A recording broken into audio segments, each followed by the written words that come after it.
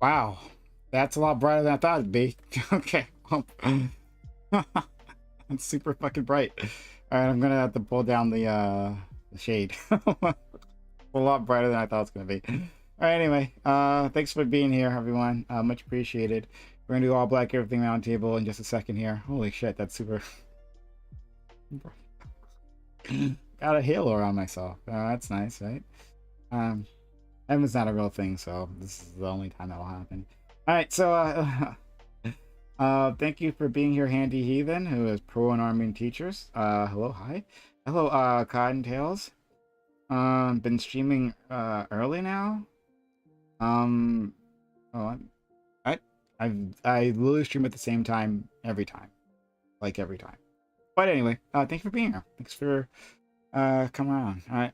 Hopefully more people will file into Twitch chat soon. But yeah, we'll get started. See who's around. But yeah, don't worry. I'll close the window. It's super fucking bright. I know. But let's see. Ooh, who is available? Started. Hey y'all, you on stream? Hey. Gonna move you to the private room and we'll get started. Sounds Okay. If anyone could talk while we get things put together, that'd be great. Insert words here. hello, hobo. Hello, how are you? It is I. Great, my brother. It is my fellow brother. I have an interesting question to ask you. Sure, what's the question? Do you think sexuality is a spectrum? I think Darwinism is more important than sexuality. That's the best sense I can possibly give, because unfortunately you have to remember, overall, like you can say sexuality is a spectrum only because of outside forces. And like I know I read a few articles about this a long time ago, like the porn industry, like OnlyFans, and all the other old porn websites, or even like hentai and everything else. What they've done is they've given a lot of like men and some women, actually men and women, because I think the study, I need to go look I was going to look up some of these studies prior, but as far as they have such easy access to endorphins, and because they've become over time, you get a little bit more numb to the normal stuff, so you got to step it up a notch, so eventually you start going more to the fray of things. So I would say if you want to keep with pure sexuality, yeah, sure, yeah, I guess it is, whatever, because everyone has different mindsets overall. But from a Darwinism standpoint, which is what I think is the most important thing as far as making sure we don't all die off, no, it's not. You only got two options. Actually, sorry, you have three. You have the option of reproducing to continue the species, not reproducing at all, or reproducing with your same. That from a Darwinist, that's literally it.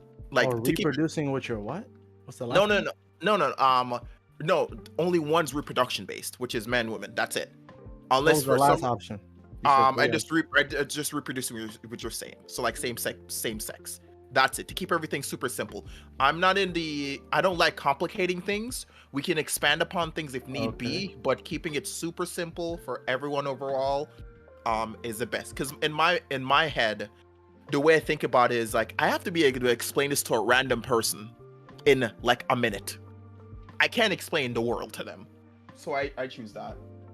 If that makes sense. What is your take, good sir? My take is very, very simple. You know, I think there's one end of the spectrum. Hey, could you make your way in there, Cherry? I guess. Yeah, it's sorry. I'm gonna fix my name today. I keep forgetting to change it back. Hit the stream out. Like we're there waiting for you. So just jump on in. Yeah, sorry about that. No, go ahead, team. I'm sorry. No problem. On one end of the spectrum is straight, and the other end is gay, and then we have all of the things in between, from bi to pan. See, and that's the thing. And then you got the outside of the spectrum, which is asexual, people who are not even sexual. So No, I that's think part of the spectrum also though. I don't. That It makes no sense for it to be part of the spectrum. It's not sexual.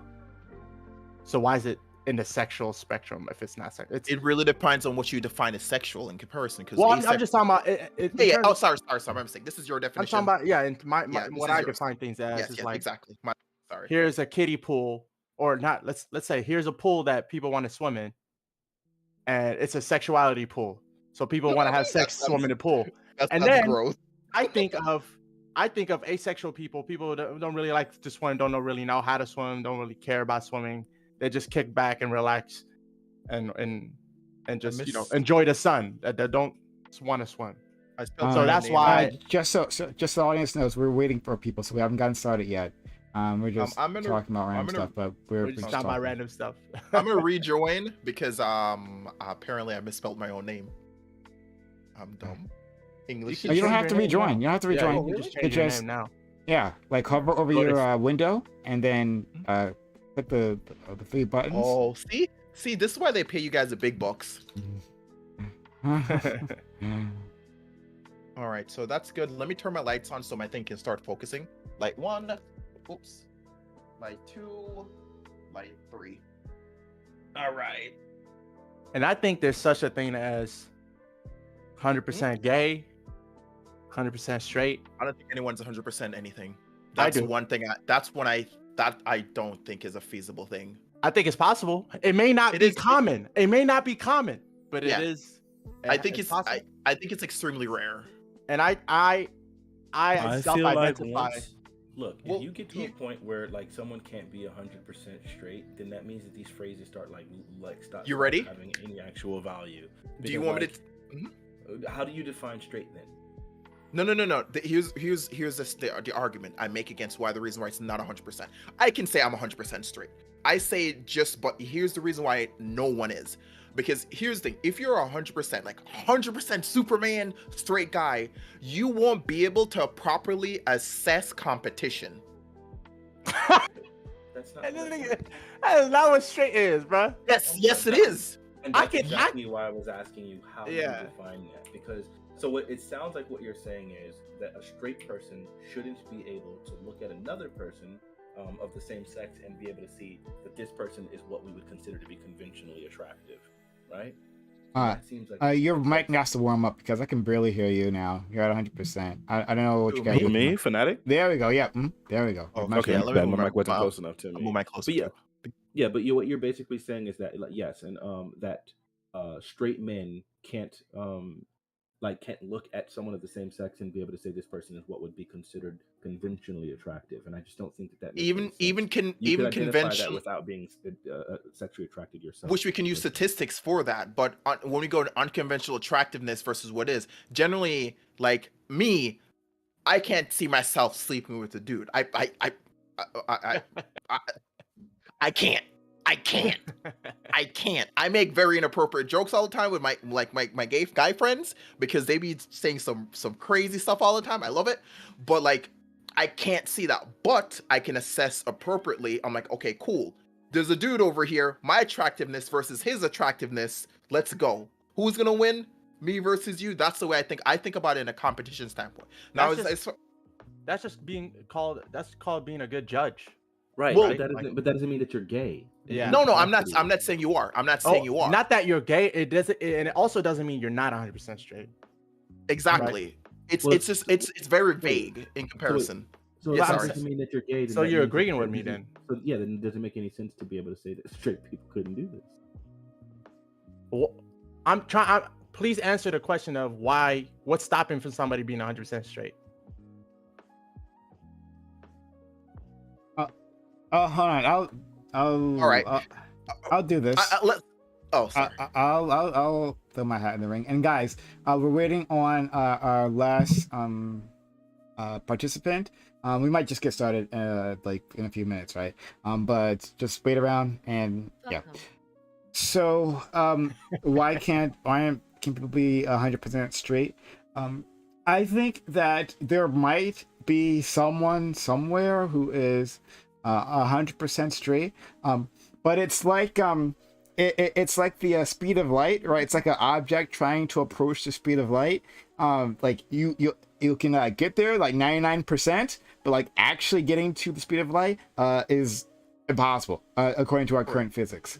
I feel like that's a good. I feel good like example. that speed everyone of light, has. I feel like everyone has some homoerotic moment throughout their lives, right? It might even just be fleeting, right? Just for a moment. You're like, that person fact it looks real happens. goddamn good, right? And maybe you didn't even realize, right? Maybe it was like a feminine, if you're a guy, a feminine looking man, and you see them, and you maybe even mistake them for a woman, and they identify as a man. And you mistake them for a woman, and they're like, oh, that's pretty damn good, right? Oh, you had a homoerotic moment. That's a guy. You're attracted to that guy. It's like not a big deal, right?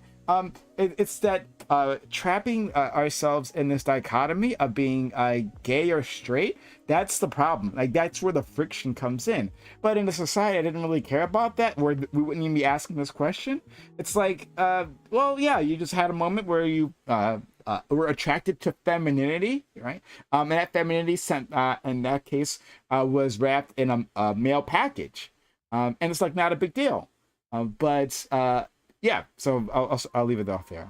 All right. Wait, So me as just really quickly, because you still Yeah, haven't defined it. Man, and fanatic, just one quick thing. Wait, I think with your mic, I think like if you're not directly like Mine? directed there, it's always low. mine. So when you pulled it up previously, you were talking directly into it, and it was much better. But That's the why, moment now you it's turned fixed. away, Now it's fixed. Yeah, Okay. it's better now. All right. Go ahead, so please. repeat the question, and I'll try. I always do this rule of thumb when I'm talking to anybody, and I just sort of I try to tell them explain it in 2 sentences. 2 sentences, compress it, and if there's a miscommunication, we can expand upon it. So what's Okay. your question? I'll try to explain it in 2 sentences. Okay, define straight. Being being I said this is where I say 2 sentences because I have to make it simple. And it's great because it gets to the core. So being I would say it, that would make it being 80% plus attracted to the fuck, that's too long. Okay. Being 80% plus attracted to the opposite sex, which would generally lead to reproduction. Why does that have to lead to reproduction? Just opposite that's- sex is enough. Because generally Darwinism is what literally the idea of being straight is linked back to Darwinism. Like it's for reproduction. Sex is for reproduction generally. I mean, now Wait. it's, of course it's a pleasure. So But you're saying but there you are can no be- you people can be today that aren't interested in having reproducing, and then secondly, you're saying that No, there no, are no, no. people. You are saying there are no people who are beyond the 80%, like attracted to the opposite sex. Like, are we what? really using percentiles? That- I'm you, just saying you generally. literally use percentages no. in your He definition. said What? at least. He said at At least. Okay, no, I least. give up. I give up. At least. You're right. You got it. I'm sorry. You got it. I was wrong. No. We can continue. That's why I use 2 sentences so we can break No, it down. okay. I got you. I think I understand what you're saying. But no, well, I'll paraphrase. So I use sex as an example because at the end of the day, of course, you can use sex recreationally. That's fine. We all do it. I do it. Grandma do it. We don't want to talk about grandma doing, but she does.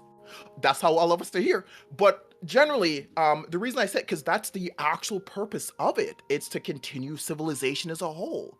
That is the core main from it. Until we restart, like what It's is it? multi-purpose now. I mean, Yeah, of course it's multi-purpose, but the core underlying purpose for it still exists. We can't ignore that.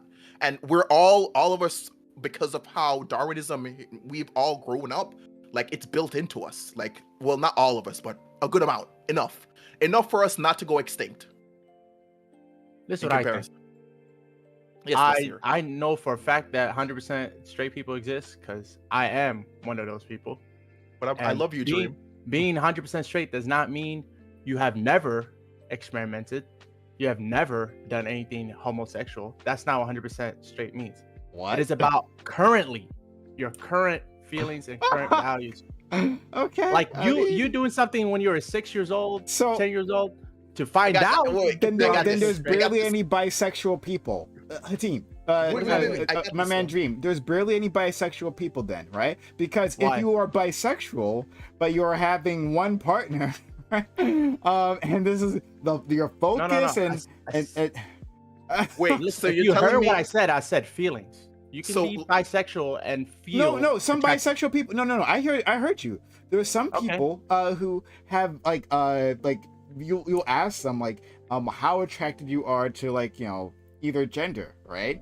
And people Okay. who can be attracted to both, right, can say you know what I've my feelings are completely in this direction or that direction. I can talk to people, and some people say that, right? What does that Um, mean? In this direction or that? Sorry, direction? sorry. In this gender or that gender, right? That like, these are my romantic But it's feelings. but it's liable to change. Is that what they're saying?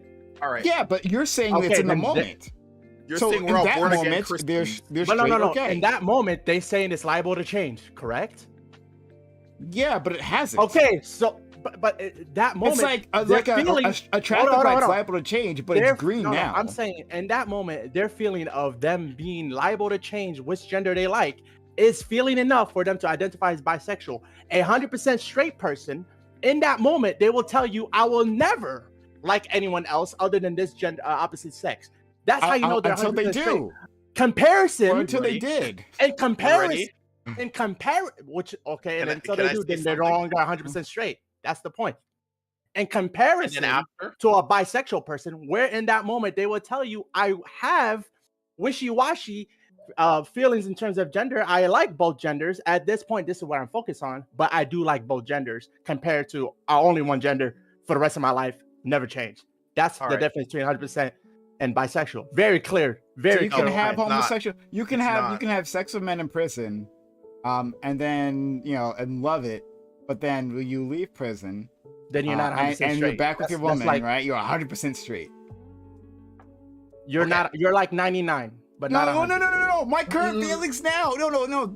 In prison, I was all Well, about it depends. that male It depends. booty. It depends right? if you will I like it was again. all If it about happened that male again. booty in prison. But no, here I'm all female. I understand- no, I vaginas, understand what you're right? saying. I understand what you're But saying. it depends. It depends how he would feel if it would happen again outside of prison. No, that No, doesn't matter. no, No, that's feelings your don't matter. definition. Hold on a second. Your definition Yes, says I- that. This is Your all my. definition says that at this moment, I'm all about vaginas. Before, right? That booty. Oh, that male booty. I couldn't get That enough of it. booty. That It's not at booty this moment. is It's not better just than at this no. moment. Like you're too harped You- on the at this That's what you moment. said. I'm What based on actions. I feel what like I'm- that's the you only said. thing that matters. Can I? What I'm can I talking say- about, what I'm talking about, is holistically at the moment how you feel. Like it's not At the just like moment. what you're I got It's not. this. It's not what you're focused on. No, It's not my different. focus. Not my focus. I feel that I want vagina at this moment. Yes, Right? yes, And but 2 we- years ago when I was locked up in the clink, it was Okay. all about that booty hole. Right? I That's what it understand. was. And so- That's and my so the Sexuality question- is like So the verb. question, It's what so you the do. question, so the question lies Can is I? what would happen if it were to happen again? Now, if you were telling me you wouldn't enjoy it if you were to have booty hole sex again, No, I Booty wouldn't. then I would believe you. Then I would believe you and say you're 100% straight. But if No. you're saying, yeah, I like vagina right now, and I would never ever have sex with booty hole no, ever. never. That was my Never. bad. Never. Wait, let me I tell have this booty example. hole sex Let me use with an example. Let me use an example. All right, Real ready? sex Listen. isn't exclusive. We know it isn't, but you know what he means. Okay, let's say example. Say I'm a lumberjack, right? I'm a lumberjack. I've been being a lumberjack for 10 years, cutting down Naked lumberjack. trees. I mean, they exist. My suspenders on. You like that one guy on Instagram that all the girls like, just going, just doing all of that. My hair's a mess. All right, so I'm a lumberjack, right? And then tomorrow I decide, you know what? I want to save people from I want to start saving people. I want to be a fireman now.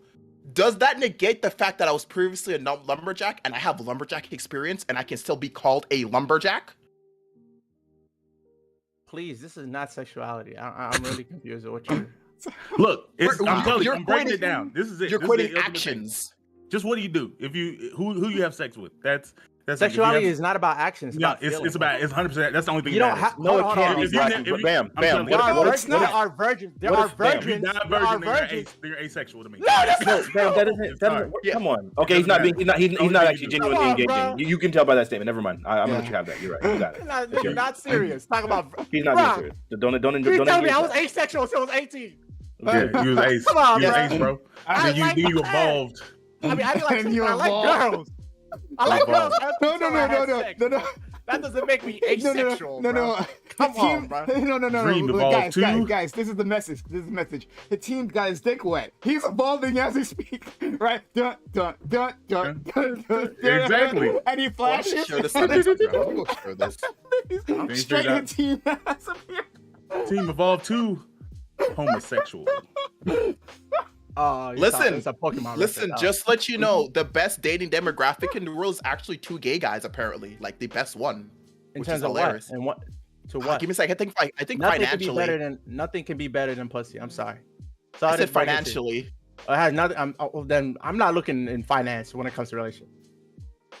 I think that's pretty normal for men, which I wish men would. I wish we do better about that. We're not Who's your- taught. We're not taught that way. As black men, we're not taught that way. Ironically, which is horrible. I just We're black not. people. I'm all men. fine. I'm fine with my woman not making that much. If anything, I No, feel like no, black no, people no. are more interested in. No, no, I that's care correct. about how you make me feel like as a person. Like, No, are no, you no. I'm funny? not- Do you have a good No, personality? what Do you- you not get which- crazy? Like, that's really way more No, important. no. What you're thinking is correct. I What know. you're thinking, that's the correct. Like me, I listen. I'm making someone into a stay-at-home mom. Within the next like 2-3 years, someone is becoming a stay-at-home mom. Some lady out there, I'm like, you lady, I don't have kids with you, but you just stay home, do whatever you want. That's Does a she have a say? huh? Does she have a say? Yeah, of course. Why wouldn't she? So, You sound very I don't know. I assume he was saying it because like Ah. when she comes, like, so they have more time to spend together. Like We work gotta- schedules are we hard gotta- to hold like on, balance. So we Oh, gotta okay. get started. So we gotta do the first topic, Okay. and we'll get to the second topic. Okay. Okay. All right. All right. So I guess we'll get started now. Guys, that was fun. Mhm. All right. So I thank wanted to you answer all. a question. Oh, sorry. Well, we got more time. When we get to the second topic, we can do that. Guys, hello all. Thank you for being here. This is All Black Everything, which we do Thursdays 8 p.m. Eastern. We got a great group of individuals here. Very excited to have them. Very excited to be with these great people. So yeah, if you're watching this on YouTube, like, comment, subscribe, all that good stuff. We'd love to have you. Yeah, and hit the follow button here on Twitch. Yeah, okay. So I'm going to introduce our guests. We'll start with Black American Maine, also known as Bam. Bam, thank you for coming back. Bam, always much. Hey, like you're usually, I feel like you're usually wearing red. Like I feel like Switch it up. you change it up. All right, cool. You're usually wearing blue, so we're all doing something a little different. But yeah. Hey, my name is Bam, or Black American Made. Sometimes I come on Prime panels and talk about politics. Hello, everyone. Okay, wow. I went pretty. Wow. All right. I'm moving for the audience. Quickly moving on. So we have Dream here. I'm very happy to have him. Dream is back with us to get super frustrated with me later on. I'm sure it'll happen at some point. It's like, you're not listening to me. So, you know what's gonna happen, right? Yeah. but Welcome. our man Hatim. How you doing, buddy? I'm doing great, man. I feel great. I got a new job this week. Feel me? Congrats. First day was Tuesday. Nice. Going crazy. I'm officially a city official. Feel me? Like I had to swear an oath to the Constitution because I'm a city worker in the city of California. So, feel me? I gotta uphold the Constitution, for better or for worse, unfortunately. No, just kidding. I'm very happy. You know, it's do an old dream, and yeah, if people would just listen, then we'd have no problems. Thank you. Thank you. All right. Next we have DeAndre Pace. Second time here. Thank you for stopping by once again. I was hoping you were going to jump in that previous conversation, actually, Pace. I was actually curious what you have to say there. I wanted that too. Yeah, I really was curious what you would have to say. But DeAndre, It's not really my field of specialty. It's one of the things that I'm least interested in. It's gay. whether it's you're gay straight or people's gay, rights. or okay, it doesn't matter. Oh no, just gay, just LBGTP, or whatever the fuck they are, just them in general. This is why I you wanted know, him to say but- something. But okay, go ahead. But I was going to say that when you talk about being straight or gay, I did a show yesterday. We were doing our news bulletin, and I seen in the news a 19-year-old killed a 40-year-old guy last year because he had sex with him and he thought he was a woman. And I'm like, well, I don't know how in the hell you mistake a 40-year-old guy for a woman and then kill him, beat him to death after the sex is already ended. I don't I'm not going to get into that, but I just don't see how it's possible. But anyway, I thank you for having me on again. I had fun the last time that we were on. Name's DeAndre. I'm with the Story of America podcast, which I am the owner of, and I'm just coming around from panel to panel, sharing my thoughts of interesting people. Okay, thank you so much. Okay, let's hit up our friend Hobo. Hobo is back with us. Thank you, Hobo. Hobo, you were a lot of fun. This is also your second time back. You were a lot of fun last week, right? I think you are a memorable character. I think everyone will agree on that one. But yeah, thanks for being here, buddy. Wait, you said a mumble character? No, I said memorable. Memorable. Oh, yeah. I get that. All right. Hey everyone. My name is Marlon. You call me Hobo. I forgot to do this last time. I'm the host of the Unknown Hobo podcast and actually a YouTube channel, which is the Unknown Hobo, same name. Podcast about self-improvement. That's all I'm really talking about a lot of time is self-improvement because I'm a smidgen crazy. And hopefully I don't upset anyone. Well, besides that, yeah, that's it. I'm just here. If you guys have any questions, I'm actually in the chat this time because I saw people calling me Canadian last time. I'm not Canadian. They're calling you gay. You have this to time. be a little bit crazy to where they were. Yeah. Listen, maybe for them, for no one, but maybe just for them. So next let's go down to the person you'll probably get upset. Fanatic is here with us. Fanatic, buddy, it's nice to have you here. We're always excited. There's never a day when we're not excited to have Fanatic around to open our minds, right? To raise our blood pressure and all that good stuff. Fanatic, thanks for being here. Like it.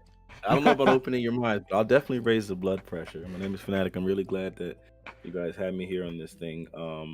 I host the Fanatic panel. We had an amazing conversation on Amber Heard yesterday. It's really, really, really good on Amber Heard and Johnny Depp.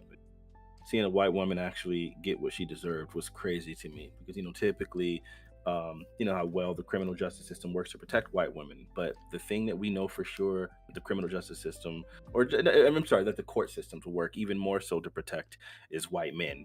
And so Johnny Depp got his justice because the white man gonna get his justice in that system. So anyway, now with OJ.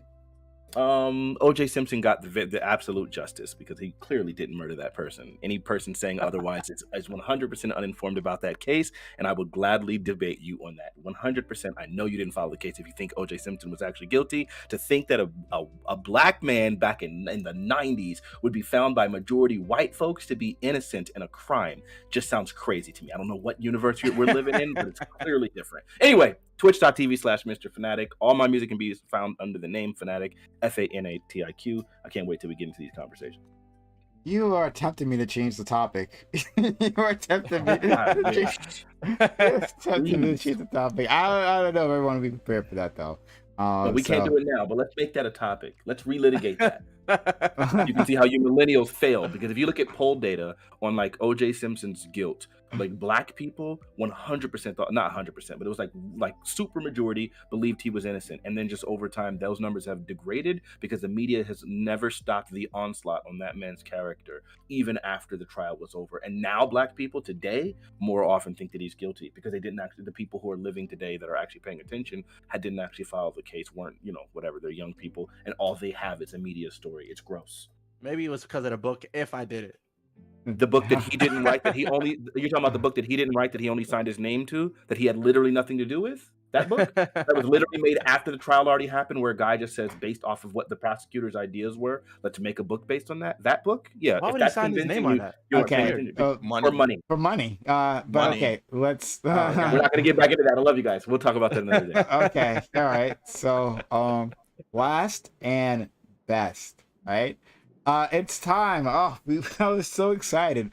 This afternoon, right? Where this woman, she's like, I want back in the ring. Jake Sonata hit me up and is like, yo, you got an invite for me, don't you? right? Like I don't. She doesn't ask to be on. She simply is on. Jay Cook, who was busy with life previously, is back with us, and I'm extremely happy. How are you, Jay Cook? I'm doing well. Nice to be here. Always nice to be here. We'll see how I feel at the end of it, though. I don't know. Right now, I feel very refreshed. Okay. We'll change that soon. Oh yeah, we'll change that. Okay. So let's get started with the first topic, and yeah, the chat is going crazy about OJ. So we need to make that a topic. I need to write that down. Yeah. All right. First topic. The Uvalde shooting has prompted calls for more police to be added in schools. Many are resistant and say that other, more comprehensive solutions are needed to keep children safe. But those solutions, such as gun regulations, simply will not happen in the United States anytime soon. So, should we have police in schools as a stopgap? And if not, what about arming teachers? We did discuss this before, but what I really want to focus on is not gun regulations, because like I said, ain't happening, right? Biden apparently just did an address to the nation, and I didn't see it. I only caught literally the very end when he's walking out. But from the summary I sort of heard before while I was trying to get set up here, it seemed like he was pushing some sort of package, some sort of gun regulation package. Ain't passing, ain't happening, right? It's just not happen. So there's a slate of less good options. And should we go down this route, or will that make things worse? Yeah, so we'll go around and talk about it. Let's go to Bam. Yeah, teachers having guns. That's a dumb argument. Nobody make that argument here today. Let's just not do that. Officers in school. There was when I was in high school, there were 3 resource officers that walked around. A couple of them even had classes related to law and things like that. I think they generally your feelings on police be damned. You can have a couple officers that during their duty, and you can even alternate them during different times. Some officers do the first half of the day, some officers do the second half of the day. You can have a few officers patrol the school. Not necessarily guns blazing, more so prepared for kids getting fights. Then they break them up using their hands, at worst a taser. This is just how it happened in our school. And yeah, I don't think it's necessarily that bad of an idea, but we'll get into it. Thank you. Dean? I think however many officers you got in your school right now is enough, if not more than enough. And the only added extra security would be what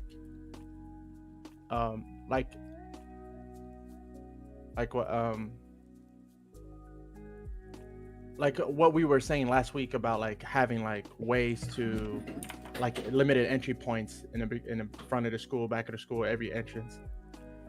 Maybe too many entrances. Maybe there should be a security at every entrance, stuff like that. I think private security is a better option than police officers, because police officers tend to escalate things and they have the power to arrest you and stuff like that. Private security, they're kind of more cool and more chill, at least in my experience, compared to actual police officers. They don't really have this authority that police officers have, and there's this Napoleon complex. If you don't respect my authority, I'm gonna arrest you. That police officers tend to have. So private security, more chill, and they can be just as effective. Okay. Pace. I actually prepared a little opening statement here. So if bear with me if it's a little lengthy. So as it relates to school shootings, I find that this is another sickening stunt employed to gain more political control and power over the common man. Congress, as we know, has already issued several gun control measures, many which I believe go far against the nature of the Second Amendment. I believe that we should impose the laws that are on the books. As for schools, school zones are and should have police forces patrolling the campuses at all times, and in many cases they have had that. If safety is paramount for our children, then there is no argument that more police on campuses are a good thing. The major issue of schools who have very little safety is that there's too much ease of access to the campus at any one point. As I recall, when I was a child in school, there was only one entry point at my elementary school. That was where they got off at the buses. The teachers parked their cars in the bus barn because it was such a small school. Um, Middle school, there were maybe 2 or 3 entry points. About the same thing for high school. But I do recall I do not recall going a day without seeing a campus police officer of whom I was very friendly with and knew most of them on a first name basis. Many days when I did not feel like being in class, I would just go to the police officer's office, sit there and eat donuts and just wait for my teacher to come and tell me it's time to come back to class. And it's important that we have that type of relationship where you build rapport with your police officers, with your campus police. I mean, if you want to be able to trust them to have your back, so you need to talk to them a little bit more. Even in college, when I was a grown man, I never forgot to greet the police whenever I met them, but it was not the same as, you know, obviously not the same to the college campuses. It's way too big. The truth is, the more police you have patrolling entryways to the multiple buildings that some schools may have on these campuses, the less likely you are to have breaches of security. Absences of authority promotes cowardly individuals and emboldens them to commit crime. Criminals are cowards and they will act when they believe it is safe to get around authority figures. So perhaps the problem that we have is a lack of authority at home, which is a conversation that we can have at a different time. But having structure and proper disciplinary measures at home and abroad connotes negative consequences to less than desirable behavior and turns and in turn promotes positive behavior. This, however, is not to say that I support arming teachers. I do not.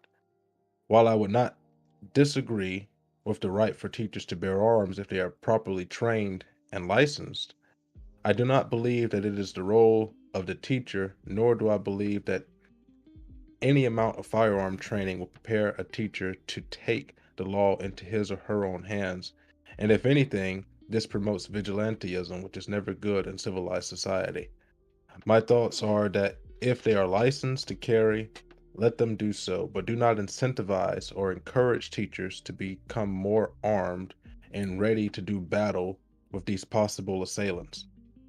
I am not so trustworthy that all teachers are of proper mental faculties to be given the choice to determine life and death, for good or for bad. So I would rather we harden our schools. Schools are not to be run, schools that are run by the government. Yeah, it's done. Yeah, I Okay. think I'm done. Oh, thank That you was so. the last sentence anyway. Oh, okay. Well, all right. I guess I was a little impatient. All right. Sorry about that. But thank you, Pace. All right. Let's go to Hobo.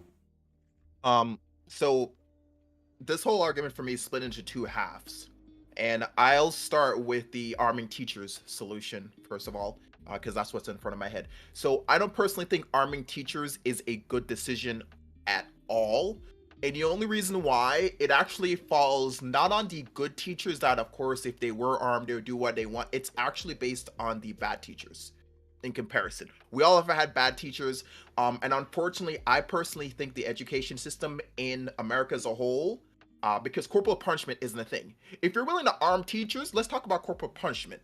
And if you don't think teachers can deal with corporal punishment, why would you give them firearms in the first place? Because that's even a high escalation in my head. And the only reason I'm saying that is, like, I'm from a country where, like, I used to get beat. If I did bad in school, I would get beat. My teacher also know if she beat me by accident, my mom's gonna come down there and hunt her down. But like here, there's such a big disrespect between the student and the teachers, and a lot of these teachers don't know how to handle that, at least in what I've seen. So it's like, okay, well, we're escalating what the teachers have to deal with. If they already can't handle these kids already, now we're adding something volatile on top of that. So that's what I really think bringing in guns to teachers is a good idea. I maybe in the future, but for right now, I think that keep that away from teachers and the teacher-student like section. Don't do that. What I would personally say is, I actually saw this on TikTok a few days ago where some veterans were like, hey, we're doing community service. We're going and just watching kids play outside at their school. And they're like, hey, if you're a veteran, go try to do some community service around your school, whatever it is. I would love that idea to open up where schools give it an option to like, hey, if you're a veteran, you want to volunteer, do that.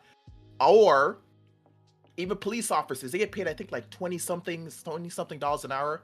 Like, offer to pay some veterans a little bit less and see if you can actually get them to come out and do some police work, which of course you need to do background checks and everything else. The idea of veterans watching your kids it sounds all fine and dandy on paper, but background checks needs to be done overall for everyone that's going to be around your children, because you have to make sure they're safe, like, period.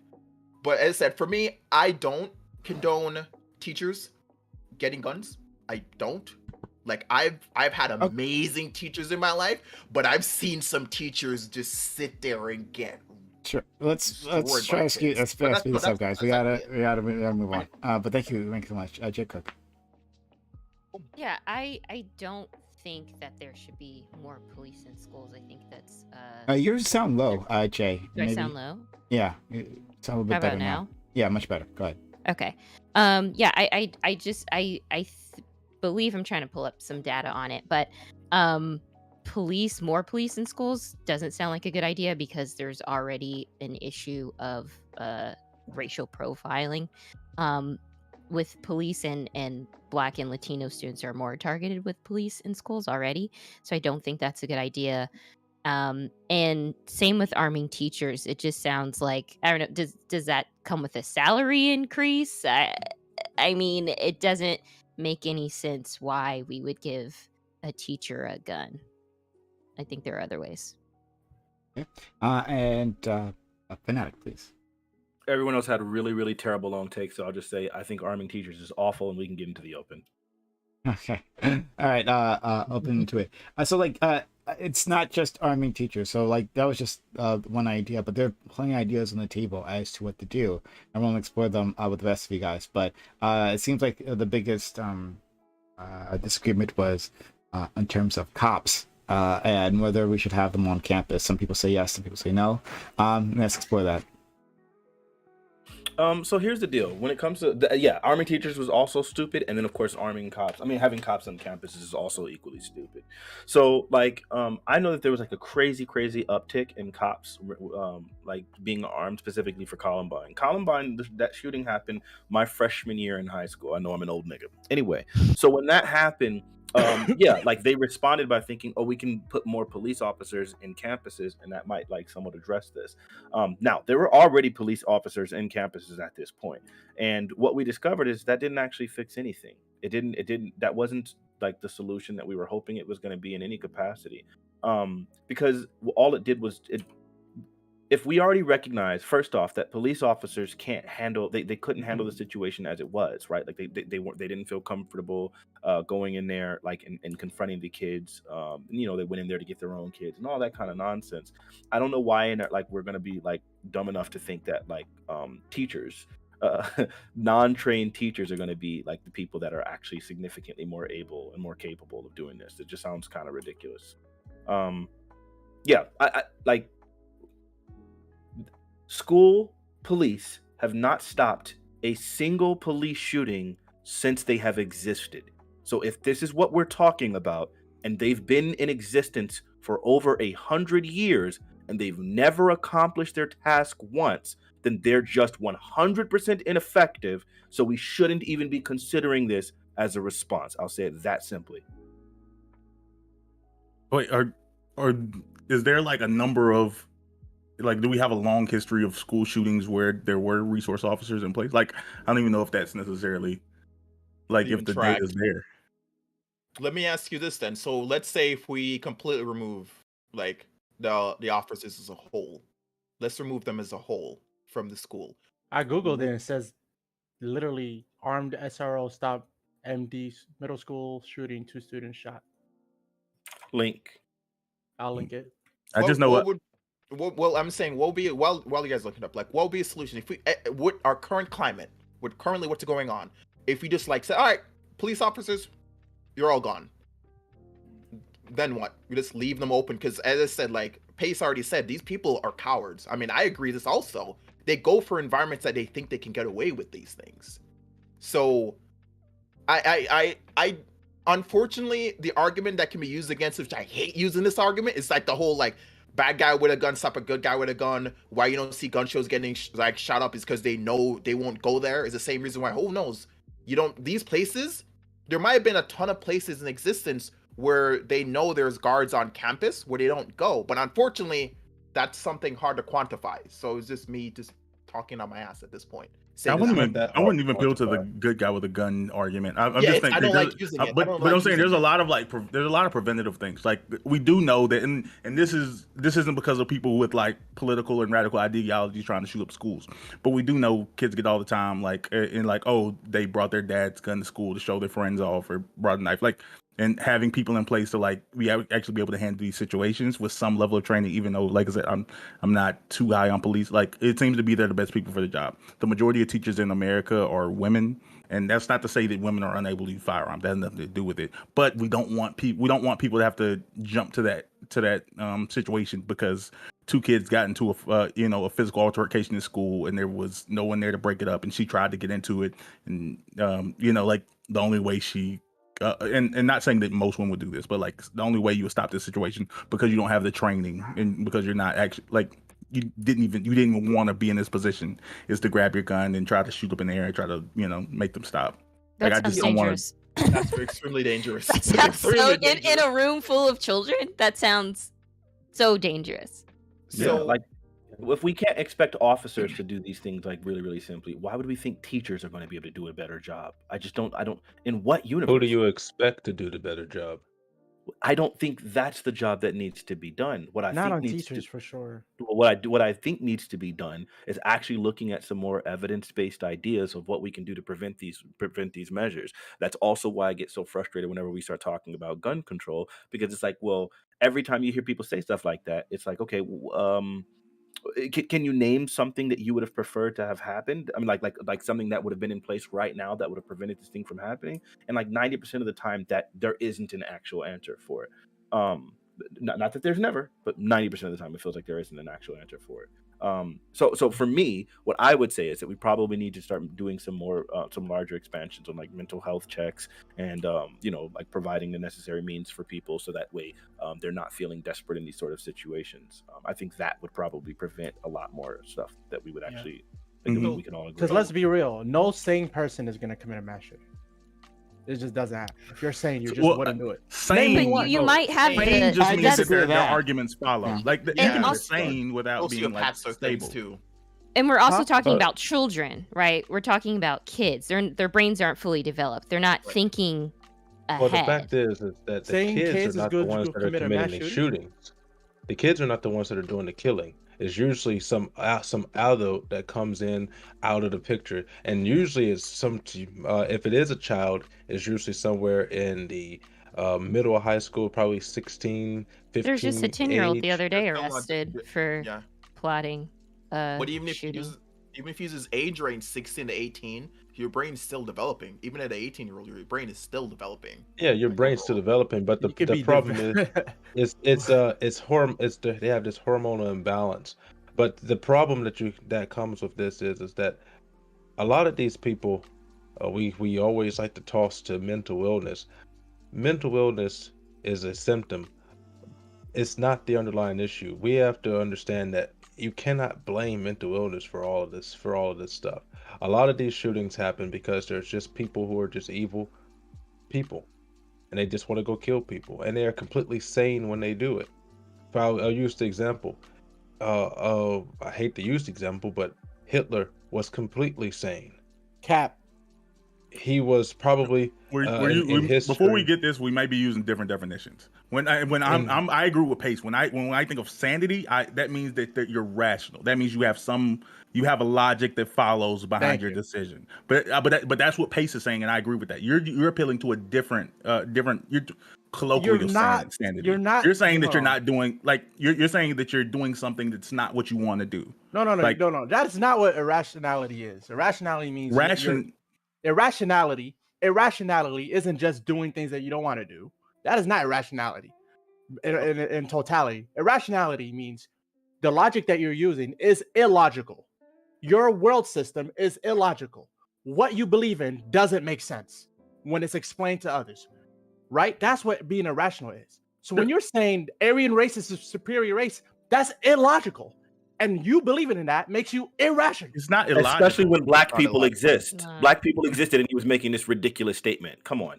Come on, you really think But Hitler was no saying? one's Are you talking about serious? black people existing or not. If you go back to the course of history, and this is not a defense of Hitler, but you go back to the course of history, you will not find a single race of people that did not conduct similar atrocities against another race of people because they thought they were superior.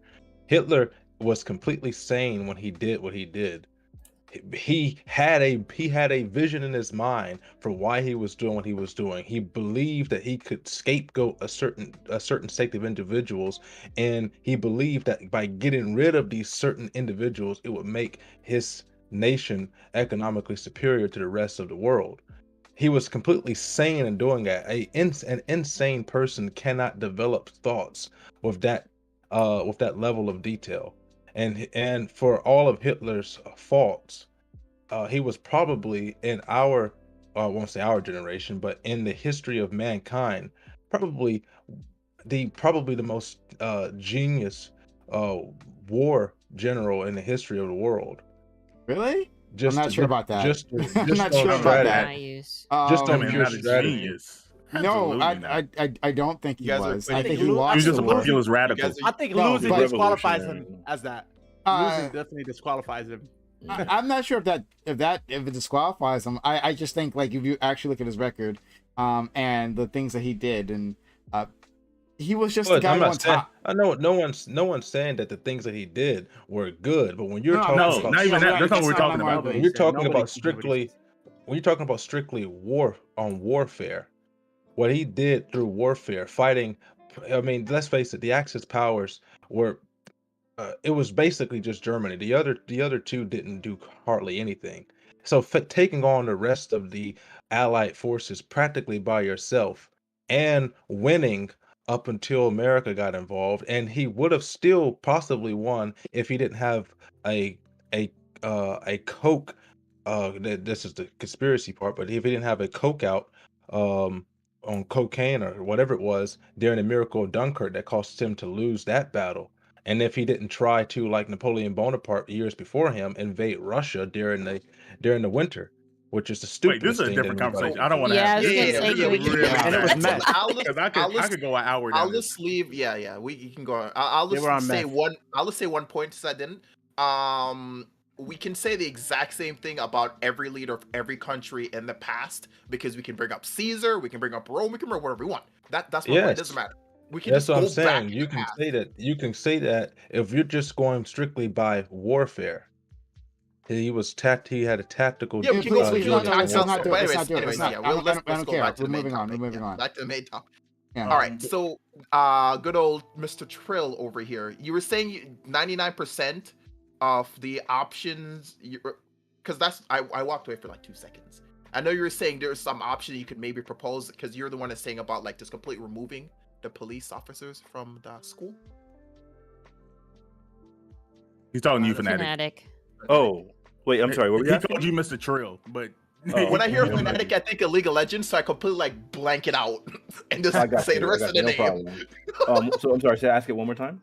Okay, you said you're on that side of completely removing police officers or even some sort of law enforcement, from my understanding, from schools. Yeah. So, I think that's what would you think would be some sort of solution? I know you bring up mental health. Mental health is something we all talk about overall, and we can keep talking about it.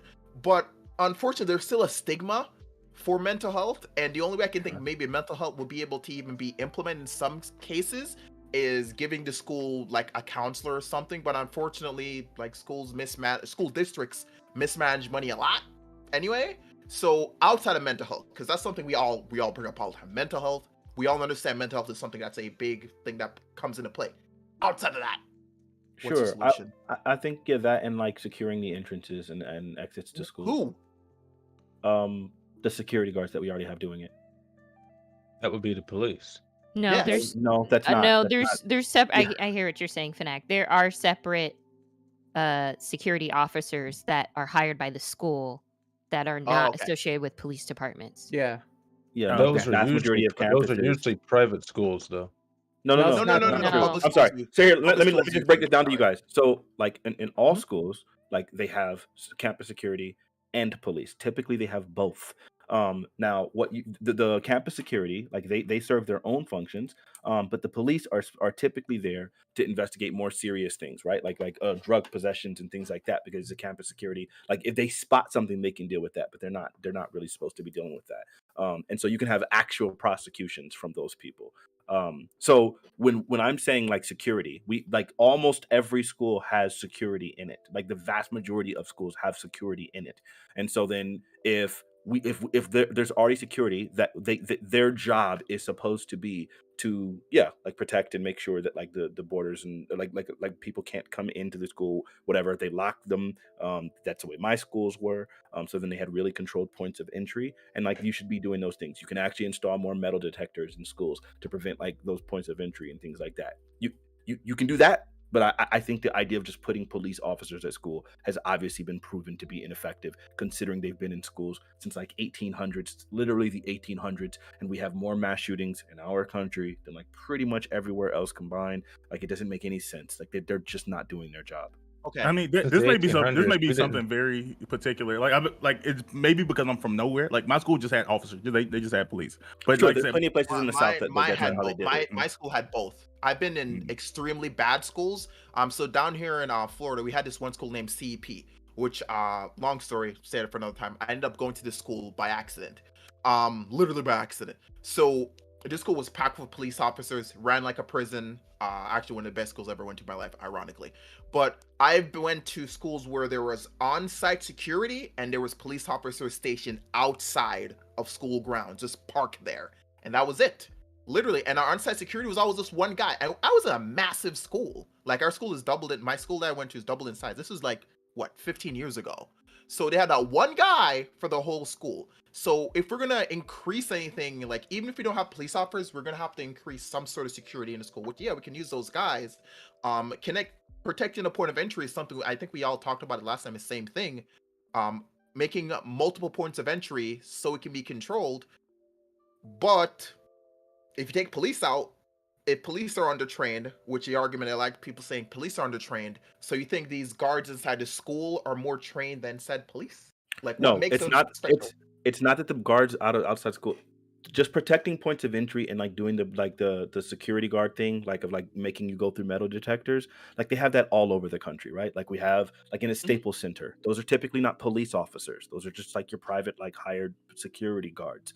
And they do that like at pretty much every major event that's in like all stadiums or whatever. They're not typically, now there are police present, but typically there are those people that are performing those actions are security guards. So this is something that can be done. Now, as far as responding to a mass shooting, sure, the police should be able to respond to that the same way they would like respond to a home invasion. But like simply doing that job is one of the simpler jobs that it would be really easy. Campus security around the country have already been trained to do and are doing now. We just need to make that more standard and make sure that all schools have these things. Typically, they have these things in some high schools and more high schools, but in a lot of white neighborhoods they don't, because they feel safe. But then they'd be the ones that be doing the shooting. So in reality, we just need to probably make that more universal and have that across the board, and then we wouldn't be having it would prevent a lot of these shootings. Just to make sure, when you're saying campus security, I'm just making sure we're talking about high school and lower. Sure. College and up is a completely different beast. Sure, Like of course. college We're talking about high school right now. Yeah. So which I understand. But By the at way, end in of college they also have campus the day, security they there do, too. They do, but So, the I mean, environment, it's universal, but sure. yeah, But anyway, but but the high school and environment's lower. different. Because college is massive. At least here, because I'm next to UCF. So completely understand that for the most part. But at the end of the day, like I'm for at least the police officers being outside, like just being out there, just showing their presence. Why? Because I was going to say the same thing. Why? Why them just being outside? Yeah, why would we need that? It's literally just a demonstration of power. It's not so much about the demonstration of power, if you ask me. It's about the response time. It would be much preferred to have police officers have a building on campus dedicated to them, or have a presence around No. the campus. This Because if entire something were to response- happen, Police sat outside of the can building. respond. Police sat outside of that building for an hour while the dude was going around shooting those kids and refusing to go inside of there. It's not about a response time issue. They were there. What? I mean, I don't know if it was the chief. I don't know if it was the chief. I heard they weren't allowed to enter because, like, I don't know if he it was the chief. My point being, it doesn't matter if it's the chief or not. My point being, the police were there. My point, no, it doesn't matter because it's simple. If the police were there and sat for an hour and a half, a great number of police officers, then it's not a matter of response time. That they're not going to do that. They're not going to do that job. They're not going to do that job. Because you look at what happened in the Uvalde incident. In the Uvalde incident, which is not the normal standard, in that incident, you had the police chief. He had them wait because he had it listed as a barricaded incident as opposed to a active shooter incident, because it was an incident with a barricade incident where they were unable to breach the room, because if they did, they would have the potential of killing the child by shooting through the door, or if they were to go into the door, the one point that the shooter was in, they would just be going in to be lined up as bodies on the floor, because they had no tactical gear to protect themselves in this particular incident. So then their response time wouldn't matter there. What happens if they breach the door? What happens if they breach the door? The shooter kills them. Now there is nobody on there that can stop the shooter from going to other rooms and killing the other kids. It sounds like you just agreed with me that the response time was irrelevant. That's what I'm disagreeing with. That's why I'm disagreeing with that. My point. Hold on. Like, my point. I just want to respond to specifically what he's saying right now, and I also want to make sure we make a room for everybody. But the issue necessarily isn't response time, because of a proper, like, having a proper chief in place with who's able to respond to these situations. That situation could have been handled better, specifically because they were in position. They were in position for that situation to go better. Just because someone in top ended up being inefficient doesn't mean that them being in position is inherently like a useless thing. Sure. You know what? It's not a hill that I need to die on. I'll just say it this real simple. If you guys want school police patrolling that don't ever interact with the school unless they are needed, that, you know, and all those kinds of things, then sure, do whatever you guys want to do. It doesn't matter. The police, if they were going to be patrolling, they need to be interacting with the school, because they need to have rapport with the students. The students need to be able to trust the police officers to feel like if something's going up, they can report that. What is the teacher there for? What are counselors there for? I'm so confused. Some students do not like their teachers. Some students do not feel comfortable talking to their counselors. So you need to be able to have that same level of police officer is the next best option. So let me for say your this safety, absolutely. One second. I'll let Jay Cook finish her thoughts. Yeah, Cook, what are your thoughts on this? No, my thoughts were finished. No, sorry, I said Jay Cook. I'm curious, where are you going with that? Could you elaborate? Yeah, I just feel like we're escalating always to I honestly think having police in schools creates more violence. It is violent. Facts. And if we keep escalating to violence, we're answering violence to more violence. I guess I'm just like trying to find the logic here of how that works if it hasn't been working. So how does the presence of police cause violence? Well, no, let me. Because of the culture the police bring to the school. But exactly. Let me just what Pace there says could be people that do the job of police, which is like private companies that hire private security, right? Yeah, but they don't have the same culture, and that's why I was saying exactly. Security. And they don't have private security is way better than police officers. Absolutely. For this scenario, absolutely. For schools. So let me comment on something Pace said and both. So first, I said I'm not a supporter of the police officers going inside the school. Staying just generally around it, just somewhere around it, is perfect for me. Now, when they don't need to interact with the school. Generally, I'm a big believer police officers should be interacting with their community as a whole. So it's like they're not just some random outside presence. Because like where I used to live, and I hate using anecdotal stuff in comparison, but generally, I'm a big believer that police officers should be interacting with the community as a whole. Like, they shouldn't just be this there. All right, cool, we're the police, we're sitting in our car. Because I used to talk to police officers all the time. I said anecdotal as a whole, not everyone got to do that. But at the end of the day, they should be interacting with the community there. They just going into school, of course. If I see if me, 16-year-old me in high school, see a police officer come into school, I'm instantly gonna be, as like Jay Cook was saying, it escalates things. Their presence inside school automatically does escalate it.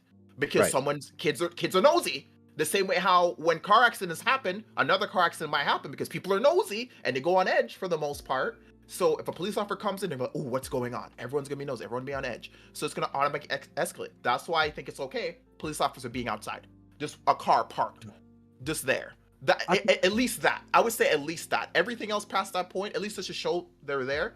But like I am still from the last time a big supporter of getting proper points of entry that are protected. My idea is to run them like how DMV and government offices are run, which is like, okay, cool. There's a person behind a bulletproof like window. You put your ID if you need to go in. You go. There's a door that they have to unlock themselves to go through. I would like that because kids can come on buses into closed off areas. They can completely separate it, go into closed off areas. Kids get off the bus safely. But as far as any outside people is coming in, that's it. You can put the guards where the buses enter.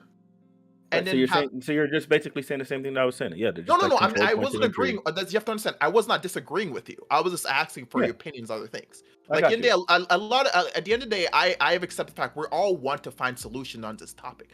We might not exactly want the exact same thing. We might disagree on small base, but at the end of the day, we still want to protect the kids. That's the main core. None of us are saying, exactly. I'm not for that kumbaya bullshit, right? It's like, oh, no. I understand. No, because what it does, it hides differences, important differences. Like, oh, we all want to protect the kids, right? I want to protect the kids by installing machine guns, like automated machine guns that are going to shut down people. Like, I'm going to protect the kids. No, like it actually matters. Like these differences matter, and so for sure, people got to be called out. Yeah. I mean, yeah. Which is that's why the next question I was about to ask was, okay, so then who disagrees with us that controlling the points of entry would be the largest, like the most impactful response to this, like the most impactful and effective response? Prime would say gun control is more important. Yeah, Prime would say gun control. There's no way he would say that. There's no way. He's more sane than that. Look at him. He's smiling. I mean, I think we're just talking about immediately. Like, I agree with that immediately, but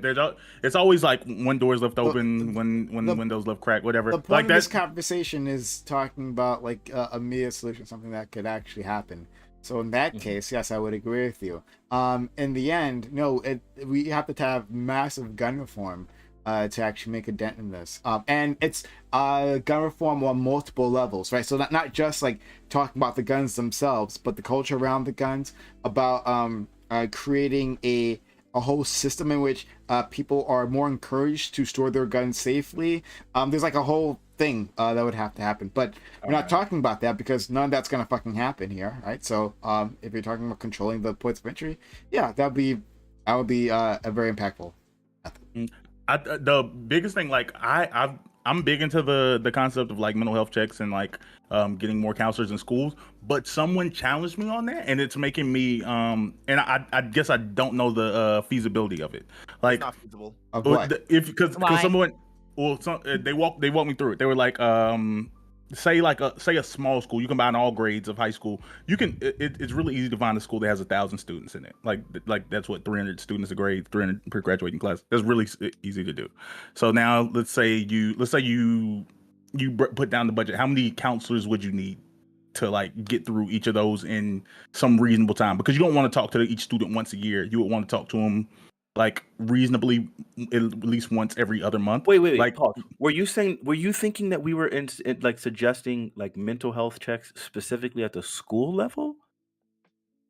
I mean, yeah, I think the mental health check should be at the school level. I think I think you should actually engage with students. Don't tell me you think that when you've just walked through and someone walked you through why that's like obviously not feasible. Like, no, he's explaining why it's not feasible. Right, but if he knows that it's not feasible, then it's not a real solution. Let's go with things that make more sense. I disagree. Family doctors. No, first of all, before I say anything, finish what your point was, Bam. So finish, like, why don't you think this is feasible?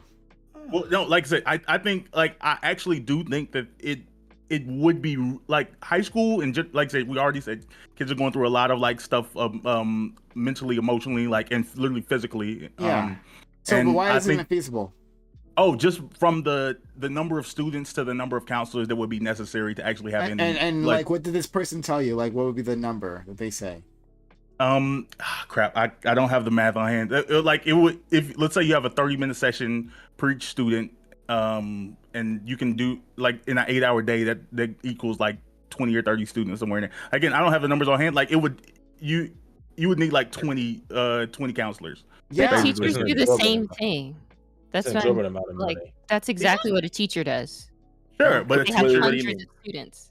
a teacher Sure, doesn't sure, work but at they that. don't wait, have there's a 30 very big students difference. set Hold on, apart, there's a yeah. very big difference. Like one, yes, there's teachers that have a whole bunch of hundreds of students. That is literally their entire intended function. So saying that like yes, teachers are like encountering a bunch of students and this is their intended function, it makes all the sense in the world. But it's a total different thing to be able to say, hey, now and also those are things that can be taught in group levels, right? Where it's like, hey, we're teaching this curriculum to everyone, and No Child Left Behind says that this thing should be generalized such that most children are able to like function with that. But when you start talking about like mental health things, those always have to be in 100% individualized, right? And so then at that case, now you cannot say when we already recognize that we're understaffed with teaching, then now it would, which requires No, no. significantly less qualification. I got the this. idea that we would have the amount of like staffing required for that at the school level sounds stupid. What would make on. more sense is if at a federal level and on a country level, we like did more to like start including more benefits towards people as part of their health care plans,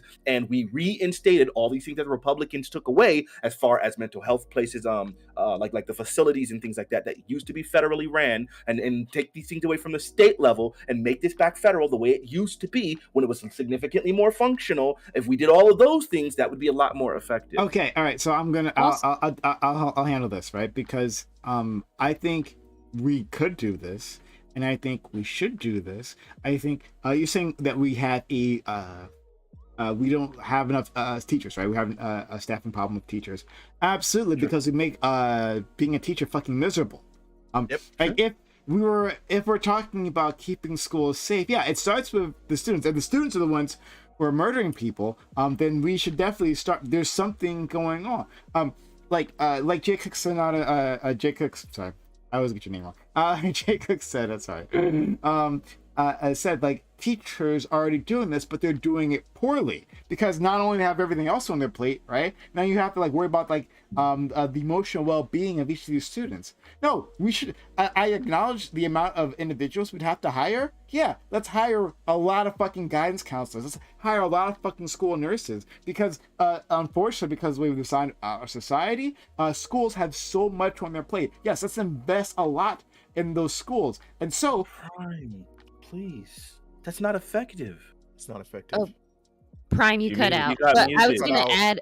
I was Prime- gonna add really quickly. I think it's also like there's layers to it, right? You're Well? not just Well, talking to can your you hear me? teacher. You're talking to We your can hear you. yeah. I Yeah, can we hear hear you you. now. Welcome back. You're not just talking to your teacher, you're talking to your counselor. Maybe that counselor, if there is a problem child, escalates it to a psychologist or to a psychiatrist, like or a social worker. Like there are other But people around. But and here's the problem of escalations, because escalation assumes that people can easily spot that issue, right? Like sometimes you can for one of them, like the one kid, the not Boston Market, excuse me, the Buffalo Massacre. shooter. Buffalo. That one was easier, right? Like, yeah, that kid, everyone said they weren't surprised. Not a single fucking person surprised by that. Okay, sure, that's an easy one. Escalate that. But for others, no, it's not. Like, people are honestly blindsided. And that's because one thing, they don't even have close to have the training to do so. So I don't know where I cut out, so I'm gonna try to hit it back. So we, unfortunately, because of the way we design our society, our schools tend to be a center, right, of communities. Our schools take on a lot of jobs that other parts of society should, but it all ends up falling on the schools. Yes, we should invest in schools. We should have guidance counselors just to check on people, because so many times, right? Kids don't want to go talk to the guidance counselor. It looks shameful for them to do so, right? Well, then make it mandatory. And nurses. Yeah, nurse. Yeah, like make it mandatory. You got to go twice. You got to go twice a year, right? And hey, how are you doing? What's going on with you at home, right? Because sometimes if you just ask kids, get them in a situation where they're alone, their friends can't hear them. Like, yeah, actually, I'm having a hard time. I'm having a really tough time here. And forget mass shootings just for a second. This will be great for taking care of kids in general, right? A lot of them, they need someone to talk to, and if they had an adult that they could trust, sometimes they can't trust their teachers because we've been through school, we've had our teachers, we couldn't trust them, right? It happens. But yeah, you think you talk to a guidance counselor, they might be able to help, or maybe not a guidance counselor, maybe not the level we need, maybe something else, or whatever that trusted adult is. That can actually help make an intervention. Yes, we should absolutely do that. Let's not make teaching miserable. Let's have smaller class sizes. Let's where teachers can actually get to know people, and then if they need to escalate something, maybe they can as well. But then also let's have checks for individual students twice a year. It's actually worth it to do that for a whole host of reasons and mass shootings. You leftists, you always do it. You guys just go into your like dream world of all of these things that are impractical, that'll never ever happen, instead of like the practical things that other people talk about. No, it's not economically impossible. No, it's not. Yes, it is. Can I say No, it's something? not. Holy crap! We in 1 year, the amount of defense spending that we do in 1 year, right? The Congress makes a defense bill, and then Pentagon makes a defense request, and then Congress gives them more than they asked for, right? We spend $700 billion a year, and then and we don't blink an eye. Talking about investing in our children, making sure they're emotionally sound, the future workers of America, which capitalists should fucking care about, right? That to make sure that that their home life is okay, that they're not gonna go on a killing spree. That is just too much. It's just too much. We can't do that. It's too much, guys. We can't invest in. We can never invest in children. We can never actually do it. But then we're surprised that yes, our social fabric is falling apart, and people are dying of deaths of despair, and kids are fucking killing each other in the streets. But I don't even think there's enough people that go into psychology, enough therapists we should encourage them. Yes, exactly. I know we should encourage more. No, you should not encourage more people to go get useless degrees. The problem we're going to pay them for it. The problem that you have with this is number one, you talk about the spending. When Congress is spending $700 billion on military spending, they don't have that money to spend. That's the reason why we're in this problem right now where prices are raising up, because they're just printing money out of nowhere. Okay. And you just want them to go print more money. Yeah, okay. They're already doing it anyway. I really want them to print more money because we own our own money. We can print our own money. But that's a different conversation. We have right now, if you go to the education systems, number one, the teachers' unions, they have pretty much barred the teachers from being able to interact with the students the way they used to when we were growing up.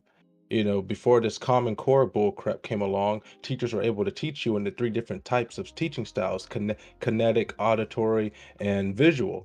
Now, what does Common Core have to do with? Never mind.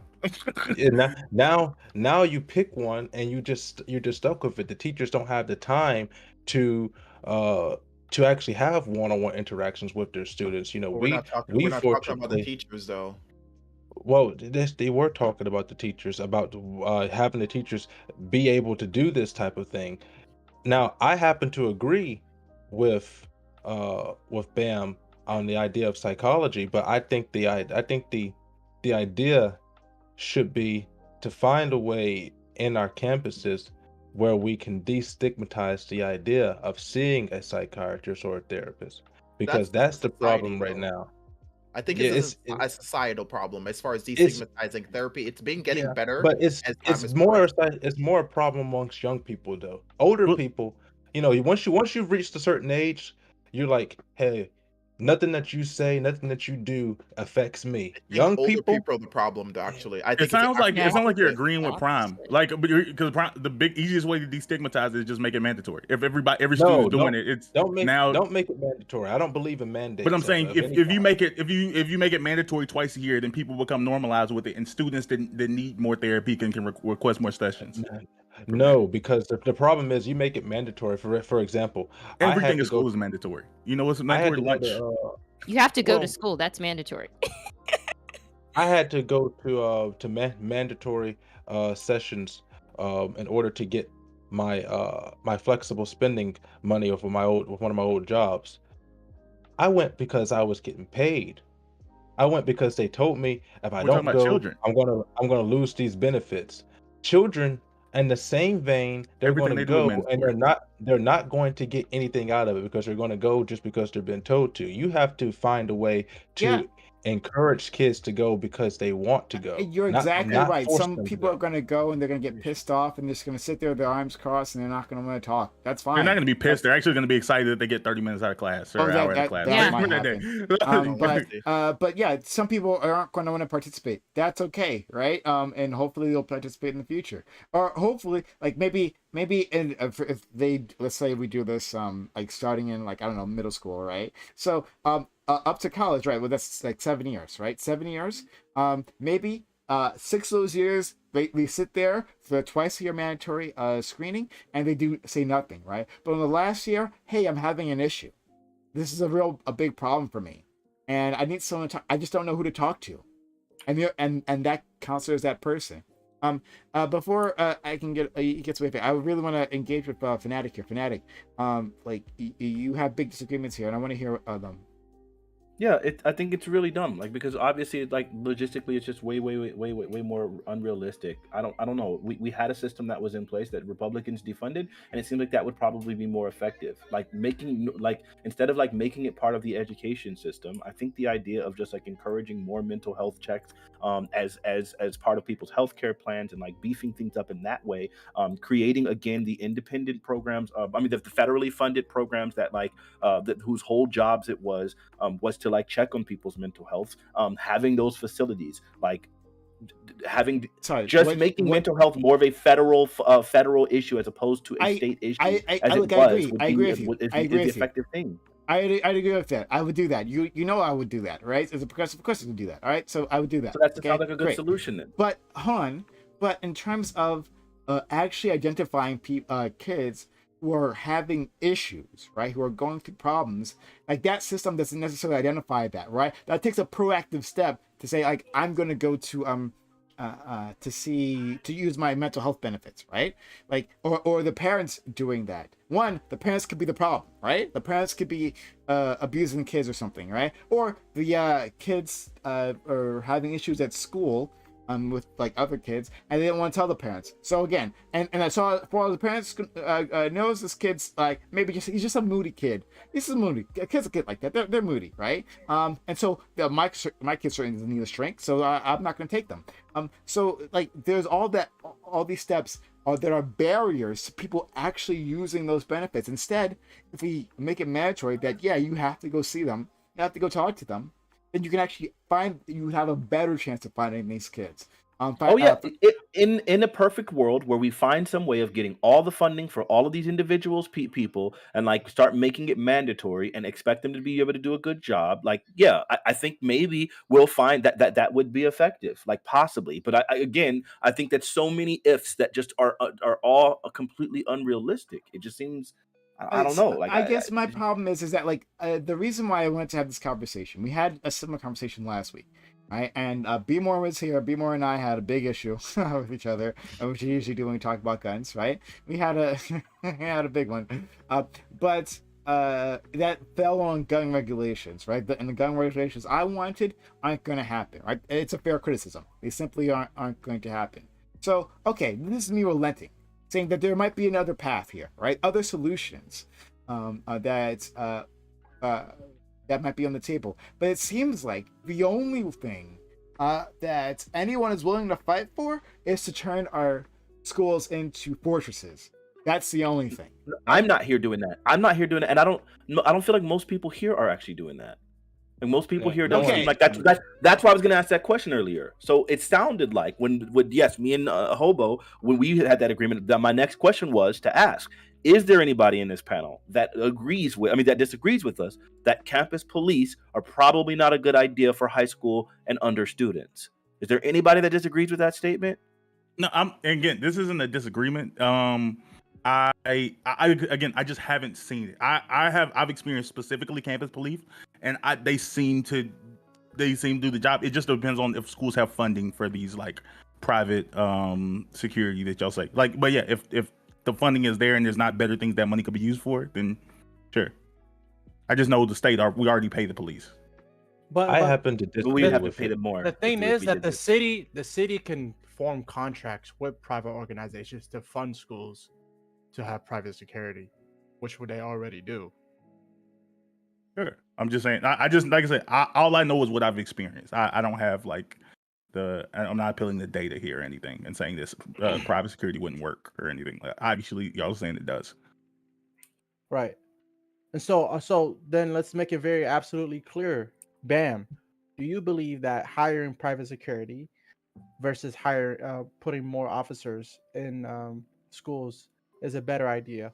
Again, I don't have a problem with officers. No, Because that's what I'm saying. You're telling me to say, is it better? I'm saying I can't say it's better because I think the officers are 100% fine. So you don't know. I think that's where the problem is, because I don't know how you can think officers are 100%. But have you experienced though? Have you ever been to a school that's like, all we have is police officers? And no, I'm sorry, I haven't been to a school where all we have is police officers, but I've been to a school with police officers, and my only interaction that I ever had with the campus police officers was in a situation in which somebody accused me of having stolen from the school from the freaking cafeteria, which I did not, and then him trying his best to intimidate me and punk me into like letting him search my stuff and saying that he's going to write me up a ticket for something that I actually had nothing to do. Well, I can't say I had nothing to do with it. I didn't do. So I didn't steal the thing. They stole the thing. I saw them steal the thing, and I just wasn't going to snitch on them. I didn't touch the object. It literally never came into my hands. I had nothing to do with it in that regard, just that I saw it, and it happened to be my friend. So I wasn't going to snitch. So in that case, like all they were doing was trying to intimidate me. But what we do have data for the fact that campus police officers are significantly more likely to use violence against young black minorities within these schools. We have that. We have the evidence that that these campus police are being used to arrest students for non-criminal things, for just typical childhood misbehavior. Children have been arrested for talking back to teachers by campus police officers, for fighting, by getting arrested by campus police officers, when securities have always been able to handle that job. We have all of these incidents. Obviously, the ones in the article where they were like literally trying to label young kids, as gang members because they had a backpack and it had graffiti on it that was like consistent with other that was popular, that they were trying to say was gang related. So we have all of these incidents of all of these harms that have all been tracked for campus police officers. For you to sit here and say, "Oh yeah, no, I just don't think that they're a problem," seems ridiculous to me. We know that they're a problem, and we know all of the additional problems that they create, and we know what they were originally created for, what we were like originally imagining with them, and we know that they're not effective. So to say that we know all of these problems that have come, we know why we created them, and they're not doing that job, but we don't see a problem, is just ridiculous to me. It's willfully ignorant. Because you're appealing your knowledge to me. I'm saying I don't know these. No, not my knowledge. I'm talking about the data, the statistics that are out there. So that's why you're willfully ignorant if you don't know of any of that. Sure, okay, that's what I'm saying. But that's not even the biggest part. We're also something very different, because you pointed out originally that the schools that have both have a different relationship with the police officers. You said that the police officers don't when the police officers only get involved when they're trying to do some like crackdown legal method. Like they don't handle like so and so peed on himself in class and they're walking into the bathroom. Like the police only come to intimidate. Like they have a different relationship with the students than the security officers. So I'm saying that if that's how the school treats them, there could be some reality that the police only get involved to do these like crackdown type behaviors. I'm saying I came from, and then again, this is completely anecdotal. I don't know the data, but I'm saying I came from a position where there were only police officers, and these police officers, like I said, two of the three, there were three officers. Two of them were also teachers. They also taught classes in the school. So their relation, they didn't get sent down to act. They didn't get they didn't come to like arrest people or pull out their guns, or like all they did was like, oh crap, two kids are fighting. Like, well, we're not gonna send in the teachers because you didn't sign up to fight. We'll go get Mr. Johnson. He's also a police officer, even though he teaches health, and he'll walk him to the office and say like, hey man, what you got going on? Don't be stupid.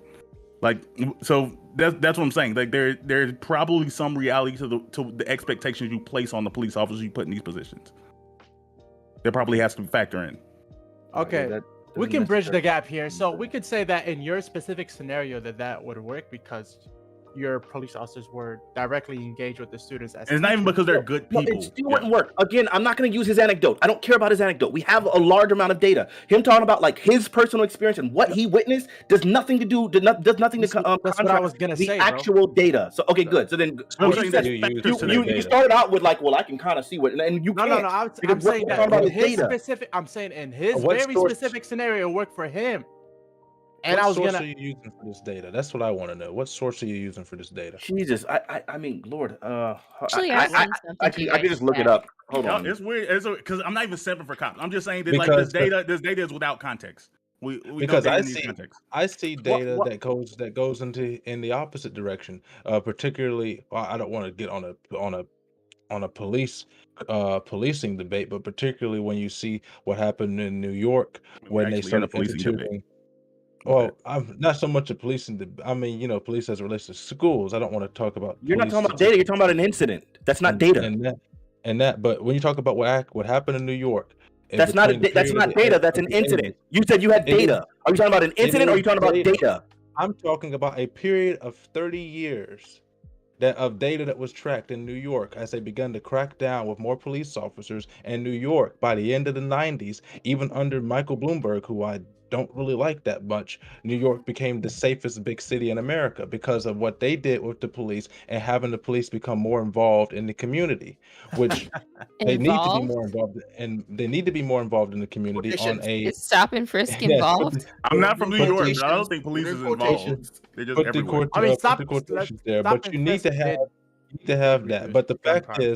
is what Bam is saying. I don't know if Bam is thinking the same thing that I'm thinking, but I experienced the exact same thing, where at every school that I have attended, the campus police are actual police officers, and they are there from grade school all the way up until college, and you kill two birds with one stone by having that, in my opinion, because you allow for young people at a young age to build a positive relationship with police, which is always a good thing because it keeps them out of the system once they become older.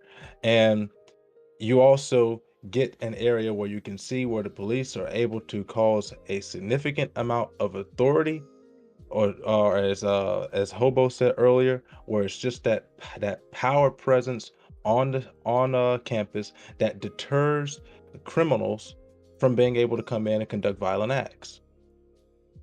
And in my opinion, you kill two birds with one stone if you have police there as well. Now, I'm not saying that private security isn't better. It's obviously better when you look at the data for private schools.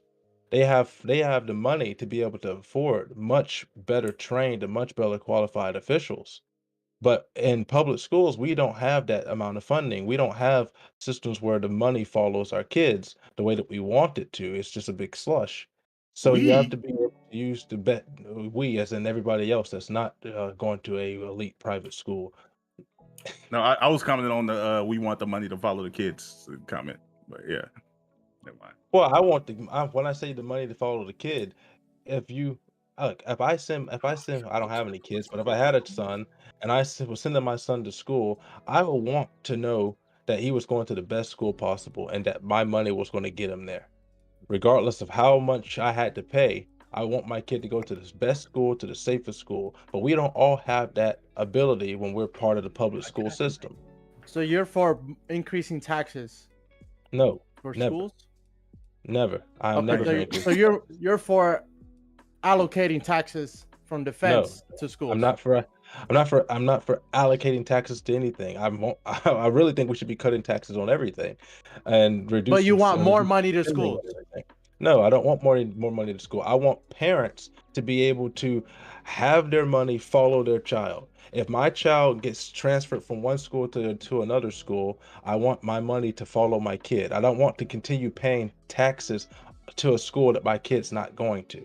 I want to make sure that where my kid is going, my money is following him or her, and they're Well, going to be able to get usually- the But best out of it. don't- that's like that's only pretty, private schools though. Like you're basically saying. Why are we oh, doing public school We're doing a choice, school y'all? That's choice. not the Yeah, topic. that's literally- Yeah, I just made a It's split literally comment. So what happens to public schools, people? Like, Just please, fuck that no. one? Like, no, stop. Just stop. Yeah, Stop. yeah, Let's this stop is- doing school choice. Stop. Just stop.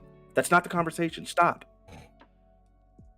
Lord have mercy. Anyway, yeah, look, I think we've all talked about the fact that there's data. We do know that there is data. I mean, hell, like, I guess, man, I probably, I wish I just had it on hand right now. But we obviously know that, like, what they call it, the school to prison pipeline, like, right? When we know that like the biggest enforcers of that are police, right? So we know these things. So then, if that's the case, then it seems like just creating more campus police seems like it just creates more of a problem. Again, it seems like the most relevant solution here, the biggest solution here, is just to go ahead and make sure that we control the points of entry. Because all the gun control things, everything you do about gun control, good people sometimes have bad kids, and it's hard to recognize. Parents are not trained mental health experts. So I would imagine most people are going to look and with their biases towards their children and say, I have a legal right to this gun, and I want my child to have access to this gun in case things go bad. And so then those kids will always have access to those guns. And as long as parents are not trained mental health professionals, they're always going to be able to do this. And so then even all of the control checks that we do to make sure that we're like making sure that the people who are buying the guns have them, whatever, those things, they're always going to give that access to their children. So that seems like that's going to be an irrevocable problem. So then that means that the only problem, the only realistic solution is to go ahead and I would say start, it's to do the mental health things and whatever, and I would say also to start extending the punishment towards the parents in these scenarios. Yes. When your kid goes and decides to become a mass shooter, then I feel like at some point we got to start saying, nah, nigga, you should have known. You should have known, and coming at the parents too. I think that's a realistic thing as well. That's a horrible idea. Not for that Because- scenario. Because people or individuals, for example, me and my brother grew up in the exact same household, under the exact same conditions, in the exact same school, both single grandparent, no real father figure in the household. My brother, So you're an outlier. Got it. So you're saying that your brother had all of these adversities, and what do they call it? No, we have the Oh, adverse come childhood on. adverse childhood Yeah. experiences, No, right? Like that's I'm those are saying called. we have the And you're- exact same. I got you. the I'm exact get you. same And what I'm saying, experiences. it doesn't matter. They- So then No, your it does brother matter. did the 100%. normative thing and came out My- the way that we would expect is what you're basically saying. And you Pace. didn't.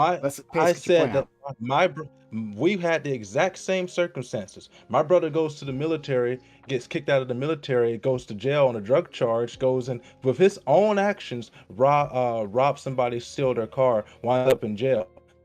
Should my grandmother be responsible for that? Because we grew up in the exact same circumstances, in the No. exact same environment, I and it would all say- happened when he was Sure, yeah. less than the age of 18. Mhm. It's So what I wild would you say calling is your what brother I would say is that molested. it sounds to me like your brother was typical of a person who didn't have both parents inside of the household, and so what we express as normative outcomes for these adverse childhood upbringings. Right now, of course, you can always be an outlier. There are plenty of people that choose to do so. I'm proud of you for doing so, but it sounds to me like what you're describing is what you're describing. It sounds to me like what you're describing is So the the fact parent that shouldn't be held it sounds to responsible for me. this. It sounds to me like what you're describing is the fact that you So, happen to the- overcome something, should- and so then should and the then trying to extend that or to your should the brother, parent not even be though your held brother is responsible? performing normatively. That's what it sounds Should to the me parent- like. should But the parent- again, we didn't should the say, parent we be held never responsible or said not? to any person that's actually listening with a working brain, we never Should the said parent it. be We held never responsible or said not? in any capacity that the parents would be Should the responsible parent be for held responsible or everything not? that a child does. What we specifically said to every person who's listening with a brain was that for mass shootings, parents would be responsible for that specific act. Unless your brother performed a mass shooting, then everything that you said was a complete non sequitur, and I would like you to actually address the comments that I made and not this made up straw man that seems like it's doing well for you. Hi guys, made Marlon up here. man. The fact that you Can refuse I to get in on address this? the issue. Can I get in on this? Just let you know, I was on board until you made a specific thing people get punished for. Makes absolutely no sense if you're talking. So you ready? You're ready. If we went to mass shootings as a specific parameter of like when we get punished parents, that doesn't work. It doesn't work. Oh, okay, okay. cool. It doesn't work. It Oh, doesn't that's work. crazy So- because we have specific punishments like capital punishment specifically For for what? murder. We have do? specific Cool. what? That we already have. Right. So you're saying our legal system, so you're saying our legal system does have very specific are for punishments for individuals. specific Those are crimes. not- So we I got could this. do that. I got This this. isn't. So you're saying what I'm suggesting isn't unprecedented because it already exists inside of our legal system. Okay, I thought so. Okay, good. I know you didn't say that, but you should have because what I just said is factually accurate. In our legal system, we already have it precedented that you can have specific punishments for specific crimes. So then, therefore, I don't see why we couldn't apply a specific punishment for a specific crime that is mass shooting, that is a unique problem within our legal system. All right, you ready? Damo, Ready? we're going you on. ready? Boy. Why this makes absolutely no sense. So there's already parameters for the punishment. We agreed on that. I agree with you. There's already you mass shooting. Cool, punish them. Cool. So if we're being reactive, which personally being reactive is a current problem, we're being reactive to this. Now we're gonna clump in the parents with it too. So as I said, the outliers. We're not going to use the outliers because that's a too good of example. It's like, okay, you get a one bad seed, he does a mass shooting, you use the parents, you raise them properly. Guess what? You're getting punished from your bad kid. We're not going to use that. We're not going to use that. We're going to use the bad parents, for example. We start branching out a crime that someone else does to your family. Where do we stop? I don't know about this. I'm sorry. I'm not going to entertain the slippery slope. I'll explain why. Because I don't believe in. I'll explain why. Because I don't believe in slippery slope retardation. I made a very specific. I made a very specific, very controlled, very finite, specific example, and you decide to go and say, "Well, why don't we just start applying this to everything?" And think that somehow detracts from the thing that I stated. I stated it very clearly, very succinctly, and I'm not entertaining any of your nonsense. Again. He went to a straw man, you went to slippery slope. Can someone address what I'm saying without something fallacious, or is what I'm saying making sense? I got you. What's the argument? I got you. Yeah, Dream, go. Tag. Not Prime, Fanatic. So when it comes to what you're saying, like punish the parents for the mass shooting of their child, Sure. I only think that this is applicable if they had a direct hand. Like, let's say a parent did their best, right? They didn't do anything that could be conceivably wrong on their end, right? And then their child still mass shot people because their child could be hiding things from them, and they're very influenced by their peers or outside phenomena that is not their parent. Like, I was influenced not from my mom. Like, if you talk to my mom would tell you, my son is not like me. I'm not even like my dad.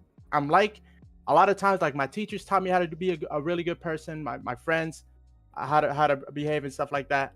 And my friends will tell you that I'm a big influencer on their life. They talk and sound just like me. So that being said, outside of your parents can influence you to do whatever you are doing. I do not think it is necessarily the case that every instance that a student mass shoots or whoever mass shoots, that their parents should be responsible. Sure, I agree with you. I definitely agree with you. I think I agree with you. I think that it does make sense that there are probably some situations where you would probably say the parents did a really, really good job, and there just was some mental health thing that was just unnoticed and unchecked. And again, parents aren't trained for those cases. You can't quantify. So what I would say is that like probably building off of that you probably should look for some sort of evidence of negligence on the parents' fault, right? Once you can see that, for example, we had that case recently where you had those parents whose kid went on to be a shooter, and they knew that the kid was going to be a shooter, and then they literally tried to flee over to Canada with it, like trying to whatever. Like in that case, like when you can see those in that case, when you can see that kind of negligence, then you would probably say it'd make more sense. But however,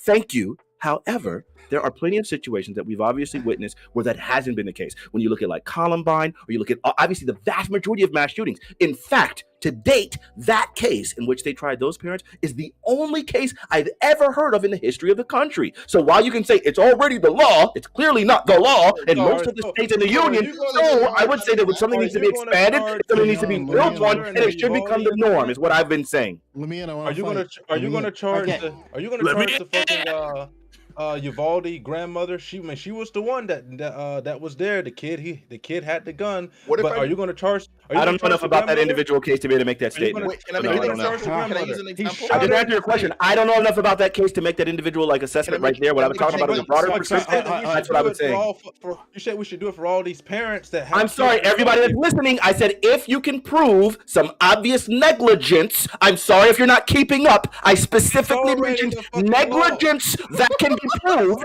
in those specific cases. Then we would be able to do that. And I know you want to go back in a cycle on your movement. It's already a law, but if it's already a law, why has it never happened in any cases aside from the one that we mentioned?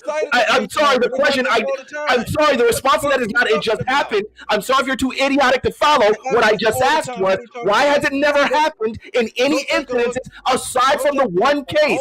And if that's only happened once, it's really stupid. Got it. Hold on. Sorry. I want to let in our friend. All right, MVP Joe Lewis. Hell yeah. Hello, my fellow tall hair brother. Yeah.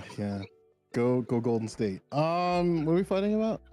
I'll say it as succinctly as I can. What I basically suggested was, one, that we obviously need to do better mental health, blah, blah, blah, all that stuff, right? Like at a federal level, make it back the way it used to be before Republicans like defunded all those programs, like, and tried to make it a state issue, right? We need to go back to that.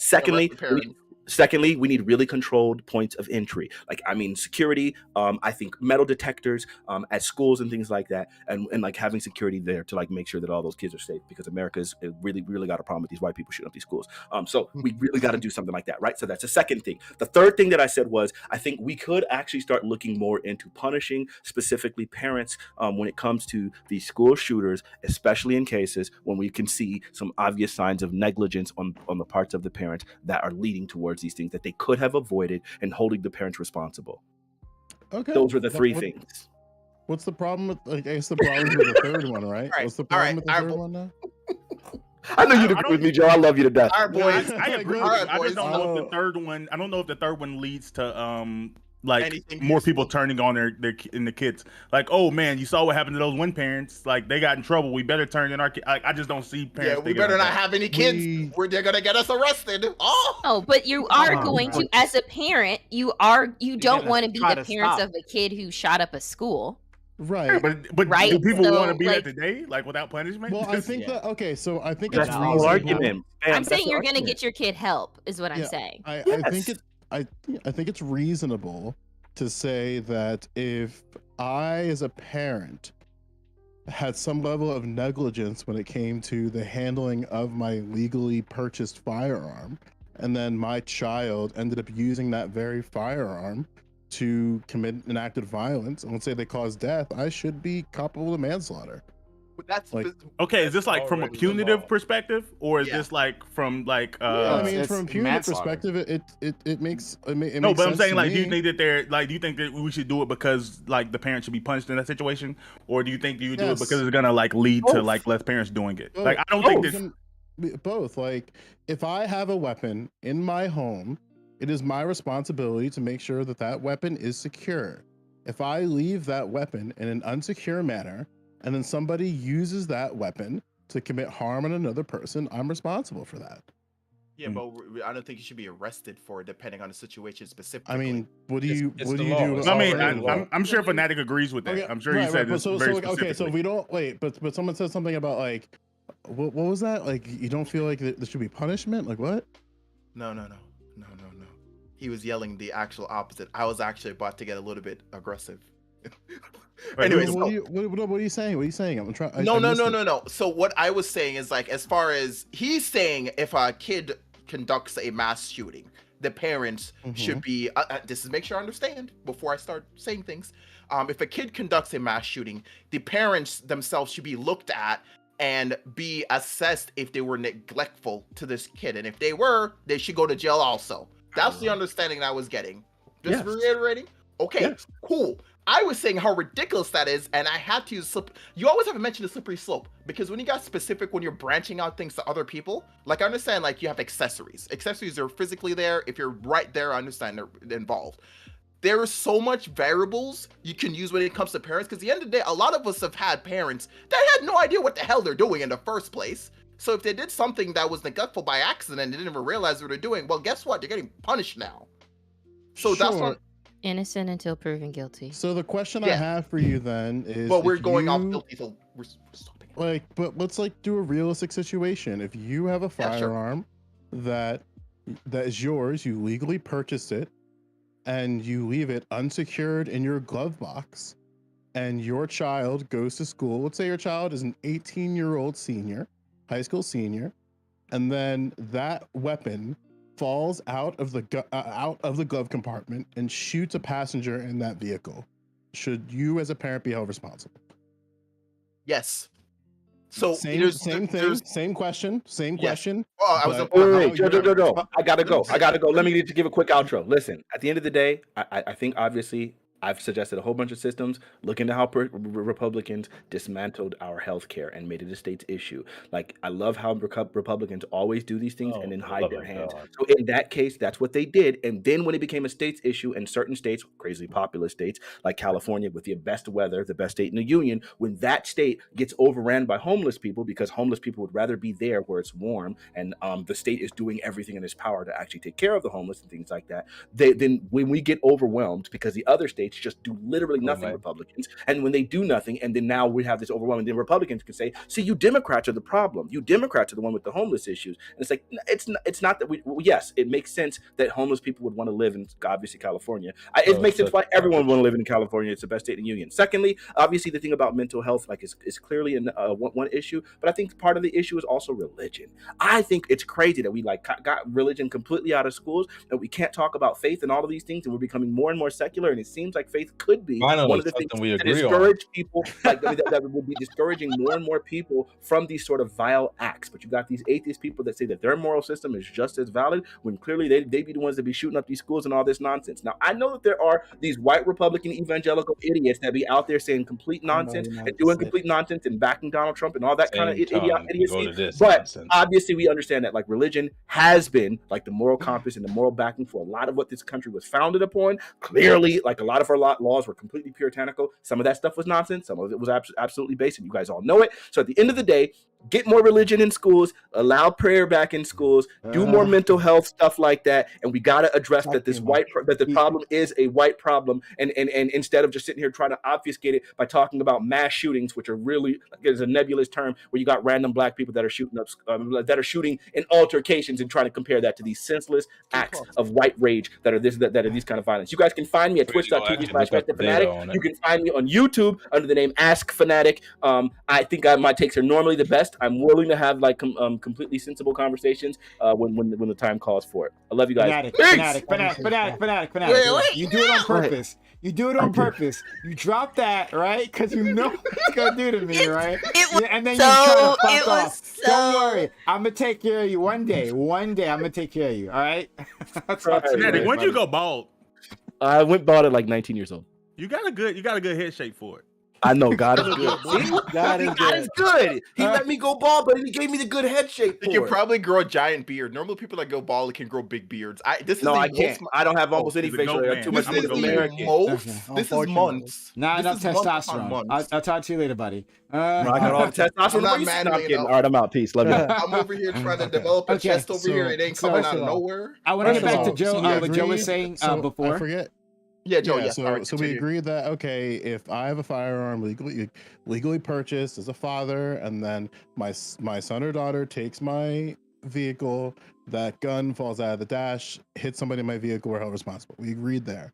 Now the question I have is, what if, like, in a hypothetical situation, that's fine. Your same scenario, you legally purchased in your glove compartment, and your child, your high school senior, takes that weapon and goes into school and kills a teacher. Are you held responsible for that, or should you be held responsible for that? If not, why? No. Okay, so yes to both questions, but the varying degrees different. So the first one would be you should be responsible for the fact that you left your firearm in an unsafe location. Period. That's the first one to say 100% off the bat. Yes. Now, if you made it easily accessible to your kid and something bad happens, you're going to be responsible. I think it should be a lot severe of a punishment. There probably is already. In all honesty, it really probably is. It's just There literally probably isn't. I mean, I can double check. In all honesty, I was going to double check for this specific situation after we're done talking. So you cannot hold the parents accountable for what the kid did with the firearm per se. You can only punish them for making it accessible to them. Right, so that would be manslaughter. If that's what we can legally get to, is like at the point, yeah, sure, we can do that. I mean, like one example is manslaughter. There can be like negligence and other types of things. Yeah, It's already negligence is happened. definitely 100%. Yeah, like we already negligence. have Yeah, found you're parents right. liable. Yeah, we already like have cases of shootings where parents were held liable for leaving their weapons like unattended for. I think So- a real life example, and let's not get into the specifics, just like bringing up for this point, is regardless of how you feel on the Kyle Rittenhouse situation, I think like, you know, like I think it was generally fine, but I think like his mother should have been charged with like gross negligence for one giving a rifle to a minor and like taking your minor to this like unsafe situation. So yeah, like I think that was a situation he That absolutely should. wouldn't That's not that even wouldn't what be happened. eligible. But okay. That wouldn't be eligible because number one, his mother did not give him the rifle. The rifle was never in Chicago. It was always in Wisconsin. So, and it was purchased by Kyle and held at a friend's house. So But his wouldn't mother be knew he had responsible it. for it.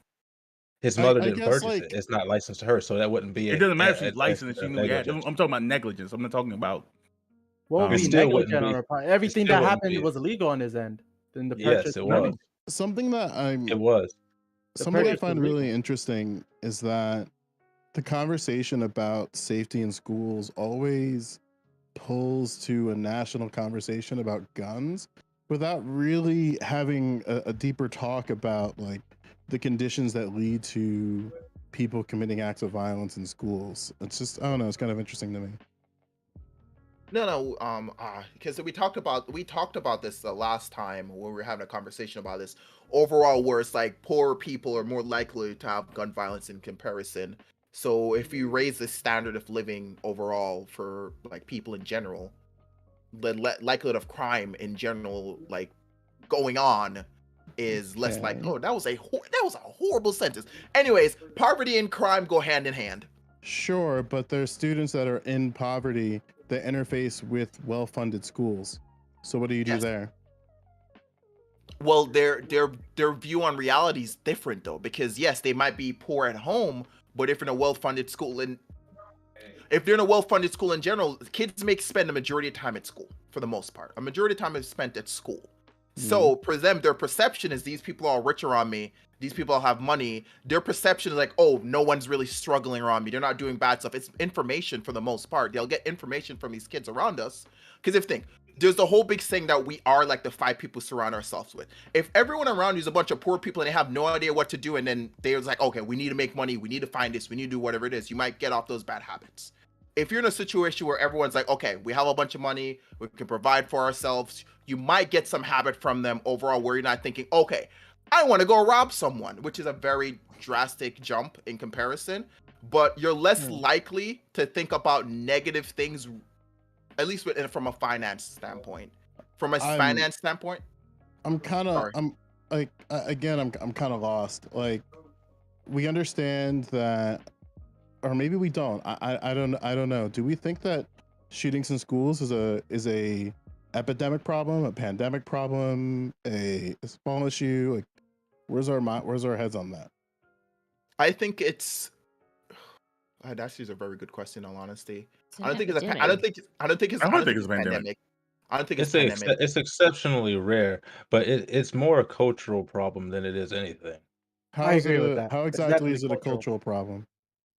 Well, for one, the culture right now, particularly particularly when you're talking about the shootings that are committed by young people, right now, you there's so much anxiety and confusion amongst young people, particularly now. Like for instance, in the Uvalde shooting, it never gets brought up that this guy suffered of gender dysphoria and other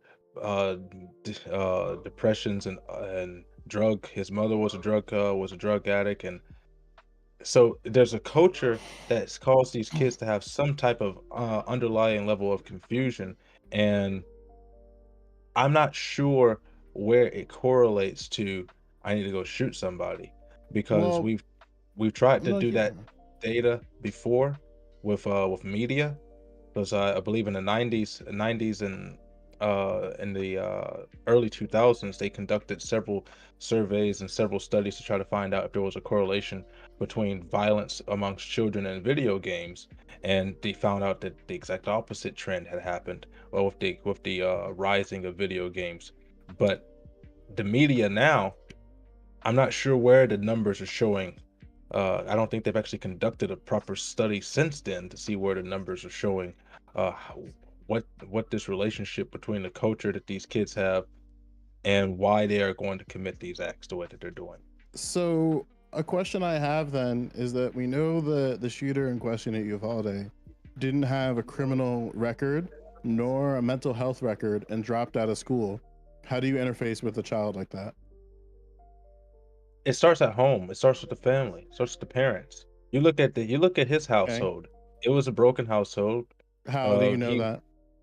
Well, for one, his father was not present. His mother was a drug addict who allegedly abused him. His Okay. grandmother was the disciplinarian, and his grandfather was standoffish with him, uh, Okay. and called the police on him a couple of times, from what I seen in one of the reports.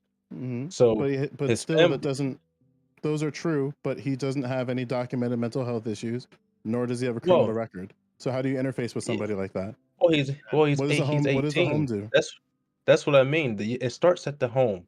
He's saying if We the have home to. was better, then it wouldn't happen. Yes, that's Yes, what of I'm saying. course, maybe. You you have to fix That's not the a systemic failing fix. No, but he's saying family that's the structure. problem. It's the culture. The culture is a problem. That's Do what you he's saying. think that it's possible that some of the issues that he had may have not been easily defined through looking at mental health records or criminal history? I think that they could have been easily defined. Okay. Just from the trending data of what happens in broken homes and what was allegedly happening with him. I think it would have been very Is there easy any to pick that up. is there any data that would show a correlation between children from broken homes and school shoot? I don't think so. Children who drop It doesn't. children who Chicago, drop It doesn't They have to have be a school higher shooting. likelihood there of ending up is in something jail. there. Children who drop out of school are more likely to fall into the prison pipeline. That is Yep. true. And to fall within 72% the more criminal likely. activity. Sure, Yes. yeah, I So agree that. maybe something that could have happened is a more dedicated approach to following up since he dropped out of school. Like just because a child is out of the school system, through in this case, I think for him it was attendance. That doesn't mean that he isn't somebody who's lost and gone forever. It just means that hey, you have a poor attendance record, so you're not going to graduate this year. But maybe, just maybe, the school could have made additional efforts to acknowledge that okay, I is your agree. attendance actually the issue? Like, what's your coursework look like? Stuff like that. You know. I agree, but this kid had a little bit more going on to him, and I hate to say this because I generally do not believe in the idea of social media being the be all end all when it comes to this mental health issues because you can control the social media that you intake. But this kid apparently was talking with people overseas. Apparently, the way the police even found out about this, but was because he was saying that he was going to go he was going to shoot his grandmother. He was sending this to some lady. He was from Germany or something like that. And in this group, he's talking with people about killing people and stuff like that. So there's And obviously a lot more going on with this kid with the you know, social media aspect. maybe something that could have happened was a more proactive approach, considering that schools do track your social media history. Yeah, but So if he Yeah, is I somebody, wouldn't be behind that though. That would be invasion of privacy. so here, if he is They already somebody, do it. we already do it. So you're gonna have to fucking cope with that shit. So it's like we understand that students could like commit threats and disclose acts of violence to each other through apps such as Discord, But see, the Facebook, problem what was have you. it wasn't a student. That was the problem. It Right. And the wasn't point any. that I'm saying is just because he's a student that dropped out of the school doesn't mean you're not responsible for them anymore. Well, Like, yeah, it does mean you're not responsible for them anymore. Well, if they're not in not the school, the school necessarily. doesn't have any responsibility to them. It becomes the parents' responsibility. Now, I agree with you that the school should continue to reach out to try to see if they can help get him re-enrolled, because obviously, if you want to see people grow out of poverty, the leading factor is finishing high school, waiting until you're married to have kids, and getting married in general raises your rates by I over think 70%. that's where the logic train stops, because you have to assume they want people to be moved out of poverty. I think the one thing I think the first thing when it comes to policy, right, is I don't necessarily think a student's academic record should be defined based on their attendance. It should be based on their coursework. So just because you have absences and maybe be truant under the eyes of the school district doesn't necessarily mean a student should feel compelled to drop out because they think they're not going to graduate. Yeah, but you have to Because there's remember. some- So I mean, we're really sorry, off topic guys, too. but guys. We've already run on through our time for this particular topic, so Yeah, we'll have to go move for on to our next one. But Sure. yeah, I'm glad that we have our friend Joe here, Joe Lewis. Thanks for coming through. Nice to see you, buddy. Right, and your salmon shirt, is that salmon? Oh no, it's Salmon? pink or Salmon? something. It's pink or something. I don't know. I actually googled Cameron's how the to store color. pronounce that word, Prime, and it's salmon, not Salmon? salmon. it's salmon. Salmon. No, I literally googled it, but I It's thought so salmon. Tomato too. potato. Tomato potato. It's wrong. Ron is wrong. You gotta learn how to admit to be wrong, hobo, like me. Yeah, I don't recall anyone's using the word salmon. I was in so my ready to lifetime. get hyped. Damn. I was so ready Like, to get I've hyped. never had a bad take. Whatever. But anyway, but thank you all. So we're gonna continue on to our next topic. So stick around for that, guys. If you're enjoying this content, hit that follow button right now. Make sure notifications are on, so you know I'm going live videos all the time. We're day in, day out. We are providing content either here on YouTube. Like, comment, subscribe over there. Exclamation point social for our social media, right? We got Twitter where we tweet things, letting you know what's going on. Hey, check us out on Twitter. TikTok, of course, is where we post clips of this show and maybe some other content as well. And Discord, heart and soul of the community. Everything happens on Discord. So hit us up on Discord. Follow us there and be a part of the community. YouTube is where you find the VODs. Like, comment, subscribe. They're on YouTube. Support the channel, subs to the channel, super chats, all that good stuff. Help out this community, keep us up and running. Okay, we'll go on to our next topic. A female sexpert opened up about being polyamorous. She said that women can't be open with men because men don't like what they hear. Talks about how, just like men, she would love to have a threesome, but with two males. Men reject this out of hand, though they also push her for a threesome with two women. What do you think about this? Would you be okay about doing a threesome with two men? And if you can't listen to the desires of your female partner, then why should she ever listen to you? This was, I can show you the link. This was, it's just a quick thing on Instagram. I'll put the link in chat. You guys can check that out. So this woman is talking about that. And I thought it was an interesting point that men's desires are kind of seem to be paramount in these situations, and they like kind of just ignore, like don't even take seriously that women might want to do something a bit different, and that's completely out of bounds. But what they want definitely is. Yeah, gonna talk about this about threesomes. Yeah, and we'll start with my man Bam. Yeah, I was just reading off this topic to my girlfriend, and I was letting her know it ain't no way on God's green earth. You a fucking lie. See? We are ever having threesome involved with two males. So not shaming it. It's just not happening in this household. That's what we said with it. But let's see here. Being completely honest, it's not it's not incorrect. But the thing here's the cool thing about the world. You don't gotta be here. We can all find that person who's for you, who's cool with doing the things you like.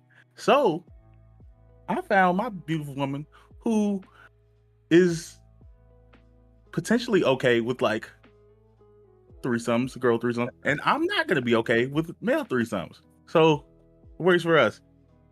Love is love. All right. Sounds like you've got the dream.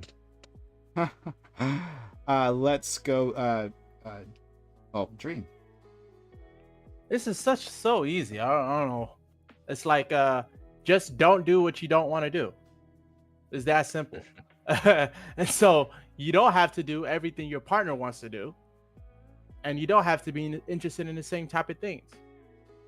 So if one party wants to have a threesome in a certain way, and the other party does too, but the other party wants to have it in a not only in that way, but another way, but the other party doesn't, then it seems like you have to cross out where at least one person doesn't agree and go where both agree. Right? It's all about what you want to do. Me personally, I don't ask for things that I'm not willing to give. So there was a point in time where I wasn't giving head to nobody, and they're like, "Oh, do you give head?" I was like, "No, I don't." I don't.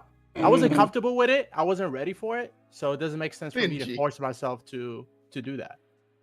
And so the girls will be giving me head, and I'll be like, "Okay, well, if that's what you want to do, I'm not gonna ask for it. I never asked them for head, but if that's what I'm not gonna stop you." Oh, But he's not gonna. Hey, ladies, he's not gonna stop you from sucking the stick. Don't worry, ladies. Oh, hold on. Just like it's okay. Yeah, I never asked. He won't throw you back. Jay was like, "It's a requirement over here, sis." It's pretty simple. It's pretty simple. Don't worry. Pretty simple. Like ladies. they, You get so the I have a privilege of sucking a stick. Don't worry. I have a Ladies, girlfriend don't now worry. of 2 years, right? So I don't have years that to issue get to anymore. their point. But the point is, you have to be able. You just have to be okay with consent. Like, oh, I want to have a threesome with 2 guys. Baby, I'm not comfortable with that. Okay, that's what a conversation should end. You shouldn't have to require him to want to do that. Like he doesn't have to be outside of his place sexually in his comfortable space to be, he doesn't have to experiment. Let him come to that on his own, right? Same goes if you don't have to force a woman to want to have a threesome with 2 girls. Like, she doesn't have to do that. Like, it's just all about consent. If you don't want to do it, don't do it. It's that simple. I mean, we don't have to really dive too much deep into this. Okay. All right. Let's go to Ace. I think this is a non-issue. Polyamorous relationships are not relationships, in my opinion. They're not real relationships. I have a real distaste for any type of lecherous behavior in general. I don't like felonious sexual activity. However, if it is with consenting adults, let them do as they please. But I know, as for me personally, in my own respect in my relationships, the moment the question's asked, I will happily be single from that moment forward. Wow. Okay. I will go to Bo. Hey guys. Ironically, out of everyone here, Pace has actually said the most logical thing that matches up with the correct argument. Ironically, so people, the threesome aspect and polyamorous aspect, 2 separate things. Completely 2 separate things, and it actually is annoying when people equate them together. So the whole threesome aspect, I'll hit that first. Exactly what you define as a threesome. Now, me, logically, threesome requires 3 people connecting. So generally, I was talking to a friend about this. At least 2 people have to be bisexual for a threesome to happen. At least 2, no matter what. At least 2, because all 3 of you need to connect. Because it's just a line that. That's why I said the definition. It could be a train. He's saying it's going to be if it's 2 people having sex with one other person. I'm sorry. I'm sorry. I interrupted his intro. Let him get No. You can't. He's making logical sense. Actually, he's making. No, he's not. But I'll deal with that later. But not every train's a threesome. is what he's saying. No. So the premise of a threesome is everyone's connected. Everyone is connected. This person's connected to this person. They're all connected or touching. That's what I say. That's why I said at the beginning. What your definition is of a threesome. For me, the definition he's of a threesome. saying simultaneous twosomes. That's no. what's going on. Let me finish. Go ahead. Yeah, let me finish. So that's where the premise is. At least 2 people have to be bisexual for this to properly happen. For all 3 people to be involved with all 3 people at the same exact time. Otherwise, it's a line. So that's where generally, and the problem where it comes in for most guys is, as by default, we're very, very territorial. We want to protect our women. I know I want to protect my woman. Even though I was in polyamory, kind of still am. Anyways, so outside of that, people have to forget with polyamory world, there's 2 things you have to realize. The level of jealousy is extremely low, and the level of selfishness generally is a lot higher. So you can say, okay, well, my partner doesn't want to have a threesome with me. Depending on the dynamic of your polyamorous relationship, you can say, okay, cool, I'll just go find 2 other people to do it with. That's what people keep equating to. So that lady is trying to, when I heard her, she's trying to guilt her man that she just had a threesome with into wanting to, or if she didn't, she was trying to guilt that guy. Is like, okay, cool, we're polyamorous, you should be able to accept this. No. You set the rules of how your specific polyamorous relationship works. If you want to bring a third in, go for it. If you want to say you can go out and go into other couples, you can do that. Whatever those rules were, her problem is she didn't establish anything. She's just trying to. Yeah, okay, well, I don't know if you can say that. Oh my god. I'll have to deal with you later. Jay Cook, please. Your microphone's muted. Oh my god, back. this is gonna be fun. Yeah. I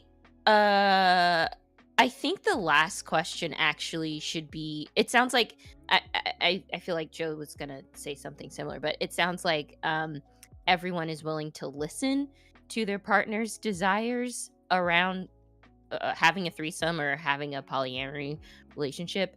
But I want to pose the question: would anyone act if you aren't willing to act on your partner's desires? Then why should they? I think that's a better question, because it sounds like everyone's open. And then, yeah, of course I'd be okay with doing a threesome with 2 guys. Are you kidding me? That's like dream. But no one in any relationship that I've been in, like, no guy has ever been open to that. So it's never happened. I think it's just a conversation. Just find a bisexual guy. It'll happen as much as you want. I'm sorry, buddy. Like, out to you, Jay Cook, right? Like, high five, all right? We'll hopefully make the hat. Other way. Yeah. Not wow. Your wall. Wow. Okay. Come on. Yeah. Yo, Okay, there we go. I'm gonna go deep in on this topic because I have stories. You did it, Joe. Yeah, I have stories for this My topic. man. It's great. My man, Joe Lewis.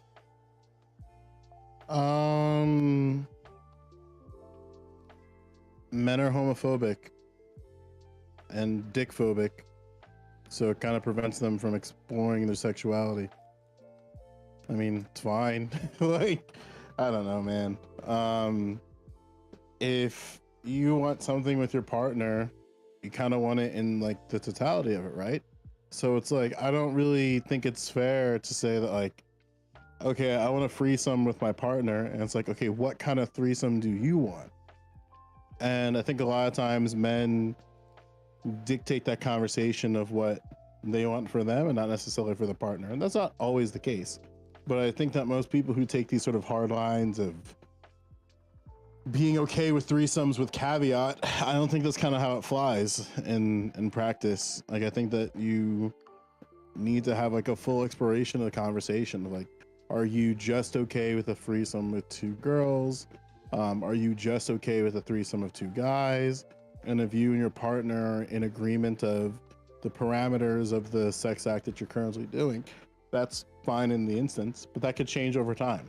Like, now, I think that you need to explore all of it in its totality, so you don't run into those type of conversations where, like, if your partner wants to have a threesome with women and men, then, and you don't want to have a threesome with men, then you probably shouldn't explore that, because you're gonna you might create certain restrictions for your partner down the road.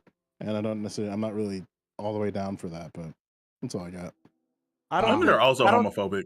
I don't think that 'cause- makes sense. It's a because- shaming tactics. Ignore it. Because if you aren't okay with a threesome with men, but your girl is okay with the threesome with men and okay with a threesome with girls, and you are also okay with threesome with girls, then the common denomination is what fits both of you, and you should be both okay with that. And you will be equally as happy You doing need two bisexual both. people. No, You need that's two not how it's bisexual gonna people work. to That's No, not no, how no, it's no. gonna work.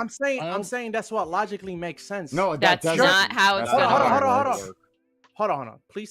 Please tell me what is wrong if you both have a common interest Okay, but if you both and you have both a do common, that common interest if you in both that have a specific way that you both enjoy. But Tell I me what's think wrong with the issue is that you have a common interest that only goes to a point for you, and that's okay if you both agree that that is the parameters Right. to that point. But my point is, I personally don't agree with doing a sex act that I wouldn't be able to explore in the totality of my partner, because my partner wants to go like to another level, and I can't provide that for them. Then that I don't necessarily think that's a good beats. That's, Well, not, the- that's the just different- simply wait. not true. Hold There- on. there's a hold on. difference. That's just There's a diff- absolutely illogical because BDSM is very vast, right? I wanna get And this you part by got Prime you got after this. chains and whips and handcuffs and leather and all Mhm. that. And then at the beginning stage of BDSM is the simple choke. Now you telling me you're Nah, banning there's- people from there's a simply slam. choke? From the I- simple I- choke I if they don't- can't provide the rest of BDSM? No, I'm saying Right. no, I'm saying just for me. That's the line for me. But I'm If saying even unable for you. if I'm unable to express the totality of my partner's sexual expression in a relationship, I'm not going to go down that road of wanting to do that particular sex act. So if I'm not down with if I'm not down with threesomes with men, but I'm down with threesomes with women, then it's off the table for me. But does that Especially make if my you partner is homophobic? down for both.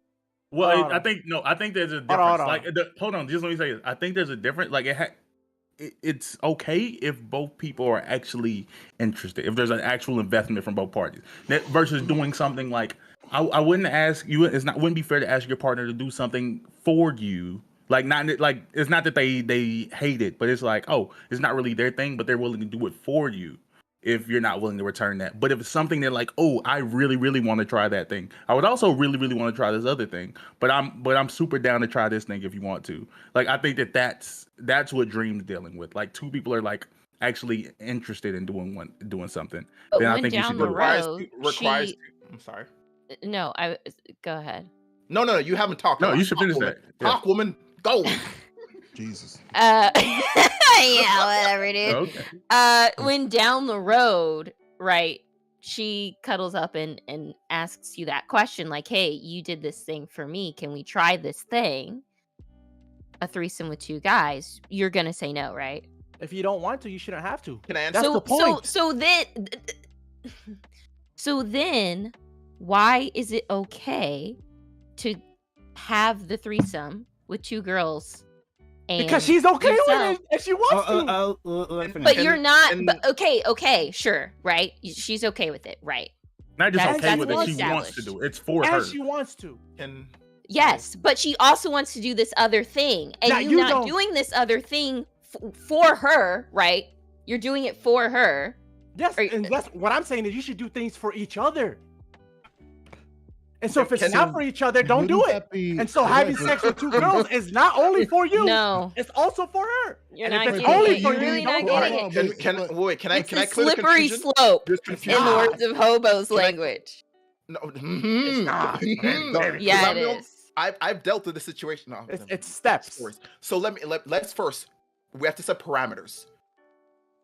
Jacob, 100%. what do you consider? 100%. What do you consider a threesome? That's where this confusion is happening. What do you Three consider people. a threesome? And all I don't interacting think- with I each don't- other?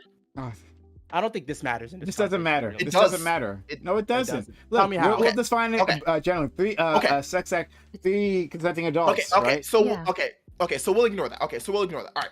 So here's the first thing that happens wrong, because this is a communication issue in comparison. If something is happening as an act And you can bring it like, okay, my partner brought up the fact she wants to mess around with another girl. I'm cool with that. Now you being the other partner say, hey, just let you know, I don't want to do the other one. That's your job to bring up that concern. You can go along with it, but me personally, especially since I've been in that world before, you have to tell them what you're not willing to do. Because you have to accept, if you're someone that's a giver and a receiver, you have to think in the back of your head, am I willing to do this for my partner if they're willing to do this for me? And in that scenario, you need to explain to them, I am not willing to do that, period. And I've been in that scenario where girls have brought this up to me. I'm like, yeah, of course I'll be willing to do that. And they're like, well, are you willing to do another guy? No, I'm not. And I said, okay, since I'm not willing to do that, we won't do yours either. It's only fair at that point. I'm not gonna but that's the different issue is if it's yours. It's not yours. Let's use a real life example. Does everyone in this room fine? Okay, actually, I'm not even gonna ask because that would be disrespectful. Beyonce is universally fine. Everybody thinks Beyonce's fine. So we get an opportunity. I'm about to throw your ass off. You better get ruined. Beyonce is gorgeous. So hey, blah blah blah. We got a chance to hook up with Beyonce. This is something I would do whether you were here or not. Whether a girl, oh yeah, I just want to do this. So and she just wants to do it. So we do that together. And now she comes back and hey, we can also hook up with Jay-Z. And I'm like, that's not a good example because that's respect. That's respecting. No, okay. It's not respecting. I'm pointing so hold on. I'm gonna give it. I'm gonna give a crack at this. Okay, this is why I am. I got a problem with this. And Pace, I see you up there. I'm gonna come for you eventually too. But you wait for that. Time. But anyway, so talking about it's not as if we are on an even playing field. Right? That the desires of men and desires of women, right, within a context of relationship, just sit there neutrally, and that one suggests something, and then the other has an equal chance to say yes or no or whatever, right? There is a societal expectation that if you are open to threesomes, right, then well, of course it's going to be with two women. No, absolutely, it's going to be with two women. There's no question about it. And then, of course, there's no question about the straight guy. No, he's not gonna want to do that with another guy there. I mean, hell no. No, yeah. The issue is that to say that it's for you, right? The woman who also wants to take part in a threesome with two women, right? For you. No, it's for the guy. Absolutely. Yeah. And then don't do it. No, that's saying that you don't believe women. I was still talking. I was pretty sure I was still talking, right? Sorry. Great. Thank you. Forgive us. Dream come down. For most of the times it's for the guy. This idea of who it's for. It's your partner will do things for your pleasure, right? Blowing you, they may do it for your pleasure, right? Yeah, sure, they get pleasure out of it too, but they're doing it for you, right? So to say that it's such a hill to climb over, right? To do something for your partner. Hey, I really want to have this experience. This is your girlfriend. I really want to have this experience, and it's something I've always fantasized about, right? And I would love to do this with you because you're the person that I love, right? I would love to try one time. Let's give it a try. Bringing another guy into this, right? But no, you toss that out of hand. And look, again, you're right. A person should only be able to should only do what's they're comfortable with. I'm not trying to force people into that, but I'm just saying that the society has shaped those expectations very clearly, right? You can have a threesome where you're not making out with a guy. Right? You can have a threesome where it's about your woman. You're doing this for her, right? And whatever she wants to do there, right? That's a possibility. But we don't even think about that, right? And then you would say oh, well, the threesome with two girls, that's definitely for her too. I mean, definitely, absolutely. Oh my god! Unless you're saying bi girls don't exist. Who's saying that, bro?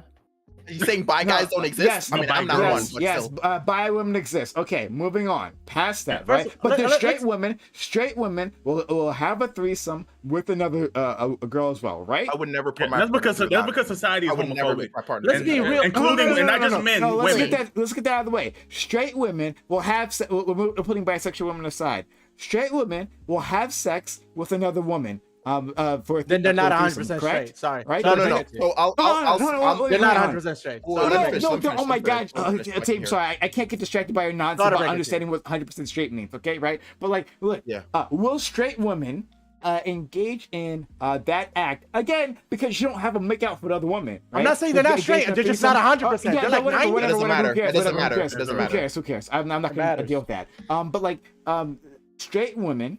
Women who call themselves straight, who operate straight, who only date men, will participate in a threesome with another woman. Correct? Okay. Yes. That does happen. So They here's can what I self-identify here's straight, but it's not so true. I'll whatever. That's not important. Just- Oh my my God. let me say this statement. Let me say this I statement. would never have sex with a man. Oh my Yeah, I God. know Anyway, you so would. anyway, Great, That's great, it. great. That's the Hobo, point. go. That's Please the talk. That's the point of being No, straight. no. You did it. Sorry, hold on. Sorry, you did it again. I'm a You did it again. giraffe. It doesn't matter for the Sorry, hold on. argument. Sorry. I just said you don't have to engage with a threesome and have sex with the other guy. That you don't have to kiss him. You don't have to fucking touch him. You don't have to touch him one goddamn time. But still, you throw it out of hand. And then after saying that, the thing you jump to, I would never have sex with another guy. Missed the I'm point talking about the girl, altogether. bro. Once again, right over your head. Thank you very much. It's not. Go I ahead, actually attacked the Hobo. point directly. Hold Hello, on. wait, let me say this. Okay, so I will say this as a very adamant statement. So I know from not from person, but from what I hear, this is one of the things that is very, very annoying. Like me personally, I will never have my partner do something they won't enjoy. Like that's just me 100%. Because at the end of the day, I like the fact that you're gonna be enjoying something. So the premise of like, oh, you're a straight woman and you don't want to have sex with a girl, but you're doing no, we're not doing that. We're not doing that because you need to be comfortable enough with me to tell me, hey, I will not enjoy doing. Yes, I want to do it for you, but I'm like, nope, no. If you're not gonna be enjoying this other person with me, it doesn't make sense. Yes, I appreciate the idea. I 100% appreciate the idea, but just buy me a fucking ice cream from Twisty Tree. I'm good with that. Like I just have a That's question. not how sex works. Sex This is isn't- simple. Every part of sex isn't like, ooh, I'm 100% enjoying. Like there is some level of like I enjoy you feeling good, and we have to acknowledge that as a reality. All that matters. I All that promise. I matters- promise she didn't want to give you head for 20 minutes if you got head. No, for 20 I minutes. She didn't wanna understand do that. it. No, You didn't enjoy we've all been in that depends. situation, It but you depends. have to understand the situation. Let's use girls the love giving giving head head. part. Yeah, I've come across a few. So let's use that situation, right? Let's say if your girl she knows she doesn't enjoy it, right? If I'm with a girl and I know she does not enjoy it, and she tells me, hey, I don't enjoy doing that, which by the way, there's a bunch of women that don't.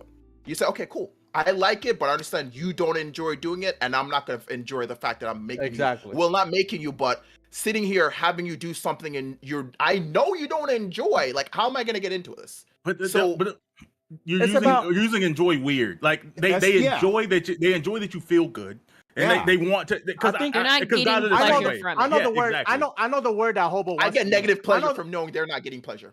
I know the word But that everything Hobo, you don't. I know the word We're that getting Hobo real wants to specific. use. Hobo wants to use the word if she's not comfortable with this act, right? Not necessarily women- she's not enjoying. She can enjoy. I mean, she can not enjoy it and be comfortable with it, right? Mhm. So if she's comfortable with the act, that's all that matters. Yes, If that both is parties are comfortable with the act of the sexual act, that's all that matters. If you're not comfortable with the act, then don't do it. It's that Yeah, simple. If you're both you as- comfortable, do it. So when Exactly. in You as a my case, partner, in the case of a woman being comfortable with two women, that's her prerogative and her choice. And if she wants to do that, okay, that's right. That's cool. For She sure wants gonna to do say that. okay. Like But if a I man will- isn't comfortable with having sex with two men, including himself, then that's his prerogative as well. We've And already he doesn't have established to do that. that. Also, if a woman doesn't want to have sex with another woman, that's also her prerogative as well. Oh my She god, doesn't you're have not to do saying that. anything. I'm sorry, you like You're not That's the whole said point. nothing It's this so entire simple. time. No, it's That's not what I simple. said. No, It's it's not not. simple. That's Sex why is very you've lost this complicated. conversation completely over your fucking head. I'm telling you, like this All is right. more complicated. The expectations that we literally have, in it's my more realm. expectations. Oh my god. You're not the only ones that had a fucking threesome. Thank you. All right. I don't know why you act like the only one that I've had never a had a threesome here. threesome. All right. Like, knock it off. No, You're not the only one. no. Moving on. No, I'm okay. saying, Yes. I'm saying. Great. So like there's the societal expectations that we place on individuals as to what is acceptable, what is acceptable within a relationship, and what we can ask of each other, right? These things aren't equal. And to say like, oh yeah, like, well, we were want to explore having the person with us in the bedroom, right? But I mean, of course, it's going to be with another woman, right? I mean, it's obvious, right? Like, these two things aren't equal in weight. They don't have to be equal. All that matters is your comfortability level. No. That's not. They don't have to be equal. So you only have sex to be comfortable? Is that what you're saying? People don't have. The answer is no. So okay, then there's more than comfortability that factors into that's that. The bare minimum. That's what I said. I said the bare minimum. That's obviously what I'm saying. The bare minimum. That's not in what order you for said you. earlier. The bare People have minimum sex in for order all for kinds of reasons. the bare minimum in order for a party of two people to have a consensual sex and at least enjoy it or be okay with it is the comfortability level. Sure, If but you there's are- and the threshold to not doing a sexual act is uncomfortability. So if a man is not uncomfortable, if a man is uncomfortable with said act, don't do that act. If a woman is uncomfortable with said act, don't do it. It's that simple. It doesn't matter what the balance is. A woman can be way more comfortable, do way more things than sexually. And if I'm not comfortable with that thing, I don't have to do it. And nor should I be pressured to do that. We're not talking about the individual. We're saying that there's societal reasons for why. Yeah. I know that the reason I'm uncomfortable with the concept of a man, that's the conversation. I don't know that the reason why I'm uncomfortable with the concept of doing sexual acts related to a man is because of homophobia. Now, you know, I disagree. But it's absolutely because of it's because of homophobia. It's like if you found out tomorrow that women preferred, not just like but women were dating and preferred men who were like bisexual or more like who were bisexual or who were doing things with men, and this was their preference. Like, it wouldn't happen immediately. We wouldn't see men turn over tomorrow, but we would see a generational curve over the next few years of men who are a lot more comfortable doing things with men. Like, oh yeah, blah blah blah. Like, you afraid to kiss a man? This is what gets the girls. Like that. We're all That's the only reason why. I know it's hard to think past this individual thing, but girls aren't naturally more comfortable with more interested in other girls. It's because it's not socially stigmatized, and it's actually kind of seen as cool if a girl's willing to do something with other girls. So girls are more open to the idea. Men are stigmatized from having these ideas due to homophobia, and we think that we're just naturally made this way. Like, nah, I just don't like guys. Like, there's a reason why you don't like them. It's because of homophobia. Bro, I'm not homophobic, but I'm not attracted to. It's not about you being homophobic. But I'm telling you why. But society has influenced me to do many things, and I've rejected that influence many times. You have it, but that's you. Hold on. I'm telling you about product of society. Of course, and I'm saying many things. I didn't say all things. I have not rejected all. Is that a Black all. Lantern shirt? I have not rejected. No, it's not. I have not rejected all of White socialization because some of socialization is a good thing. We've talked about this last week. But my point is this: it could be the case that you're not comfortable with having sex, with another man, and I'm not saying I'm having a threesome with another man. Let's be more specific. It's because, like for my instance, I'm not comfortable being naked in the same room as another man, even in a locker room. And it has nothing to do with homophobia. I just don't like. No, it's not. It's not. When I say homophobia, I don't mean it's because you don't like gay people. I'm talking about a societal culture of the way that we treat men in masculinity and like homophobia. There's a lot of no. It is societal. Could it not be the case that I don't like the naked male body? Is that not possible? Are you comfortable in your own body? Yes, I like my personal male body. Okay. I do not like external male bodies. I don't like my dad's. I don't like my brothers. I don't like anybody that's a male other than myself. You don't even have to like it though. But you don't even have to like their body. And because I don't like it, I can't get hard if they're in the same room. Interesting. Is that not a plausible idea? Is that outside of the realm of possibility? I don't think it has to be enough.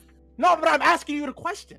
Is it not plausible that it could be simple as this, Mm, or so- is it necessarily Okay, homophobic? so here's the Let him issue. answer the question. Here- Let him answer the question.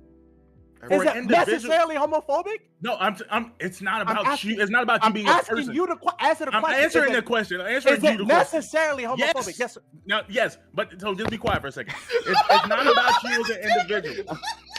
Again, it's not about you as an individual. But if we see this trend over and over again, particularly with men in a way that's different from women, like it's not like, yes, there's gonna be individuals that find things uncomfortable, but the roots for that, when we see over a large number of people, seems to be homophobia Let me in say our it more culture. succinctly for you, right? You're Like insane, if things were perfectly balanced in our society, if we aren't seeing any unnatural external pressures, then we could expect that men and women would be willing to participate in these things in equal, in more or less an equal amount, right? That you No. would, that across a large population, as our friend Bam was saying, that of people who are into doing threesomes, right? That you would see almost as much two girls, one guy as two guys, one girl. You would see that, right? But there's drastically less. There was drastically less. There was a social pressure putting that's being put on one end of the spectrum, right? And the call it reason whatever you doesn't want. always have to be Call it what- homophobia. That's all I'm saying. Like it's Huh? logical. But what the Sorry, question what'd you comes say? down to, I'm not saying it's not is- homophobia. I'm saying I didn't say it was completely homophobia. I'm saying that's what Bam is saying. I'm saying the root Yeah. of it is, and I'm not No, speaking for but- each individual person. Okay, so The Pace question go, comes and then we'll down go to to, Joe. I want to hear what he has to say. Pace. the question comes down to is who is getting the pressure? Is it the man or is it the woman? Because the fact is that the natural state of events in human history and human beings in general is heterosexuality. That's just the natural state of the world. If a person is unattracted to the same sex, that's not homophobia. That's just nature. But in the same venue where you have women that seem to be more open to the idea, or at least more pressured to the idea, that's their personal decision. I mean, when you're talking about That's personal. things like this, and it is personal. Who's making the decision for her other than herself? Culture, homosexuality dates back to the dawn No, of You can reject civilization. culture, No. bro. Nobody Who- makes you. who- Nobody who forces you is- culture as Who an is insane who adult. is making her do the act? Who is making her agree to do the act? Is it culture or is it herself? Are people individuals or are people cultures? Society Do people has have- an effect on Nobody- individuals, right? You Yeah. you understand this, You can right? No. You can be Soci- influenced. You society- can have something can society- influence you, but you can reject that influence. Yeah, No, you you can, don't get to- or you you don't might get to- not. Yeah, Exactly, and you not. but you don't get to rejecting it. It's choose your choice. you don't Oh, choose. oh my God, dude! Do you not understand what an As an influence adult, is? maybe Do you not not as a understand what kid. an influence is? An influence is Where something has that can society- have an effect on you, right? Actually, it can have an effect on you whether you reject it or not, right? You can reject something and still have guilt. Like, okay, I'm going to engage in sexual debauchery, but I'm still going to be feel guilty on it because society says that I shouldn't be doing these things. I shouldn't be liking these things. I did it, but like it still had a fucking effect on me. Right? These things aren't conscious decisions. Yeah, And to I'm say, it's not like, to about- say that, like, you it's can not about reject it, and so society has no fucking influence on you at that That's point. not what I obviously, said, right? bro. No, Listen to okay, society. all right, then we've already established that you can be influenced by society, and You can society reject the bad in that influences of moment. In society. that moment, you're making that decision. It's not just you in that room. It's not just you and your partner. It's you and your teachers and your parents and who else is and in there? and everyone else you feel is Those- judging you those and people- who's taught you that like there is a choice here and there's a right choice, there's a wrong choice. All those people are choice- involved in that decision in that moment as well. Whether choice whether comes they down win to or what you you- win, what it you is decide it's to a do. struggle every time. That's what it comes down to. It comes But down it's to what your you choice. decide to do. It comes down to what she decides to do. If you don't want to have a threesome where men are involved, don't have one. If you don't want to have a threesome where women are involved, don't have one. It's your choice. If you, as I said in my open with this, if you are consenting individuals, consenting adults, consenting individuals being the key word, that you're an individual, that means you are individually deciding that this is what I want to do. And are you okay with it? If you are, let's do it. Now, I mean, case in point aside, I've done everything sexually that I've wanted to do in my lifetime. I've done all of that crap. But when I did all of that garbage, I was single. I didn't have to consult with somebody else to make sure that it was okay for me to do those types of things. So if you're in a relationship with somebody and they are not okay with it, well, first of all, in my honest opinion, it is the greatest level of disrespect and disloyalty to be asked to have any type of relationship like that. If I'm in a committed relationship with somebody, Here's the if kill if shot. Oh, wait, no, let me get this. I Let me get no, this. I got Let me the get this. only get the kill No. shot for him. But if there's one question. So are you saying that the LGBT community is, like are nothing? They're not doing anything to influence children in schools and media and television? Man, that was weak. this isn't about schools or No, wait a influencing minute. No, television. you're saying that This isn't about there's that. just Are, you're just are you you in the room. are you Nobody, telling me? no one influenced you. No, Answer that wait a question. second. Are you telling me that LGBT people are out here trying to convince children to have threesomes? Because No, that's what I'm this not talking about. conversation is No, about. wait a minute. Look, again, I answer this question. Are you saying LGBT people, they're having no LGBT influence people, on children in regards to media school? LGBT people aren't doing anything, or what? That's what you're gonna. LGBTQ people, they have an influence on if a person is going to be more willing to accept themselves if they decide that they want to be gay. I mean, they have an influence. I mean, you people can say that they're grooming. I mean, you could say that, but the fact is the the the biggest thing is once they turn 18, who gives a fuck what they choose to what they are? That's who they are. They're 18. Let them make their decision at that age.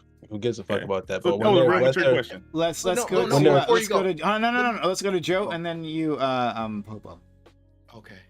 I think it's reasonable to assume or believe that our socialization kind of influences our sexuality, and sometimes certain levels of socialization are kind of rigid, so it doesn't allow for like the full expression of our sexuality. And then what happens is that we might have very internalized biases towards like male bodies, the male anatomy, and stuff like that. And like there's a lot to blame there, but I think it's something to recognize at least, right? Like maybe the the socialization that we are under is preventing us from having a wider sexual expression. No?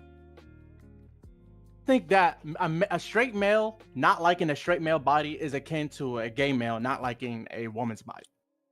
You know what I'm saying? Like, it just makes logical sense. If I would never say anything to a gay man that says, I hate pussy. I don't like vaginas. I don't want to be with the naked woman. It makes sense. Oh my god, how are you Can still I- lost? So Wait, different. can I? He's Joe, so Joe, lost. hold on, but- Joe. Oh, y'all say I'm lost? How, bro? It makes logical sense. You want to say something? No, just like Wait, can I? I think that sorry, my headset's I think that's Can like a thing, right? Where like we can understand that our socialization leads us to believe these certain things. I don't necessarily think it's fair to compare what society has deemed abnormal sexualities to what's deemed to be the norm, because I think somebody who is gay saying they don't like female bodies is very different than somebody who is straight and says they don't like just male bodies. I think we can understand that there might be a how is distinction that there. any different? How is that any different? Most gay men aren't even like grossed out by female bodies. Like there's not. That's Whoa, not. whoa, There is no. wait, There's no. Hold on. That aside, I'll try and say it again. I think we can understand that there might be a societal difference if a straight man says they don't like male bodies, and a gay individual, whether it be male or female, just says they don't like male bodies. I think there's a difference between those two. So what Like, you are there's saying definitely is that societal gays, difference. It could be a difference. what you're And I'm saying sure is that there are, gays but are it's allowed not to have necessarily preferences. true that there is. Wait, before we What you're address saying his, is that gays are Joe, allowed to have preferences, sorry, but go straights ahead. are not. no. Let me Go ahead, address Hobo. Pace's thing first. I just want to address what Pace says before. Okay, so then it will jump back. Super simple. So I'm in the camp of if you're doing anything with your partner, you try to be as open as possible. You have a very very detailed conversation. As time progresses, you do that. Pace you're literally one of the reasons why there's kind of a stigmatism against it, because you just literally said if this person even mentions something you don't like, you'll step away, which puts fear. And this, I can definitely It's tell not you about that's fear.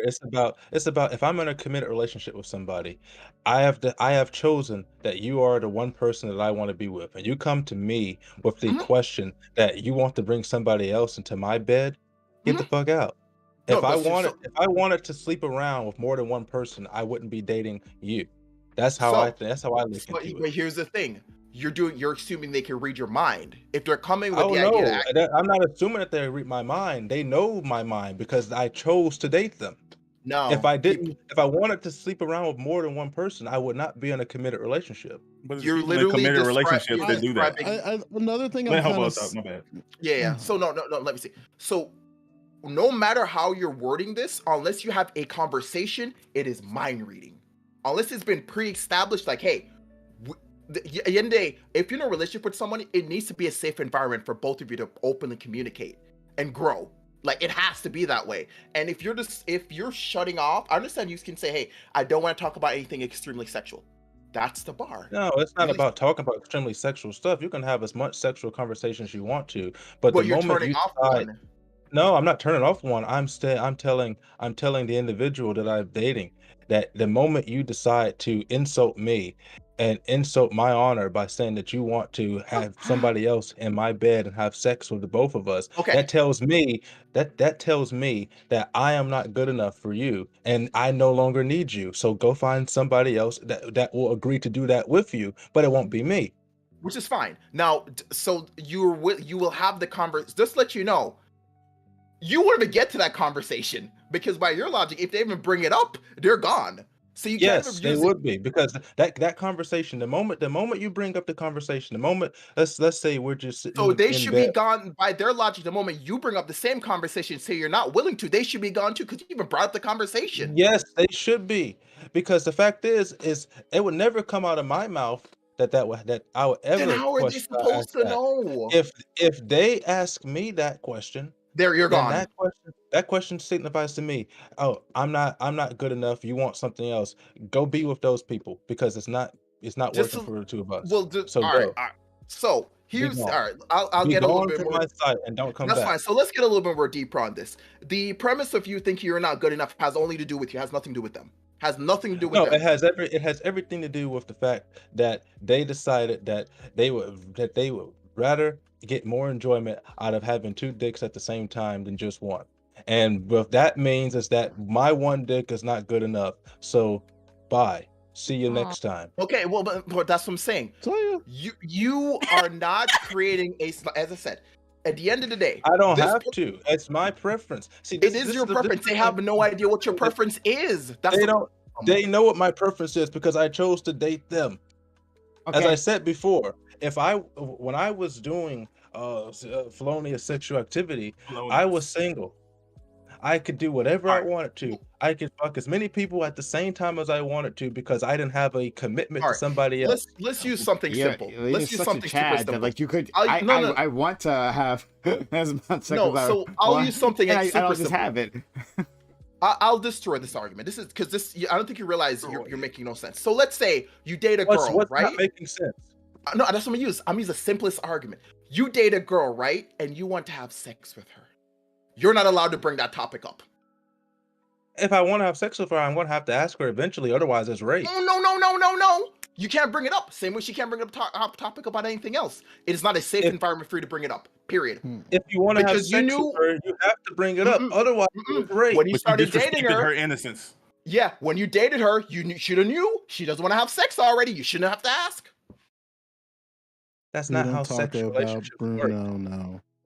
If you want to have sex with somebody, you have to get consent to have sex with them. Otherwise, you're Sure, but it raping was them. disrespectful for you to even bring it up because they wanted to wait till Exactly. marriage. If we're You should have dating, known better. if we're dating together, and she says that, oh, I want to wait until marriage. If I ask her, hey, You will never get to that You conversation. shouldn't have had that. You should have just can we knew. have sex? You should have Can just we knew. have sex? No, it's not about can you just know. It's about the fact is that if you're You should dating have known when she somebody, chose to Yeah, she start should know into when she marriage. chose to date you.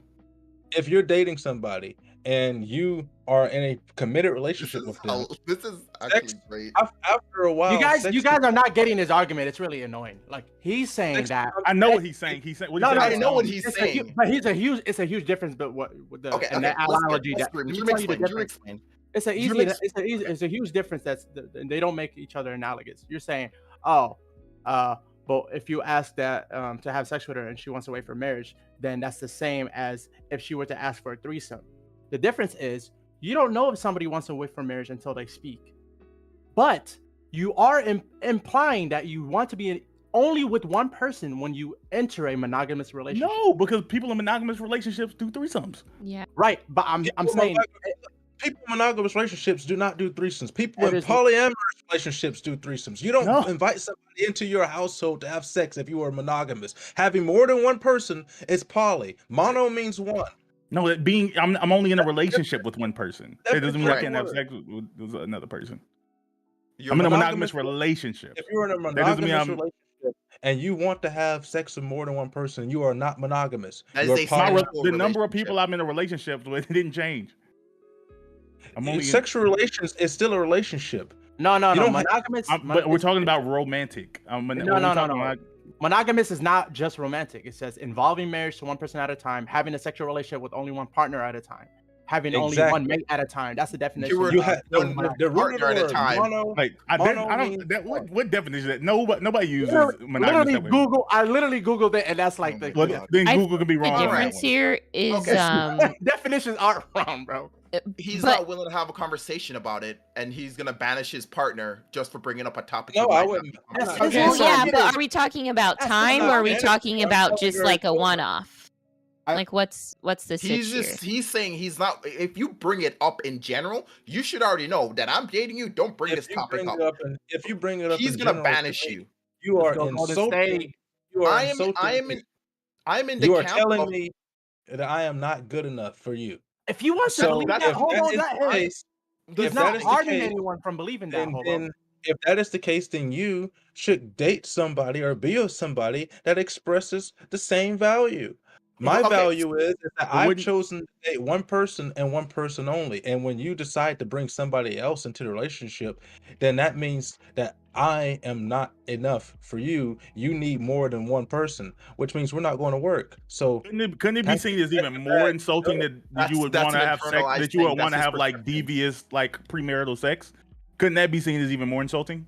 That you No, would even because you did not bring it up? know. no, Can I- because no at way the- of knowing. Can I hit this No. again?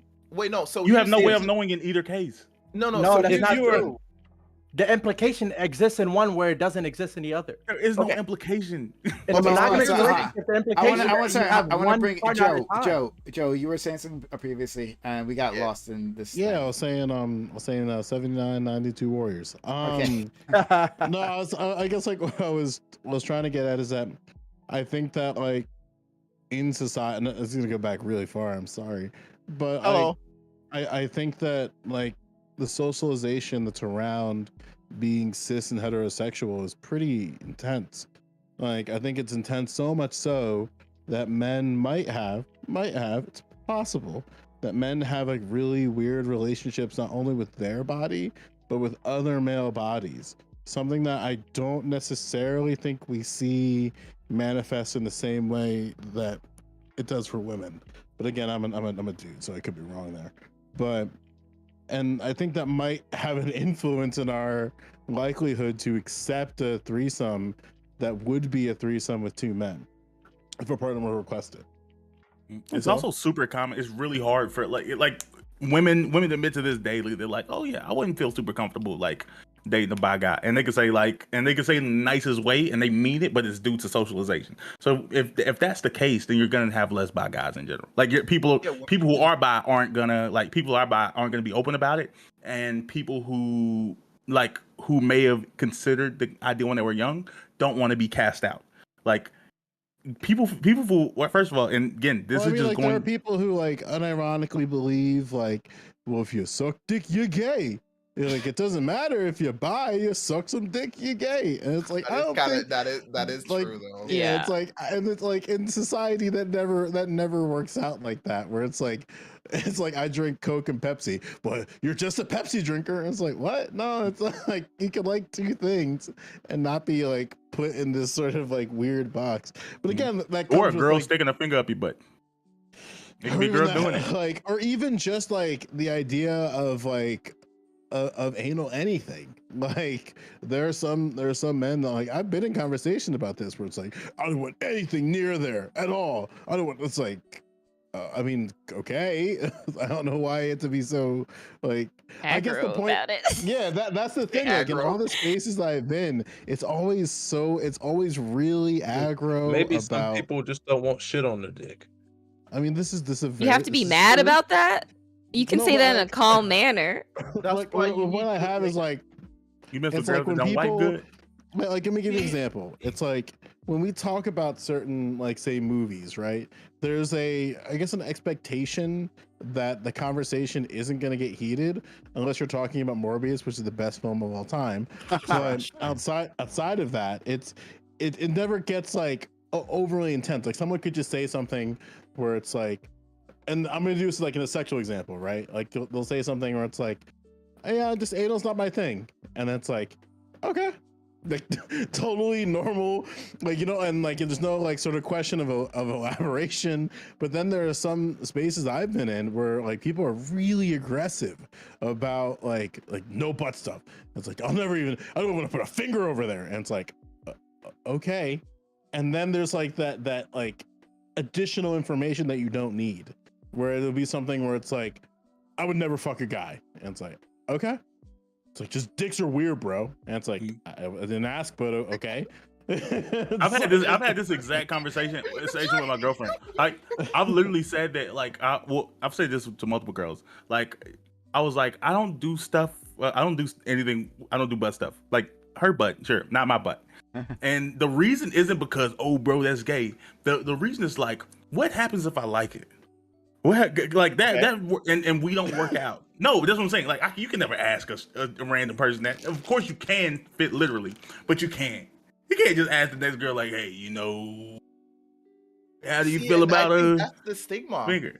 Yeah, it's the That's stigma. It's homophobic. No. 100%. The stigma is literally for some weird reason. My girl coming in talking about butt stuff. Okay. Well, the stigma, I think I gotta be quiet, I think y'all. what Bam, I think what we'll be talking about is that there's and this is gonna sound really weird. I don't think it's gonna sound weird because I think we've all experienced somebody who shares this opinion where like anything that's butt stuff, if you enjoy it, that's gay. Like, just No, it's straight not up. even that. It's not even that. There's like multiple times everyone's like there is a stigma for some weird reason. A very intimate act, no one's being like honest with each other. There's a barriers. Like you're supposed to be open with your partner. Yeah, and it's like, then why did God make that thing for men up there if they didn't want you to like figure that out? It's like kind of unfair if you ask me. Well, no, it's not I think specific evolution that. needs to like move that to a different spot. You know, I don't know. Well, no, it's not even about specific. specific. It's not about specific that. That's it. It's just more about being open with your partner. Because the end of the day, if you can't actually talk to your partner about this stuff in general, that means you don't feel safe with them. Right. So you have to create that. You have to create that environment in general about anything. Yeah, I'm in agreement. But then there's just like the stigma to it, right? Where it's like there, because I've had like again, like I've been in these like situations where I've just had like my friends say weird shit about butt stuff, and then it just devolves in these weird routes of like, if my man ever wanted me to do anything in my butt, I'd dump him. And it's like, well, no, I'm not. okay. I'm not talking about that specific. Yeah. I'm talking about in general because there's multiple topics out like so threesomes. You can talk about that. Sure. Even polyamory as a whole. Being able to like, if you're with your partner, you should be able to eventually work up to these topics. Yeah. We got. Yeah, that's what I'm saying. But sure. And that ties into the idea of like threesomes, like not in totality, but just like back to the thing with threesomes, right? Where it's like I think that for some people it sounds like it's like, you know, like we gotta have the conversation like about it. I just want the conversation in the like the full totality of to understand like what your partner, like I don't want to say extremes in like a pejorative, but like the extremes that your partner might want to. Like, for example, like I watch a lot of movies And like something that my girlfriend is like figuring out the hard way is that if a movie is coming out, I'm gonna go see it. And then like that kind of makes her upset because she's like I want to see it together, like as an experience for the both of us. And then it's like, okay, if that's true, then I have to like adjust my interfacing with this thing in order to make sure that we can both like experience things together in an enjoyable way. Because she's very hardline about like, if I've seen it, she doesn't want to see it because she wants to see something like the two of us experiencing something together that's brand new. Does that make sense? Does that make any fucking sense? I don't know if it does. No, you just described my To relationship. me, it does. What you Yeah, first like- said. To another woman, Joe. it does. Oh man. But what you first said, Joe, talking about like that reaction, where like we're talking about butt stuff, and I don't want anything on our butt, right? Like, that's like don't put anything there. I'm not into guys, right? What you're talking to a woman, and she wants to do something with your butt. Well, what does that have to do with a guy? No one brought up a guy, right? Then we saw this happen. We saw this play out earlier in this conversation.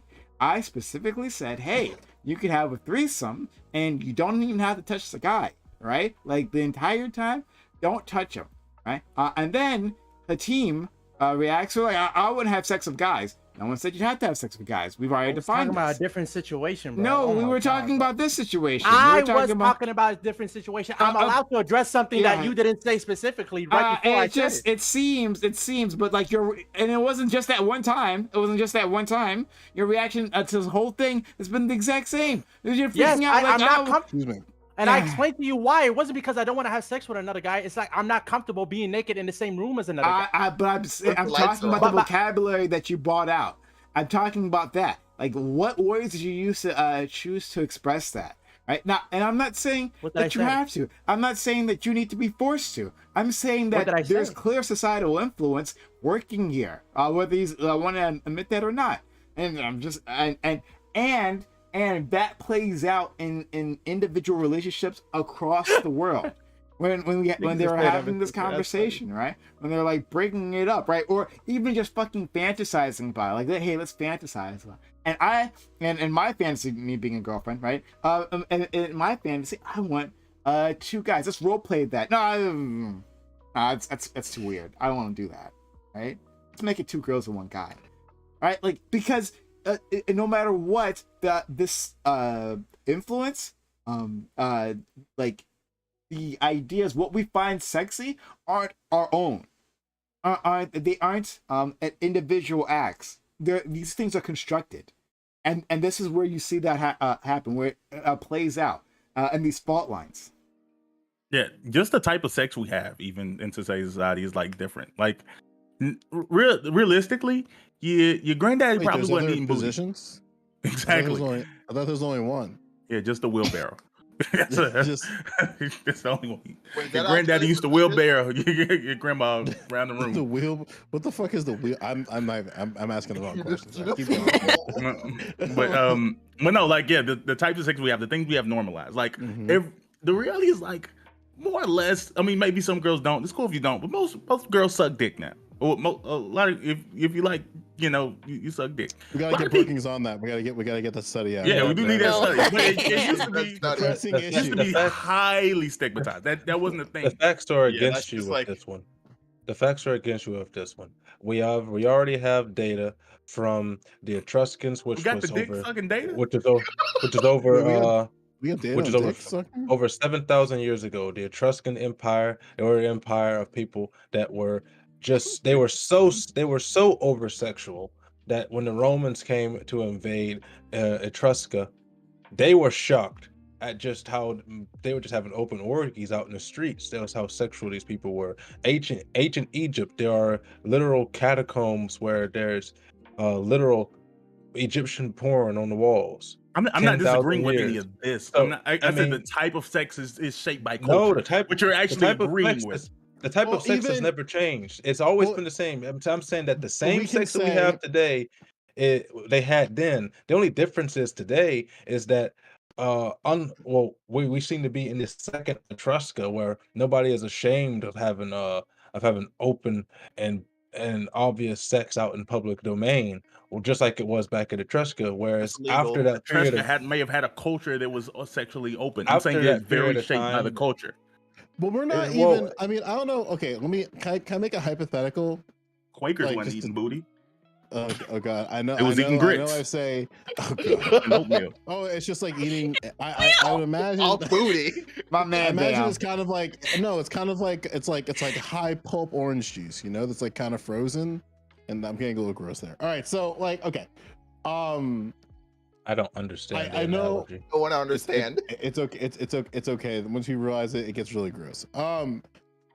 I know some people don't fuck with hypotheticals. You're but gonna here we make go. me choose. You're gonna make me change my preference for high pulp orange juice. No, oh Lord. Joe. So hypothetically speaking, if you have a window in your room that is open, like blinds are completely open, and you know definitively that there's no one out there, but there's a possibility that someone might look at the window, would you shut it during a sex act? Yes, and I think that's most. I think that's most people. Most people are I'm not kinda chaotic comfortable. then.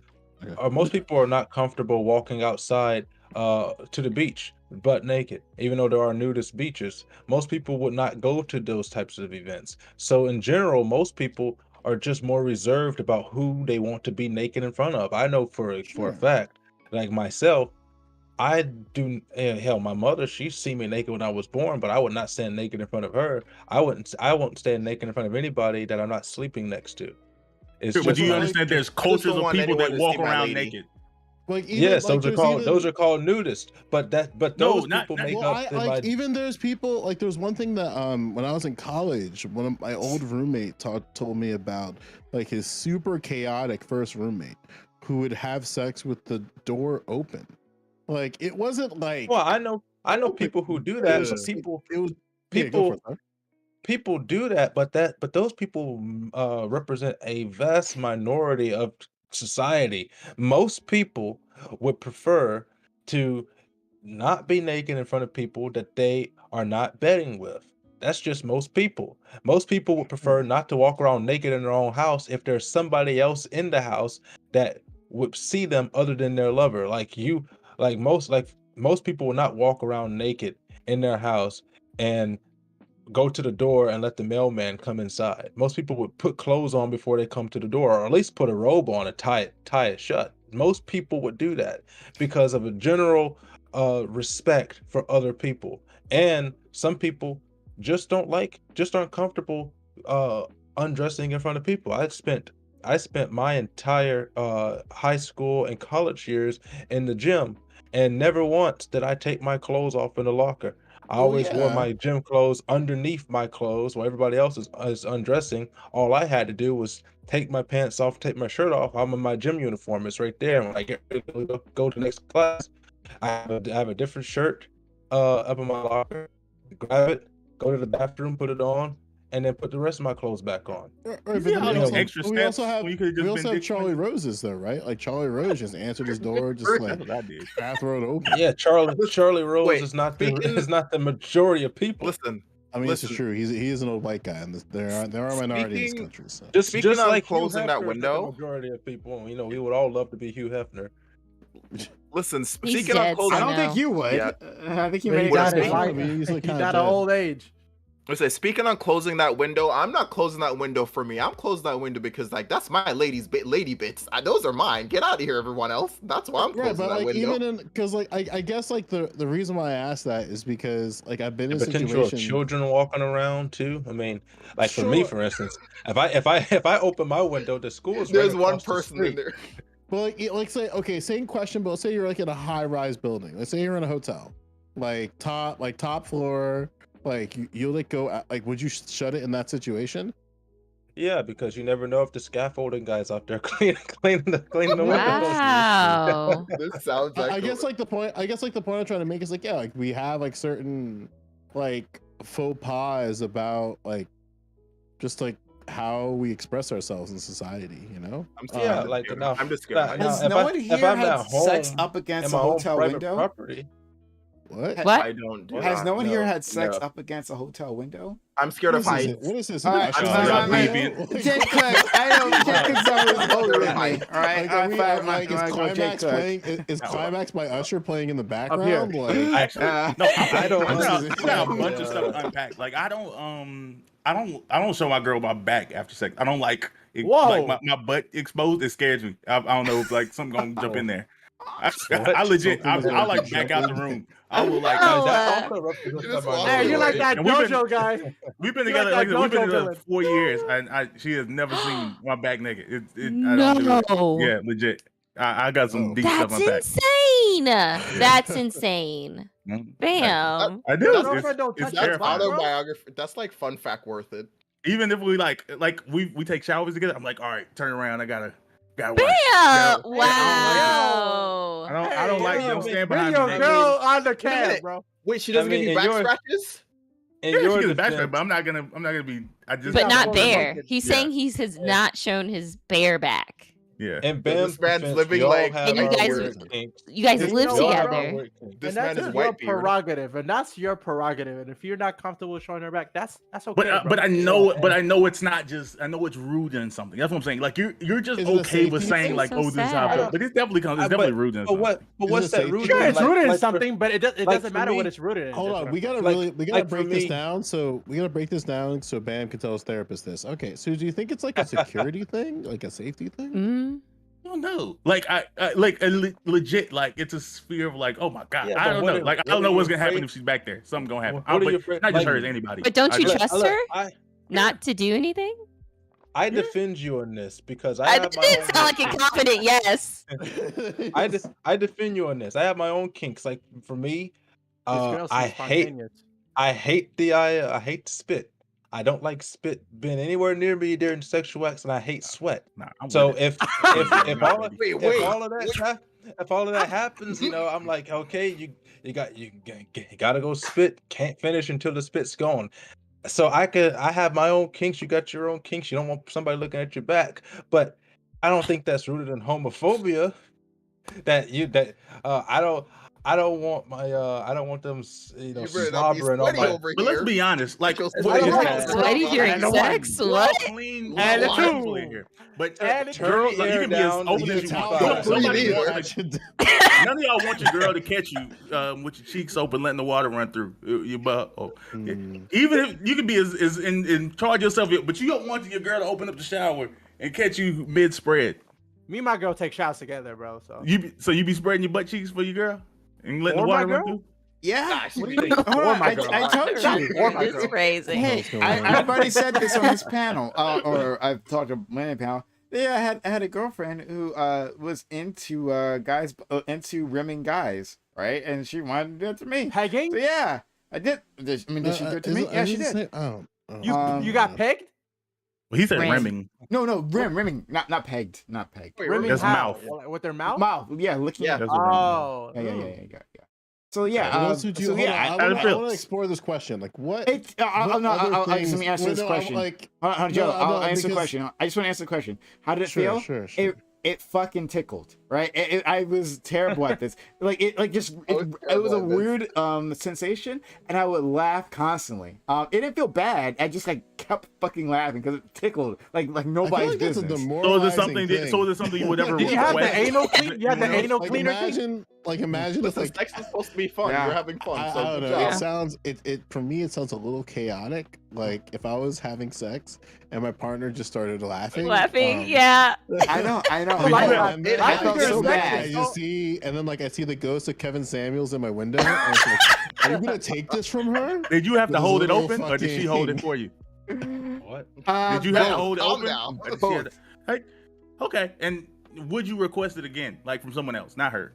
I would. Yeah, I'd give it a try. I want to try it again and see if I get to relax. I was having trouble like relaxing and accepting it. You know, Okay, like so how do you- Not Yeah. someone asking you. Would you request it? No, I hear you. Yeah, I said Okay, yeah. I would do So that. you would just tell some girl like, hey, you know what? I did this before, and like, it was ticklish, but I want to do it again. Give it a shot. Get down there. I'd give Get her down there, champ. she's not gonna know. The girl's not gonna want to. There's very few girls who are gonna want to put their tongue up my hairy butthole, right? So I get that. That's all right. gotta wax my but I'm guy. just saying, I'd give it a So shot. why don't you that's fine. hit her up again and have her relive that trauma, and then see if she wants to go for round 2. This is my thing. Like I said, prom is like my gain fear. experience. Prom is my fear. Prom is my fear. Like I said, Yeah, that's right. Feels good. That's right, now boy. you did it. You did it, and now you have to live with it. And like, man, if maybe you liked it, and you can ask, but you'll probably never get it again. You just ruined yourself. I'm confused ruined why it? that's You a just fear. ruined You yourself. just never you don't even go down that lane. So now you can't miss what you never had. You're not a virgin Oh anymore. my god. Artist. Okay, You Oh, maybe can insane. never go have a far. girlfriend and then miss never having a girlfriend. Well, Oh yes, you can. I don't know what's going on. So we, But no. He's not missing it. He's regretting not having one. Okay, thank you, team. Yeah, I still don't sometimes, know. Sometimes I look back over my life and regret ever having one.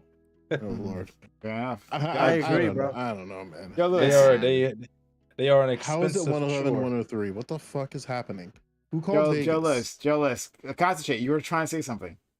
I know. I'm trying to figure out who called Las Vegas. I don't know. I guess like we definitely sound like we agree that like we have different types of preferences. I'm still not necessarily sold that the preferences on like or the bias towards male bodies isn't just like constructed and reinforced. Like it just kind of feels like that's the case where I think something that we could do is like, and this is like, I hate these things. There's like a societal approach, and those are kind of hard. You can't really legislate. Stop being mean to male bodies, please. Thanks. It's just I like, don't think anyone's been mean to male bodies still. I mean, Um, look at the sports industry. I agree. I mean, We should make men fun are of them. glorified in the sports industry. As a matter of fact, it became so bad that it was unhealthy for men because we were constantly comparing ourselves to the fucking Dwayne "The Rock" Johnson because we couldn't, those bodies are not natural, Okay. and men were comparing themselves to that as the standard, Well, and that's I think why. I think I've there's just a never level of heard. I've literally acceptance. never heard that. I think there's Yeah, a level of there was a whole acceptance study that about it. There was also a study in porn industries where they said that men who watched lots of porn, they were starting to suffer from erectile dysfunction because they I were read that comparing study. themselves to the men with That's those. not why. That's not why. That's not the natural state of Wait, but hear things. me out, hear me out. Your hear me brain out. got Maybe- rerotted incorrectly. It had nothing to do with that.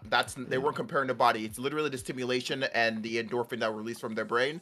They got, as far as what stimulated them, got changed. Your brain chemistry literally changed due to what they watched. It had nothing to do with how the men looked. Also, It's the just type of literally but men hear what's me out. But going hear me on. out. Maybe it's possible to, I guess, remind men in some capacity that, like, hey, like somebody's gonna want to fuck you. So you might not find them today or tomorrow, but there's somebody out there for you. Probably like 50 years.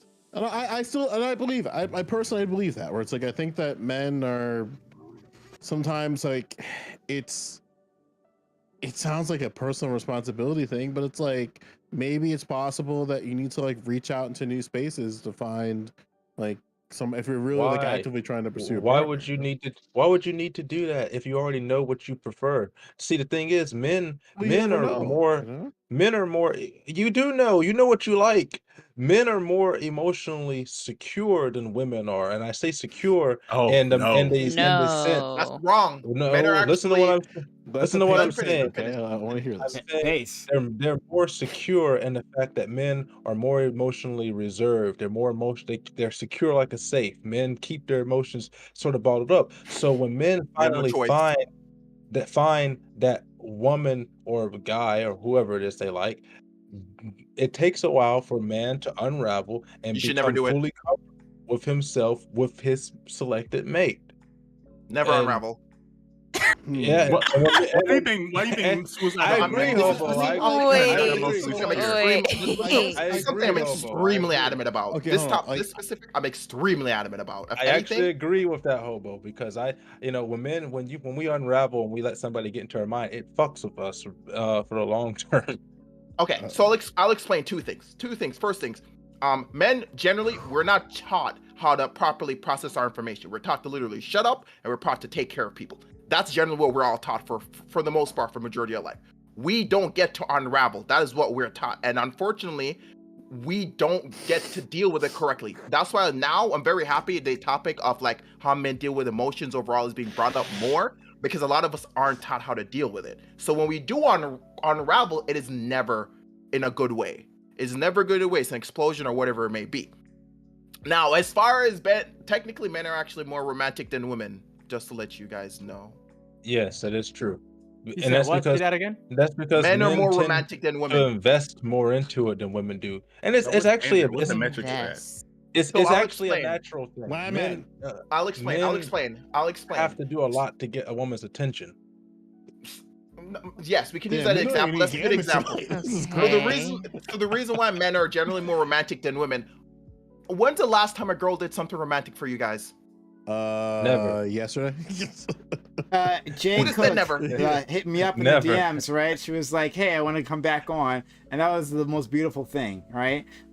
So well, yeah, right there. What is like romantic's gonna vary from like person to person, though, right? Like, Yeah, it so, is. That's why like, that's why I we're didn't ask not- for specifics. What for you Sure. specifically, Yeah. in general, everyone here, like one guy said yesterday, but how often does that happen? I mean, it's not an often thing. We literally have dates in the year where we're expected to be that way also.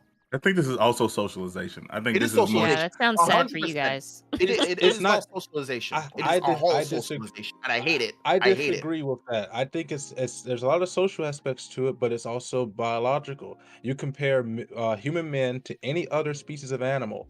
Male animals always have to go through some sort of courtship to get the mate. That's just biology. If we're talking about a hierarchy of things, yes, you can say that we have to go to some sort of courtship in some extent, but we're not talking about that. You're talking about controlling emotions overall, which I said we're not allowed to. We're just allowed to sit there and be stoic all damn day. We have specific jobs is what we're taught of. That's why we're saying it's a societal thing where we're taught this way. We're literally taught this way, where it's just like you have no emotions and don't break. I mean, and it's not even just that. Like men, we say ourselves, like we tell this lie that like women get all these other things and all we want is sex in return. Like, oh man, if you do these things, men will. But like men don't like. Oh, men want a lot. Once you get in a relationship, you realize that like a lot of women actually have higher sex drives than men. Like just once it's like they're in a social position to actually do so. Men like a lot of other things that don't involve sex. Like men love to be. We like men things. enjoy gifts. Men like I don't know. You can go through the love languages. Like men are like interested in a money. lot of those things. Look, men. That's the biggest lie that men have ever told themselves, is that all we want out of a woman is sex. Because at the end of the day, sex gets boring if that's all that she has to offer. And so they have to bring more to the table. And the way I view relationships in general, friendships, romantic relationships in general, they're all business transactions. In order for you to be in my life, romantic. you have to bring something of value in order for me to justify having a time slot in my day for you. So if you're part of my life, whether you're my friend, whether you're my girlfriend, my wife, my boyfriend, whatever the fuck you are to me, you have to bring value. And if you can't bring value to me, I have to weigh the options as to whether or not you are bringing negative value, which is that you're costing me money, or you're costing me time, or you're costing me emotional damage, and I have to weigh those Emotional options damage. and and kick you to the curb. But it's kind of men, not just men, but all people who are in relationships need to constantly be pruning the vineyards constantly to make sure that they have nothing that is not bearing positive fruit in their life connected to them. So I I understand. think it makes logical Sorry. sense that men are more romantic, if that's what the topic is, because men are like socialized to like chase after women, so we kind of have to get the attention of women. Listen, one thing Romantic in what way? I feel like that's so subjective. Well, women get our attention in terms of they have to look good for us to grab our eye, but we have to get their attention in terms of like being romantic. No, Hey, I mean, okay, thanks for that We have to explanation. have But I something mean, of value. from They look romantic good in for what us to grab, actions? you feel me? What actions are men doing that are more romantic? Jay, are you paying for a first date? proposing. We are proposing. I'm Dutch. Yes. No, not Dutch. Are you paying for a first date? No. Dude, yeah, like Paying for I'll a first I'll date give is you- romantic. I'm not mad at you, like, because I always pay for every date. That's but like That's I think romance. there's That's romance. Paying for Yeah. things when not I'll asked give you. no, is not romantic. like I said, not even just Dutch, because like that's what a lot of women like. That's Oh, cool called a girls go gift. Dutch, but there's very few girls that are like, oh yeah, you know what? I'm doing it. Making the It's effort. literally a I day appreciated dedicated your to time. Exactly, it's the effort. I'll give you an example. One of my exes Right. that I used to date, and what we would do every Dun. weekend, I would have to plan the date, spend about $600 because I have to go get the rental car, pay for a Yo, that's hotel, expensive, get- bro. What? Take me on a Get date. the- Take me on a get date. the Let's wine, go. get the dinner, figure out what event we were going to go to, and have a good time for a weekend. That was almost every weekend. I'm spending like a shit ton of money almost every Bro, weekend. take me on a date. Just take me to $1,800 Panelist. a And- month. I don't know. Are you getting a think- $600 rental think- car every weekend? I'm gonna speak. No, I'm talking about the total cost of the weekend is about $600. You know, the rental car is like $400 because of the the $200 security deposit. But you get All right, that I'm gonna back. speak on behalf. I'm gonna speak on Uber. behalf of women. Okay, so buckle up. Maybe my take's not that controversial.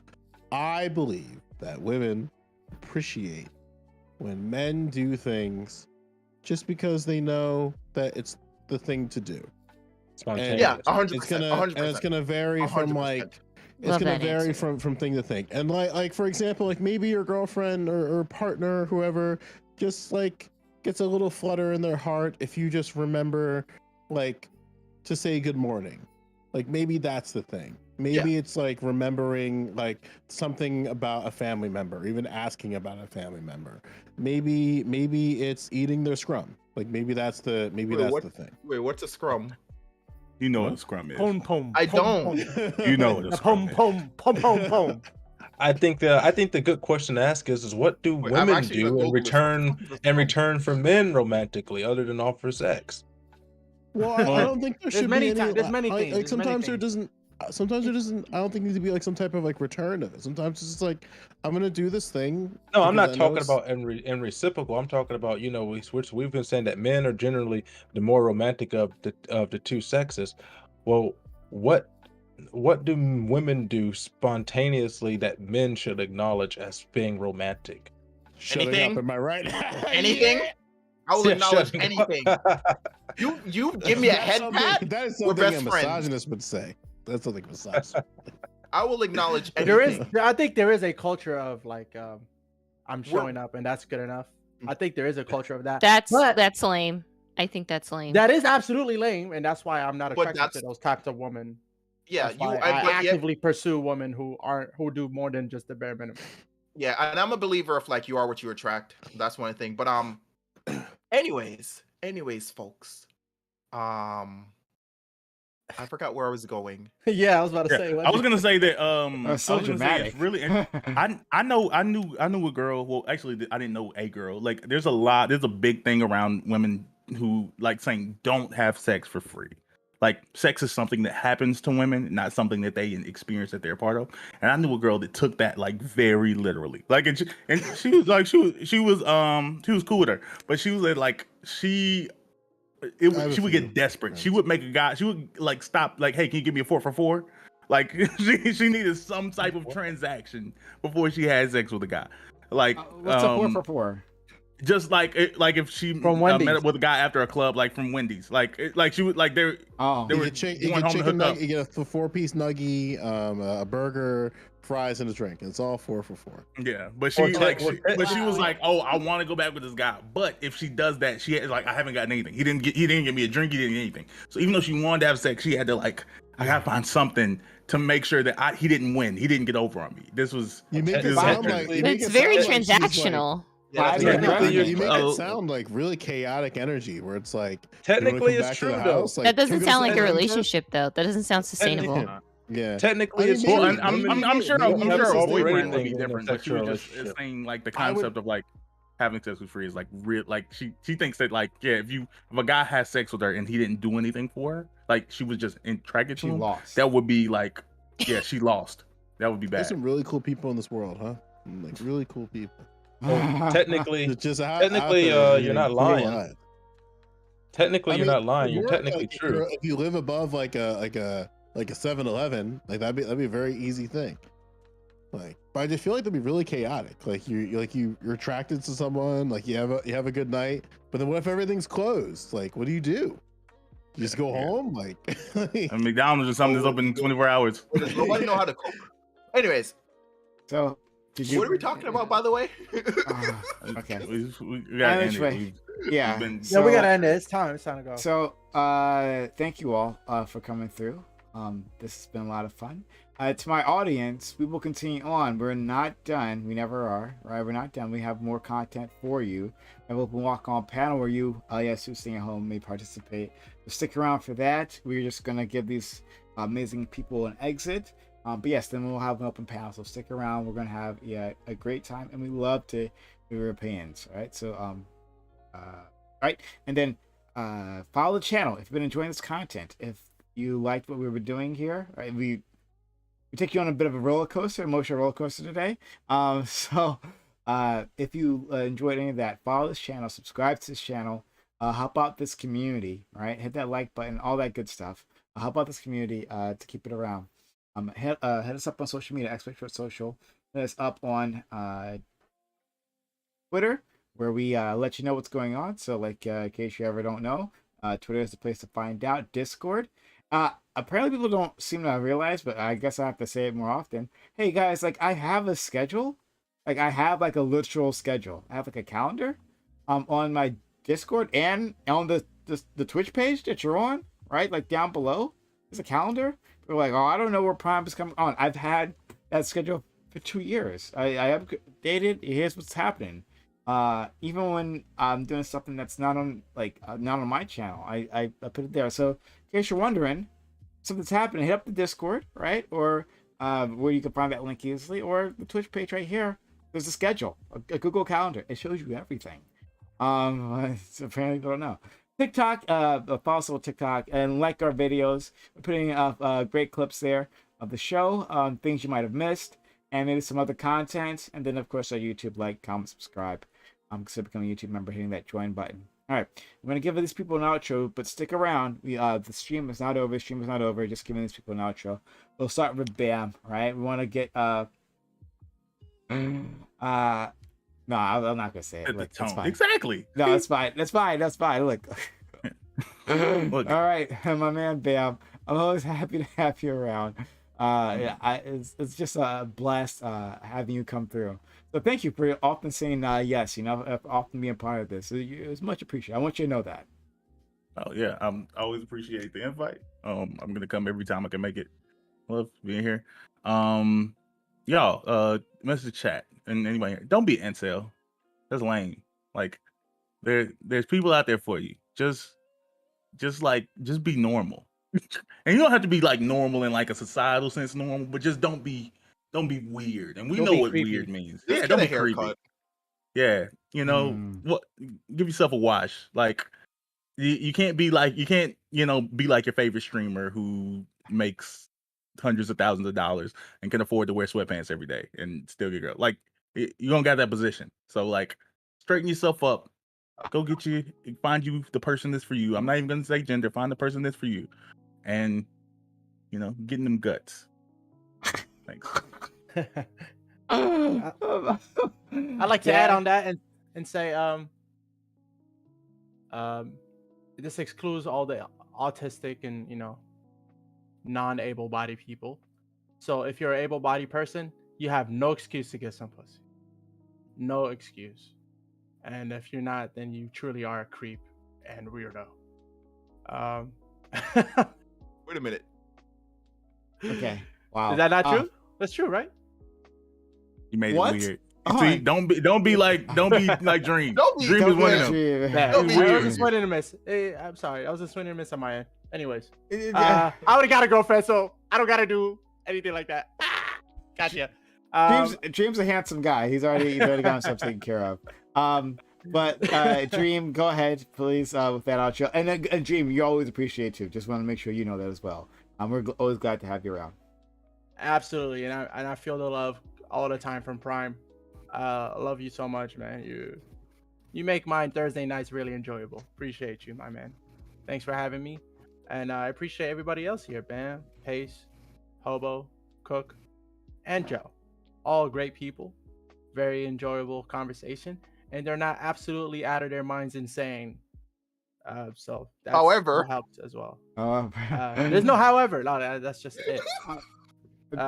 So that's what I like about you guys. I've had some conversations with out of their minds insane people, and it's really not enjoyable. So, Bam. Are we gonna have? I'm not sure if his headphones are on. I guess not. I'll get them later. All right. So let's go to Pace. Pace, thank you so much for being here, for having a different opinion. We love people with different opinions here. We love people coming from a different perspective and who are willing to fight. So we're like excited that you're around, Pace. Seriously, thank you. Well, thank you for having me on. I think I'd like to clarify something because I was reading the comments, and people seem to think that I'm a Republican. I am not. I'm a registered member of the Constitution Party, and the Republicans, just like the Democrats, well, the Republicans are spineless. Democrats are a hive mind, and they're all no good. But I'll just thank you for having me here on the show. This last topic, it was a non-issue that somehow became an issue, and it was really fun. Things did get heated a little somewhere on there, but thank you for having me on the show. You can check me out at the Story of America with Payson Williams anytime. We post every day of the week except for on Thursdays. Put your link in my Twitch chat so people can find you, for everyone too. I put your link in my Twitch chat. Okay. Next, we will go to. I don't even know how to do that. Your wonderful viewers told me last week how to get to Twitch. I have never seen Twitch before, so I don't know how to do that. I'm gonna send you the link right now. Okay. All right. But next we'll go to Pace. Pace, it's been a blast having you around, and I hope we can have more of you in the future because you're a lot of fun. Thank you for coming through, Pace. Thank you. That's it? Sorry. Oh, I said. Oh, fuck. I meant to say. Not you, Pace. No, you are a lot of fun. I meant all to say me. To Hobo. No, I meant to say Hobo. I meant to say me, man. I'm fun. You're fun, Hobo. I apologize. Listen. All right. Since you're addressing the chat, listen. The chat says I'm a simp. Listen. I am. I'm not. Listen, but side note, I always have fun. It's actually very fun. Listen, Dream, you're great. You're great, Dream. I love it. It's the greatest thing ever. But outside that, thanks for having me. This time I actually remember to log into chat, so I read some of chat stuff while stuff was going on. I wish that other guy was still here because I was getting great. I was so ready to get hype.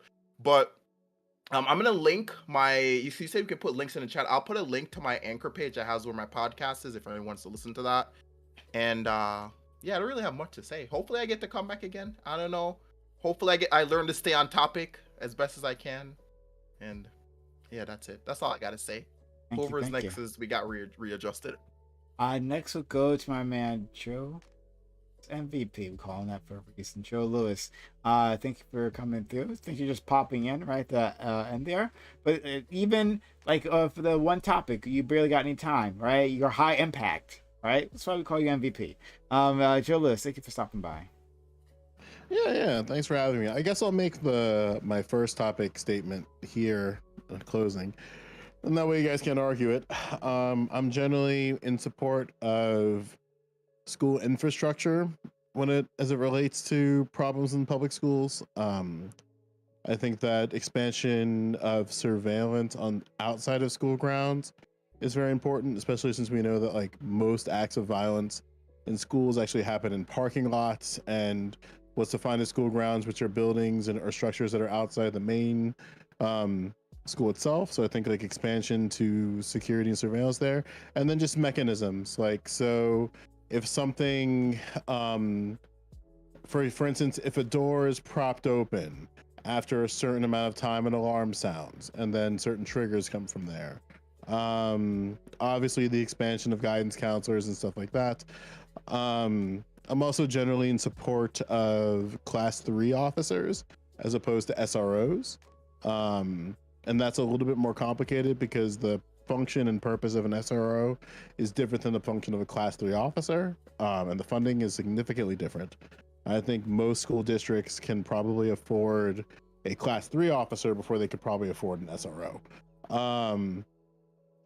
And yeah, just generally, I think the conversation gets far to guns instead of being about like school security and making sure like we help young boys and young teenagers in crisis. Yeah, second topic was fun. I guess it was, I don't know. You can follow me if you want to hear more, I guess, of what I have to say at twitch.tv/Joe Lewis with 2 O's. So it's JOOELEWIS.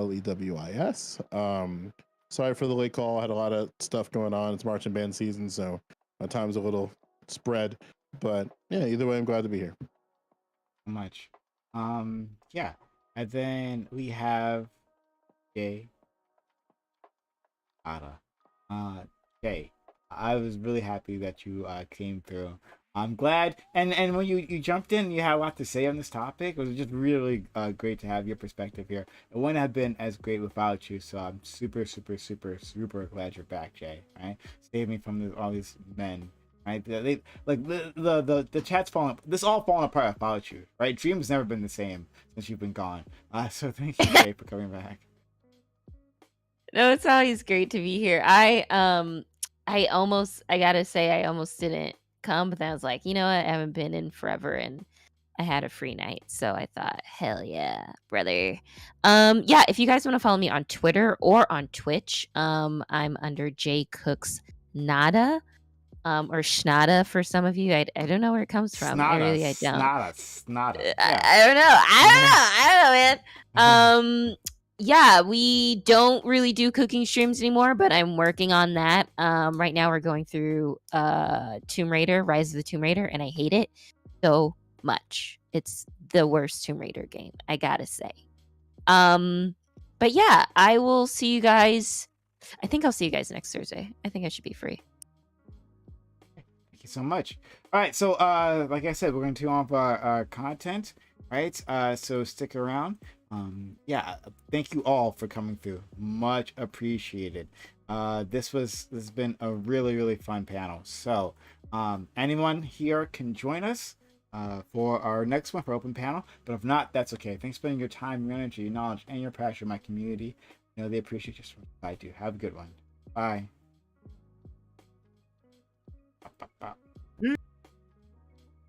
Okay. All right. So that's that part. That part was fun. Seal Team Rash, you love the Rise of the Tomb Raider? That's cool. But yeah, not being spent properly. Do have my screen.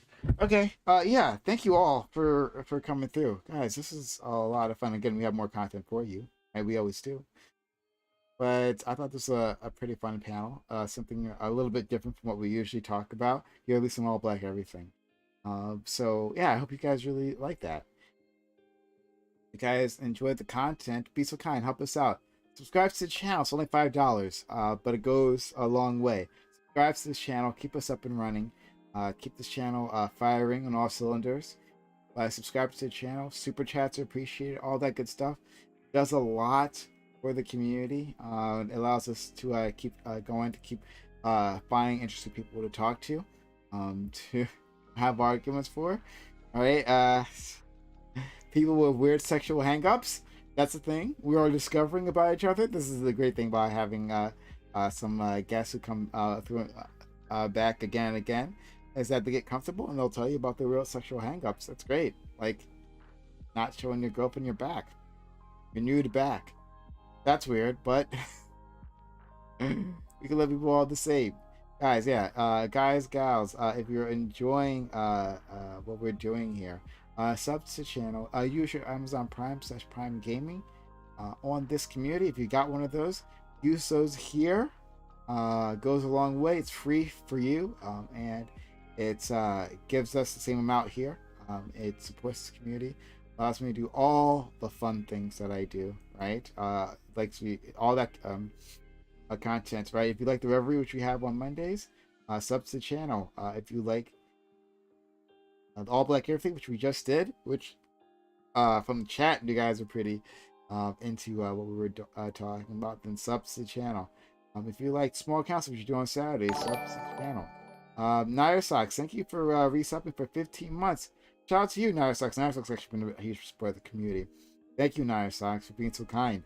For resubbing, we love our resubbers. Our resubbers do a lot for this community, right? The others who are who sub and keep their subs going, they've been doing it for 15 months. Thank you, Nair Socks. Shout out to Nair Socks, who doesn't always agree with my opinions, right? And despite that, they still support this community. It's much appreciated. Get 2 more individual people who ourselves a hype train, which should be amazing. But yeah, sub to this channel, sub to this community, help us out. Help us provide this content for you, and we will continue. We'll continue coming here night after night after night. So hit that resub button. If you got a resub ready to pop, use that resub button. Goes a long way. Or gift bits. Gifting bits helps out the channel just as much. Or gift subs. People, shout out to our sub gifters out there. Sub gifters who keep the channel afloat. Like Desperado Sensei, who just gifted the sub right there. The XJP Ryu, who's in the channel, who's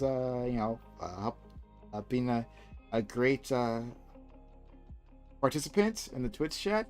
Thank you, Desperado Sensei, for gifting us up 136 subs in total. We get one more because I was the hype train. Just one more. How about this community, right? Yeah, so sub to the channel, super chats, help out a lot. And what else we got here? Yeah, sub to the channel, get bits or give subs, resub. If you got a resub message, yeah, use your resub message now, and that'll go towards the hype train, as it always does. Moves it along, right? Yeah, sub to the channel, support this community, support what we're trying to do, support what we're trying to build by $5, just $5. It's a steal. I know. I sometimes I don't believe it either.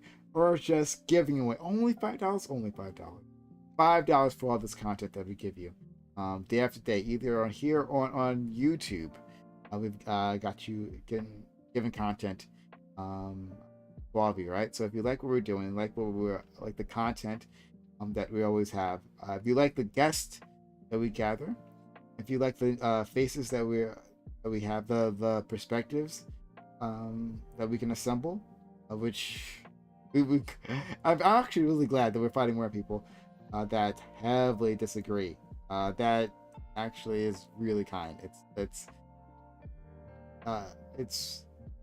It spices things up, right? Where we have people who will say otherwise, and people who will fight us vociferously. So if you we appreciate all these perspectives, all these people who come through. And be so kind, help us out. Sub to the channel, help us get this hype train started. Sub to the channel, give bits or give subs. We have less than 90 seconds on the clock if we can get that hype train started. But yeah, super chats will also help us out. And super chats are read out aloud. So if you have a super chat and want to have that read out loud, then go ahead, hit us up with that. It's a big help as well. But yeah, subs to the channel, give bits or give subs. I'll get funds soon. Right now it's just paperwork and budgeting. Yeah, Joe Lewis, I hope we can see more of you. Joe Lewis was fantastic. Oh hey, Nightmarish Hero, thank you, Nightmarish Hero, for being so kind, gifting that sub. 21 subs in total. Much appreciated, Nightmarish Hero, for that kindness. Hey, really great. Thank you. That puts us at a level 1 hype train, 50% down, 50% left. Can we get to a level 2 hype train? Sub to the channel, give bits or give subs to move that along, to move that hype train along, to be a hero and help us complete hype train. Let's see if we get to a level 2 hype train. And how do you make that happen? Sub to the channel, only $5. Just $5 to make that happen. You'll get, when you do so, of course, you'll get ad-free viewing. Oh, hey, there's Tobus56, who's continuing a gift sub they got from Reformed Grifter. Reformed Grifter, thank you for getting a sub. Tobus, thank you for continuing your sub. And realizing the value of supporting this community. Thank you, Tobus. Tobus we often see in Twitch chat, actually. So thank you, Tobus, for being so kind, helping us out by continuing your gift sub. Love to see it. When you get this up, sometimes people decide, I'll keep this. This is something that I find valuable, so I'm gonna give you that sub. So your money ends up multiplying. Thank you. Shout out to Tobus for that. Really, really kind.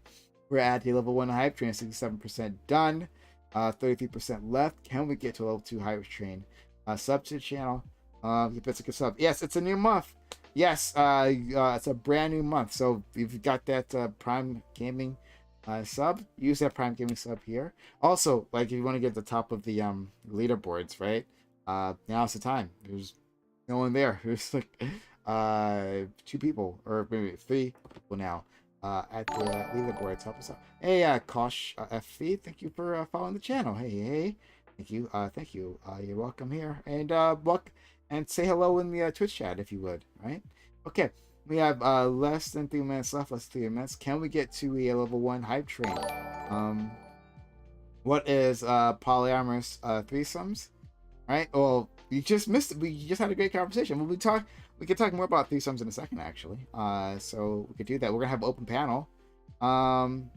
Let you breastfeed me? I would love to. I would love to, especially if you're a dude. I hope you're a dude telling me that. Right? Offering to breastfeed me. That sounds like a lot of fun. Let's have more and more of that. Okay. Polyamorous threesomes is a Tuesday. Yeah.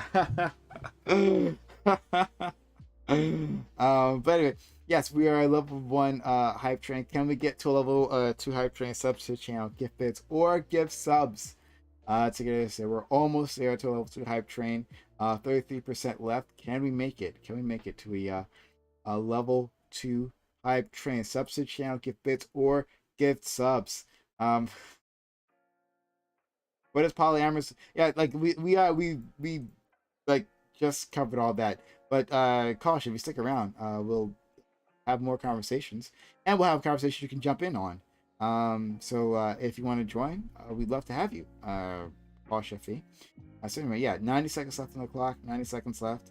So sorry, I accidentally unfollowed again. I've been here for years. So.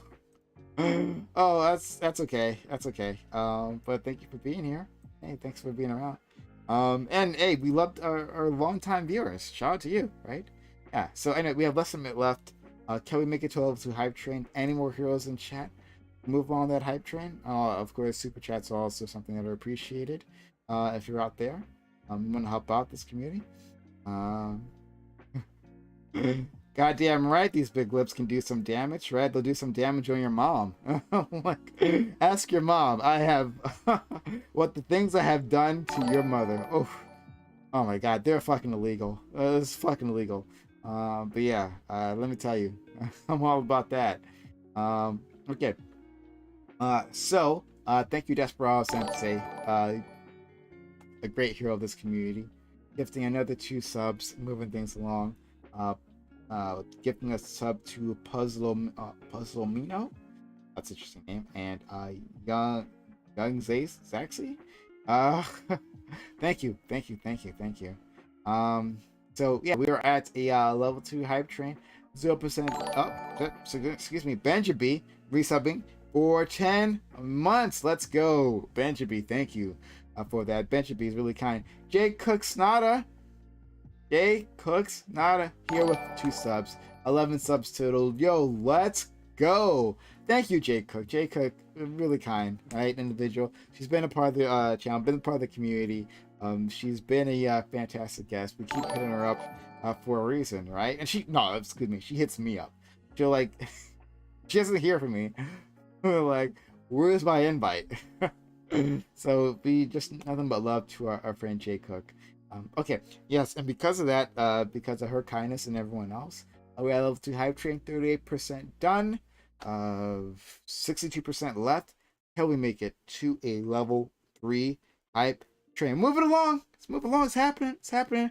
Inch along there, right? Rather than leaps and bounds, just a little inch along that track. But hey, slow and steady wins the race.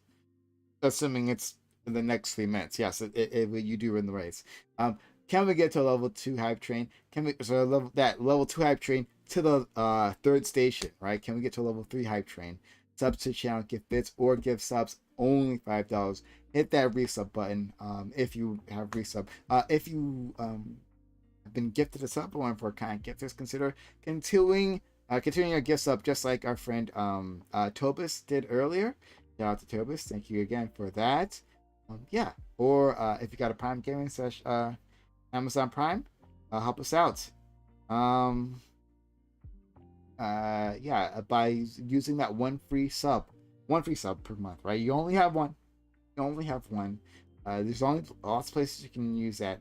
Use it here. We give you a lot of content and valuable content. I know you guys love, as I can see in the Twitch chat, where you guys are losing it there. But yeah, we have 2 minutes on the clock. 2 minutes on the clock. Can we make it to level 3 hype train? Subs channel, gift bits, or give subs. Resubs help out. Super chats are also a huge help to this community. And super chats get read. But yeah, sub to this community, help us out. Support this channel, support what we're trying to do. Less than 2 minutes on the clock. 90 seconds left. Can we make it to level 3 hype train? Do we have any more heroes in chat? Heroes like Desperado Sensei. Heroes like Jake Cook. Heroes like Benjabi. Or a Nightmarish Hero. Desperado Sensei. Been just huge guy. I said it again. Naira Socks, right? All those people who will continuously help out this community, right? Who are allowing us to deliver this content. Do we have any more heroes in chat who can help us get to a level 3 hype train, right? Or just hit a resub. If you got your resub, if you're out there and you're one of our kind resubbers, hit us up. That'll move the hype train along as well, right? So subs to the channel, gift bits, or gift subs. We have a minute left on the clock. Can we make it? Do we have any more heroes in chat who can push us over the edge, get us to a level 3 hype train? Any more heroes can make that happen?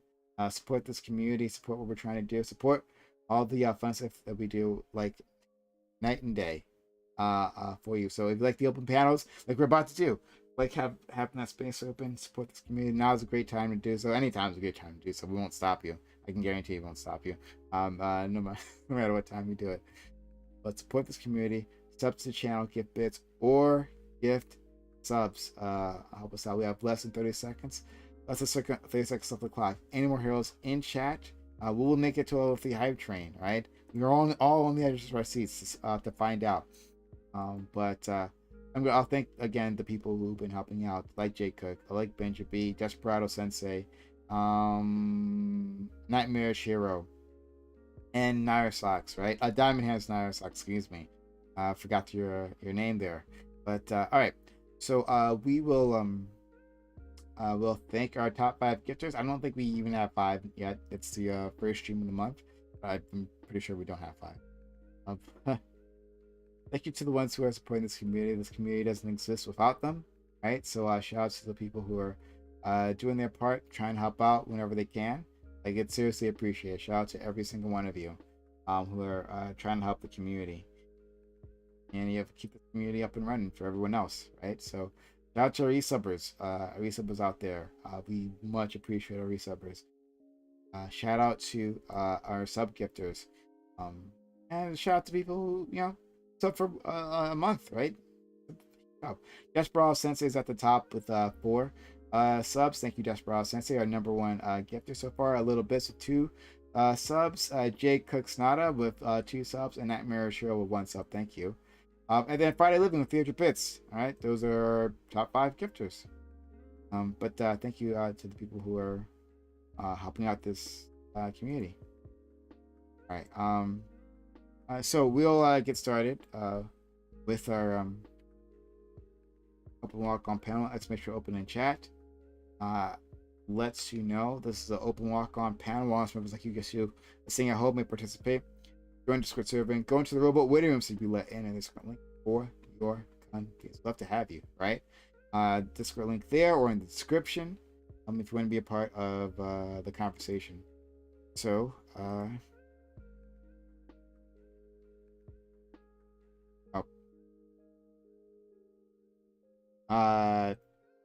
right, so we got 2 people. I'm assuming they want to join in.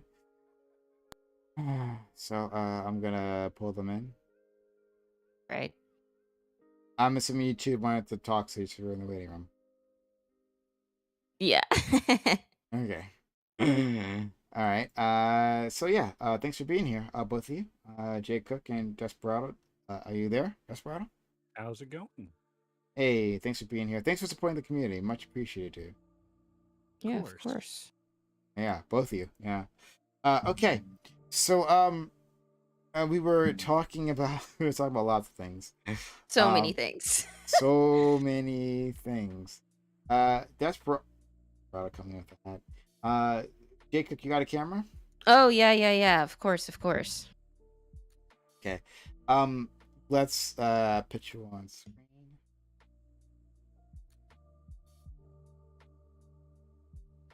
Yeah. All right. So thank you both. And is that like a pilgrim hat? Like, what's going on? It's a cowboy hat. I just have the brim flattened out on it. Okay. All right. It's a 10X Stetson. All right. Whoa, real one. Those are expensive. Yeah. Hey. How much did it cost? I actually don't know. This one, I bought it about 8 years ago. It was about $200. So I'm guessing with inflation, it's probably around $230, $250. Good to know. Holy shit. All right. Wow. That's wow. Okay. Well, we have Jay Cook here. We have our friend Desperado Sensei. Desperado, what did you want to talk about in particular? Well, I teach in school, so if you wanted to go over like the issues with like teachers and like what is it arming teachers and whatnot, but if you want to do the polyamorous threesomes, then I'm all on board with that as well too. So. Okay. All right. What are your thoughts on threesomes in general? And would you have would you consider? Right. Well, I'll just leave it at that, and you go from there. Well, I'm gonna make a meme here, but this is true and a meme at the same time. I was in theater for 11 years, so my views on this stuff are very, very progressive. Let's put it that way. Anyway, what I would say is that when it comes to being in relationships with people, is that even two people that are dating together are going to have very different, varying levels of wants and needs within a relationship.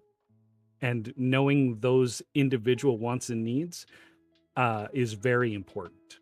So if you find yourself with somebody that is not, in essence, willing to explore, or you find that you need somebody that's more willing to explore different avenues of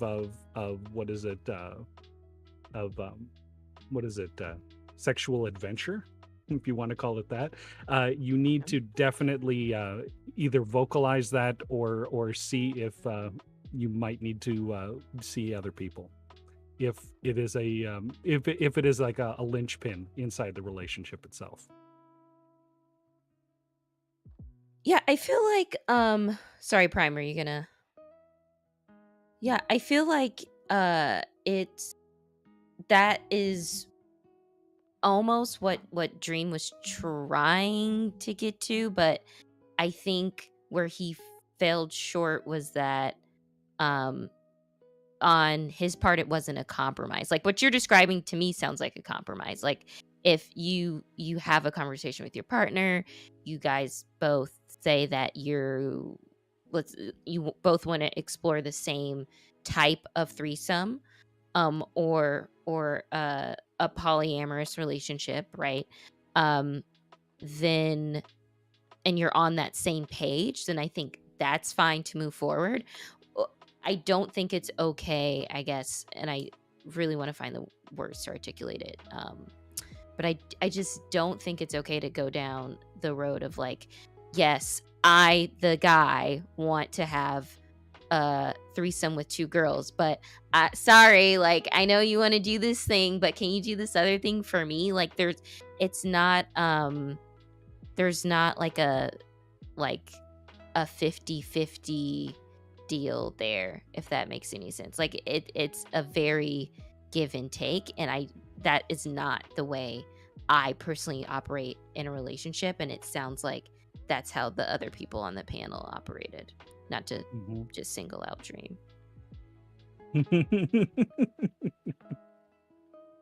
Yeah, no, I totally agree with that. I agree with that sentiment 100%. Yeah. Only facts said reciprocity. That's exactly right. That's the word. Also about Dream. So yeah. Yeah. Part of me wanted to get in more of word edgewise, but I just wish, Prime, you got to get more women on the panel, dude. I'll try, but yeah, like you got female friends. Like we're always looking for more individuals. Yeah.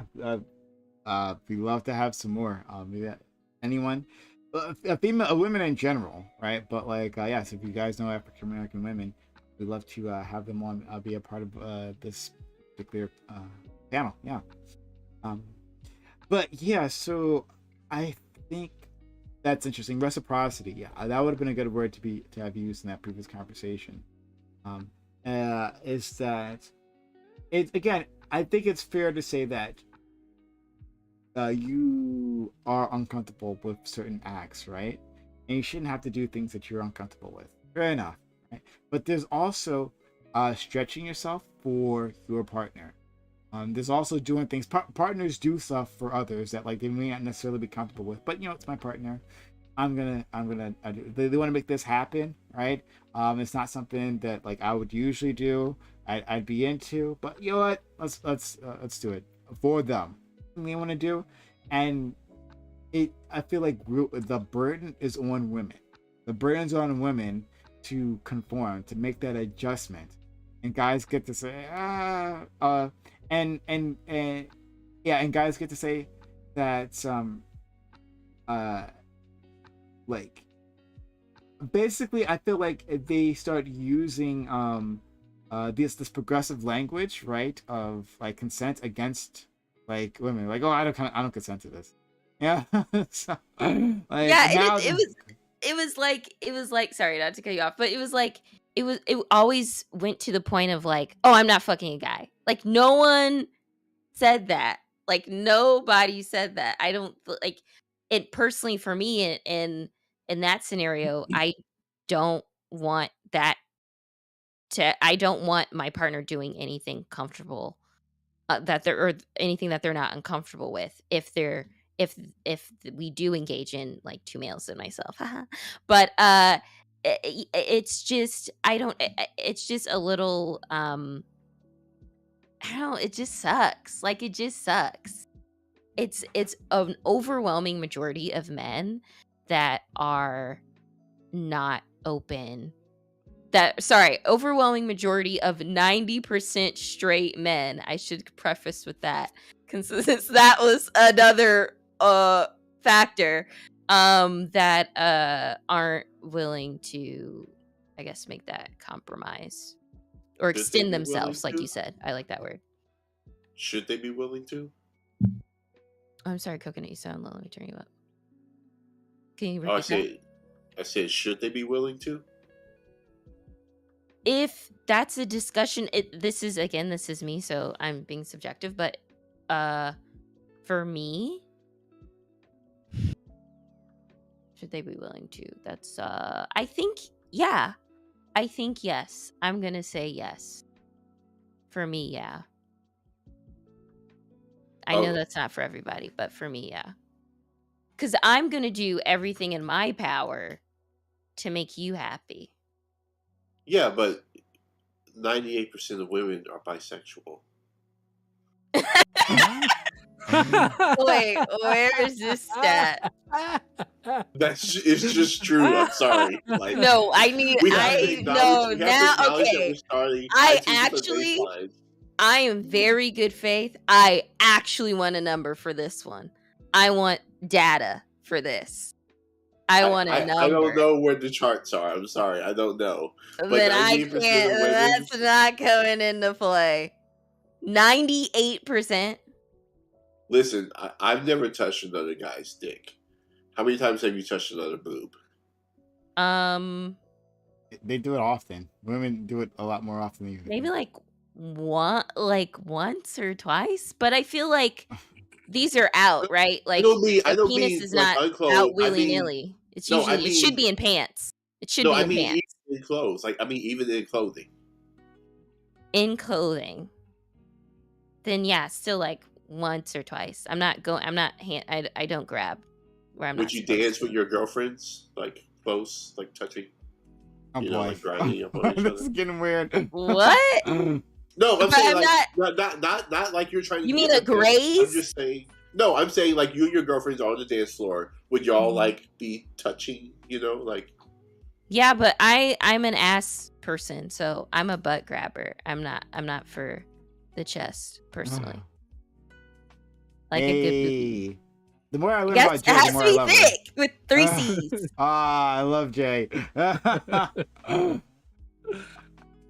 So no, to answer your question, like literally hand to God once or twice in my entire life.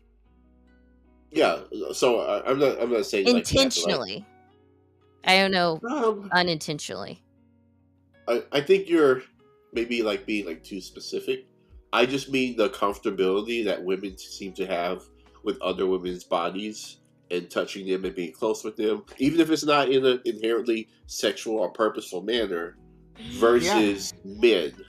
So like, so is oh, go that? ahead. But is that necessarily sexual? Like you said, not necessarily. Like it's maybe is that they have less of a stigma on being intimate, like physically intimate with each other, not necessarily sexually intimate, because those two things aren't the same. So yeah, we can hold hands, right? Like in this culture, men don't hold hands. Are just walking down the street. In other cultures, they do. Like they have men hold hands, they kiss each other on the cheek or something, right? Some guys can't even kiss their fucking father on the lips. I kiss my father on the lips, right? Like it's affection. Male affection is something that's shunned. So, like, don't mistake that, like, women having female affection for 98% of them being bisexual. Exactly. Okay. It doesn't have anything to do with sex. Yes. In that no. regard. I think that once the affection is there, that by definition makes it easier to cross the line. So, are you saying, like, okay, so I'm saying, like, if it was normal for me to, let's say, kiss my guy friends on the lips, like, just or on the cheek, you would say, you know, just to show affection, to show that care for them, I think it would be easier to kiss a guy intimately because I'm already comfortable with kissing a guy, being that close in that personal space, having that dynamic already. So then it will become easier to, oh, that guy is a little attractive, or the kiss becomes a little bit more than that because I'm doing the action to start with. Just like if I was a guy, and let's say my girlfriend wanted me to have threesomes with another guy, if that became regularly, the chances that I might start to maybe want to do something with a guy I think they would increase because I've made that something normal in my life. So, like, it's like pushing a boundary. Question: have you ever had a threesome before with two guys? No, I So you don't know the process. You don't know exactly how things work with that, right? It's just not specific to that. It's with anything. That's what I'm saying. It's not just specific to Right. You know that a lot of times when it comes to threesomes like this, where there's two guys and one girl, usually the guys are not having sex with each other. That was Usually my they're tag point. teaming. No, but that was my High whole five. point. You High missed five it. I'm just gonna throw that out there. Usually it's not something, where you Tag have in, tag out. everybody all working together. Yeah. To, No, but to all that's- I said you have a that. circle going around sort of thing. They're That's building usually a Eiffel tag team. Towers. No, Exactly. that's what I said. I don't know if you missed it. I said that. Okay. But I guess what I don't get is the gosh, I don't want to say it's insecurity because that sounds insensitive, but it's like the not being comfortable in knowing yourself, but that's still insecurity. Sorry. It's I don't know. It just seems weird to me that like you wouldn't the hypothetical you wouldn't be would think like, oh well, if I cross this line, who knows what's gonna happen? Like, I feel like you know where your boundaries are, and like if you do something, it doesn't mean it's gonna lead to something else. Like having a threesome with another guy is not a gateway to being gay. I don't know what to say. Okay, I would disagree with that, but I would say it's not. And you can be wrong with disagreeing with that. It's okay. No, I think I'm more right. That's why I have. Okay, I want to Well, hear you your think you do, disagree. yes. Like, why do you disagree? But continue. Okay, so just so the amount of comfortability that women have with each other. I don't think women grow up with the sense of, hey, if I hug my girlfriends one day, I'm going to end up being a lesbian. Like, I don't think that that's the conscious thought, but I think by going through those actions, that is a consequence. That's a result. That By they'll And hugging? it's not. That's what you said. Okay, I was just bringing that one point. It's not just hugging. I've explained like no, Okay. it starts with listen- hugging. No, it starts with hugging. It It's a starts with gateway drug. hugging is another gateway. Hugging is another gateway. I see. I listed this out at the beginning when we started this conversation. It's not just hugging. It's the amount of comfortability that women have with being close and touching other women's bodies. Like I just said, hugging as one example of that. So I'm comfortable being around a bunch of other guys and whatnot, and I'm comfortable hugging other guys and sitting next to other guys and being close to other guys, but I don't necessarily have a sexual attraction to any of those guys. Okay. Am I gay? Am I bi? Okay, this is I said a I'm just higher chance. asking. I don't understand what point you're trying to make. This is like if I say, hey, there's a higher chance of a guy being taller than a woman, and then you say, well, I'm shorter than most women. Like that doesn't disprove the point. We can see it. Like if we're talking about an issue of threesomes being sexist because we see that there is a discrepancy on when women engaging with other women versus men being willing to engage with other men. So we see this phenomenon. So it's not like I'm just making this up. So let's just say that what you believe is the actual truth. Let's just give that at that. Even though I don't believe it at all, let's just give it at that. Does that make it bad? Like to be bi or gay? Because you're saying like people are like turning gay and turning bi because of this. Does that necessarily make it bad? If you are correct in your assumption. No, I don't think it makes it bad. But I guess why is it a problem? Who said it? I didn't say it was a problem.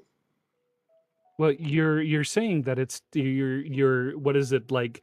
Women are being turned bi because of the amount of contact they have with other women, and I don't necessarily see why you're bringing that up. If that's not a problem, why are you bringing it up? Okay, because we were talking about our description of what happens in the world. So my question, do you think that there are more women who would call themselves straight that are willing to engage with other women than men? Do you think that's true? Like, let's talk about the U.S. Do you think that there are more women who are willing to engage in a woman-woman threesome than there are guys willing to engage in a guy-girl? You know what I mean? A two-man. Do you think that's the case? We're talking about personal preferences of people. No, I'm There's asking really you, no way to in nail America, that down. do you think, I'm asking what you think, do you think there are more women who are willing to engage in a female-male threesome than there are guys who are willing to engage in a male-woman threesome? For their partner, yes. I think there are more women for their partner than yes. Why? Yep. Because it's for their partner. Right. No, it's for your partner, for the guy too. Yeah, but the question, okay, but what you just Okay, no, I'm asked, saying you say my rationale or my reasoning for why this is the case is wrong. So I'm asking y'all, what reason do you have for why we see this phenomenon play out in our society? What's your reasoning? Why is it happening? I can give you a reasoning, right? Like that. It's the reason is that we have social pressures on individuals. We have stigma on this that it's easy that first of all, like female interactions, right? Sexual interactions are simply looked at in a better light than male interactions, sexual interactions.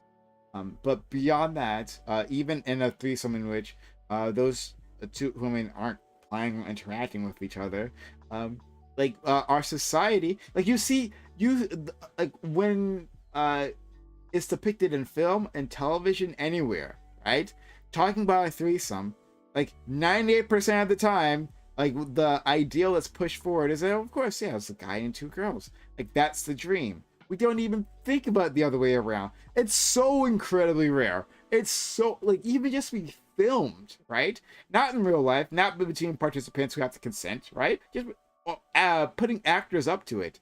It's so incredibly rare that you can find a threesome with two guys and a woman, right? Like this, I'm counting. I'm like literally trying to count in my head, right? And I found like two I can think of right now. But the number of times we've seen it the other way around, like. But I would say the same thing for the examples that I. Yeah, but like the way you're interpreting this is that this is an example of necessarily bisexuality. There is a part of that, obviously, right? There are going to be threesomes in which at least one of the female participants wants to do something with the other one, right? That's definitely going to happen. In fact, this was the one I had way back when, right? I had a threesome with a girlfriend of mine who was bi, right? And the woman we brought in was not. We found that out at the time. She said she was, but clearly from her behavior, she was not. But like, we made it work. My penis will tell you, we made it work. Okay, so it's like, you can be in that situation, yes. But our society says that's okay, right? That's an ideal. So these two things aren't equal in weight.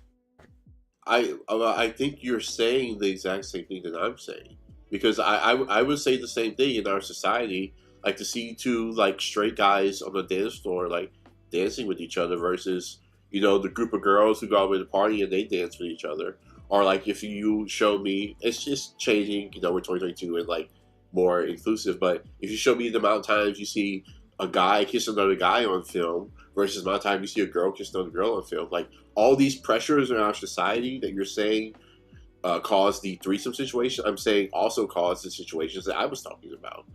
Like it's kind of like a chicken or the egg thing, but I think we're saying the same thing.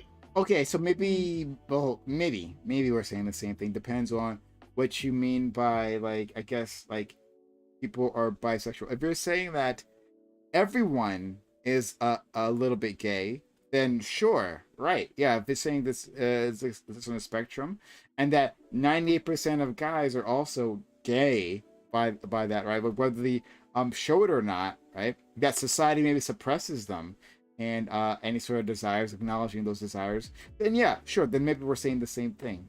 But if you're saying that no, this is a one-sided thing where women are the ones who are like who feel these emotions to such a degree that and that it's a natural thing and there's no interactions, otherwise there's no outside influences, then we're not saying the same thing. Is that Sailor Doobie? Wait, but I don't understand. You said that there were societal pressures and societal stigmas, and the reason why women are more willing to engage in threesomes than men are, right? Well, right. That's what you said. So I'm saying those same societal stigmas and societal pressures are why women are more willing to be close to other women and maybe dance with other women, and Maybe that's what I'm like saying. pressured. Oh, make like pressured to do so. Not, no, I know. I'm saying it in the same way you're saying it. I don't understand how you keep trying to like. I don't think you're trying to spin it like bad faith. I'm I just yeah, mean, I'm like, not trying to be bad there. I can assure you. yeah. I'm I trying just don't understand like why you're saying it differently.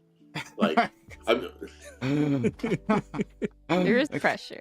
no, like yeah. Prime, why are you giving a different perspective?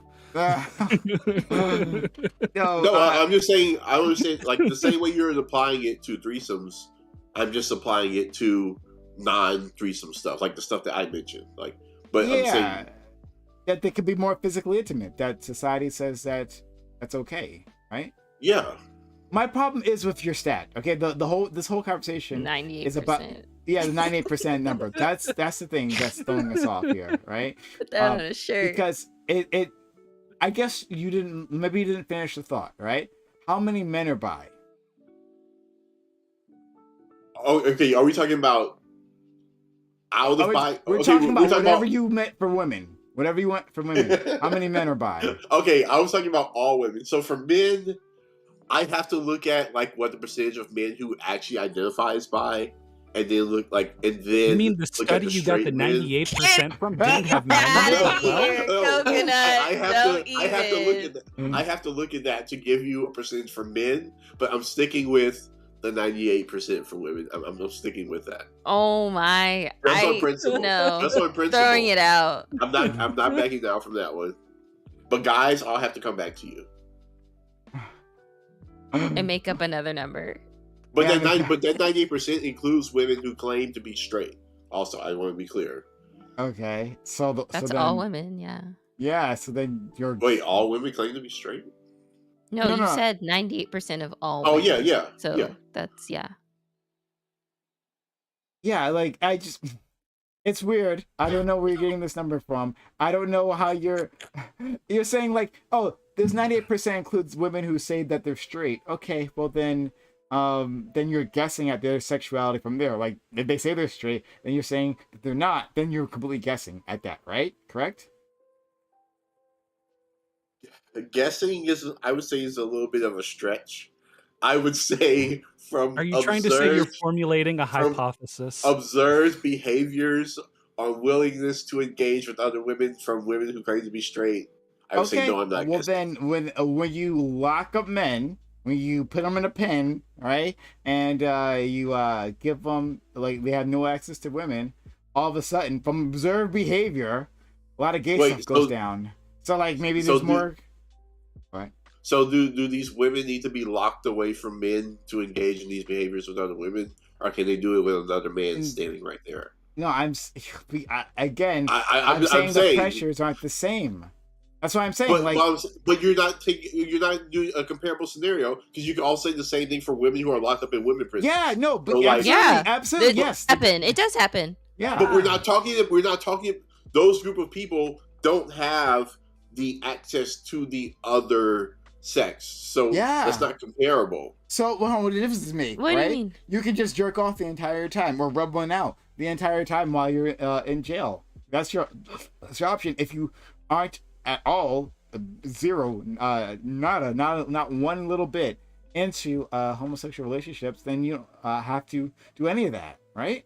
Okay, well, what I'm saying is, if you have men who are locked up with only men, and you have women who are locked up with only women, and they both are engaging with that sex that they're locked up with because they don't have access to the other one, I don't think that says anything about people who are free and out in society who have the option and the choice to engage in one or the other and willingly and freely choose to still engage with. Like, I don't even see how that's comparable. Like, okay, we'll get back to you. Let's hit up our man Doobie. Doobie is here, and he'll be turning on his camera in a second, I'm sure. Doobie, thanks for being around, buddy. How are you?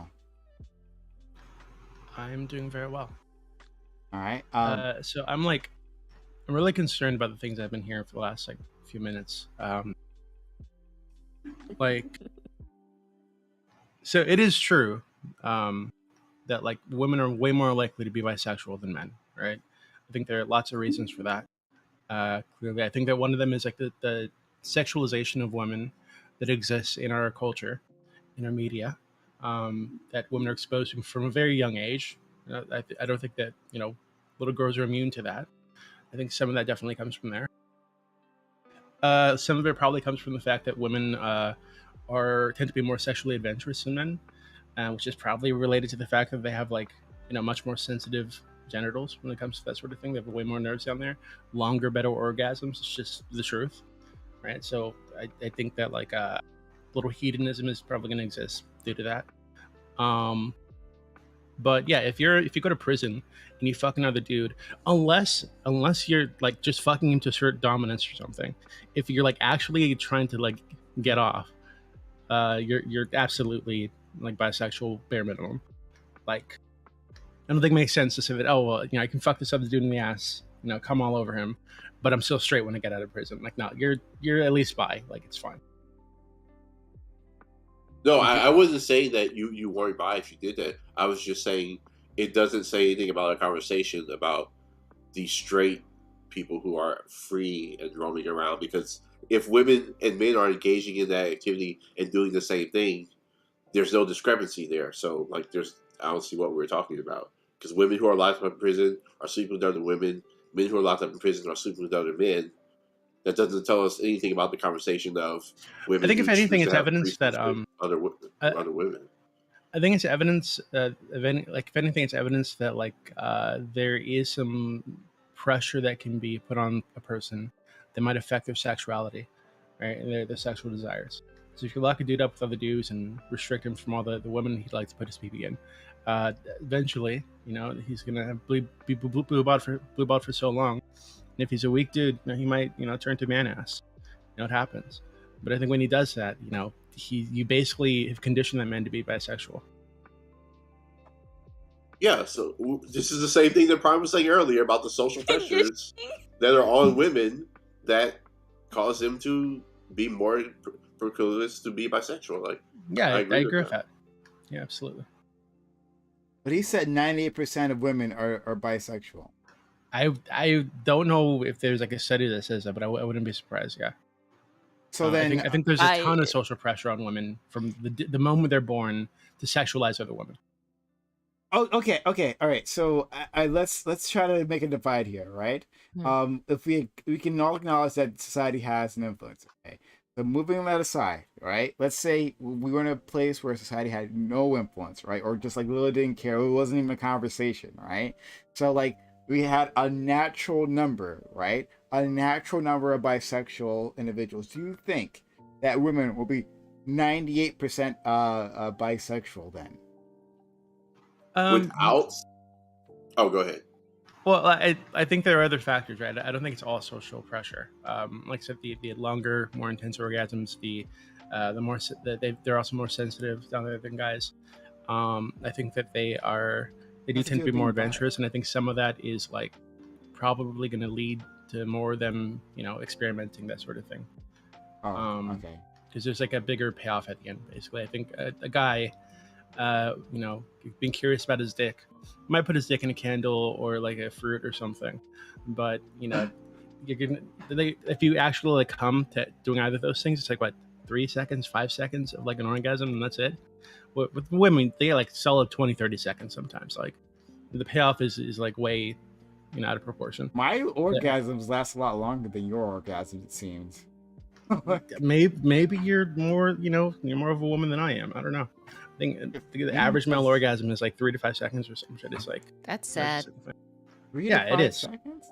I definitely go to do more than 3 to 5 seconds. I mean, it depends. It's on my rating system, it depends. Sometimes it's longer, sometimes it's shorter. But I don't know. Most of your orgasms, do you never have anything longer than 3 to 5 seconds? I guess I'll ask that. Yeah, of course. But I think they on average they're pretty short, right? And on average for women is much longer. I remember a girl that I was fucking once explained it to me afterwards, right? She said that when I put my penis in her, it felt like her entire spine went numb, her entire body. was like numb and tingling, and it was like everywhere, right? Like guys don't get that, right? So, or at least I don't. Maybe you do, Prime. I don't have the numb tingling, but I've heard something similar. I've heard something similar too, right? Yeah. Or the legs don't work, you know, like Yeah. Think, yeah. That's like never a thing that's happened to me. I've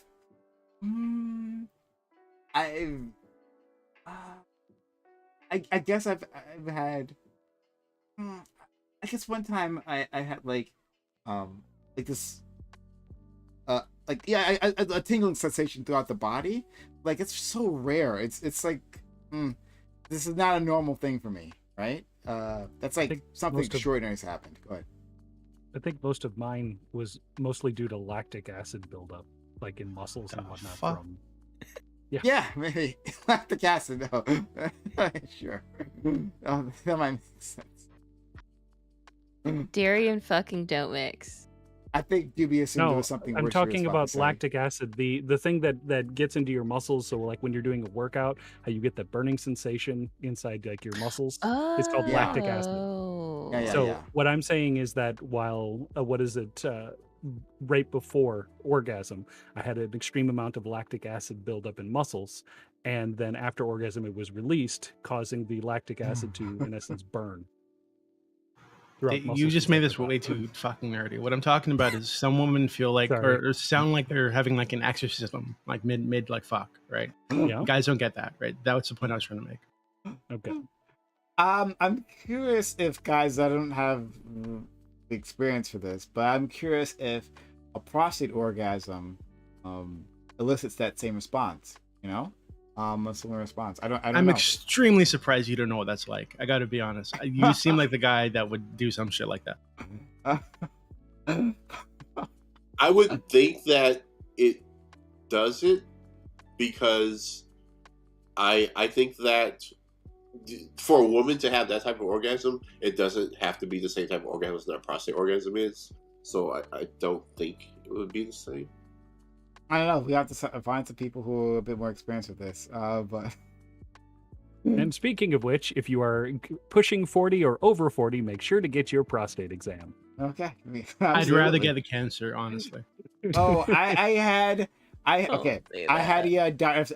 this story before. I had a doctor way back when. I forget what the problem was, right? But like you needed to check.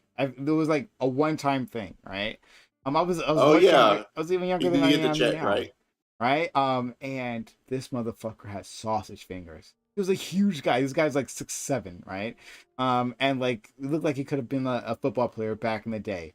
And he had sausage fingers, and I went up my butt, and I was not happy. I'm not looking forward to that in the future. Holy shit! Yeah, no, I'd literally rather get the cancer. Fuck it. Guys. No, like I don't want health? some dude anywhere near my. I don't want anyone near my ass. First off, but I don't want a dude in my ass. Like that's never gonna happen. You'd rather have cancer. I would literally rather die. Like if the law decides, hey, it's time. That's the problem. If Yahweh comes down and is like, hey, you're getting the ass cancer, it's time to go. It is what it. Doobie. You could be like a one of those salt and pepper chads, right? You know, you could have a lifetime of like sex with beautiful women, right? Like that's on the table for you, right? But first, you just need to get checked, and on one day per year, right? Some guy's gonna stick his finger up your butt, right? To keep you alive all those orgasms. Because it has to be a guy. No, you have a female doctor. It has to be. Yeah. Oh, it has to be a guy. Okay. No, it has to be a guy now for this situation. So there's a question kind of like this, right? It's like, hey, would you rather fight a chicken every time you open your car door, right? Every time you get in your car, you need to fight a chicken to the death, or once a year you fight a chimp, unarmed, one-on-one, right? I again, it's not fucking worth it. If I'd fight a fucking chimp every year, just fucking kill me. Okay, like it is what it is. A chimp will motherfucking murder you. Yeah. No, okay, first off, I feel like I'd get through a few good years, but as I get older, it's gonna get much harder. I'm just a human being, unfortunately, and eventually a chimp is gonna get one over on me. So I'd rather just die. I saw what happened to the lady who had her face eaten by a monkey, a fucking chimp. I don't want it. Okay, so getting older, just fucking kill me. Is what it is. Oh, Sam's gonna figure up your butt. It's comparable. It's the same. It's the same shit. I'm just not. I live every day It's knowing a preventable cancer. I live every day knowing that at some point in the near future, a man's gonna have his fingers in my ass, and I'm not interested. Yeah, someone is saying that, dude, you just been tensing up, man. You just need to release.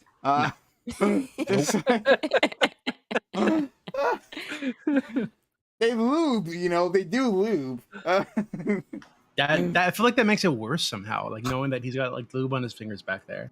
The fuck.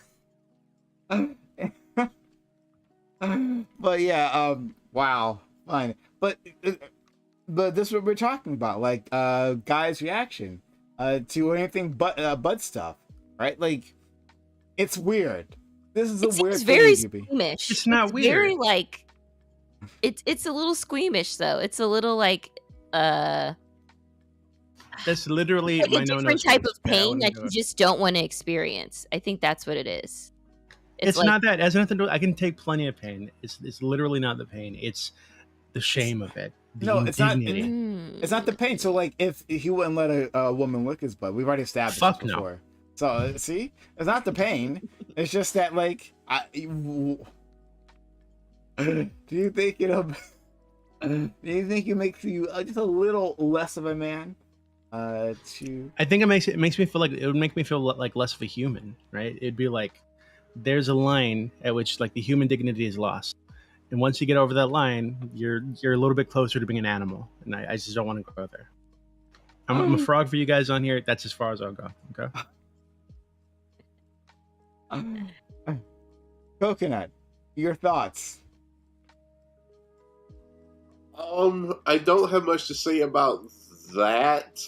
The only point I have, I can hear the shame in his voice. It's already happened to him. If you were asking, I mean, I've eaten the ass before, but that's just as far as I've gone.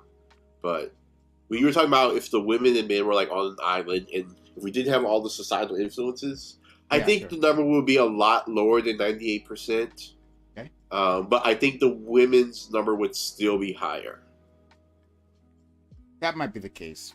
And I mean, because if we look at, because I would think that there would be a higher chance of a man having multiple women and women being okay with that. Like, even if it was like a brand new society starting over with, I think that would still happen. And I find it hard for that to happen and then the women not to end up sleeping with each other. Doobie, so this is the question that we're focusing on. Talking about threesomes, right? And whether you would you have a threesome? Well, first of all, would you have a threesome? One man, two women. Would you be open to that? Yeah, I've done that before. Okay, other way around. Fuck no. Never, ever, waited ever. to say that. Literally never. Like, fuck no. Why not? Not interested. A lot of reasons. So first off, just generally, I don't want to be around another man when he's horny. I feel like that it puts something in the air. I'm just not interested. Like, it's just, I imagine like fuck his sweat and shit. And like, if he comes, I'm going to hear his like cum voice. Like, I don't want to hear that shit. What the fuck? Like, even thinking about this actually making me kind of sick. God. So there's that first off. And that's just if it was just like some random chick or that I didn't care about. If it's like a partner, I feel like if my girlfriend's at the point where she wants another man to put her penis in her, like the relationship's been over for a long time and I just didn't know it. Like, just is done, right? So she needs another man to satisfy her. Hey, what if y'all are What if y'all are swingers, Doobie? Y'all are like. I never. Well, hold on. This is like swingers and like. I think swingers and threesomes are like a little different, right? So you can be in a relationship and just be like an open relationship, quote unquote, and just like fuck around. Some people do that. And I've been in like lots of casual things before, right? Like with, I had a few friends or whatever and we'd fuck around and it wasn't a big deal. But the moment that you're like, you have two dudes in the room fucking the same girl, you're crossing like Wait, crossing lines that just shouldn't be crossed. I think, unless you're So bi or is the something. but you idea? said your issue.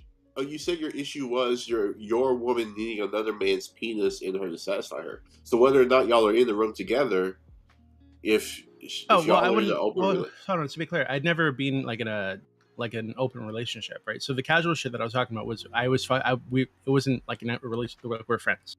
Like wasn't my girlfriend or anything like that. I think open relationships generally are for cocks.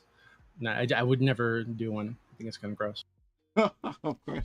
So it's amazing because your opinion mirrors our conservative friend who was here previously. Like exactly. So it's a little surprising, but okay. Well, the conservatives are right sometimes, Brian. So I don't know. Well, okay, but Prime, so you had a girlfriend, Mhm. and she's like, Prime, I love you, but this other guy, he seems like he has a really nice cock, and I want it in me. Like, you'd be okay with that? Like, being in there in the room, maybe you're in her mouth or something, and he's like in her ass, and you're like, you'd be okay with that? You're watching this other dude fuck your girl? Something extremely emasculating about that, first off. But I think the fact that she even needs another man's penis is a huge red flag, right? She should only be thinking about my penis ever. It's so possessive. Yeah, of course. So I'm is in a the idea? relationship, of No, course it's seriously though. But is I definitely hear that. I hear that argument. Is the idea of a woman? Let's say this is not your partner. Like, is the idea of a woman having a threesome with two guys? Is that grotesque? Like, you said something like, not that it's normal, but you said something that made me think of that. But that's my question. Is the idea of a woman and two men together normal? Like, is that okay for you? Like that, sure. I mean, I can understand that other people might be into that. I can understand, some women might really enjoy that. It might be fun. But it's just one of those normal things that's not for me. So no, but like Jay Cook was almost there. So you're not in a relationship with this woman, right? This is a woman that you guys just fuck around. Well, like I said, so that'd be like mostly about because there'd be like no emotional connection. I wouldn't feel emasculated by this, right? It'd be literally just, I don't want to be another dude when he's horny and his dick's out and he's fucking somebody. I just, again, they're like, you know what sex smells like, I'm sure, right? The sex has a smell. The room has a smell sometimes, not just because like, there's sex happening in the room, but that smell is indicative of lots of particles in the air. They're floating around when so you're wafting through it, right? And I don't want to be like breathing in some dick particles. Yeah, like I know. his ass hair particles. Like I just don't like. It's just gross. This is the same reason I'd never ever go to a strip club. Like, I don't want to be around dudes when they're horny. So, no, Doobie with his particles, right? He's afraid of poop particles. He's not gonna remember girl because he's afraid of the poop particles. Germs exist. Poop particles, yeah, in the bathroom, yeah. But it's the same concept. That out. You go. Oh no, look. Okay, in the air, the dick particles in the air. So hold on. Then of course you could never. Little dicks just floating around. Yeah, right. That's like, what it is. But Doobie, most people are really fucking like unsanitary, right? Extremely. They don't wash their balls. They don't wash their asses. Even worse, Doobie. I know you work out, right? Doobie, he's big into fitness, right? I know you've gone to gyms. And I know you've changed here before. Yes. I'll admit okay, it's true. This has happened in the past. So, but use the restroom. There are. I'm not a perfect person. I made mistakes in my life. Okay. But I think that well, hold on. To be clear, I've never used a restroom in a gym. I've never taken a shower in a gym. When I've gone, I would literally just like change, right? But yeah, you're gonna walk in there. Guys are gonna walk around with their dicks flopping around, sweat dripping off them. A lot of people don't wipe off the machinery, so you got to make sure you take something to clean it off because people are disgusting. So yeah, like it's the reality of life. Unfortunately, have you ever played on like a sports team, Doobie? Yeah, I have. You didn't find like a problem with that? Like, yeah, I know Oh, I wouldn't even share, like, you know how I was on a football team in high school. You know how they like share the water bottles and shit. Like, Yep. they'd have like a big thing. What I would never ever share any of that shit. Fuck that. Take my I own wouldn't thing, either. fill it with water, and I'm not gonna drink out of the same shit that all these other fucking brutes Backwash. are putting their mouths on. It's disgusting. Yeah, it's what? wild. Y'all put y'all's mouth on your water bottles? Yeah, they would. Some of them would. So a lot of guys spray it. Oh. But even if they're spraying it, sometimes they like splash it around and shit, and they're all really fucking sweaty. Their sweat's going everywhere. Come on. Exploding Like off. smell. But Smell these isn't are the- like smell is Our literally football particles team- that are floating around in the air. but do we- right? Our That's what football a team had an smell outbreak is. of herpes because So, of that. so if you got a big dude who smells like sweat and ass, it's because Yeah, those he's gonna sweat be and on ass top of particles. you in the Well, football the sweat pile. and ass particles are literally in the air, The right? particles. You're taking them in. It's The disgusting. particles are a gateway. But you're blocking this guy. He's gonna be laying on top of you in the football pile. Like you're playing a whole football game with him. So I don't see what the big deal is. It's disgusting. I felt gross after every football game. And I didn't play very long. I played for like a Oh, year and a obviously, half in high you weren't school. going to last long with this attitude. Yeah, it's gross. Like I nasty. Like I don't want to do it. Wait, so you don't think that outside of looking at it from like a germs type stuff, do you think that there's something to like I don't want to say what I guess what it takes to be a man, but I don't think that's the right phrasing I want to use. But like, like if you want to talk about men being rugged and men being the protectors and like men in an army or men being the ones willing to fight, like they can't be worried about germs or not breathing in the other man's smelly air if you're going to be the man that That's not our true. society needs them to be. Yeah, I think you can be aware of those things. You can avoid them, but the thing is, when it needs to be done, you do it. Right? That's what I mean. Yeah, but Yeah. But you have to. I don't think you need to smell another man's dick cheese particles floating around in the air while he's having sex. I wouldn't say just having sex part, but like you have to train, you have to fight, you have to like not trying to be gay, but it's the amount of time I spent on the football field and in the locker room and in the gym working out with other guys. Like that was a lot of time inhaling other men's it's pretty poop gross. particles. But you don't think it's necessary? Not always. Especially since COVID. But even a bit before then, I typically just work out at home, so I don't. Yeah. But aside, to get back to like the original discussion, so if it were like some casual encounter, I didn't really care or know the lady or whatever. I think that'd be my main problem with it, right? So I don't think consider like emasculating. I don't think it's like degenerate or anything like that. It's literally just I just don't want to be around another dude when he's sweaty and fucking somebody. It's gross. Understandable. Well, Jay, when I was talking earlier, you wrote something down. Did you bring it up, or did it look No, I can't remember the point. I think it was like what you had disagreed with, but I think we went past that, so I can't remember what it was.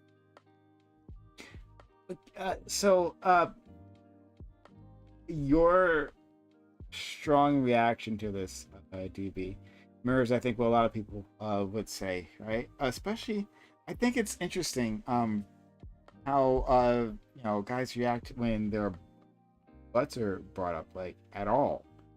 I feel like I and there's assumption, and I'm not going to put these words in your mouth, but an assumption that it says something about your sexuality, about your masculinity, to get a little bit of pleasure from your butt. We can understand that that's a societal imposition, right? Like, you can agree on that, at least. Yes. Yeah, I think so. Okay. I think it's tied directly to like the concept of masculinity, and like let's just say it's like sexual conquest, right? I think for men, at least in our culture, society, sex is a very like active thing. You say that, hey, it's like another notch on the belt, or whatever. It's because you're doing something to somebody. That's why a lot of guys say, oh, I fucked this person, and women will say, oh, this person fucked me. Right? It's a very like where it's like we're taking action against somebody when we have sex because we're the ones that are entering the other person, right? And I feel like the revulsion that comes from like being entered, having something put into you, as a man, is like probably tied to that concept, and it makes people feel emasculated. I think I'd feel emasculated if another man put his dick in my ass for sure. Which is why it's such a great way to like emasculate other people, right? Like putting your dick in another man's ass has been used as a tool to emasculate and assert dominance over other men for like millennia. Yeah. Okay. So I wasn't talking about that about another guy. But like you're a female partner. I think it's the same kind of thing. So How is it emasculating when your woman thinks it's super hot, right? She thinks it's super masculine. Like she's real wrong. guys. She She doesn't know doesn't. it's a man. She doesn't think it's super masculine. She I think doesn't. there's something like inherently submissive about like letting a woman eat your ass or like put her fingers in your butthole to play with her prostate. It's like something super submissive about that. That it's icky. Yeah, I don't think she thinks it's super masculine. I think it is her being able to conquer your masculinity is what is part of the majority of the enjoyment from it. What about reciprocity in terms of the threesome setup, right? You being more than willing to do 2 women and 1 guy, and she might have a desire of bringing in 2 guys, right? Like, what about the idea of reciprocity? The reason I'd allow it for her is because I expect most women to be like at least a little bit bisexual, to be honest with you. So I feel like there's like 3 things that are like attached to this, like why I'd let her do it. I think number 1 is I think there's another part of her sexuality that I can't satisfy because I'm a guy, right? And she's attracted to women, also men. So there's that, but it's also that she is my. How can I explain this? Imagine you're a dog, right? This will Or end a well. chef. Imagine Jay, you're this like is a gonna end well. chef. Don't worry. No, You I want to changed be it to insulted. chef. Okay, it's much better. Imagine you're a chef, right? And you are preparing a meal, and you get like this nice piece of meat, and you're seasoning it up right, and you're taking care of it, and you're tenderizing it, and all this kind of stuff. And then, outside it's a dog. It's gonna come by and just snatch it off your fucking table and eat it. I think that's the feeling. It's like, hey, this is my thing. This is my person. And you can't have any part of her, right? It's a very territorial, very possessive thing, I admit. But I think that's fine in a relationship. Do you think the world would be better if women were equally as possessive, and so that we never had any threesomes? I think women are equally as possessive in lots of ways. Yeah, we have more threesomes where it's 2 guys. Well, I think a lot of that is women trying to satisfy their men, and men are just more dominant, right? So like women tend to be more agreeable, more submissive because they're cultured to be that way. So, it is what it is. It is what it is. There's some cultures where it's the opposite, right? There are some like matriarchal cultures where women will sleep around all the time and the men don't. Right? There's one. I watched a really interesting documentary on one. I forget what it is. It's some Asian place whose name I can't Probably remember. Mongolia. It's the nomadic tribes in Mongolia. They have a matriarch. No, it wasn't. They I don't remember them being nomadic. I remember them being like having like households, because one of the shots in the documentary was a woman going from like household to household, or I'm sorry, leaving her husband or her partner and going out to fuck some other guy while he stayed home. Right, and this is just how it was in the culture. The women could sleep around all the fucking time if they wanted to, and the men didn't. I don't know. We're probably not thinking the same thing, but I want to say in India and maybe Pakistan. But India. It is, yeah. There is this territory, right? These mountains, basically, where land is very limited, and because of that, it created an interesting cultural situation, right? So they have very limited land, but like land passes down through like sons, right? And so to compensate for this, right? Like if you have a 100 square meters of land, right? And you had 2 sons, well then I guess you have to divide it to 50 square meters, right? And then you'd be losing territory.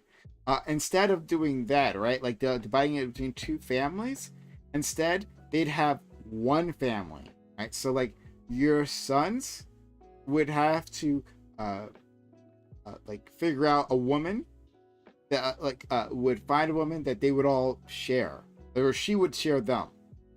And so it was a situation where the woman was basically end up more or less being the head of the household, right?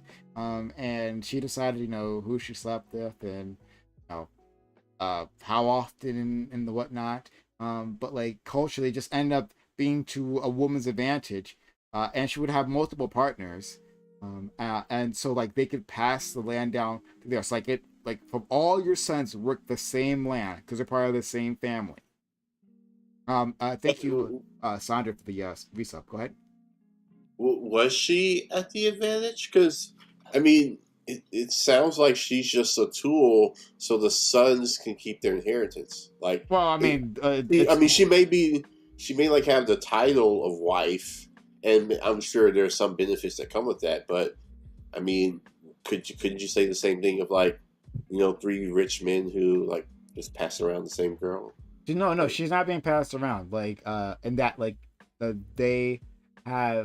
women had a huge amount of influence in society and in the household, right? They interviewed these guys, they talked to them. It's like, yeah, she kind of decides like what's what. It just kind of is what it is. But. She had the advantage. She had to decide like who she'd sleep with, how often she'd sleep with them. And if you're talking about like, well, this seems like a property, just a property arrangement. Well, yeah, that's what marriage generally has been throughout history, right? It's just this configuration was in their advantage. Yeah, I'm just trying to figure out what power, what power does she have? I'd have to show you the video. There's no point in me trying to explain it, but like, yeah, if I can find it, I'll let you know. I'll hit you up. But yeah, they talk to these guys. Anyway, so back to this. So do you think that this idea that DB is articulating about men feeling emasculated, having another guy around, right? That will ever change? Oh, DB, you asked me a question previously. You asked me, would I be fine with my girl for another guy? Well, yeah. I mean, I was in an open relationship, so That's terrible. Yeah. So yeah, I was in an open relationship, and it was not a big deal. I heard about like the things that she did. She heard about what I did. And it was Wait, cool. were you ever like in the room while it was happening? I was never in the room while it happened. Would you do it? Would I do it? Maybe. I don't know. I'll say that. I think you're not as fine with it as you say you are. It's not something that, like, I think because culturally it's very uncommon, right? It's not something that someone's immediately gonna, cozy up to, right? Like, so I had the opportunity to do this one time, only one time. And it was with my friend, a male friend of mine asked me, "Hey, I got this girl who was seeing at the time, and she wants to do this. Like, are you down?" I said no. Why did I say no? Not because it was 2 guys. Like that's not the part that bothered me. It was the fact that I knew him. Like, it was gonna be weird because I fucking knew this dude, right? Like, if I had for me personally, like if it had been someone I don't know, right? Like, we just end up in the same room. Let's say it's orgy time, and head up the same room. The tag team in. That's okay. But like a friend of mine, Yeah, you don't want to know what his sex faces are like. You don't want to know what he smells like during sex. You want any You're of that gonna shit. see him later. Yeah, that's weird. Yeah, Desperado. I don't know. I have kind of an opposite take on this. I would prefer somebody to actually know. I think that when people get naked, in sense, they feel a sense of vulnerability, and that vulnerability can play a factor in how well someone can perform at times. So with the experiences that I've had, I have preferred to be with people I knew. Fair enough. Cringe. Spaniard, I know you're gonna have a rational take on this, right? So your girl comes to you, she's like, "Hey, I love you, but I really want this other man in my cooch while you're in the room." Would you let her do it? Would you be there? Hi, how's everybody doing? All right, so this is a very interesting topic because I've actually experienced that, actually, Dewey. Oh my god! But me and her, we talked about it first, and we became on equal terms what we agree with and what we don't agree with, and it happened. I don't think I Yeah. don't think that a man and a woman, Agreeable terms, even if they're in an open relationship, the amount of access that women have for sex, I don't think you all are on equal terms. I mean, as long as it's mutual, that it's agreed upon between two people, and they respect each other and they respect what rules they give for the situation. If one person doesn't agree, then it shouldn't happen, because then you're forcing your partner or the person who disagrees. You're forcing it. So if you force it, then emotions and feelings are going to come about it, and then fights, breakups, arguments, etc. will happen. Yeah, so I didn't say you weren't on agreeable terms. I say you were on equal terms. It's like I can agree to go into business with someone where the other person has 80%. But we ain't talking about a business, though. We ain't talking about money.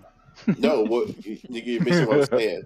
Well, what I'm saying is you're not on equal terms if you're in an open relationship. Yeah, with a he's woman. assuming that you can't get as much coochie as your woman can get pee-pee, basically. So I'm putting this Which in is a the weird assumption. I'm putting this in the Twitch chat again, and I'm putting this in the I'll put it in the VC chat for you other guys here, all right? But like, this is what inspired this topic, right? This Instagram video. It's like 30 seconds long. But this woman talking about how women are expected, or guys have an expectation of women to have a threesome with two women, right? But women have their desires and they're like continuously ignored. That even people within a poly situation, right, where we're supposed to be more freewheeling, right? In that situation, it's just tossed out of hand that men would ever share a bed with another guy with a threesome. So I have a question for you, Prime. Right. Does it have to be specifically a woman that wants another man, or could it be a trans man or trans woman, or could it be a female? We didn't put in a trans dynamic. Didn't get that far. Yeah, we didn't get that far. Okay. I'm just asking. I came in kind of late, so. No, it's fine. But go ahead, Dewey. So I have two questions for Spaniard. So question number one is, was it with another guy, or when you said you have a threesome, is it like another woman? Is it you and two women? Well, technically, it turned into a foursome because it was me, me being a couple, and then another couple. Originally, it was supposed to be me, degenerate. her, and a girl, but it turned into a couple. So. Okay. Second question. Are you still in that relationship? Like, did it last? Like, oh no, that was when I was young man, adventuring as a. So as was a this slut. was this like a casual thing, and you guys just decided to be like slutty together, or was it a serious relationship? I think it's just boyfriend girlfriend things. That's all. Wait, so you have a wife right now, right? I don't. Huh? I think you said before that you have a wife. think that was you. Kids. Yeah, currently, yes. Yeah. So if she asked you, to have another man come into your bedroom, Hell no. Okay, why? Exactly. Prime. Why? Okay, so Yeah, why? I looked at it like as I was growing up, right? When I was in my Playboy era, I just looked at it like I just wanted to enjoy and have fun and explore, right? And I played around enough to where I had enough. Like I grew out of the stage. I felt that I grew more mature. So when I finally settled down, I became selfish. All I want is my wife. That's it. I don't want anybody else. I don't want to share it. I'm greedy. I'm all of the above. I don't. That's it. And if she wants to, Powerful.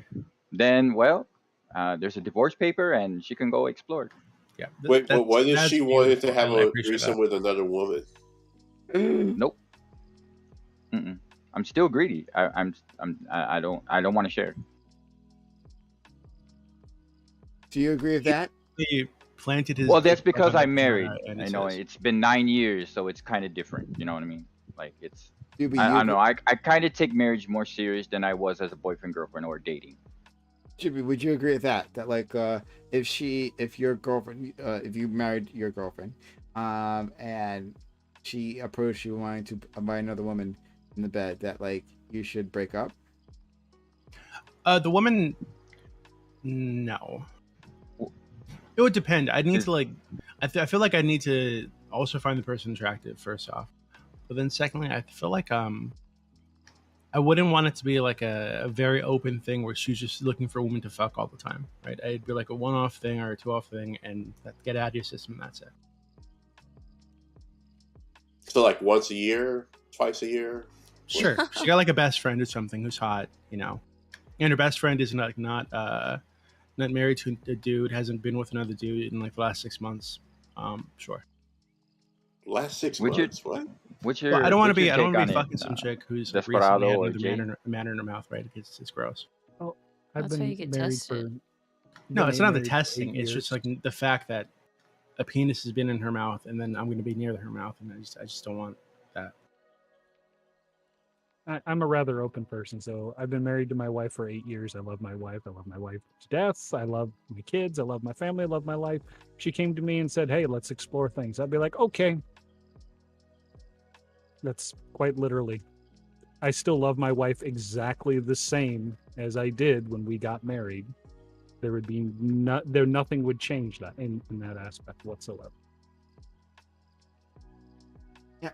I think that's like cuck behavior, to be honest with you. Would you say the same emasculating. thing? Wait, is this only for sexual aspirations? Would it be the same thing if she wanted to, like, I know people could say like emotional connections or stuff like that, but if she wanted like emotionally connect with if there was like emotional connections that she wanted to make with other people, we'd have to sit down and talk about it.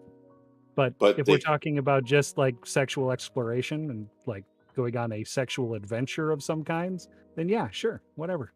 Well, what's the difference? We'll cross bridges when we get to the bridges themselves. But what's so different about the emotional versus the sexual? Because what is it? The emotional attachment can lead to a point in which you would find possibly someone less than someone more, and at that point, I would kind of like a decision, because when we originally got married, we got married in the idea of having a monogamous relationship. So if something along those lines changed because our marriage is a contract, we'd need to revisit the contract to see if that's exactly what we want inside the contract itself. But I also think to go along with Desperado that the emotional side, you can get replaced. Oh, of course. Yeah. But the thing is that it's a contract. You're getting replaced sexually too. No. Emotionally in the heart.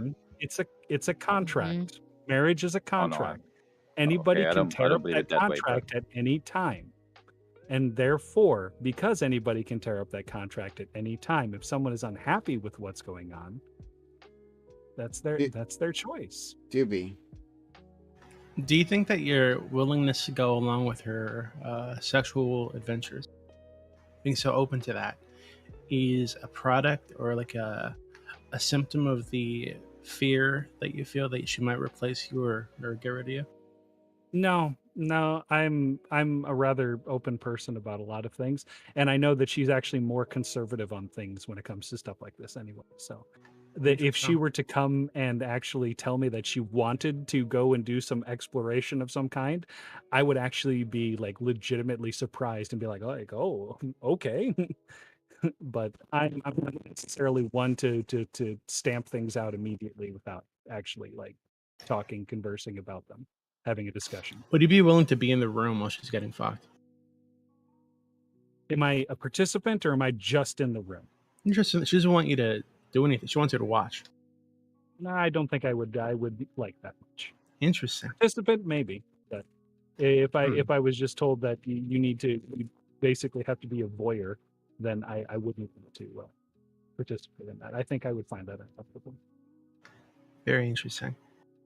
I mean, I just don't understand that you look at it as, well, if she wanted, an emotional connection with someone, that's replacing me. It's like an automatic no.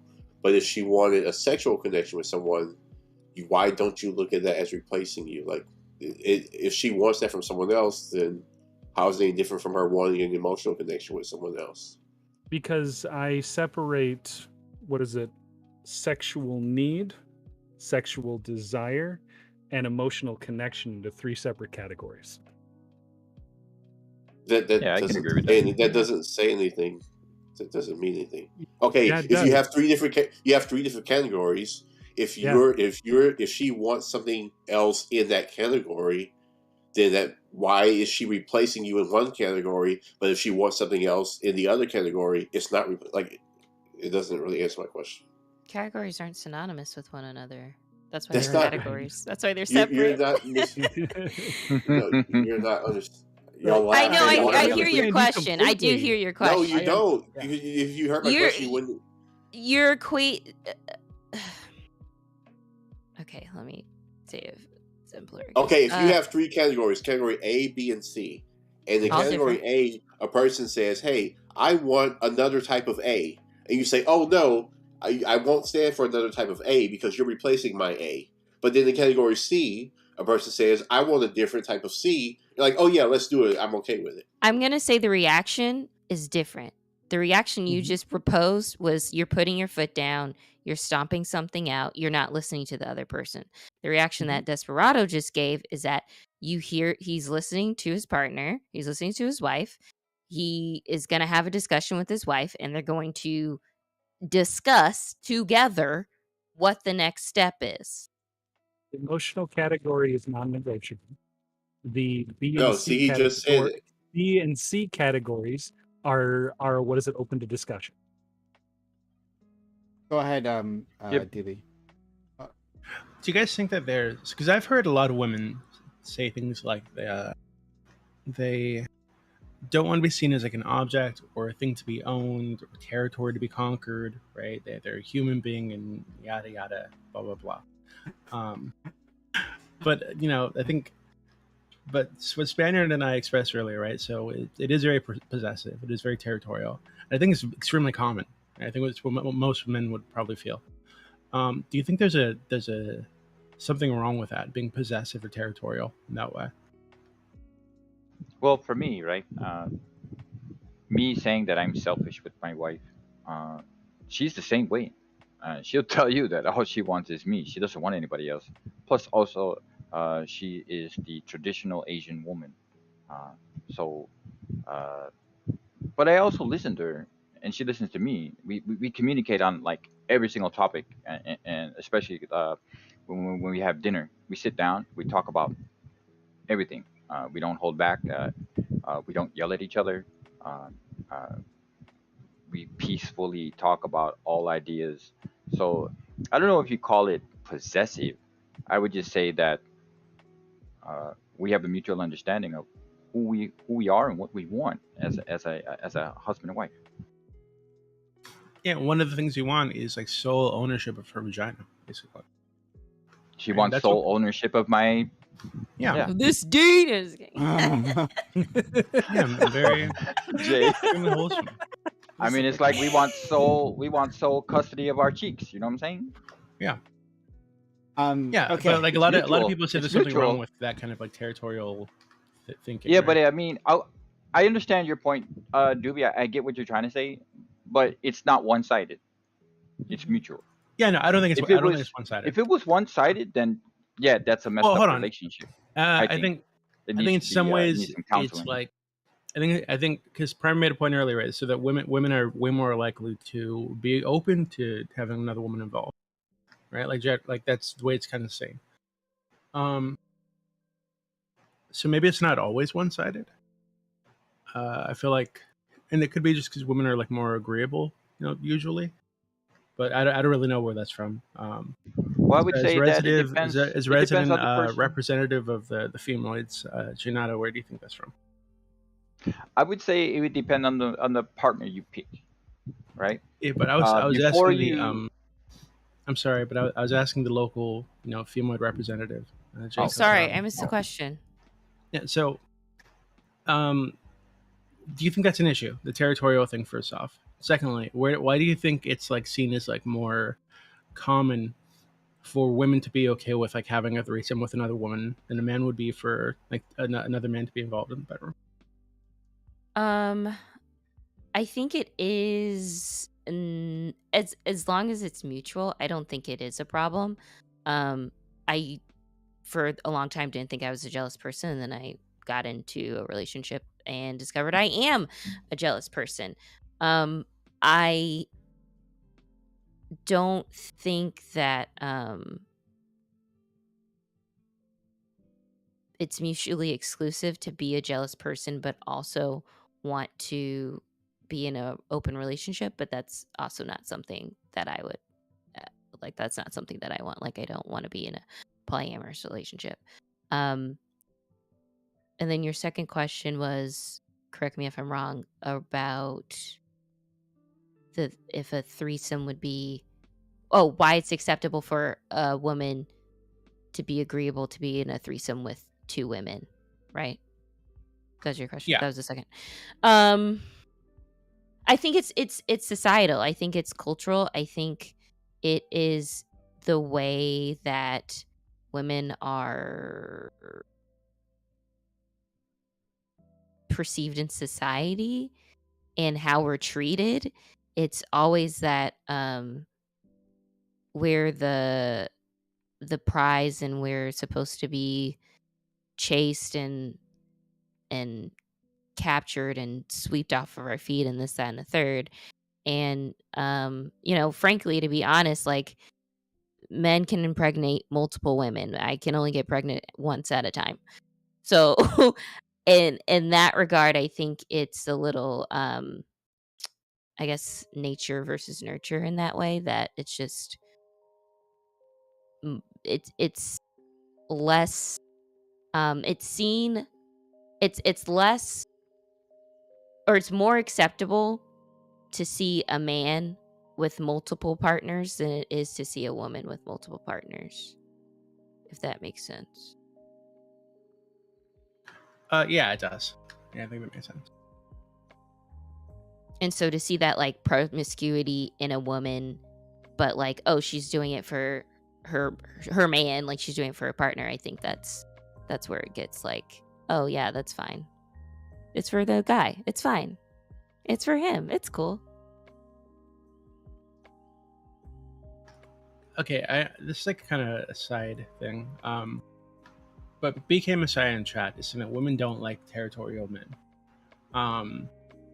And they consider them to be like insecure. But I've always found it to be like the opposite. I think when aggression comes into play, that's where it gets like, oh, I don't. That's the territorial part. Like too much, like dominance. Right? Like, yeah, too much to where it's putting fear in you. Like, you're scared now of, okay, what is he gonna do if I do this? Like, Wait, hold on, but that's it. I think when you're like expressing the aggression toward the woman, that's a problem. I think most women would probably see that as an issue. But if you're expressing the aggression toward the other men, right? Who are like trying to like move up on her or whatever. I think most women that I've ever met would see that as like attractive. It's like a dominance thing. Oh, I personally would. I think any form of aggression is a little sketchy because it's like, okay, so then when is that going to happen to me? You know, like when is the other shoe going to drop? That's how I feel. Um, and territorial, and what I've seen has been both from my friends' partners has been both towards women and towards men, actually. Um, it's not. I've in the forms that I've seen it, it's been territorial towards everyone. Like this is mine. Like you can't touch this person, cannot go anywhere. That type of thing. It seems very controlling to me. Yeah, I'm not talking about that. And to be clear, some women do like that. I guess some Mhm. people like that in general, but I've been with some women that like extreme versions of that, right? Like they want you to give them rules and shit throughout the day. It's really fucking weird. But I think most women that I've ever spoken to, and I have like most of my friends growing up were women, and most of my friends like into my adulthood were women. Because I've always gotten along with women a lot better than I get along with men.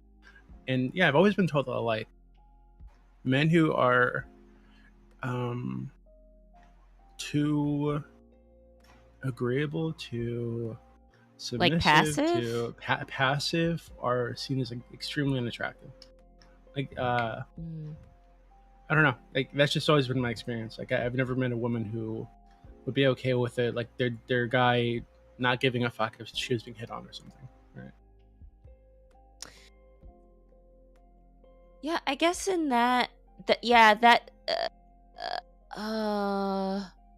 that can be seen as dismissive. I can see how that behavior can be seen as like dismissive. But I don't know, I guess I need like another example of I don't like know. territorial. I think I've definitely seen some types of relationships where you have a guy that is more of a passive kind of personality, but definitely is confident at the same time. And the women that are attracted to that type of guy look at it as a challenge, as somebody that they can try and break. And I can definitely see women that get attracted to that kind of guy at the same time. So, and I've seen this happen a bunch of times as well too. Are they attracted to him, or do they just want to use him?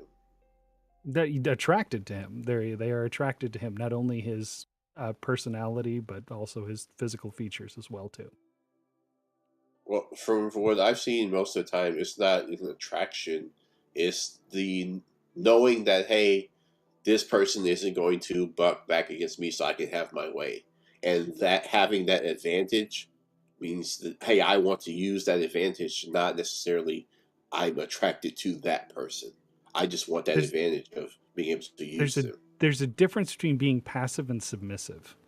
So we might be conflating the two here. So what I'm saying is the person that I'm talking about here is somebody who's quiet, mild-mannered, doesn't necessarily throw themselves into situations, but definitely exerts a sense of confidence in themselves. And when that person either approaches or is approached by women, then what is it? The concept of actually trying to break that barrier of that nature that person has is the attractive feature of that, one of the major attractive features of that person. Wait, break that barrier to get to what? Well, the thing is that it could be considered a challenge. Like I mean, but you're saying break the barrier. But I'm saying, what are you getting to when you break that barrier? That's what I'm trying to understand. So the thing is usually when someone is like passive and reserved, like they don't necessarily give out a lot of information about themselves. So some women may see this as a means of trying to get as much information out of the person as possible. A sense of like having that information that they're usually not willing to give gives them a sense of kind of like not superiority, but more of an edge over the person, of knowing information from that person that they don't necessarily tell to people.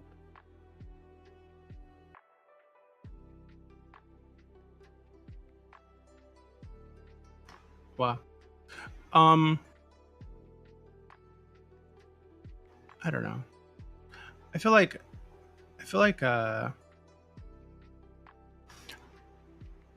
think this like, because we were talking a bit about how like the culture, like it's probably this way because of the culture, and how because of the culture that we've got in the West, a lot of men would see it as emasculating if their women were like fucking other dudes or whatever, or inviting other men to the threesome. I think I don't think that's necessarily a bad thing. I think this is like one of those cultural practices that I think we should continue. Just because, honestly, I think it's pretty icky. And I feel like on the left especially, there's a tendency to say, hey, this is a social construct. It's a norm that exists because of the culture we have historically, and we should break it, and yada yada. There's a tendency to just like challenge and break cultural norms just because they exist, right? And I feel like this is one of those that like probably shouldn't be, to be honest with you. You said it was icky. Why is it icky?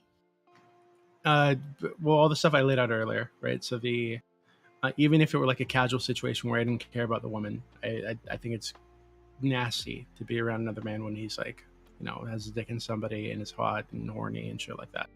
It's very, very gross. It's very interesting. Prime says I'm a germaphobe, but I think I'm just like a sanitary person. I agree. So I agree with Prime. I like to You're a be germaphobe. clean. I like to be clean. Like I don't Use baby wipes before entering. Absolutely. We should normalize having gets in the very air, good like- hygiene. Like that Oh, should just true. be a normal thing. I mean, you have condoms. It doesn't make it messy when you put it on. No, and you hold enter. on. I'm just saying. It's not just that. You're thinking about a person as if like there's only there are fumes coming off people, okay, off of like their entire body. People are walking around covered in bacteria that's dying and releasing fumes all day, right? It's fucking disgusting, and Doobie, I don't want to if be you in and the I room go take a shower when and another then we man's get in the ass bed. and dick fumes are like in the We're air. clean, right? No, Doobie. you're not. No, Why are we not clean after we just got it after the shower? Absolutely not. No. Oh my goodness. Yeah, you're definitely a germaphobe. I'm not a germaphobe. What the fuck? If you think that you and I are still dirty after we get out of the shower and we enter the bed, and then yeah, you have a problem. Absolutely so dirty. Doobie, the solution is both of you shower together and you wash him to make sure his body's clean. Okay, no, stop it. That's Yeah, disgusting. yeah. Exactly. Thank you. I don't even Watermelon let has my common girlfriend into the sense. shower with me. Okay, it's my area. Like it's no. Wait a minute. Some Wait a people minute. prefer Doobie. some people prefer private showers. It's totally cool. Some people prefer not to have threesomes This with is my other guys. temple. Like yeah, like I will Totally not cool. let another woman into Totally the- cool, yeah. No, fuck. That's so odd too. That's not even odd. It is. I feel like it's understandable, at right? It's all. like a It's privacy understandable, thing. but it's very rare and odd. No, it's not. It is, because like every woman, I think every woman I've been with in the past 35 years loves taking a shower with another man, with her man. It's just, it She's feels fucking so weird. awesome. It feels more secure, romantic. No. Like all the above, like all the positive motions to it. Yeah, but there's nothing wrong with wanting to shower in private. I didn't say that. There's I nothing didn't say sexy that. I'm just or saying it's romantic odd. about Him scrubbing saying the that it's dirt off odd. of the person. Really? Again, there's nothing sexy or romantic about scrubbing the dirt off. I of don't the know person. about that the one, day, though. The I gunk mean, of the using day. that- Fuck that. Using that little scrubby on a woman's backside. I'm just saying. No. No. You don't know what you're missing, bro. I'm just saying. No, Doobie, I've would done you- it before. I'm just. Oh, I'm you- not interested. okay, It's okay. gross. Oh, okay. I mean, don't- as long look, as you tried it, right? As long as you you tried guys it, you are didn't like it. savages. It's cool. Okay. That's cool. I can agree with What that. did you do when you go to the pool? Like you just like, or like you go swimming? I don't. Like, I don't is go that in okay? public pools, and I mean, I can't swim like at all. But I don't go in public pools. But you're a frog. How do you not know how to swim? That's what the I'm rocks just messing for. with you, Doobie. I'm messing with you, Doobie. Oh wait, you said you can't swim? Yeah, I've never learned how to swim. Oh, because I've always, well, where I grew up, we had like a public pool, like at the park, that was always full of kids, and you pay like 50 cents to get in or something. But full of kids, boogers and piss, and like I was not interested in going in there like ever. And So I every never day learned how to swim. someone shit in the pool. Somebody I'm did. sure. That's some really The bad thing is gonna be experience you've seen, full of Doobie. piss and booger kids and spit and dirty ass cracks, and I'm just not interested in being in that water. Okay, most people are extremely unsanitary. They don't take enough showers. They don't clean True. themselves well. Most people don't scrub their feet when they take a shower. How many True. showers? Statistically, How many some of you showers guys per day don't scrub your feet. Doobie? Okay. Doobie, how many showers per day do you feel that a person is clean?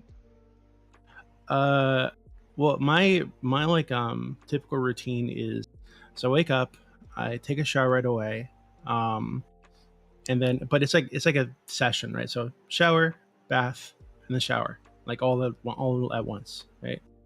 The Yeah, first but shower is like a scrub, you're the scrubbing question. and shit. Then you take a bath to like relax, and I listen to I an have a question audiobook or though for something, you. and then afterwards I take another bath take another shower to get off all the stuff from the bath. But Then at sitting in night, the bathtub, then at but night laying in before the bed. Hey, Well, Doobie, it's gonna, wait. as I'm sitting there, stuff's gonna come off my Uh-huh. skin. Yeah, that's why I take another shower after Oh, the okay. bath, like Okay. immediately after, before I get out. And then at night I usually take a bath before bed. I'm sorry, not a bath, a shower before bed. That's a lot of water. Yeah. And then throughout the day, I like do Jay. like general like upkeep stuff. It is. Like I clean She's on my that green pee every energy, time I say. take a piss. Like I'm a very clean Yeah. person. No, that sounds good. No. That sounds like.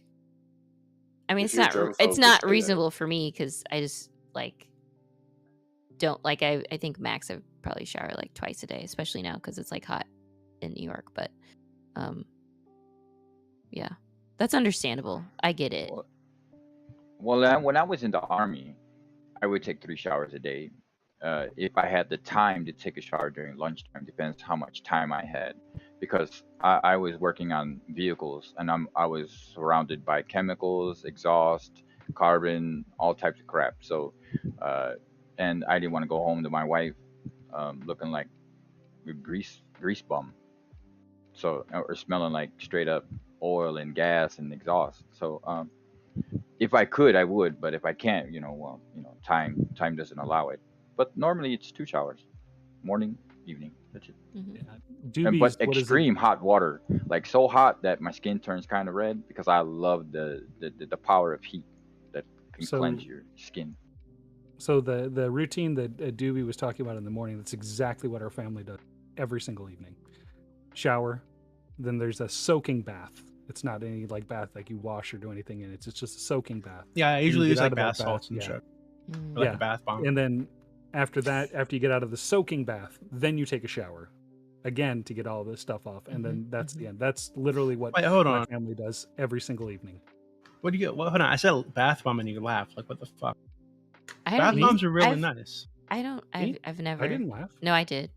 I've Should never have used ever. one. I use like salts, like I use like Epsom salts and stuff, but I've never used a bath Yeah, bomb. that's fair. I don't know. I just seem like they look cool. Don't get me wrong; they look super cool, but they're just not. They're not for me. I don't think they're for me. They smell nice. Sometimes they leave your skin all glittery and shit. It's like it's really nice. I We haven't use used them a all the time in bathtub our in 30 house. years. Yeah, we use bath bombs in our house all the time.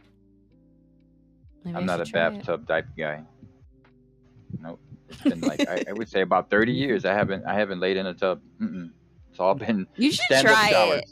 I should try it. You should Wow. try it.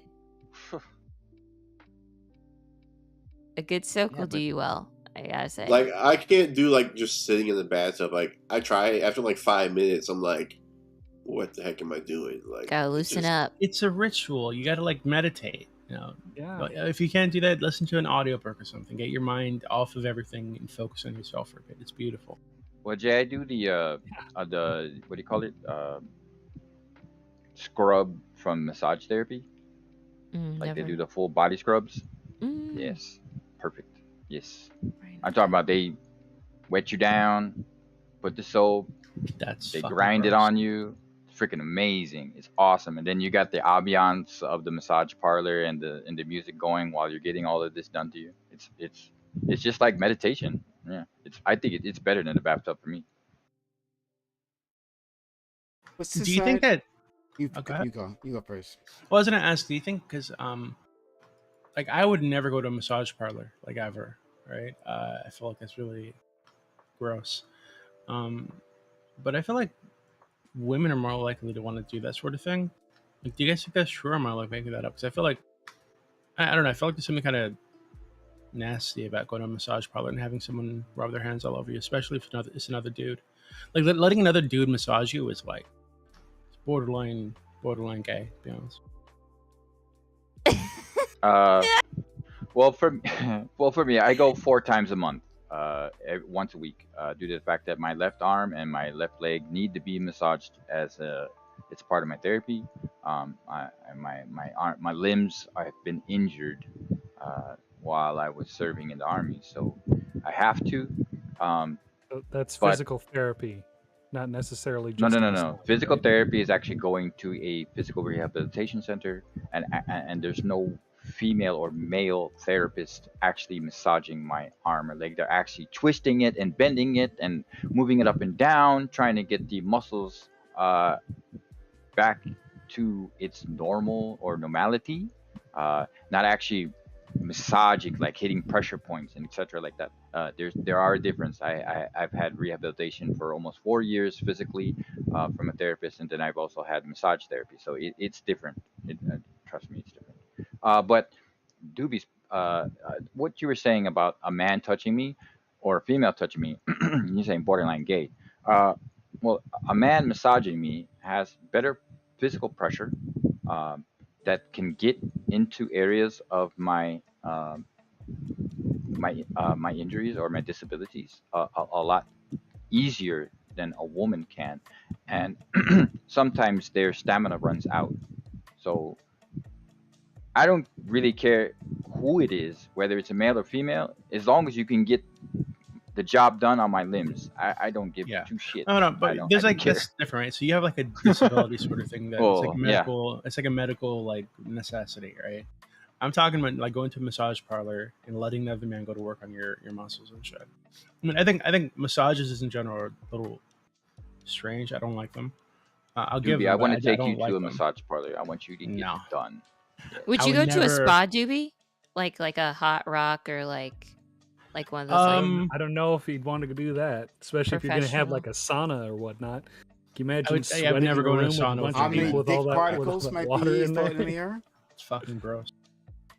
I think that's something that like I think about this stuff a lot. Okay, like I've been places like you know Reiki is Reiki. Yeah. So there's this chick that I was with. I wasn't with her. I was like we're like casual like fuck buddies whatever.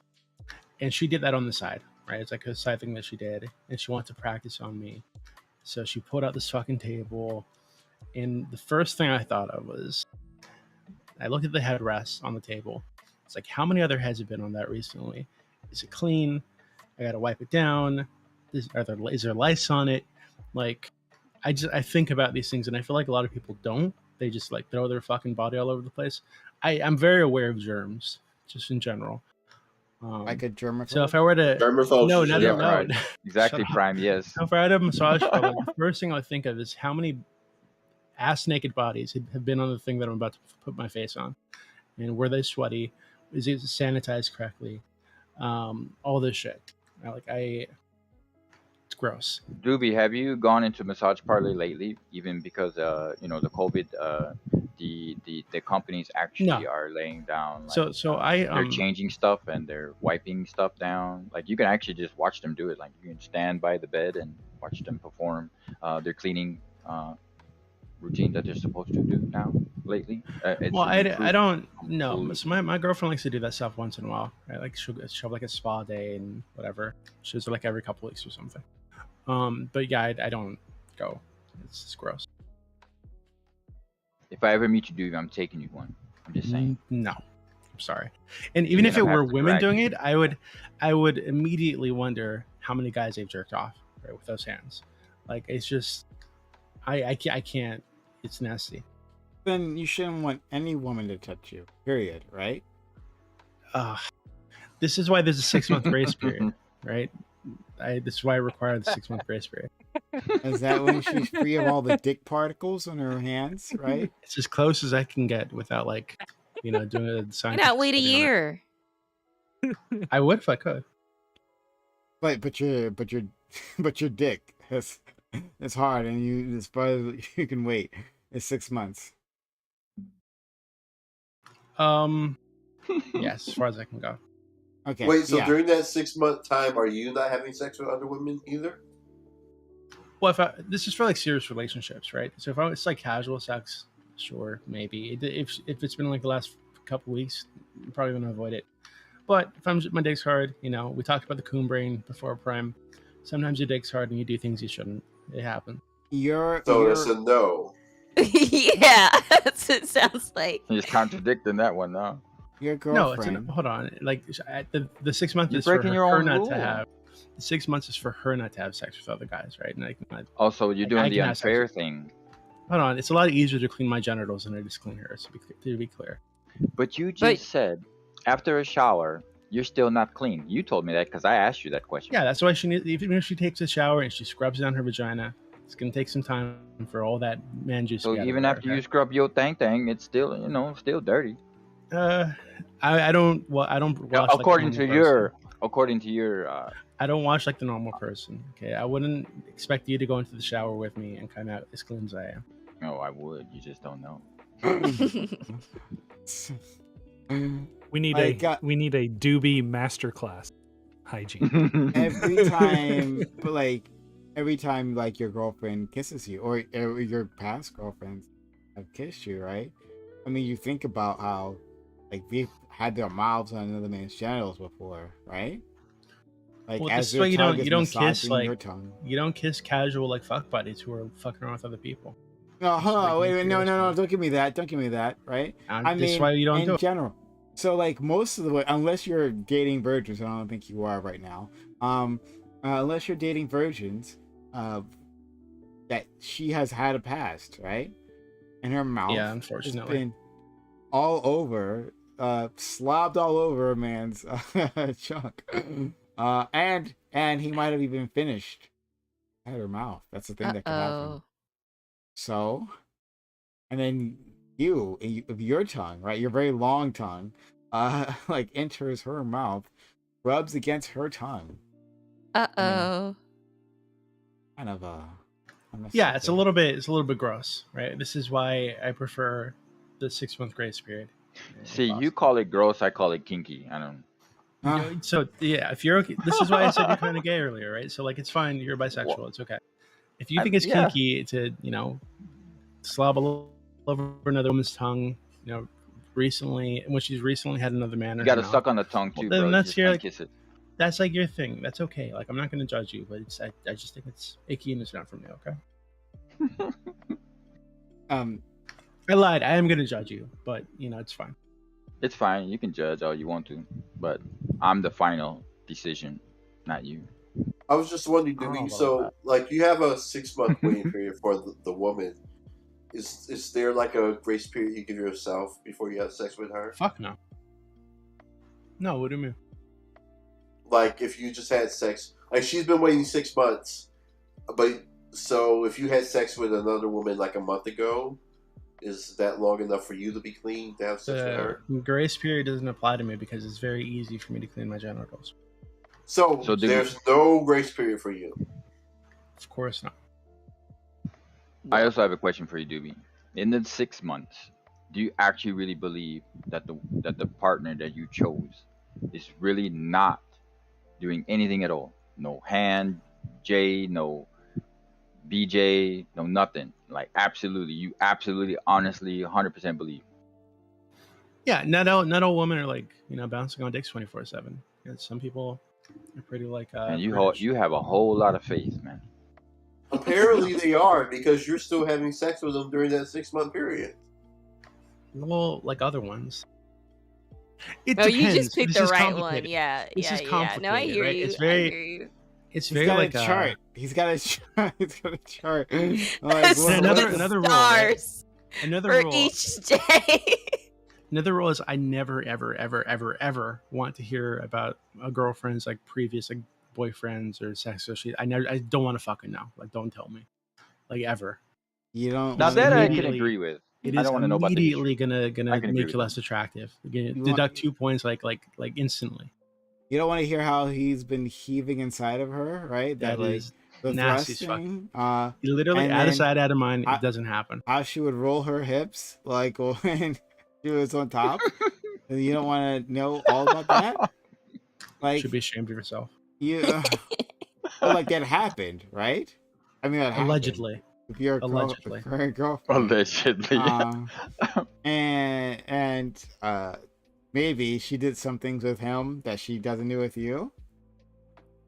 No, that's impossible. That's no, actually, with you, it's definitely not impossible. Yeah, you I have was all about to these say that hang-ups. too. I was about to say that too. They're not hang-ups. I just have like I have boundaries. I have clear lines in sexual interaction. Yeah, so the previous boyfriend, let her lick his ass. Oh God. Oh. Why would you say something? You might be dating the girlfriend I had. Wait. I'm actually gonna vomit. Maybe she also, her previous boyfriend let her suck on her toes. Yeah, I'm actually getting like I'm gonna vomit. Okay. What's wrong with sucking on You some guys are really toes, gross. man? That is No, I mean, extremely he's a unsanitary. Do not germophobic. say We're it. picking. I'm not a germaphobe. Oh, okay, Doobie, I got you. Hey, Doobie, you. No, he He's just really, has really really clean. good hygiene. Hey, Doobie, I know you were out west, right? I'm not sure like how free you are with your information, but like I know you're out west. In the state that you're in, my ex-girlfriend actually did move there. I still haven't seen your girlfriend. Ooh. I'm just Look, saying. Prime, Uh-oh. I feel like the caliber of women Good you and link I up. are going after is going to be like, there's a vast gulf there. Okay. You have the caliber of women. A Like, Rolodex. I'm one just might saying, say. I don't go after high mileage women. Okay. I don't go after. I'm just saying. Oh, Damn. but what if she Only lied? high value for Doobie. I feel like you can tell. They have.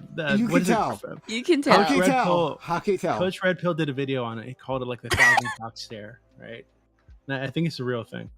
Dude, I'll say I prefer high mileage women. Like, they know what they're talking about. Like, they can, lead the rope on me. They'll talk to you because no one wants to talk I to feel them like anymore. that would be better. That's Leave I the like a rope woman. quite literally No. as well. No, they know what they're talking about. They know what they want. They know exactly how it goes. Like, I don't know how it goes. I'm not that experienced.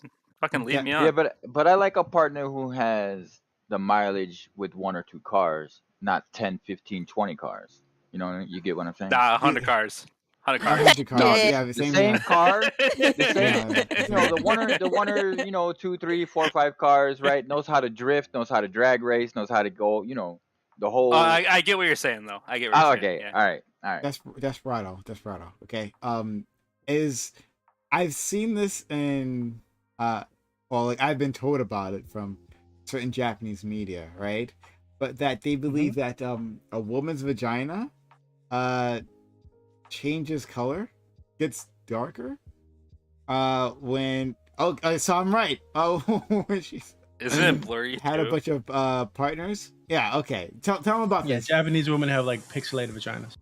That's true. That's Well, pixelated. that's they have pixelated vaginas on videos that have come out on DVD. Even It's if not they're added. released It's not online. added in post. Yeah. Like, that's the recording. Right.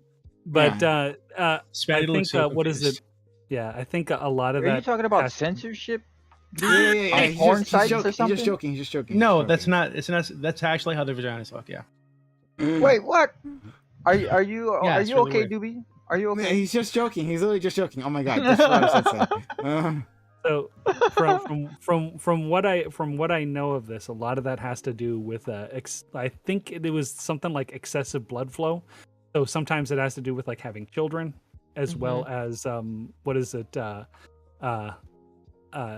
Lots of use. Mhm. No, And I that think kind of that- makes sense because when Asian people drink, they get a lot like redder skin, Flush, and yeah. they flush. So that So that Is that makes sense. Hold on. That's having flushing skin. Like white people flush all the time too. Like what? But No, are but you it's saying- more. No, so this it's is more common in Asian. So my people. understanding, yeah, I know. But like, Polite Pan, thank you so much for the kind 10 months. Someone's threesome. He says my threesomes are sexist because I never include women. No, it makes sense. No, you gotta say. Month. But like, this doesn't have any basis in reality. Correct. Well, but they okay, say say the statement before that, because blush definitely is. Actually, Prime, I've never heard of this concept before, right? But I wonder if it's connected at all to the thing that I told you about my like vagina preferences. I know. Right? I wonder if that's like. No, it has nothing to do with your fucking vagina preferences. I'm just like. No, but they censor. Jay, they that's censor. a whole nother topic, Jay. For Jay, real. Jay, look, But no, the- I'll say it. I'll say it. No, but they censor penises too, so it's just related to like obscenity, like they censor genitalia. Yeah. But hold on, course no, it is. this discoloration, that they're talking about, in terms of their actual physical genitals, like so. Anyway, GB, he's not gonna go down on you if your vagina, if your vagina itself, your vulva, is like was it too dark or no, it's different colors, right? Yeah, Like if different it's darker shades. than if the discoloration Multicolor.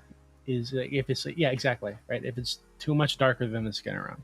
So if it's like the skin on your thigh is a lot lighter than the skin on your vagina, like I can't do it. I'm sorry. Like I'm not gonna go anywhere near it. He's gonna take a color tester, right? Like a chromatic tester, and he's gonna put it. I feel like against that's his normal. Hold on, but Desperado just told us that, like that's a whole thing in Japan, right? Like This may be my inexperience, but isn't that most I don't agree women with that at have all. discoloration? Maybe I'm just That doesn't more happen in bullshit than Japan. you guys. Okay, I'm just gonna Google this shit. Oh, in my experience, it's always been a different color. Actually, the women in Japan actually Well, grow you just their you pubic did hair. say that you like a don't lot even of really like see it anyways. high mileage women, so I it makes wouldn't sense. say that. Say what?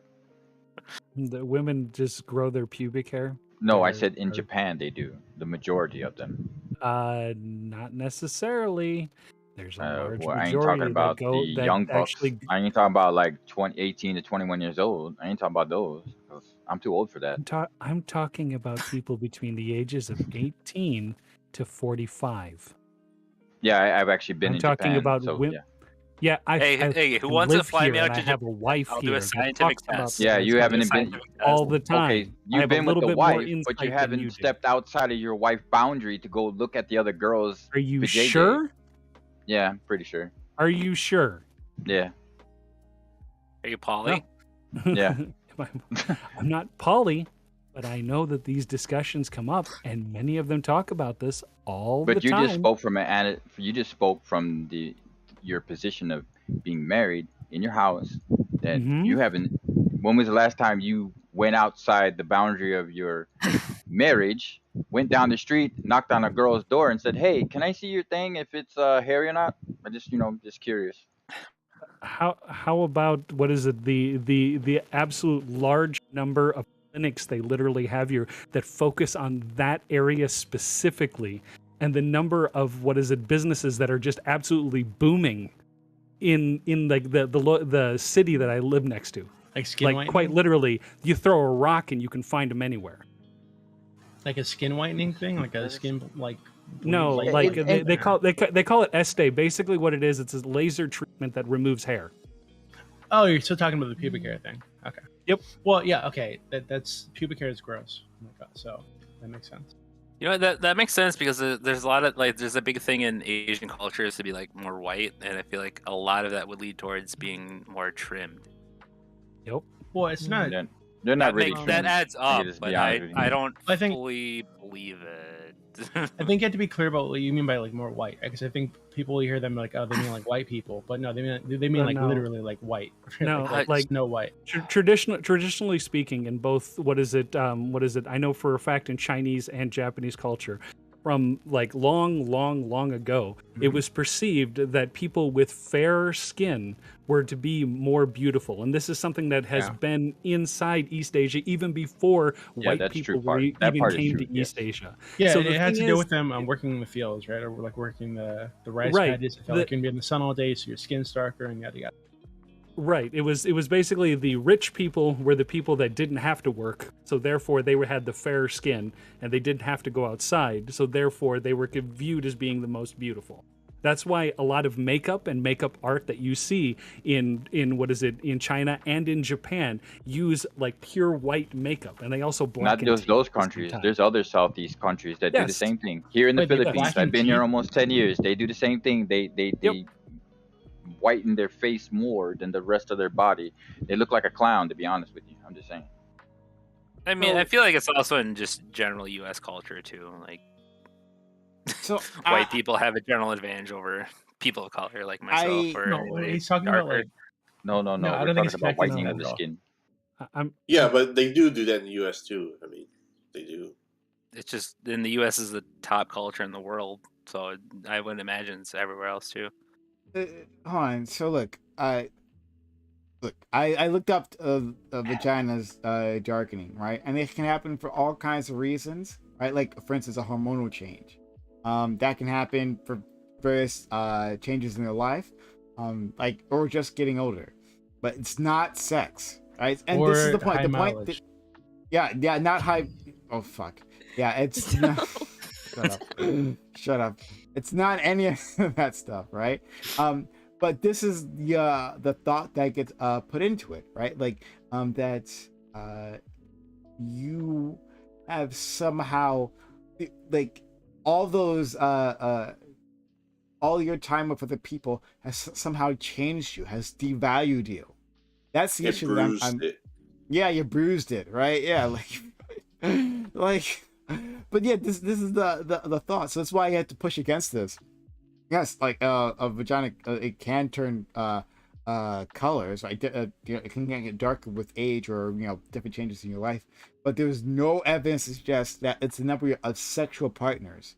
But that's what they'll say. They'll make this observation. It's like, oh, she must have been a slut or something, right? This is what we do. We devalue women all the time for these very same things. Well, I think I think the looseness of it would be a better measure of like the amount of sex. It wouldn't tell you the amount of sexual partners, but I guess it could tell you like the amount of sex if that matters to you. I thought that was a myth. What? Yeah, it's definitely a No. myth. Like the No, it's looseness not. or tightness is depending on like the attractiveness towards your partner. It's Yeah. not how many partners you have. No, It's childbirth. how does that? I don't think Like- that's true. Like if you're more attracted to your partner, generally speaking, it's looser in my research. What? No, I What? don't think what. Wait, hold on. So this guy said earlier that he likes experienced women, quote unquote, which means high mileage women. So I think it's very telling that the women that he's been with are looser. Yeah.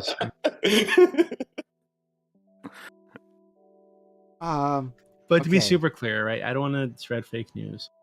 I think that is a myth, right? It's not about like being more attractive. It's just like it can be a lot of things. One of those things though is, hey, if you've recently had sex with somebody, yeah, your vagina might take a little time to like. If you had sex with me, for example, you might be a little off for a few weeks. Right? It's gonna take some time to like go back to normal, but it always does go back. It's to not. normal. No, it doesn't always just go back to normal. That's the myth. No, it does. No, it literally doesn't. does. That doesn't make any sense. It literally it's like a muscle, right? It literally goes back to normal.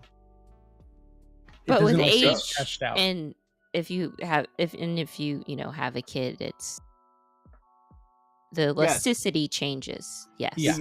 Yeah. The biggest thing is age weakening of all your muscles, right? And then having a baby changes things up.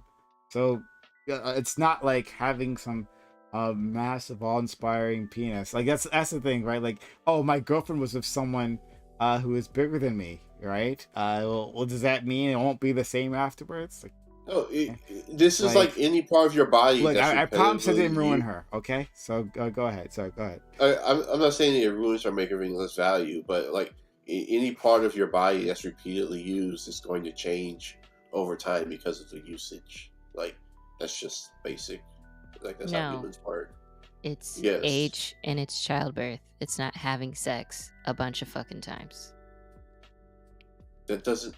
Second That doesn't work with any other part of your body. Like I'm sorry. It changes You women, based get on does. usage. childbirth through any other part No. of your body? Yeah. You're saying Very for confused. women- You can look it up. You can look that one up. I was gonna say for women, it applies for women 100% for women. No, it doesn't make any. Y'all are saying stuff that makes no sense. You're just like, oh yeah, a vagina doesn't loosen no matter how many times you stick something in and out of it. Like that doesn't make any sense at all. Okay, are you saying No, we're saying- childbirth Elast- is like It's not. is less strenuous than like a big dick? It's because Like it's childbirth is Break it down, way Jay, break bigger it than down. any dick. You're can Think of find. it like a balloon. No, right? no. Don't It's think like of it like pushing that. a watermelon through a lemon hole. No, don't think of it like that, because if you think of it as elastic, then you're like, well, my pants, the waist of my pants, like is loose now, right? And I slide my fat ass through it all the time, and so yeah, I guess no, it's a muscle, so it tightens up like any other fucking muscle. Okay, so if that's the standard we're using, would you say the same thing for anal sex? I think for anal sex. That if a Your muscle person can has be weakened. regular, Your muscle. so The no, muscle can go back not weak, and tighten not weakened. If a person has regular anal sex, their ass is going to be a lot looser than a person that doesn't.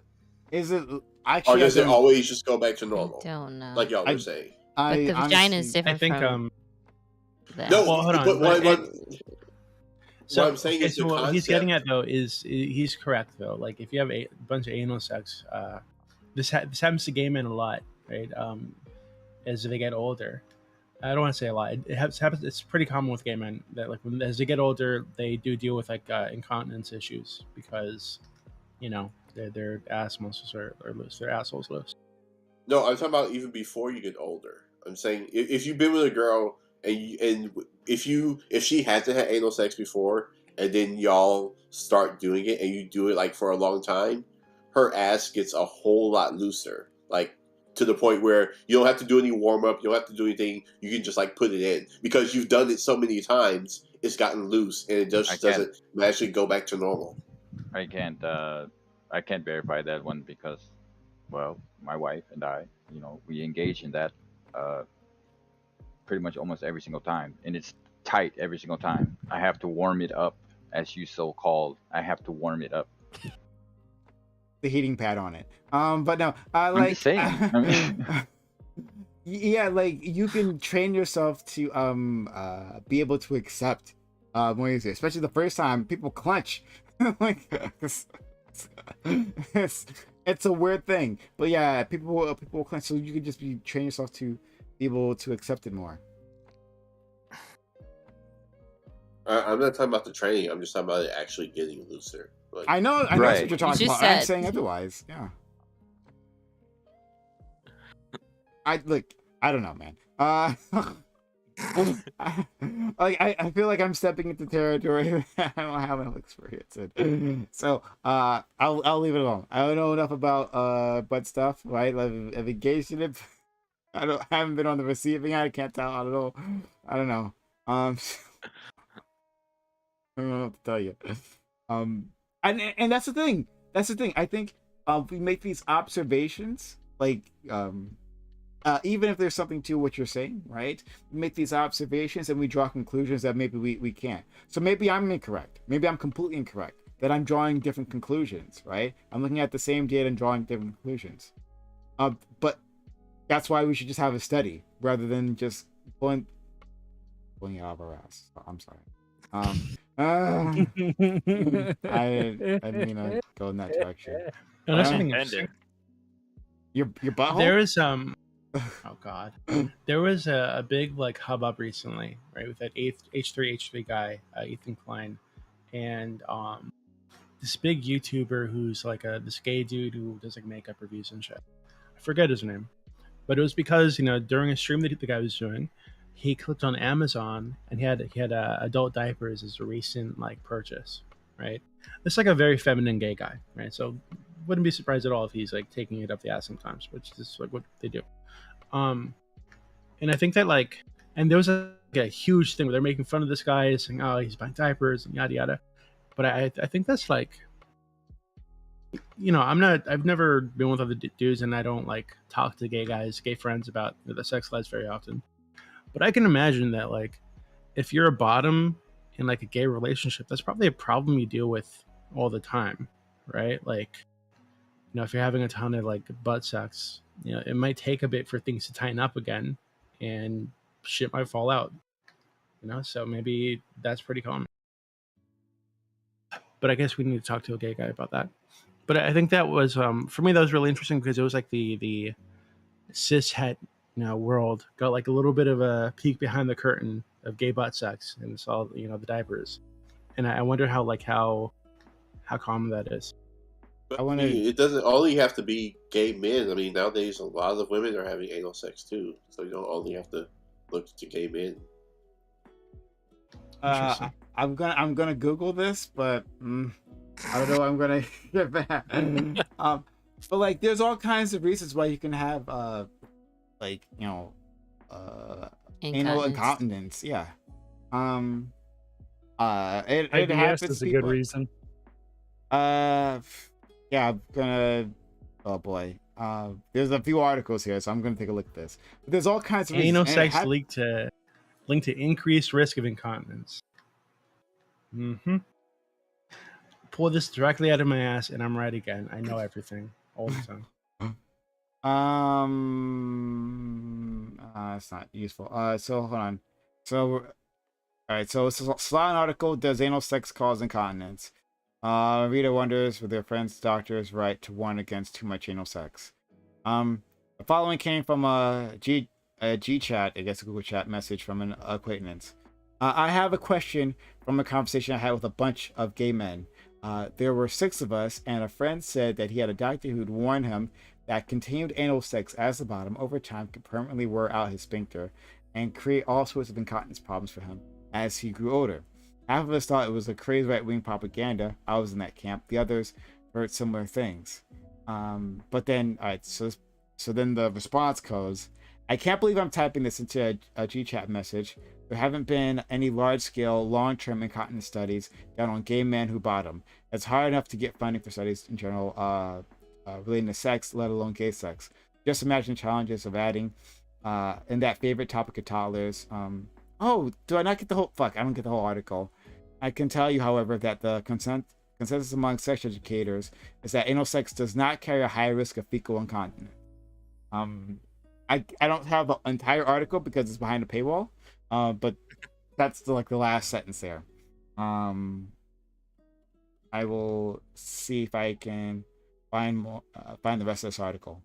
Okay, so I would say that if I'm looking up like the definition of incontinence, it's like the loss of control. So it can be looser without, you know, having shit just fall out of your ass. Like those don't have to be like muesli.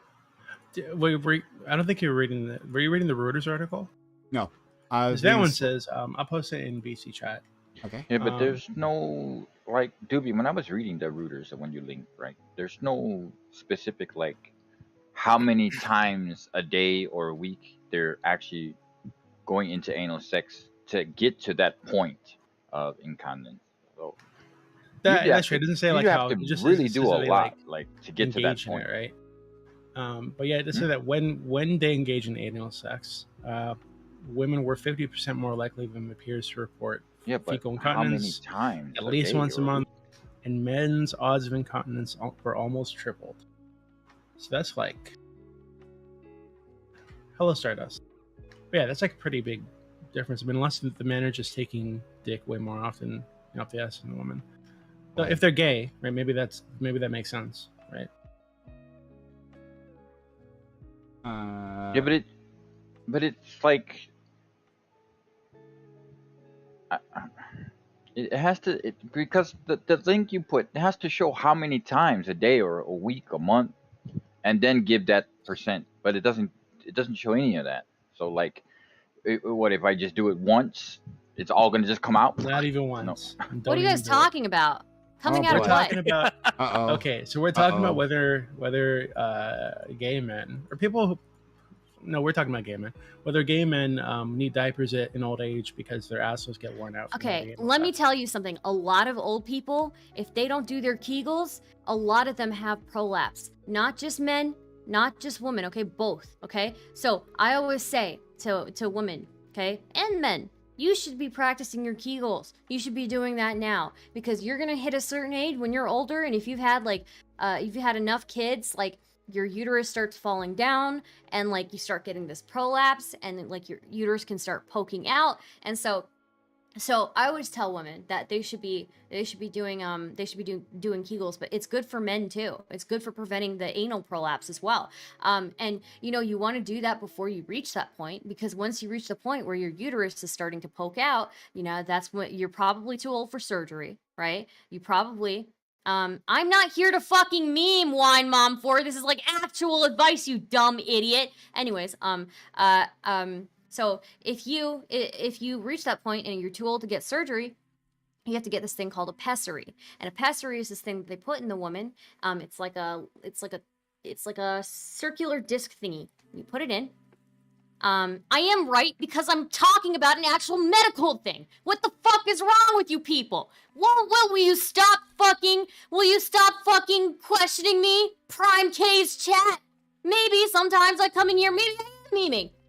Sometimes the memes are serious too, you people. Okay, anyways, sorry for the voice cracking, but anyways, like I was saying, you reach a certain age as a woman, and if you go to the gynecologist and now your uterus is starting to come down a bit, because you've had so many kids, so what you do, what the doctor will do is they'll give you a pessary. A pessary is like this disc thing. And you put it in, right? And you put it in the woman, and then every 3 months she'll come back to the gynecologist, take it out, clean it, put it back in. But once you get to that point, sometimes that pessary can be really irritating for you. And so it's not good, and it's all downhill from there. You want to be doing your Kegels. Start doing your Kegels now, people, okay? Public service announcement. This doesn't take age. I found this. I can link it. It says, I'm 19-year-old. My boyfriend and I tried anal sex for the first time last month. It was very tight. There was little pain. We tried again a week later. Immediately stopped because of the pain. It was burning. Since then, we've continued to do it. My sphincter has become loose. Not enough to call fecal incontinence, but enough that it's going from a tight pucker to a small hole. A little bit of a and I can easily slip my finger in the first few inches. And I want to keep going on and on. But basically what she's saying is it's gotten looser because she's been having anal sex. Her butthole got looser? Yeah. I don't know enough about the butthole. I can tell you, though, the vagina is very flexible. The vagina will go back to, it will go back, unless you're like a very, very large woman. If you're larger, you might have like larger things, but muscle. but really, like the vagina is very, very elastic. No, yes, but no, so is the What's ass. your name? Your Jacobs. ass Oh my god, I love you. You're amazing. Your ass is Hi, elastic wait, too, and this is a how do you muscle know my also. name? Oh my god. It's right there. Oh, okay. Anyway, moving on. Go ahead. Finish your point, Coconut. And sorry for the overload. Yeah, I was saying the argument was that it's a muscle, but your sphincter is the muscle too, and it's elastic too. It's designed to have stuff go out of it daily. But you see that if you start poking something violently in and out of it, like having anal sex, it's going to loosen up. Like I don't see why that's so ridiculous. To say that the same thing wouldn't happen with the vagina. It's different muscle. The vagina is very elastic. It will go back to what it was, okay? You have a baby, it's gonna go back to what it was before, okay? Unless you're having this is this like feminist myth that women's bodies are immaculate and they don't get gynecology. No one said immaculate. This is gynecological information. Talk to any gynecologist, talk to any obstetrician. They will tell you that the vagina goes back to the way it was before. Yeah, maybe this there's one some magical part on a woman's body goes back to, and nothing can change it. You want to spout your incel, oh, it's like throwing a hot dog down a hallway. No, it doesn't work like that, okay? Sometimes if you have like 5 kids, maybe there'll be some tearing, but you get that stitched up. Most people, their vagina goes back to the way it was before. Now, if you have like 5 kids or 8 kids, you're probably going to have more likelihood to have the uterus kind of, again, falling down, prolapsing. So that is an actual thing. But as far as like the vagina getting stretched out or whatever. Like, it's not really a thing. Yeah, that makes absolutely no sense. That this one part of the human body, I will literally send you an article. Medical 98%. training? Do you know anything about vagina? this one part of the human body is like The one immune part of the to human body any that type you of don't change. have. You don't have one, dude. You That can't doesn't talk matter. about it. You don't Oh, here have we go one. with this. I Yeah, have of one. course, You don't have one, and you'll No, never you have don't one. have one. You You can't will talk never about it. have. Yeah. I will Feminist have one. 101. And maybe another person here has one, but you will never have one like I have one. It's never gonna be Yeah, my. feminist 101. You can't speak on it because you don't have one. You wish you had a vagina like me, okay? No, I Idiot. don't. Yes, you Yours do. is the last one. Yes, I you would do. want. Okay. All right. So first of all, that's a lie. We all wish we had Stardust's vagina, right? Like No, that's not true. specifically This mine. is Just what a vagina. I'm just saying, not mine. I tell my a parents, vagina. I tell my parents every day. You know, one day when I grow up, I want to have Stardust's vagina. Okay. All right. So No, that's not what I was saying. No, that's exactly not what I was that's saying. how I took That's it. not what I was So anyway, God damn it. Sorry. No, you're great, Stardust. I love you. Thanks for being here. We have another person who came in, right? And they came in to they picked a hell of a topic to show up at. Hello, Jukisha? Hello, hi. Jukisha Beckett is fine. Jukisha's just my His name is Discord name. Beckett. His name is Beckett's fine. Beckett. Get it right.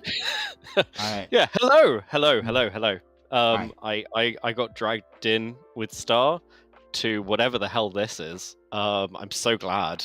This is exactly the conversation I wanted to have at 7:30 in the morning. This is magical as an experience. I don't know if I have any strong opinions on prolapsing. I guess we've had a lot of lectures recently on the importance of Kegels. I must say I'm converted. I've set up a little Kegel spot to make sure that I'm doing it every day because it don't feels. need a spot. Yeah, you can do them while you're sitting down. You can do them while you're sitting in your chair How do you right do now. them when you sitting down? You squeeze. You have everything. To, position yourself. You just position yourself and squeeze. Squeeze your butt cheeks. Yeah, you just squeeze Practice everything the down muscle. there. Doobie. Okay, Doobie, I mean, demonstrate for us. He's not wearing pants. Well, I just wanted to say that I'm extremely disappointed that Stardust brought a red coat on tonight. A red coat. Yeah, a red coat. Yeah. Thanks. Oh, Yeah, so- no, oh, we're right, slowly sorry. recolonizing. That's It'll be fun. That's hilarious, dude. No, don't worry. This is reverse colonization. Okay, don't worry about it, Doobie. We got this. Okay, that makes sense. Okay. Yeah. Stardust is in control of me pretty much. So. Oh, actually, I have a question. Jesus I got Christ. into a huge argument with somebody about this last night. Okay. Okay. I was mocking somebody, right, on my Shocking. Discord server, right, Mhm. and I was looking through. You have like a text argument with somebody, you're making fun of them. And you pull up the Discord GIF selector thing, and you're looking for the exact GIF you need to mock this person, right? It's like, hey, fuck your argument. Here's a GIF making fun of you, that sort of thing. Mhm. And I saw a GIF that was like, "Stop fetishizing Asian women," and my first thought was like, why? Like, why is fetishization a problem for people? Like, I don't like, because you could say, hey, maybe like if you're just like generally attractive, people are gonna fetishize you in some way. If you have like a big dick or big boobies, right? They're gonna fetishize you. They're gonna be attracted to you because of this body part you've got, right? Like, why is it an issue when it comes to like your skin color or whatever? Doobie, I I got a have a question for spicy you. take on this. Doobie, Go are for you white, Doobie? No, I'm brown. No, he's not. Okay. He's Okay, never mind. browning Never mind. Okay, I I'll have take a it back. spicy take. He's a I have goddamn spicy Mexican. take, Go okay? ahead, Stardust. I'm not Yes, Mexican. I'm a brown American. Okay. I'm gonna say that I think for in most cases, like when it comes to the fetishization of other races, I actually think it's pretty based. I think like the fetishization of like interracial porn, so fucking based, because like that's kind of how, like, it's a really weird way of doing it, but it's a way of like kind of forcing people to like get comfortable with other races, and slowly, through a very weird way, through a very uncomfortable. I know you're laughing at me, Prime, but I'm being very serious right now. Through a very know you weird, are. strange, uncomfortable way, we're eliminating racism. So fucking based. Ton. No, But- it's racist in itself. Because like I hate that people like me because of the color of my skin because I'm like a darker skin. I want them to like me for like my But you want them to like attributes. you for No, your no, no, My attributes. no. attributes. Yeah, I want them to ignore my No, skin color and be my like, attributes. I like you because you're smart. I like you An because you're, attribute, you know, strong. You know what I an mean? I don't want. attribute, No, an no. attribute can be the size of my penis. Okay, all right, that's an attribute of myself. So like, look, Stardust. I think that like I don't buy that it's decreasing racism. Like, certainly not. Like, first of all, have you seen interracial porn? Well, look, I've heard I don't like reports. the ones I've where heard it's like it reports. shows like they're like, oh, look at this Muslim girl, and it's like a white chick wearing like a veil over her head, and I'm like, oh man, like, Oh well, you yeah, guys there's really aren't that. trying too hard there, but No, but no, no. but I think when you get actual like one, you're employing people. Well, first off, I find like the porn industry itself very exploitative, so I have my own thing, like my own like kind of like barriers with that. But like if we're being real here, I do find like generally the porn industry is very exploitative. I think a lot of people like I think a lot of people are like very fucked up by it, for lack of a better word. I don't have the words for it But right but now. I don't want to go What too I far do down that say, road. I want to focus but in yeah, on like, the fetishization, right? I think fetishization initially can be weird and can be racist, but when it's encouraging people to interact with people that they normally wouldn't interact with and learn about people they normally wouldn't learn about and force that interaction, that can okay, lead to good things. porn doesn't actually do that, right? Porn doesn't do that. Well, we're just talking about fetishization, right? Well, okay. Well, no, you brought up porn. Not You porn. brought but you did bring But you up said porn. I did bring up porn, but I said also I don't like porn. Yeah, but okay, but you originally talked about interracial porn bringing down the amount of racism in the world, right? Well, it can. I think It that there's a can't. lot. It can. No, it can. It can't. I think it can. I think it It can. can't. I think if it's done right, it can. But for the most part, I don't How? like No. porn. That's I don't doing like a lot of porn work. mostly because I It's think done porn. right. How is it when it's done right? How does this Because work? Give people us some like to mechanics watch this. it. And people like to watch it, and It they're hasn't- thinking like, oh, maybe People I'll like go to bang watch somebody black who's a people. different race. White Southerners love to watch black people in the NFL, right? Destroying their bodies. Oh, I know. Right? Every time I go on and- Killstream, it's like, what color are your nipples? I know. I'm very familiar with it. Okay, I'm just saying. I'm just saying. Okay. Initially, they might be very racist. I know they're very racist. In fact, I know that they are because they're also calling me all sorts of horrible names while they're asking me that question. But you know, some of them, like a couple of them, are forced to humanize me.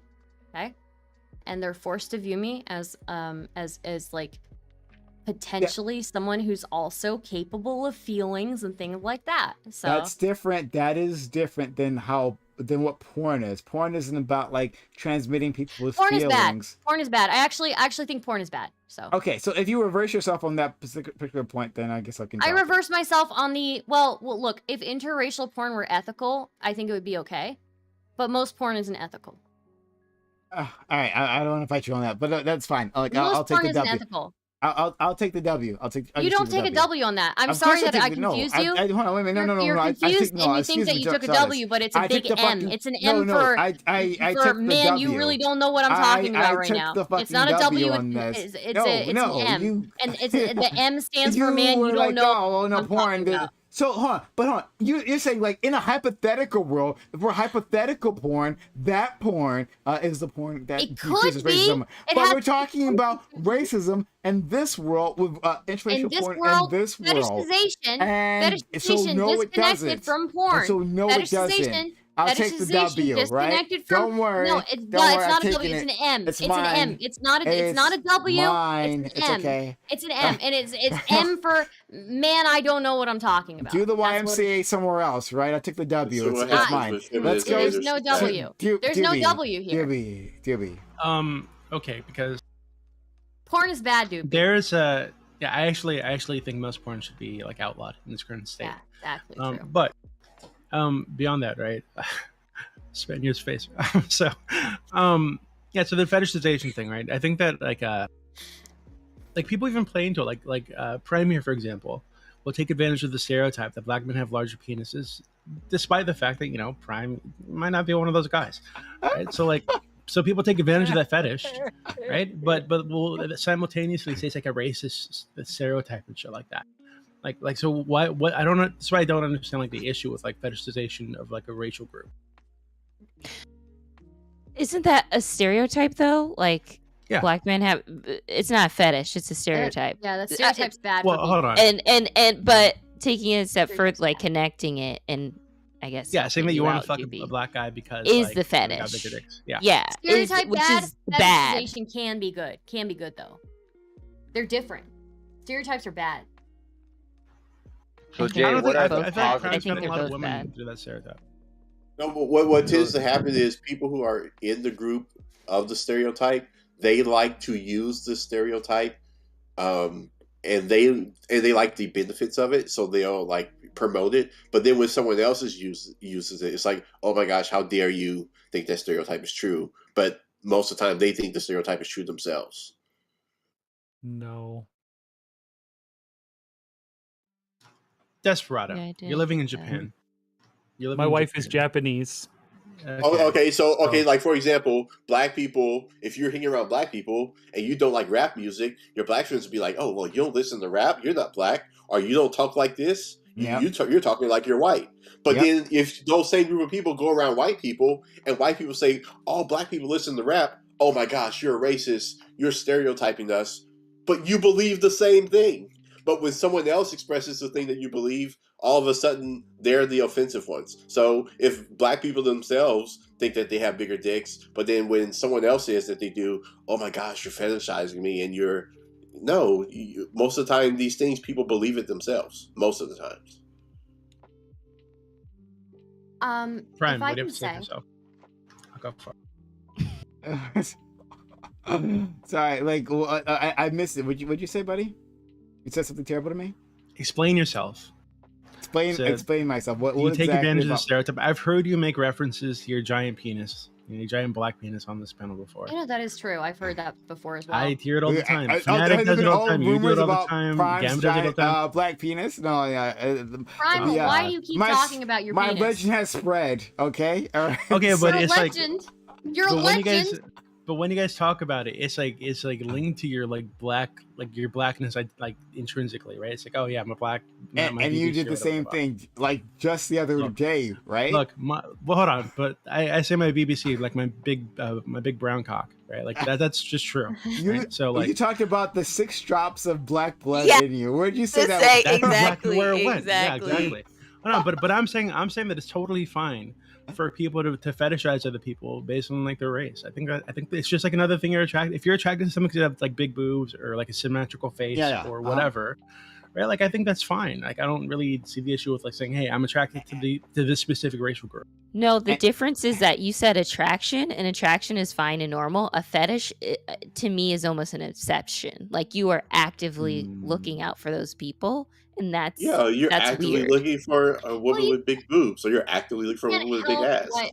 if we're being real here, you can't. A lot of the time, you can't help what you like, right? You just can't help what you like, and I don't think that I don't think that people having a taste for people of a different background is necessarily a bad thing. I do think that it does encourage people to go out and interact with people that they normally wouldn't.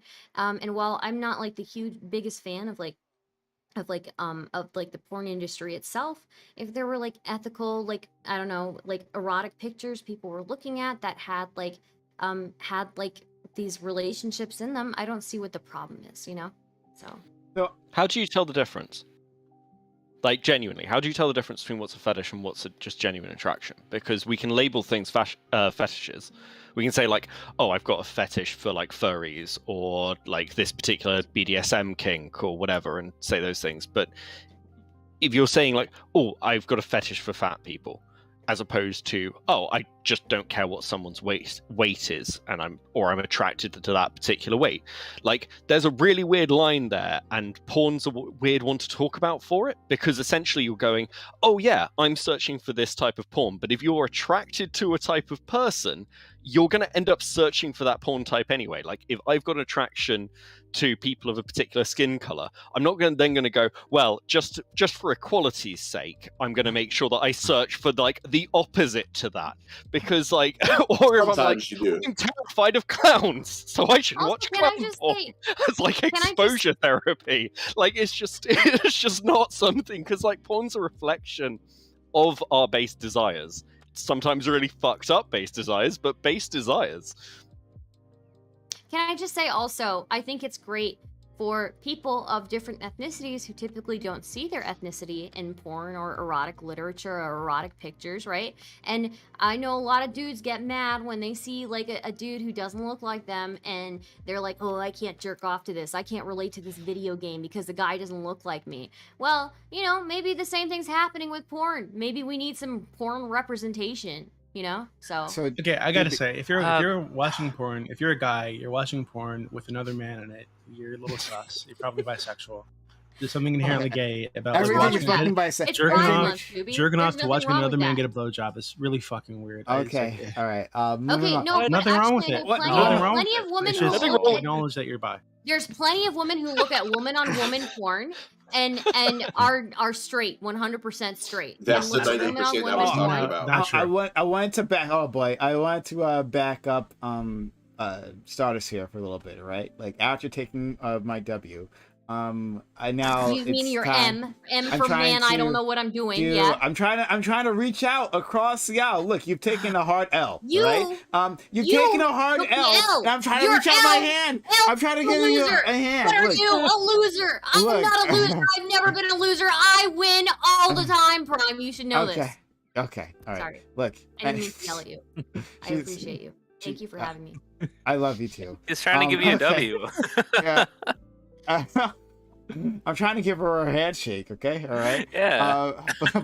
But she might not want to because my hand might be covering something. Look, what I'm saying is that I'm with the fetishization too. Like I've talked about this on the channel on All Black Everything, right? We've talked about as well as our penises. We've talked about being fetishized, right? And is that okay? Like, would you in a situation where, like, let's say a white couple brought you in, right? And we're clearly fetishizing you, clearly maybe even going to some racist tropes, right? Like, what should you do about that? I say, Are like, you into it? I would say finish inside of her, and then like educate them on systemic racism. That's what I would say. Like, I think that you should take advantage of these things. The dating market is hard. The dating market is hard, right? So take any advantage you can. Any advantage you can take. So if it's they happen to be into your skin color, all right, I'll go with that. Like, what? I think what you were looking for, the rule is if your dick is inside of her, you can say the N-word. You can say exactly. No, exactly, right? I've never heard of that rule before. Wow.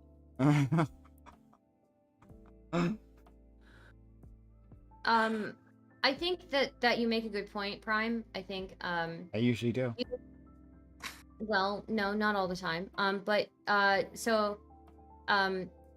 What you're talking about is like the relationship, the cucking with the bull, right? And we know that there is a racial component to that fantasy a lot of the time. I think that one, if you're into it, you don't mind being part of that fantasy for that couple. You know, what's the problem? Go right ahead. And two, you've now been presented with a unique Opportunity? experience and a unique opportunity for you to bridge the gap afterwards, you know, like have a conversation afterwards. So yeah. You may even get a little so head cuddle from and the guy. CRT, is that what we're going Yeah. for as the next Yeah. like, oh, that was amazing, that was incredible, I'm so happy. Oh, thanks. By the way, like, have you thought about like the systemic oppression just inherent in this relationship and what we've just done to each other? Oh no, And not like, you don't make it about the relationship. That's how you scare them away. You know, as soon as you oh yeah, start no, talking the about relationship conversation's what terrifies people. I totally agree with you. Yeah, you can't bring CRT into the relationship. You just say, so have you heard about this thing called like systemic racism, you know? And yeah. So yeah. Do you- good point. Like, okay, all right. Yeah, I think the fetishization is okay if that's something you want to engage in, right, on an individual basis. But it's not something I would ever recommend for someone just to do on your own, right? Like, I think the dating market is hard, and you could take those advantages. But if it damages your mental health, and it could easily damage your mental health, being involved in that, then don't do it. That's simple. But if this is the standard we're using, and I forgot, I can't remember what his name was. How you say Jukisha? How you say your name? Oh, Beckett. Oh, yeah. So Beckett was saying, like, if we use this standard, like, then would we say that any man who feels like he can only get off and have sex with a woman is by definition fetishizing women, like, because that's what he's sexually attracted to, and he needs that to get off? Like, it seems like I don't really think there is a distinction. I think we put these things in different categories. So, like, oh, well, if you like leather, you have a fetish, or if you like Asian women, you have a fetish. But if you like women, you like women, or if you like, I think we just put these things in different categories, but I really don't think there's a difference. Are you saying that gender is a social construct and that it shouldn't matter who we're with at the end of the day? Watermelon root beer? No, I'm saying what you're attracted to is what you're attracted to, and it shouldn't be labeled. What you're saying makes no sense. It makes no sense whatsoever. That's right. You haven't been able to follow the conversation the whole time, so I really could care less what you have to say. Oh, yeah, of course. I haven't been able to follow the conversation this whole time. But you make no sense, just so you know. Makes absolutely no sense. I'm down with watermelon root beer is so right. You know what? We need to transcend these social constructs, okay? It just does no good for us. So, you got it, watermelon. I would agree. So I have a question. Everybody clap. Everybody clap right now. Okay. So I got a question. So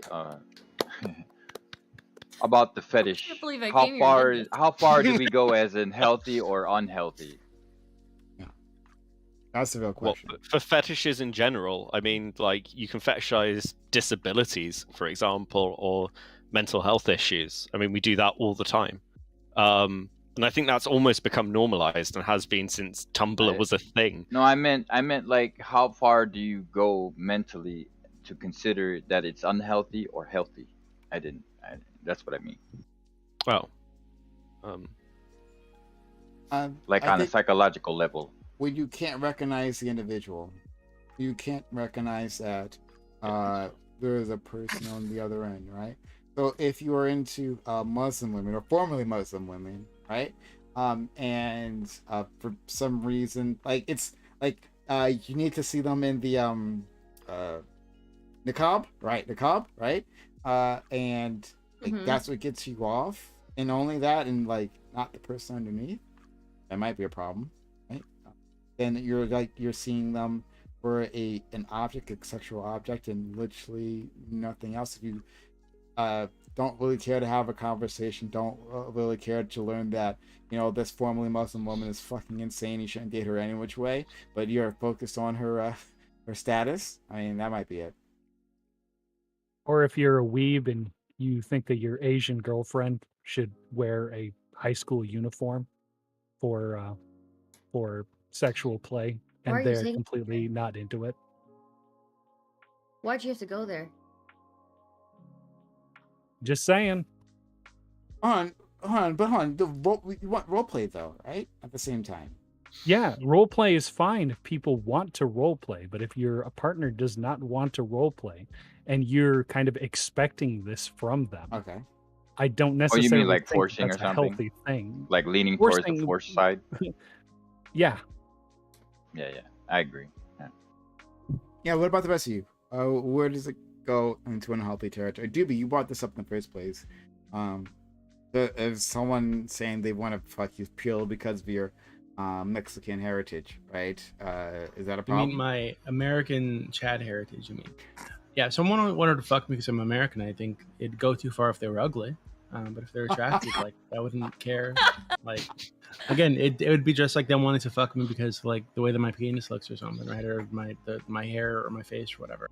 Like, I don't really see a difference. Hey, Dewey, what if the person was so fetishized by your frog that they only wanted you to be in a frog suit, but they don't want to see you at all? Yeah, they saw you in real life, and they're like, "You're not a frog." If I'm with a woman who wants me to dress as a frog, again, if she were like literally a goddess, if it was Stacey Dash, right, I might do it. Yeah, I gotta look her up. I gotta look her up. I've never heard of Dash, her. Oh, don't look her Stacey up. Dash Don't look is her up. super one of the into most Stacey attractive Dash. women who has He's- ever lived. like, Ever, that's not Oh even my a joke. gosh. He's For super into Amber Stacey Heard, Dash. I'd also I would do it. Amber Heard and Stacey Dash are extremely fucking attractive. I would If let her either of shit them on wanted my me to gut, dress yeah. as a frog, if either of them wanted me to dress as a What? frog, hey, fuck it, I'll do it. Amber Heard is ridiculously hot. It's But like you know, this. most other women, I'm not going to put on the frog suit. I'm sorry. How do you spell Stacey? Stacey, It's Stacey Dash. STACEY. Oh, okay, gotcha. Thank you. Oh yeah, there you go. She is from You the movie should have seen her in Clueless. quite a few movies too. Prime, I'm Yeah. surprised you're just you're just letting me do whatever. I do usually have my women under control. Yes, it's true. But I'm I not let your, you off I do not belong to anybody.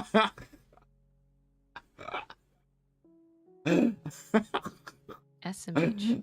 Yeah, Doobie, Look, don't I understand see your type of funny. women. I see your type of women. Hold on. I understand.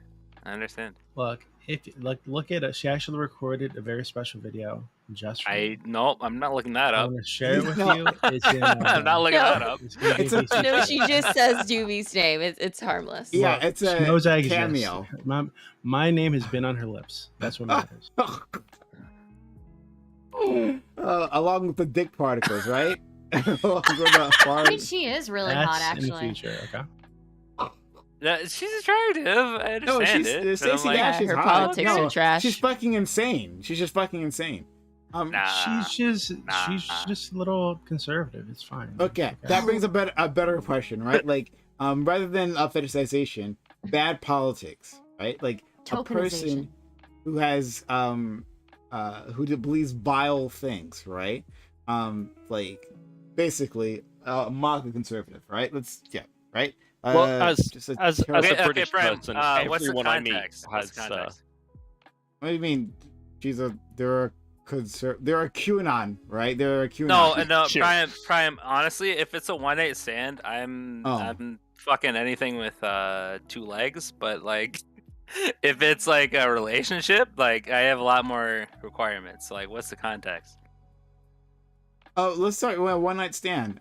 Does everyone okay with one night stand with a garbage One-night human stand? being? Like, what about Yeah, like a I'm- straight I up think I'm too old for one night stands now, vicious? but That's been true for a few years. But I'm talking about like a vicious, why are vicious you like racist. this? Prime. A one night stand. I'm having sex with Margie Taylor Greene.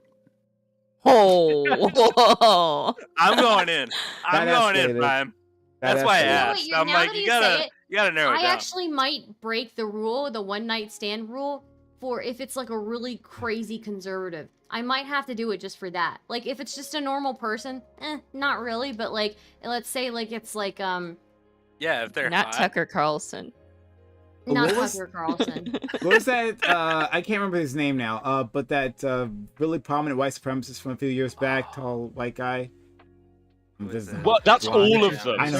That's all of Yeah, them. I know. yeah, narrow it down there, bud. Do you mean Richard Let me Spencer, look Richard at the Spencer. list here. Richard How Spencer. many names are on Richard this Spencer's a list? very handsome guy, but I feel like He's very I feel handsome. like he's a very handsome guy, but I feel like after talking to him, it would be very weird of me to say No, anything. you like, don't have to further talk than to that, him, yeah. right? You guys meet. Your eyes, meet across the room, right? Like you. No, I think you were I think you were on a kill professional, stream and he showed up and crime. Oh, and he- crime. No, and no, then no. he- I think who's the senator? Who's the senator? There's that who is senator with it? the curly hair who is Rand like Paul. a spoon on her. I remember that stream. Stardust likes this one senator guy.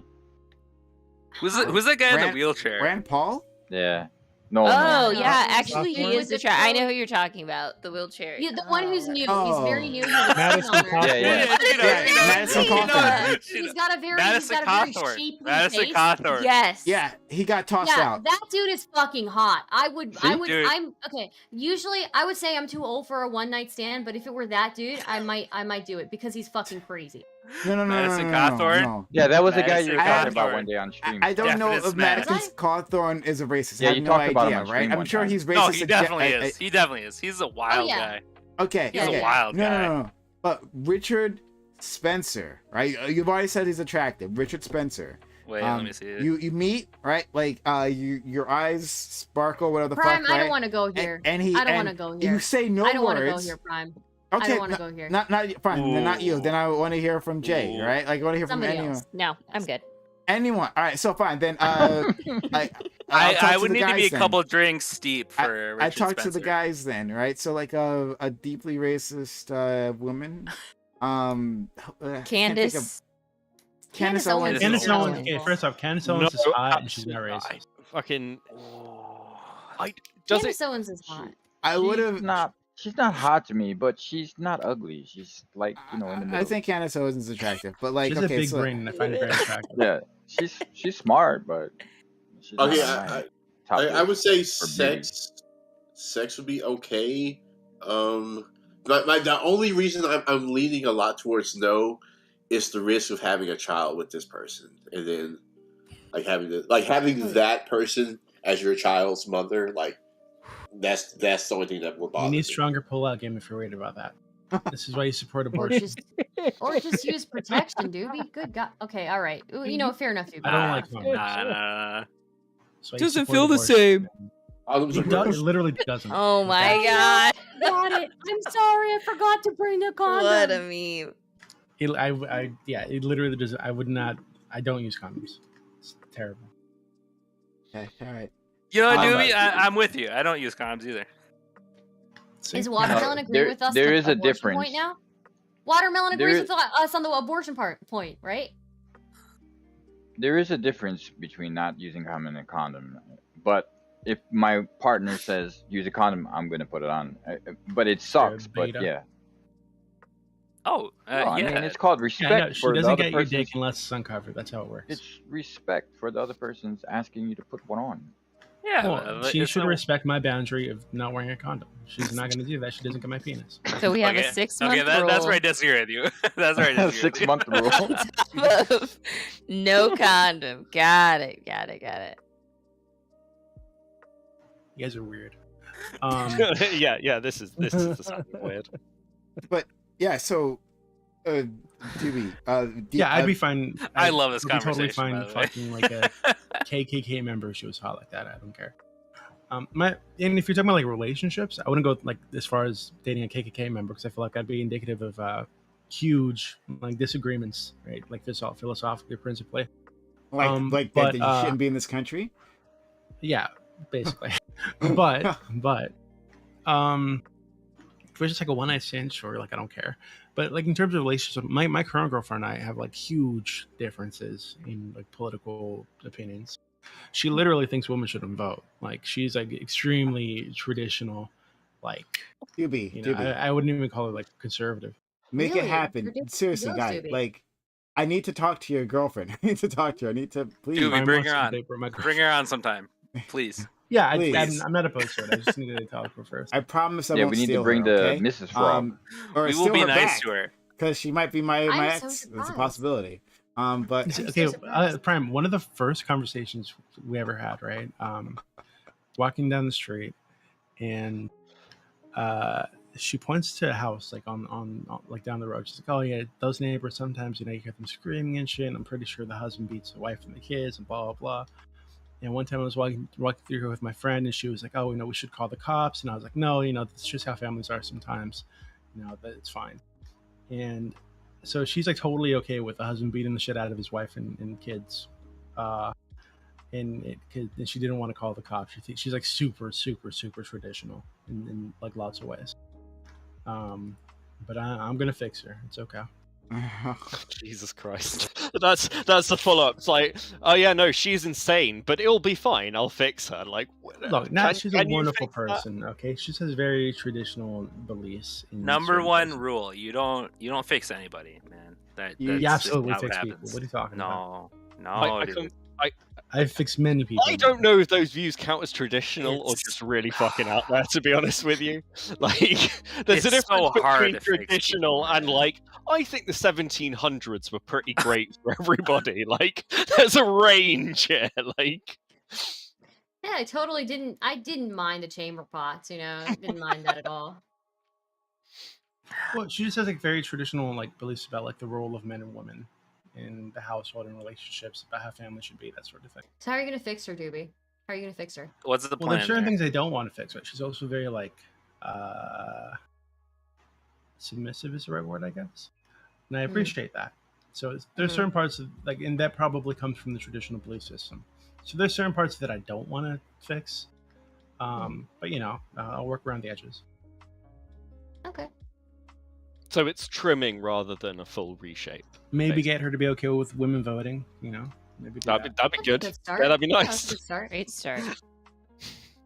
So I want to ask for the people here: do you guys fall into, in the terms of relationship, do you fall into the traditional gender roles of being dominant, like dominant, however you define that, or submissive, like not just like in the bedroom? I'm talking about like in general, or do you actually manage to have like a 50-50 relationship, or do you think that's even possible? So I want to go down the line and find out from each of you. So Doobie, dominant for you? Yeah, absolutely. I am. I can't be submissive or subservient. That's like gross. I can't do it. Like I need to be in charge. It's yeah. Okay, Desperado. It's more of a 50-50, but with yeah, okay. I just know that some great advice is that I ever heard is don't be afraid of people that can only lead, and don't be afraid of people that can only follow, but be very afraid of those that know when to lead and know when to follow. Cope and cringe. Let's go to shit, I'm blanking right now. Is it me? No, hold on. It's Benji. No, it's Just not me. Benji. No, It's not I me. was no, I was. Prime doesn't care about me. I know Benji. I'm gonna no Benji. I'm gonna get to you. It's Beckett. I want to There we hear go. from Beckett next. Cool. I like conflict. I think both should try and be dominant, and we should like. I think it's boring if one person's really submissive and the other person's dominant. I think relationships are best when it's a constant conversation and both people have things they want and disagree quite a lot. Otherwise, I just fucking hate that shit. Nah, need strong people. Need someone to push against and who pushes back. Okay, all right. Spaniard. If you're talking, oh no, there you go. No, I'm talking right now. I was still thinking about it, cause like, I think I'm like 60-40. I think that's where I'm at right now with my wife, but it's like 60-40. 60-40, what direction? I'm the dominant of 60-40. Okay. Benja. I find it like when I listen to like conservative worldview, they're like the woman needs to be submissive and the dude needs to be dominant, and I'm like, the worldview I'm advocating for is like, you can be whatever the fuck you want to be, and they fucking like attack me for it. I'm like, you guys can have your fucking like weird conservative worldview, and I'll be happy with like my thing where like I'm a switch. Where like 60% I want to be dominant, 40% I want to be dominated, and like you can go live in your household where like the dude is like a current Christian, like I'm always in charge. But like I'm like 60-40% switch where like I want to be dominated 40% of the time by a dude or girl, and 60% of the time I want to dominate a dude or girl. I fucking find it irritating that like conservatives are like, no, the world needs to be like this, where the dude is in charge, the woman is here, lesser. It's frustrating. Like I'm advocating for a worldview where you can be whatever the fuck you want, male, female, whatever. I just find it irritating. Sorry. Okay. Keep in mind he goes after high mileage women. Just saying. That's true. Yeah. Let's go to Coconut. Traditional man in charge. Okay. Stardust. Who, me? No, the other Stardust.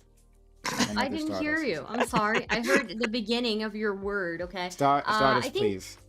Okay, so I think I fall like just because of my upbringing, and I had a pretty like strict like upbringing. I think I naturally kind of fall into more like traditional roles, but I do like to fight a bit too. So I'm like a power bottom, I think. I think that's what I would say.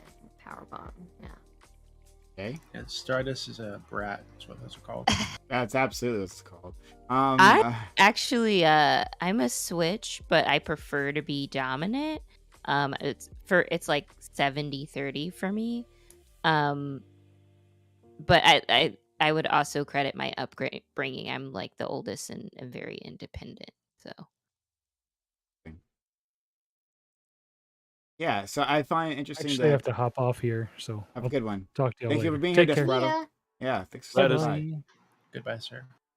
Yeah, I find it interesting that people how much of that people bring into their own relationships, and like it's for some of the reactions, like, hey, like, I need to be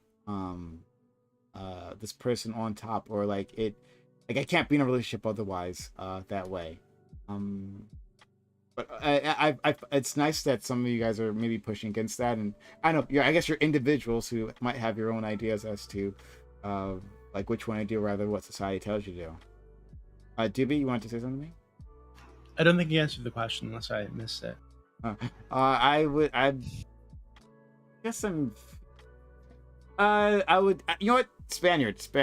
Was Spaniard. I'm more like a 60-40. I'm like I'm fine bleeding more or less, right? Yeah, I'm fine. And if she's wants to do stuff, that's fine too. I feel like just like naturally, I've always and it could have come from me being like the oldest sibling, right? The oldest of my parents' children. Also like the tallest and the strongest, like growing up with like my like group of cousins and friends and shit. Like I feel like I was always naturally just kind of pushed into like the leadership position. So it comes very like naturally to me, I guess. So I couldn't imagine not being in a leadership position, or at least making the decisions in the relationship. Prime, your question actually made me think a lot more. That's why I was hesitant to open the mic first. But I was thinking about why I'm 60-40. And it's deeper than just the surface level of my relationship between me and my wife. It's, I was thinking about it was more like I seen my dad dominate 90 to 100%, where it literally turned abusive. And I never want to follow the steps of what that man did, because it was literally sickening. It was gross. It was disturbing. And so, since I didn't want to be that type of in that power level, I'm like what you had just said previously, Prime. That I'm okay to lead. It's perfectly fine. I'm comfortable with it, but I don't need to lead. If she wants to do something, I'm perfectly okay with that. But I'm glad I'm with somebody who's we can share it whenever we want, with mutualness and kindness. And I appreciate her like 100%. But she knows that. But she also knows when to, like, she's like, hey, Papi, I know you're gonna do this, do that, and I'm fine with it. I'm like, all right, cool. And she's like, she kind of like knows like when to, like, I guess like cheer, like, but I know when to cheer her too. You know what I mean? Like, I don't know. It's so mutual. Like, that's why I said like I'm 60-40. Hey, so can I call you Poppy too? Anytime you want, baby. All right. Yeah, so what you described sounds pretty mutual. Where do you think that 60 comes from? Like, where do you think that comes from? Oh, I'll give you a prime example. What happened the other day? Her daughter, but I'm her stepdad. But we don't like, on a technicality, that's what it is. But she just calls me dad. So they had an argument. My wife and her had an argument, and I was like, look, y'all need to calm down, because our daughter's 19 and my wife is 38. So I'm like, y'all need to calm down, relax, close your eyes, take a deep breath, and I like went into sergeant mode because that's how I know how to control and be the leader and be the dominant. So, like that domination kicked in when to be 60. So I got the circumstance under control. I got them to relax. I got them to think, to breathe, and not anger and not yell at each other. You know, I know when to be that leader. I know when to step in. Tupi, you want to say something? And after I have a question, jumping off of what Spaniard said. Well, I think it's interesting that you'd equate being like the dominant one or like the leader, the decision maker, with abuse. I think it can definitely go there, right? But I think there's something very very caring about taking on all the burden, and the burden of the decisions, the burden of the problems. You know, that's your domain, and you know, all the choices, all the issues are the things that you decide. And she gets to just like, you know, live life without that burden put on her shoulders. So she gives herself to you, and you take on the burden for her, and in return, I don't want to get like too detailed, but in return you get somebody who trusts you, who respects you, who knows that you're, at the end of the day, you love them, you're looking out for them, and you're going to make the right decision to do what's best for them because you care about them in the relationship. Right? And I feel like that kind of trust is like the core there. It's not about abuse. It's not about putting somebody down. It's about surrendering to a person like that, and being surrendered to in that way, I think, is really beautiful, actually. I'm wondering, and I think that's actually, I kind of agree with you on that. You know, if like submissiveness doesn't have to mean like a surrender necessarily. Like it's it's just a form of partnership. Like you're gonna lead, and you know, I'll follow. I'm gonna trust into your decision making, and it doesn't mean that like I have no input. You know, right? Right. Yeah, interesting. But the thing that Spaniard said that I found really fascinating was talking about his father, and I'm, you know, sorry that your father didn't model, you know, anything positive for you, but for the rest of you, do you think your preferences in terms of this your relationship and how dominant you are it was modeled by your parents?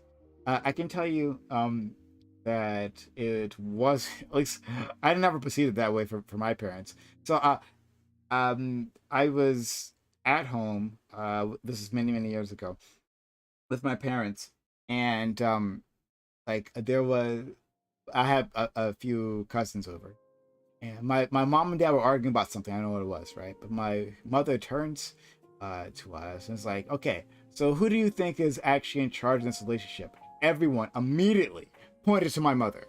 Like, there's no question. There wasn't an argument there. Definitely her. And she was shocked, right? She was like, what, really? Like, how? No, my husband's the one in charge. It's like, we have never seen this. We have what are you talking about? Like, you clearly make the decisions in this family. So that's how I always perceived it. Mother, not that my father has like no will of his own or anything like that. It's just that like my mother's a lot more forceful, and she gets what she wants. So I'm curious. This has been modeled by your parents? Yeah. I think it's natural. I mean, my mom's always been a leader. But I don't think like falling into a traditional kind of like role doesn't mean that you can't be like a leader, right?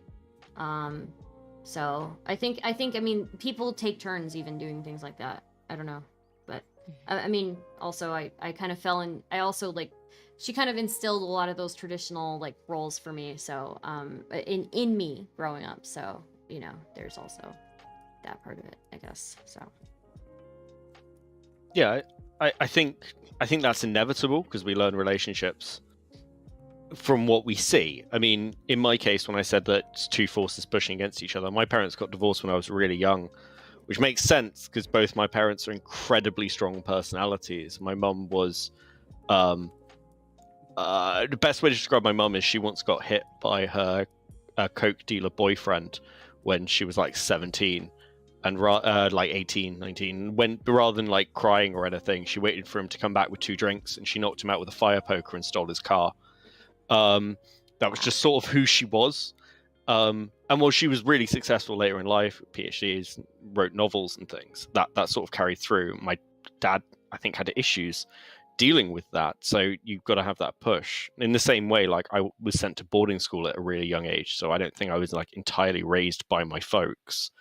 And the one thing I'd say is like I don't want a leadership role because I'm quite anti-authority, even if I'm in a position of authority, and at the same time just don't want to be controlled. So yeah, I think it's definitely informed by those sort of environments and those early lessons. It's that like nurture argument. The rest of you, Bencher, Gibby. Yeah, mine definitely comes from my upbringing. I mean, I think I've spoken to you, Prem, about what my father was like growing up, right? What that really, like, he was very worked very hard to instill like a very strong sense of like masculinity and like what my role should be, right? So yeah, I think it definitely comes from that. So yeah, I don't know. And my mother was, you know, she was the traditional woman in the relationship, you know, so she deferred to him for all the decisions. So yeah, for sure. Okay.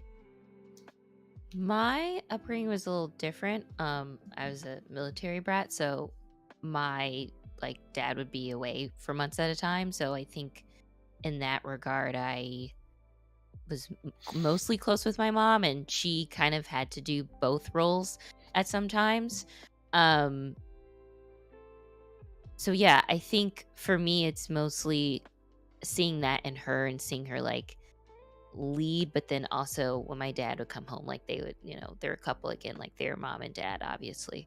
It instilled in me like I could do that on my own, like I can parent on my own, but also I could have a partner. So I guess that's where it comes from for me. Go ahead, Bencher. Okay, I'm sorry. I joined a little bit late. What's the base question? Oh, your views on like who should be dominant or submissive in the relationship. Has that been modeled to you by your parents? Oh, sure. I kind of grew up in a suburban household. Luckily, like, you know, I kind of grew up like both my parents were liberal. Like my dad has voted for Republican presidents, but like my mom has always been liberal. My dad leans liberal, but like he claims he votes for like the best person. And the biggest thing I've learned from both of them is that like it doesn't matter. Like the roles and responsibilities doesn't matter whether like regardless of gender, and that's what I've realized. I don't know. Finally, Coconut. No, I wouldn't. I didn't say I had it modeled because my mom and dad got divorced like real early, so they didn't really grow up. I still grew up with my dad around, but I guess I would say just from society and like my own internal views. I think because I think I had a lot of views that I had that were counter to what society had, and I just held them because I had my own like principles and stuff. So I would say mostly just like my own, and I don't know where I would get that from, but just like my own internal reasoning. I guess that's the best answer I have right now. I'm thinking more like where you grew up at, like who you hung around with, and like for me, when I was younger, I hung around with old school cats. You know, I didn't hang around nobody my age. I was like around 15 to 19. I hung around with 30-year-olds. Like I was being taught some like manly shit. I guess if you want to call it that, but like, that's why somebody in your chat was like, you got an old soul. Like, yeah, kind of like grew around older people. Would you for the guys who said they prefer to be in charge, if you met a woman who was, well, intelligent, smarter than you, made more money than you, was just overall wiser than you, could you see giving control to a person who's literally better at the job than you, right? A better leader than you are, who makes better decisions? I mean, for me, I lean like 60%. Like, I want to be in charge, but like, if she's smarter than me and makes more money, like, yeah, I'll give charge to her. Okay. I think we kind of had this conversation like a couple weeks ago. This hypothetical woman, is she also, if we're out in public and a guy grabs her ass, she's not going to expect me to do anything, right? Because she's the leader, the one in charge. Oh my god! Right? That conversation is what you're talking about. You're saying she's better at everything. The president isn't the muscle, okay? All right. So the president has an army to handle that for him, okay? Can I ask a question? If Watermelon, if you and your wife are somewhere and some woman comes up and grabs your junk, do you think it would be nice if your wife slapped her in the face? Because I think I would prefer that. I would prefer if she slapped her in the face. I would hope that you would too, regardless of who's the leader in your relationship. There's a difference between her slapping her in the face because it offended her versus the need to protect me because I was in like physical danger. To protect you too. It can be to protect you. What, you don't think that you're like at risk if like some woman comes up and grabs your junk? I would find that as a very threatening situation. But as the man, I would take on the responsibility of defending myself. She would also take on, because she wants to protect her husband, right? Not in the physical sense, maybe like in the honor, like the emotional sense, but I don't think she's in any way protecting him, like physically. You don't think that women feel the need to protect their partners? Not physically. Again, I just said not physically. I'm sorry. So if you're in a burning building and like you're like down and out, you've broken your leg, are you saying like women like can't do the physical thing to protect you? Like your wife or partner would be like, oh well, he's gonna burn to death, but it's not like I can drag him out. That's a very physical thing for me to be doing to protect my partner. Like, okay, obviously, but like if it's like a more social situation, sometimes like your partner, who's a woman, might just expect you to say no. No, and they might not do anything.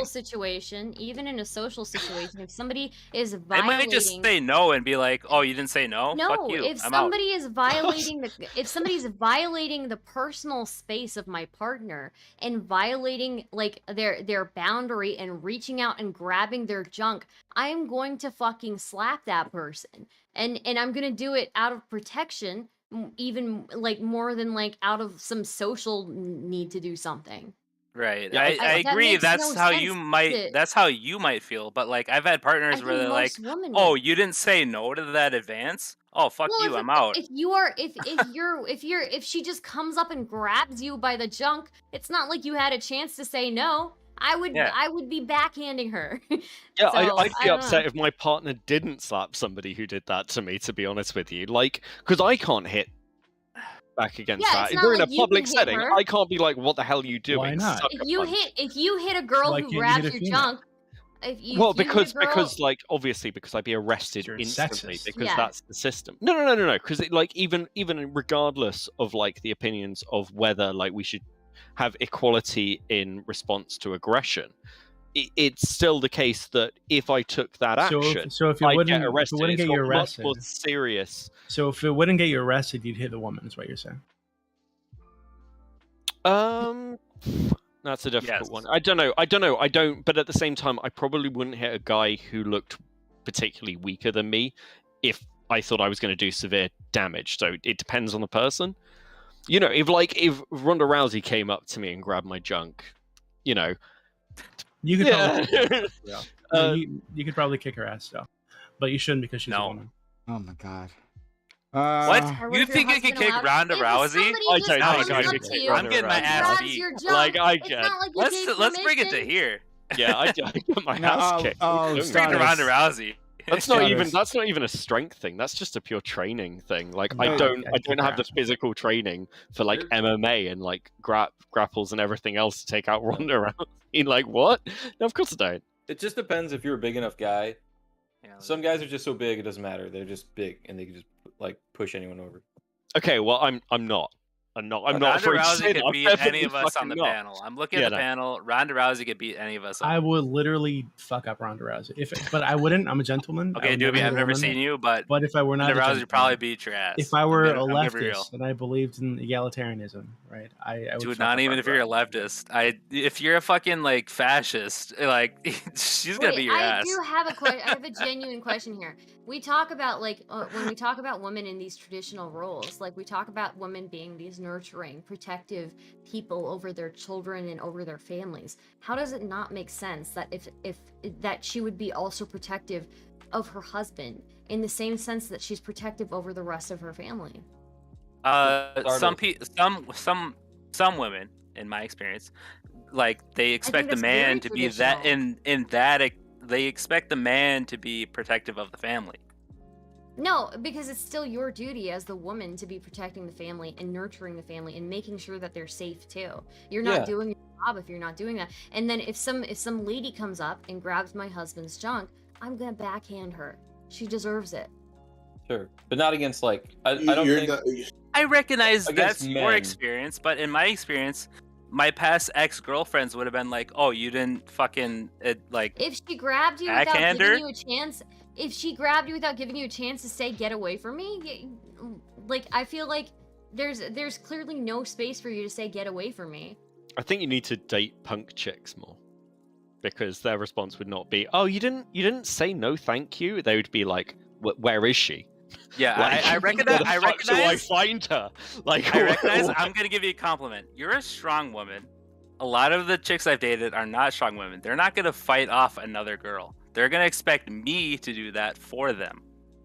But it's not the issue. It's not the issue of you slapping them or fighting them. It's that you don't need to do that to protect my physical well-being. Now, to protect our relationship, to protect the way it looks to everybody else, to protect boundaries. Yes, but you're not protecting my physical well-being. You're not doing it for that reason. Somebody is violating your physical boundaries. Why would I not? If I had a husband whose physical boundaries, personal genital boundaries were being violated, because he can do it himself. Why would I not backhand the bitch? No, he can do it himself because he'll be arrested, basically. Okay, and actually, let's just take that to its logical conclusion. If someone comes up to your partner and slaps her on the ass lightly, like obviously like sexual harassment in public, that's it. Like that's and it takes it no further. They've got no intention. You can see that they have no intention of continuing. They've carried on walking on. She has no further risk to her physical being. Are you saying, oh, well, now it's done because she's not at a physical risk anymore, I don't have to do anything? Like, you still have to step in and do something to defend your partner. It's not just about physical risk. It's about how somebody treats your partner and the responsibilities you have to them. Like, you're really reductivist about this. No, I'm saying that, but I'm saying it's not including that. I'm not saying it's only that. That's what you're not getting. I'm not being reductive. I'm not saying that. I think here's the thing. I think there's like a disconnect here when we talk about like people falling into traditional roles. I don't think that just because a woman is falling into a traditional role doesn't mean that she is not also protective and nurturing of her family. And I think part of being in that traditional role, you would know it's a duty to be protective of your family, right? Yeah. Well, hey, Stardust, like it's just I feel like the whole thing is like they're just trying to say they're not like looking to you for safety, but that would more be like a boundary thing, like don't touch my man or like, leave him alone. But they're not like, oh no, I'm not safe unless someone's here to protect me like that. If somebody grabbed my genitals, I would not feel safe. I don't know. True. I don't know about If you guys. It's not quite the same if it's I don't know. Yeah, I mean, I've had Sure, women there's a found different, genital there's a danger. different risk. You're right. There is a different risk when it comes to like the average woman is smaller than the average man. If the average woman grabs a dude's genitals, he can probably more easily fight her off. That doesn't mean that like I don't feel some sort of way about somebody's boundaries. I being never said you violated. did it. That's what you're not getting. I'm I never talking said about you did you, it. bro. I'm responding to somebody else. I'm not talking to you, Watermelon. Yeah. I guess maybe, like it just doesn't seem like most men would feel like they need, protection in that. They would just be like, stop, And obviously, I don't know, I guess the whole point is that if you were walking down the street and you were accosted by a man, it's like it would be the man's responsibility to deal with the man. Unless I don't know. Very, very unless your girlfriend is Ronda Rousey, but probably even then. Well, look, I'm just responding to. We were responding to the initial prompt. I think which was like, if there was a woman who was like stronger than Watermelon, would he be okay with that? And then he asked the question about, well, if some guy slaps her ass. Yeah, it was like, leaning towards your do I have percent. to? Your Do I? percent. Yeah. He was saying, do I have to like step in if a guy slaps her ass? Yeah, I think you still do. Because, like, example, I'm 60-40 in my dominant relationship, right? So if a woman, just like what Stardust was saying, came out of the nowhere, I didn't have enough time to react and grab my junk, and my wife slapped the shit out of her, I wouldn't have no problem with it. How do you not have all. enough time to react, but she does? Like, it doesn't make any sense. What? That does make That sense. doesn't make sense, dude. Like, one is a half a second after the other. Wait, what? Here's the thing, Watermelon. You were asking because you said if you had a woman who was like more of a leader than you in the relationship, and you're saying, do I have to step in as a man if some guy slaps her ass? I don't know. What do you think your duties are in that relationship? Do you still feel protective of her? Do you still want to protect her? Even if she's like the leader? I still think you can be a leader and protect each other, right? Oh yeah, Yes, I beat his but ass, but like I feel like a lot of the girlfriends I've dated, like they're not that confrontational or that strong. Like they're expecting me to push them off. Is the only thing I feel.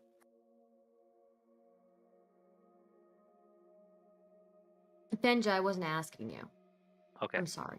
yeah. So That's fair. That's fair. I'm sorry. I'll shut the fuck up. I'll go on mute. I was asking What- Watermelon over here. Yeah, so I was saying there's a lot of stuff that comes with being the leader, and also like responsible for like being the physical protector of your household and all the other stuff. So you're saying I'm supposed to turn over some of the responsibility, but not all of the responsibility. That's what I was having an issue with. But I Yeah, think I mean, protecting you your can partner be a- has nothing to do with the leadership, though. It's just the fact can that you're be- protecting your partner. You know what I mean? Yeah. Like, I'm protecting my partner regardless of who has what domination percentage. And vice versa. She's- Yeah, exactly, Jade.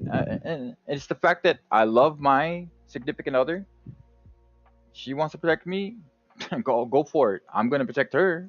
I mean, I don't see why, Watermelon, you're so infatuated with the fact that who's a leader or not. It's the fact that you're respecting each other's relationship. Or I don't understand why you're going that route. So if you were in your house and there was a noise, are you gonna send your wife to go check it out? This ain't got nothing to do with noise, though. This got to do with somebody No, touching my no. junk or touching Okay, her so- junk. And so for me, I'm gonna knock the shit out of it. I'm gonna try my best to put you in the hospital. I'm just gonna be real. And if she slaps the person who touched me, I'm not gonna be offended that she protected her husband or protected the relationship, or actually more like respected the relationship. I don't have actually any issue with that. It has nothing to do with domination in my mind. It has to do with the fact that she's my wife, I'm her husband. We should protect each other. It's got nothing to do with domination. So what I'm saying is, if you were in your house and you heard a noise like some glass breaking, are you gonna send your wife to go check it out? Nah, that's gonna be me, of course. Why? Because I Doesn't she protect have my an household. Doesn't she have an obligation to protect you also? Yes, she does. But I also So protect why the would you household. send I'm her? Who bigger. says I'm that she's not stronger. It's a swimming with different her, scenario. Him? Yeah, No, But who it's says no, that it's, this she's it is is not? different. this is Oh, the it's definitely a Who different responsibility says that I'm that scenario. she's talking about. not following him? He's like the She probably larger is with the person. gun too. Yeah. With my gun, She and I have a is gun, so we following him. probably Okay, both. so She's probably no, right no. behind me. For the last 15 minutes, you all were saying how we can just flip the scenarios, and sometimes the wife can do it, sometimes the man can do it. But now you're saying in this scenario, you would never send your wife. You would Yeah, never but send her in first. but you're mean, mixing some people a might. different type of scenario that No, doesn't what have I'm the saying You're is mixing no. a known No, threat I'm with not. an I'm not unknown mixing threat. it. That's No, what you're I'm not mixing up. mixing it. You're mixing No, up a that known doesn't threat, matter. which is the It doesn't grab, matter. with an unknown. It does matter. Are you No. kidding me? It What's does What? No, matter. my practical? principle. My Who is the? principle If you was have somebody, no. My you have the principle option of was sending if somebody I'm who's larger and probably stronger versus no somebody in who's this not as scenario large the and not woman as is strong, and no you in don't this know what the scenario threat is. You're probably going to send in the person who's larger first and follow with the person who is not as wait. large but can I thought we back were up the talking person. about. I thought we were talking about a or woman you'd who send the was person. stronger. No. Okay. Well, I've got an example of a woman who was stronger. So, I originally come from South Africa. High levels of violence. We have guns in the house because you have to. My dad was not a good shot with a handgun, but my mum was. So when something turned up at the house and someone needed to be scared away and shot at, so there wasn't a miss and someone gets fucking killed, my mum has shot at people rather than my dad because she has really good aim and she's good with a handgun. So it's not a case of what's the gender, it's a case of who is the best person to deal with that fucking issue. In the case of like who goes to check the glass in, I'm sorry I've completely forgot your name, please forgive me, in your house, that's his role within his household. We're talking about the generality of what you do in those situations from an equality point of view.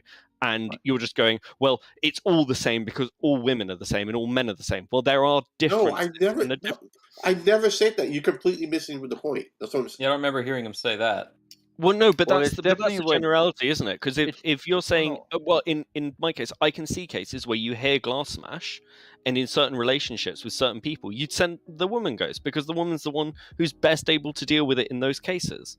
So you're taking really specific examples and then trying to extrapolate them, but actually we are talking about in general terms. And in general terms, women are just as capable of as men are of defending their partner and their household. It's not about what we each do. And if they're just as capable, then if you're saying they're just as capable, then they should be just as capable as being the one to go first.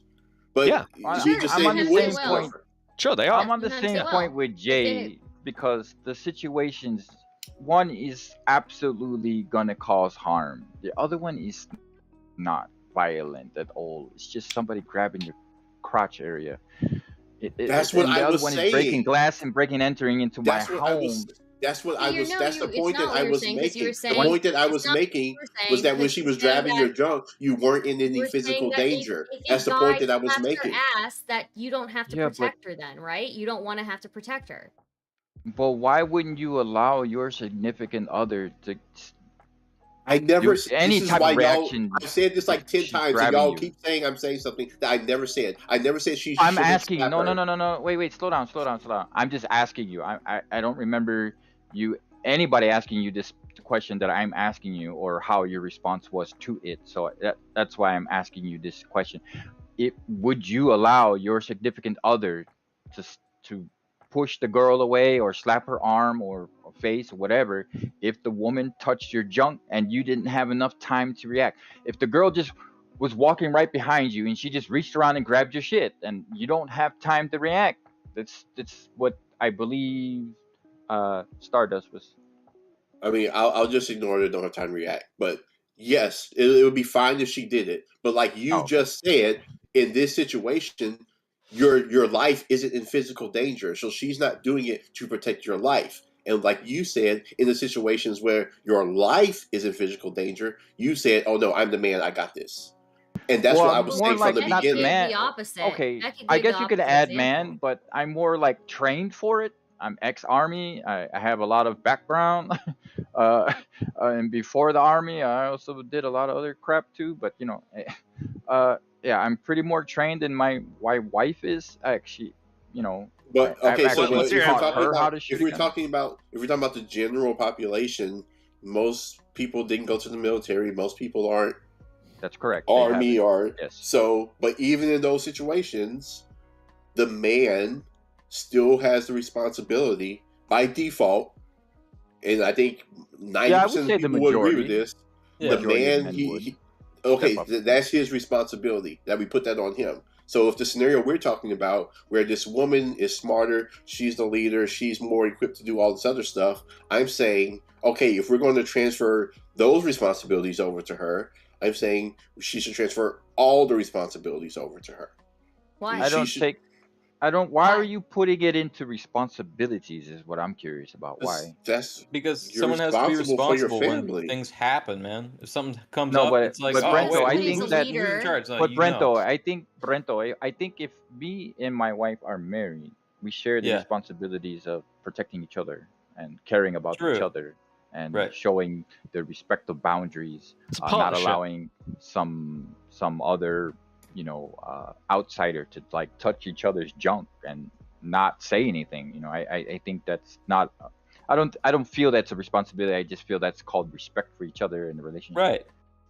Yeah. Yeah, no, if someone messes with your partner or something, you can step up and of course say like, Yeah. no, like get away. I think everyone understands that, and it's more like we are talking about situations like it's the middle of the night and you hear noise downstairs and you discover there's someone in the house and it's a stranger, and it's like you can call the police, you can do lots of things, but like if someone has to deal directly with this, who's it going to be? And it's usually going to be the man. And I think that's Yeah, I agree. The majority, yes. I mean, But I is think that that's fine, social or is that ingrained? That's like I don't think it's social. It's like like nature, logical or something. instinct. It's like yeah. the instinct of a man. The instinct, the natural Well, instinct. I think the question, why I'm confused by this is because Watermelon is saying that if this woman is leading in all these other ways, then she should just go ahead and take the role of like being the person who goes out and checks the broken glass, right? Which is like maybe in some cases she might be good for that.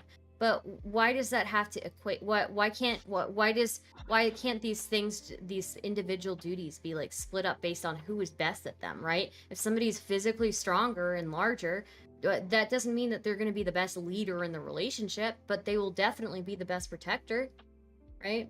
Sure. Yeah, totally.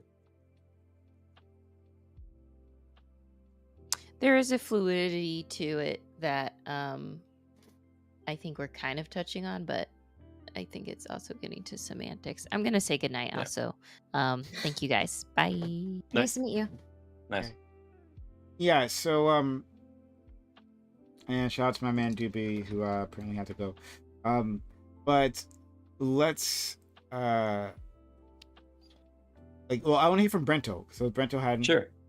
Yeah. What? Hear from me on what? On oh wow, lots of things. I guess. Well, I was listening, but I've been listening for a while. So, on which question? So threesomes. Would you have a male, two males and a woman threesome? That Nah. was what this was about? I don't want to touch. Oh, that's what. Yeah, we started on threesomes. Yeah. What if the extra male What the was hell? myself? What if the extra male was myself? Oh well, get in my DMs. No, no, not really, not really. All right. interested. Okay. Yeah, and why is that? Because I guess I don't want to like have sex with another man there. What if it's me? I'll fucking. And the other, hang on. just. I mean, in your vicinity? I just rather. I guess I don't think the sex would be better because there's another dude there with me doing it. Unless it's like you're trying to do like a bro thing. But does his erection power down yours? Right, it's like only one can be active at a time. Well, one, I don't know. I don't know if I would ever have like a threesome like that. But I don't know. I don't know if like I'd be down for it. You'd be down for it. It's not like a fantasy or anything. Okay, fair enough. Yeah. Okay. So, fuck, what was the other questions? We touched so many things. Was this panel really about threesomes? Would you have a threesome? Yeah, that's the original topic. Yeah, Oh, sorry. Brito, It originally started with threesome, right? And then how you feel about it, and then with the relationship, Mm-hmm. and then it just, yeah. Yeah, went bring down some with- the bunny hole. I'm Would assuming you have some a people do threesome it. with 2 women? Oh, go ahead. Butthole. Would Yeah, you have a totally. threesome with 2 women? Yeah, definitely. You would have a threesome with 2 women. That's easy. But like, what if you're a Yeah, woman easy. wants- Yes, easy. Yeah, reciprocity. No, there's no What do you mean reciprocity? Yeah, reciprocity. Like okay, like I we- gotta do it. Like I owe her something. Yeah, like you owe her something. No, yeah, actually, yeah, you owe her something. Oh no, not at all. Why not? I have a good question. No. Oh, go ahead. Okay. If the only time you could get your dick sucked was if you suck somebody else's dick, how often would you suck somebody else's dick to get your dick? Every day. Your dick sucked? 0, dude. Every day. Every day. I'm a horny motherfucker. I would suck dick every day to get my dick sucked. Is this like like an automatic thing? do Like, that if if I you suck want. someone else's dick, I automatically get my dick sucked. Yeah. Well, I'm bi. I'm fine with that. That sounds like a golden deal. Hey, I gotta basically, add you. I like- gotta add you. Right here. Right Yeah, here. so it just seems really fucking easy. If I woke up at 6:30 in the morning, I'm sucking dick. I'm tired as fuck. just sort of gratification in it. Like, is there a Exactly, quality dude. difference as well? that doesn't like, sound if it No. work harder, is it better? Just- like, No. You just have to suck a dick to get your dick sucked. Right. That's I Mm. legitimately just think that might just be called being gay. Like Being that's gay. just, Yeah, like- just being gay. You're basically Well, saying like you can be gay, and it's I'm like using no, a I'm not gay. hypothetical to a bunch of dudes. Okay, it was just a hypothetical. Okay. Yeah, hypothetical you for didn't the answer straight it. dude. Yeah. Hypothetical I for didn't straight answer dude. yet. Well, you can't For get me, your dick no. sucked in any other way for the rest of your life. You can only Uh-huh. get it sucked if you suck somebody else's dick. So women can't suck dick. Yeah, just they men. can't suck dick. Yeah, just Oh. men. No. I still wouldn't. Of course not. what? So like every like is it prearranged like a sort of human centipede? Like once Yeah. a day, Yeah. men just get together Yeah. and Yeah, Penis- a bunch of Okay, dicks no. in a circle, I and wanna- you're I wanna like, bring it "Alright, back. who's I wanna bring it sucking back. whose dick?" Wiggle ask in chat. Wiggle asks, is there a You get some bank to store up diagrams? sucks? Right. So like, if I do 10 sucks today, can I like get them? Can I bring a Mm, hypothetical? Can you bank them? Jesus Yeah. Christ. That's the question. Can you bank them up? I want to bring a hypothetical. Let's say you only had to suck dick for like 10 seconds. And then afterwards, you would have like the hottest girl suck your dick. Would you do it? No, dude. 10 seconds. It's only 10 seconds, my guy. And then you would have like the hottest girl give you the, like Jesus, the man. woman of your sloppiest, like this- suckiest top, dude. It would Is be this As whole if, perfect. thing like, being as if set up that to, makes like, it different out or Bento? better in any way. What? What do you mean? I feel like this whole thing, like the entire night has been building up to like really subtly just a way to out you. In a Dude, cool I feel like you've never conversation, had good top. If you've had good top, you would say, "Oh, definitely." But you've never had it, so you won't understand. Yeah, right. I must not. You know what, man? I just I'm a deprived person, man. If you had I really had must good be. top, you would say, "Oh, I would." Yeah. Then I'd want Watermelon. all the dick. Watermelon. Watermelon. If you, Someone did my- if yeah. we lived in a world, watermelon. We lived in a world where to get your dick sucked by your beautiful, wonderful 10 out of 10 wife, you had to suck a dick at random for 10 seconds. Would you do it? No, I'm good. Dog, it's 10 seconds. It's not It's that 10 long. seconds. I'm Like, good. This I'm is good. like I don't No, know. I'm This is good. some weird like game show where you're like, what if I like put like Dude, like I'm some not dick and some asking for much. lettuce It's and 10 we're seconds. hungry. Taking some lettuce. That's Like, what if I disguise the dick? Like, no, I don't think so.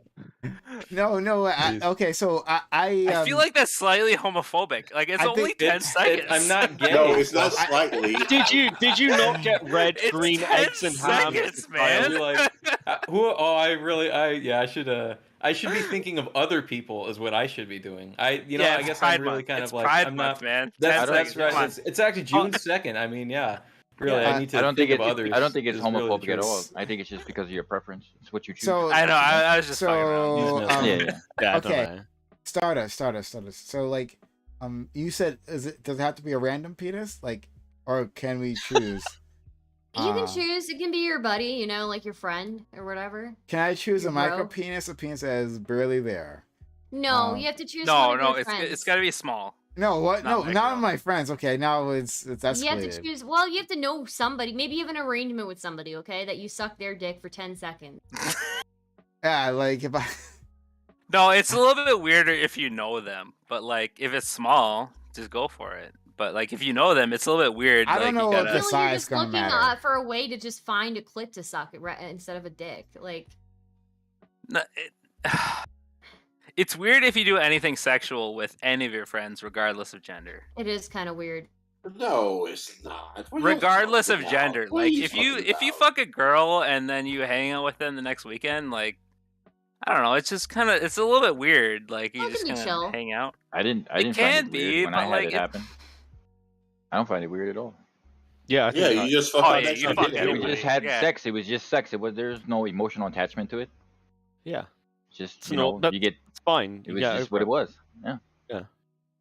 You guys think size matters when sucking a dick?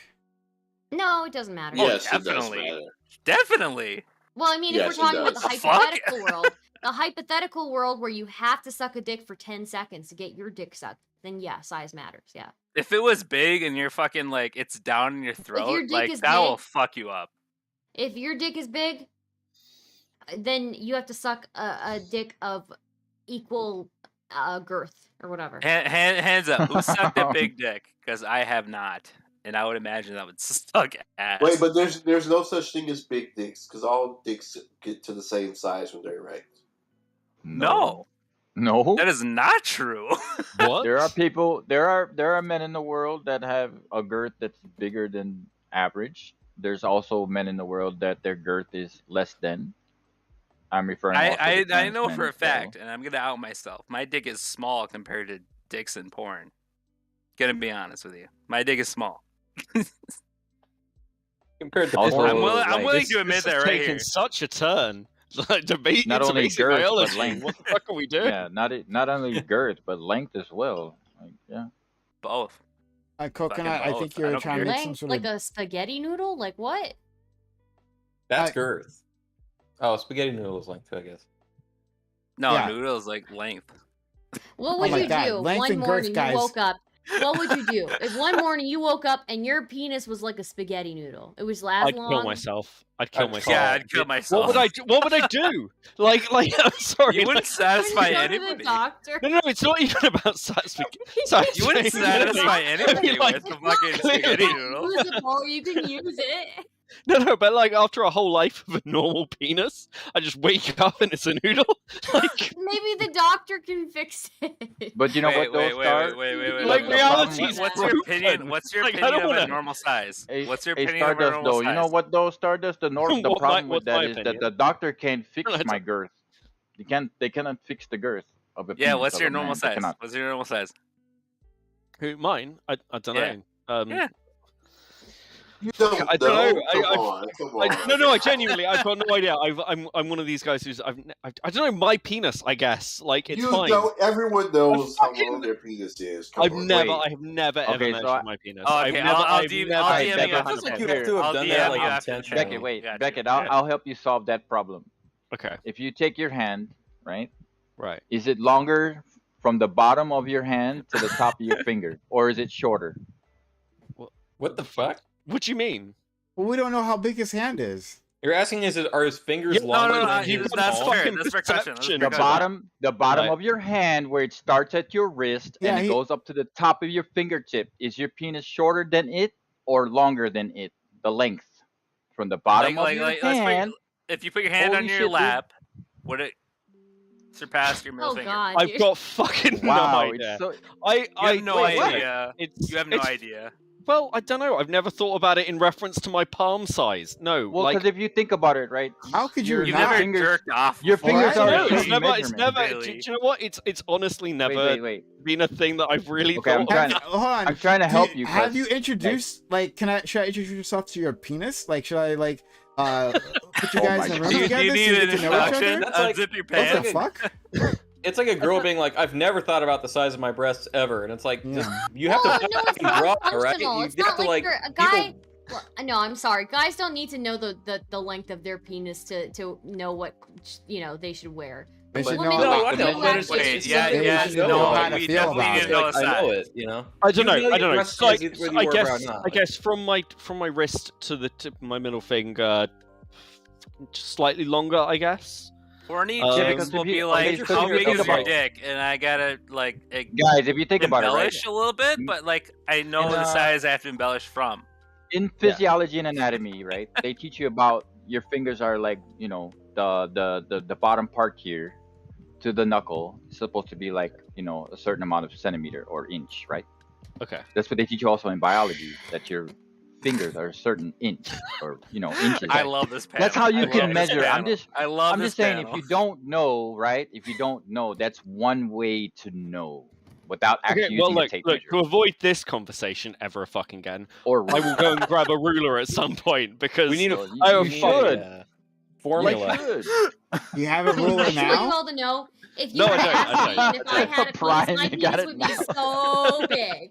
Oh no, I'd believe that, Stardust, right? And you'd be dominating people, you'd be humbling people with your penis. I I would get be that. slapping people All the day long. all day Stardust. long. I believe it. Hey, Stardust, is your vulva? How long is your vulva? God. Oh my god. Like, you I put it love down this and does panel. it cover the I whole love thing? this panel. okay, for the sake of Alright. for the sake of argument, I think I've got I think I'm about average size from what I've heard from partners. Like I'm about average, not huge, Fair I'm enough. not small, I'm just around average, and Fair that's enough. fine. That's Which is probably why I've never measured it as well. Like I've never like felt the need to like compare myself to anyone else. But like, yeah, if I had a noodle dick, that would be different. I think reality would have broken. I don't want to live in this reality anymore. Like, I don't want to know this has happened to anyone else. I don't want to go to a fucking doctor and be like, doctor, if I boil it, will it get bigger or something? Like, is its shape and length in reference to what I should have not doing with it? I don't want to have that conversation. No, I think I would go to find a train track and throw myself onto it. Would be my immediate fucking response to this hypothetical boil it, hellish add some situation. meatballs, Are you could I fucking make a happy meal? now? I'm very happy. Thank you for answering. Anybody else in the chat want to answer? What would you do? And as I'm the first one to answer, I'm going to add an addendum. Your bollocks, your bollocks are now pentagons as well. So your bollocks, as opposed from being like ovals, are now sort of flat on sides and Did you say pentagonal. bullocks? It's fancy. Bollocks, bollocks. Are you from the UK? Balls. No, this accent is something I put on. Yes, He's from the Canadian. UK. Oh my god, I fucking love you. I love the UK. Bollocks. Oh, you're welcome to it. We've been doing our best to fuck it up recently. It's going well. It's not. This is not. There we go. I'm in jeans. There we go. That's all you get. Are you gonna be ready to give up your guns? Did you by just the show end of your next dick year? on camera? No, that's my ass. What? Oh, okay. Oh, we have guns in the UK. I don't get why people think this. We do have guns in the UK. No, People I know are- you do, but like, there's way more guns in the US. Oh yeah, but we can all own crossbows, and crossbows are cool. So you can That's- get like a crossbow. that's They're fact. deadly Yeah, as the fuck, dude. Not as trusty deadly as a gun, but crossbow. they're deadly as fuck. Yeah, you don't need a license. You don't need a permit. You can just go and buy a crossbow, which I think is pretty great. We have a specific law for crossbows, which says anyone over the age of 18 can own one. I think I'm gonna go to bed now, guys. Has there been a mass shooting with crossbows? No, pull back, Stardust. You What? come in here, talk about like, hey, suck a dick, right? To get your dick sucked. You bring us in this conversation like, oh, I guess I'm gonna bail on you, right? I got you on this, I didn't take this you dick here. sucking. You absolutely did. Like, this is absolutely your fault. This is not my fault. I got you. I came in here. I yelled about the elasticity of the vagina. Okay, that was what I yelled about. I stressed the importance of everybody doing Kegels. Okay, that was my main point, and it's not my fault you guys got on dicks. Okay, men always go to dicks. I don't Wait, know but what it is. Stardust, if you had to eat a vagina out in order for your husband to eat your vagina out, for 10 seconds, would you do it? That's fair. I might, yeah. What about reciprocity? What? Yeah, if you're guaranteed to come from your husband doing that. Well, I don't know. Here's the thing. I always feel very I feel like I only ask that because I don't want you to get blue balls or anything. You know what I mean? no. I feel very nervous about that whenever in the past if I've had somebody doing that with me. So like I guess I would. I guess if I were comfortable enough with the Okay. people, Okay. I The guess, big question is why have you gotten nervous? but why have I gotten nervous? That might help me, honestly. I don't know. I think I'm just very self-conscious. That's all. Okay, fair enough. You're self-conscious about. Sorry, yeah, I missed something. I lost my imagination. I'm self-conscious. Okay. About being naked, because that's for very another common. woman. Oh, wait a minute. This is something we gotta ask because our friend Brento said something similar. Are you self-conscious in being naked in front of another woman? I said that? Oh, you're talking about that one. Oh, Yeah. So what No, were not you self-conscious that. about? He proposed the opposite scenario with me eating out another woman. Yeah. To get eaten out by my husband, and I was Yeah, just yeah. saying I'm very self-conscious about that. So I about mean, if what I were exactly, though? comfortable enough, About I don't oral know. sex, I'm just you're very uncomfortable with oral self-conscious. sex? So- About No, oral but sex he's period? saying- I'm fine You don't doing have it. I'm fine doing it. I'm very self-conscious about receiving it. receiving. Yeah. Oh. Yeah, that makes sense. Oh, receiving. Oh, okay. All right. Yeah, receiving Yeah. the pleasure. That's very Uh, interesting because a majority of women love to receive. Yeah. That's Yeah, that's no, that's very interesting. interesting. So no, I've actually heard that. This is not well, I'm not sure. I want to say not uncommon. I don't have any percentages on me, but yeah, some women are feel uncomfortable, feel that like like I don't know, just have insecurities about that area and someone being so close. In fact, I was talking to a woman not too long ago saying something similar, right? Like having your face, meaning her boyfriend, like there, like just made her extremely uncomfortable. Do you know where that might come from? Have you examined that? Sawdust, talking to you. Yeah, I know. I'm thinking. Okay. I don't know. I haven't really thought about it that deeply. I just know that I feel like very self-conscious. That's it, I guess. So you direct your lovers to not then in that case? It's I don't. I'd rather not. I don't really. Well, it's been a while, but back when I was active, for the most part, like if they wanted to, I might let them try, but it wasn't something I ever asked for. So And if you can't relax, then you can't fully enjoy yourself, like reach the end, right? I mean, I think I could, like a couple of times, but like I don't know. It just for the most part, it's not something I like really sought out. So yeah. I think it has to do with the part of the fact that you're more dominant, and so like when you're receiving, it feels like you're giving up some of your domination, your percent, like you were talking about earlier.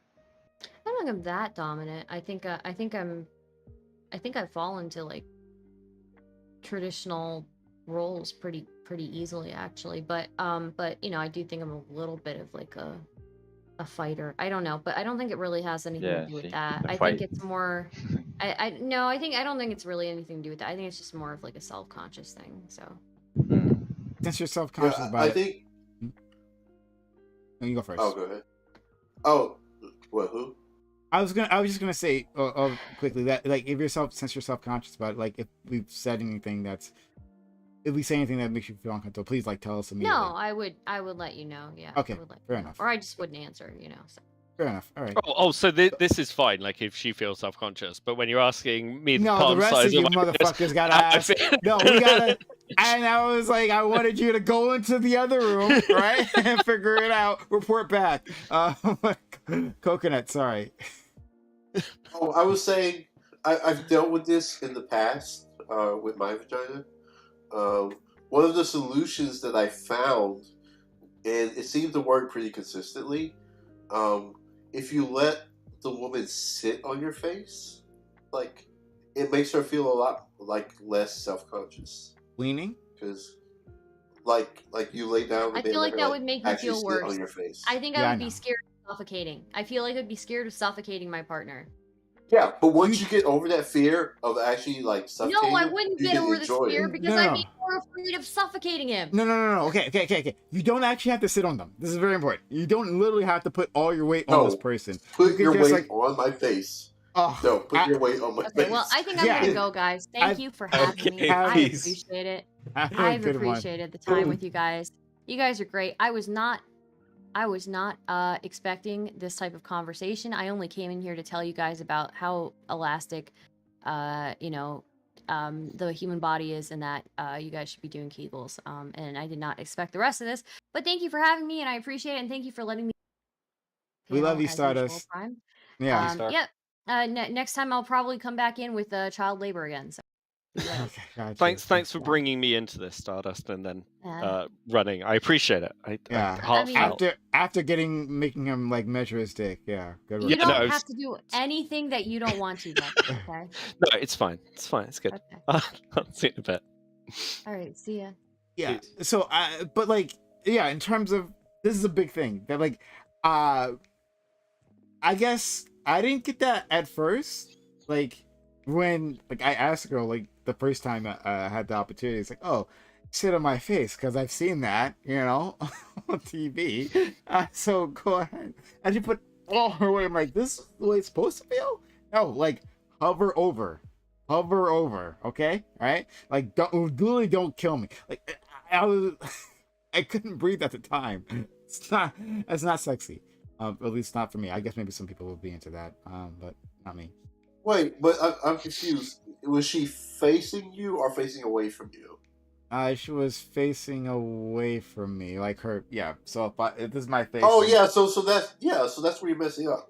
She needs to be facing you that way, because if she's facing away from you, if you put your mouth on her vagina, then her ass is going to be like covering your nose, so Yeah, you you can't sniff her breathe. butt cheeks. But No. if she's facing towards you, your mouth is on her vagina, your nose is free. Your nose is just maybe raised. You can breathe. Say that again, Brento. Your nose is in her butt cheeks. No. My nose was in the top of her vulva. No, that's what I meant facing away, right? Like she's not facing to the rest of my body. She's facing to you're the not headboard. 69 in or something, you mean? No. Oh my god, I feel like this shouldn't be so hard. It's like draw me a diagram. Just Google what you're my hand. Yeah, and put it on stream. Just type in what you're My hand. thinking about. In this situation, my hand is full of her butt. Okay, right? So my face is like my nose is buried in her vulva. Wait, where's your wait? No, I get what you're saying. I get what you're It saying. should be if you're licking like on the clit and the top of her vagina, then your nose should be free. Like your nose should like not unless she leans down on me and like puts well, her weight. she's not, no, she should be she's sitting. not hovering. Like she should be she's sitting not on your hovering. face, like sitting up. Like she's Yeah, like I know. I literally agree. sitting. I agree. Yeah, Yeah, he agrees. Your nose. Yeah, Prime agrees.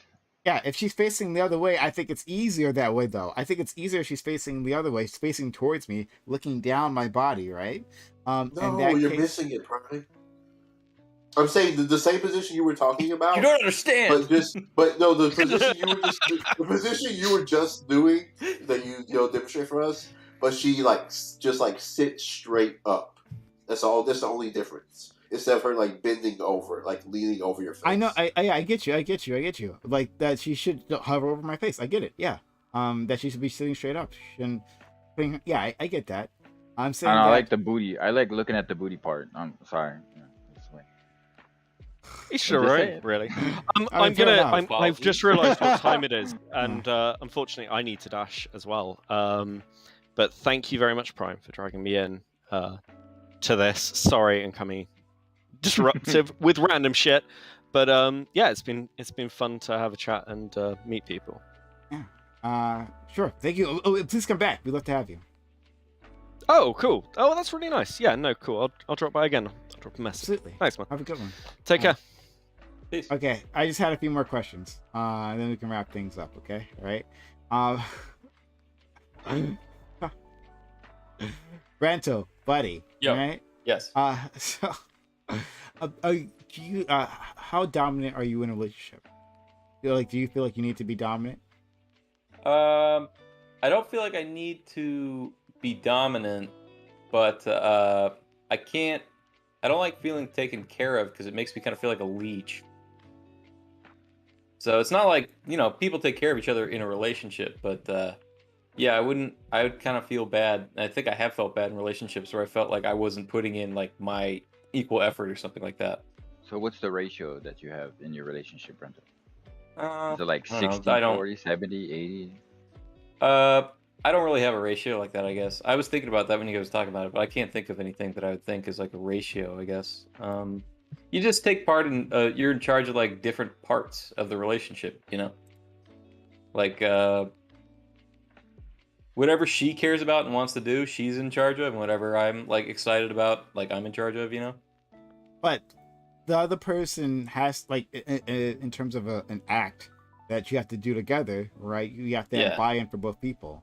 So Yeah, that's true. So like, who takes the initiative, or who looks to who for like what to do? yeah. Yeah. I'm kind of passive, so I'm okay with doing what someone else wants to do. Like, I don't have things like we got to do this and it's got to be this way. Although there's obviously things that do have to be this and that do have to be that way, right? I don't know. I guess I'm probably passive, but there's obviously things like that I care more about, or that like I take charge of. Okay. All right. So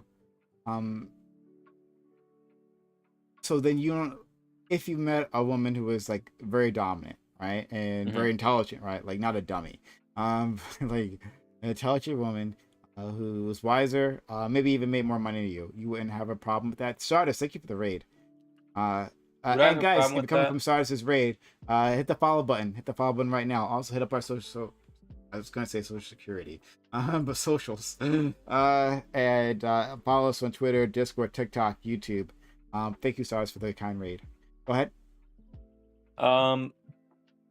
If I felt like I was like equal in the relationship, and like even if I wasn't contributing as much, as long as I was contributing and I wasn't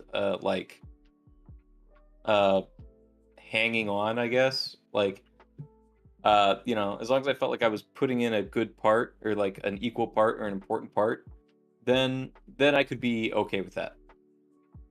But if I felt like I was being a leech, I think I would probably feel bad. No, I mean she doesn't And- have to be like paying for everything or anything. Like even forget the money part, right? Just that it was just a smart Yeah. individual. And like when it came to decision making, like she was good at it, right? She had a clear eye for things, and just Yeah. really good at making decisions. Would you mind if she took center stage? No, that would be cool. Yeah, that'd be okay. As long as I was like down with it. And So does that like conflict with your like views of like the man being the leader in the household? You see any conflict with that? Wait, does that conflict with my years of man being the head of the household? Yeah. I don't think it has to be that way, but I think it is that way more often. I think things kind of naturally fall that way. It can go differently, but I think that's like the majority of the way things are. I think most people generally go like that. But it doesn't have to, obviously. Well, I'm not saying it has to because everyone made their own choice. I'm saying, if I'm correct, your personal view is that the man should be the lead, right? Yeah, I think men feel that responsibility a little bit better. If they don't, then they don't. But I do think that is like, I think that's something that men can take up a little bit better. Why? Because I think men are kind of a little more dominant and assertive naturally. Now, everything I'm saying, we're just going to keep going back in circles, going, but what when it isn't? And it's like, yeah, okay, then not. But like I do think men are just kind of more naturally, maybe like assertive and aggressive, and maybe I think they get angrier a little bit easier, and they just get like what? No, I'm not saying that's necessarily good, but that might be a reason why. So I think men just kind of like, maybe they're more competitive. They're also more competitive. They're competitive against other men, and I think you shouldn't be competitive against your partner, but I think maybe they are too. Okay. All right. So God, we're gonna have to we're gonna have to do this another day, right? Like focus in on that because we've had this conversation. It was a long fucking conversation, but yeah, we'll come back in the future for this. Guys, this was really fun. And thanks everyone for stopping by for this extremely long stream. It felt really fucking long to me. But anyway, which way? I'm gonna send our audience off. Where am I sending them to? There's not many people streaming at this point in time. Okay. Yeah. Where should I send you all off to? I actually have no idea. Guys have any suggestions? No. I would Bliss Kai. say... Huh? What? Bliss Kai. Not that person. Sorry. All right. We'll figure something out in a second. I have nobody on my list. Yeah, like I would have sent you all to Stardust. That was the plan. She fucking abandoned me. Yeah, she abandoned me. But it was really good. Technical Airwaves is doing something political. It was a really good open panel tonight, though. Like real talk. Like it was enjoyable. Everybody had differences, some similarities, but at least it was highly respectful of each other. Yeah. Yeah, it was good. Look, this person, I don't know who they are. The lady at the top of my list. Hold on, I'm gonna here. They're talking about it's that okay is a much more acceptable first chat than a few that I've seen. Okay, all right. I don't know who this there person are weird is, people on but Twitch, almost she seems really nice. With nothing better to do, just be safe. And we are going to raid her. My friend did not understand. So her name is Ancom Libra. Okay, she might be fun. She might actually be really fun. And we're going to raid her. Guys, be kind to her. Be back tomorrow. We'll do more stuff. I'll be on YouTube with my gaming, and then stuff on Saturday. It'll be great. You'll love it. So off go. Right. I'm gonna hear this raid in a second, guys. Really, really target people. Let's get this mother. Oh my God! Wait, raid? Oh shit! Yeah. Oh.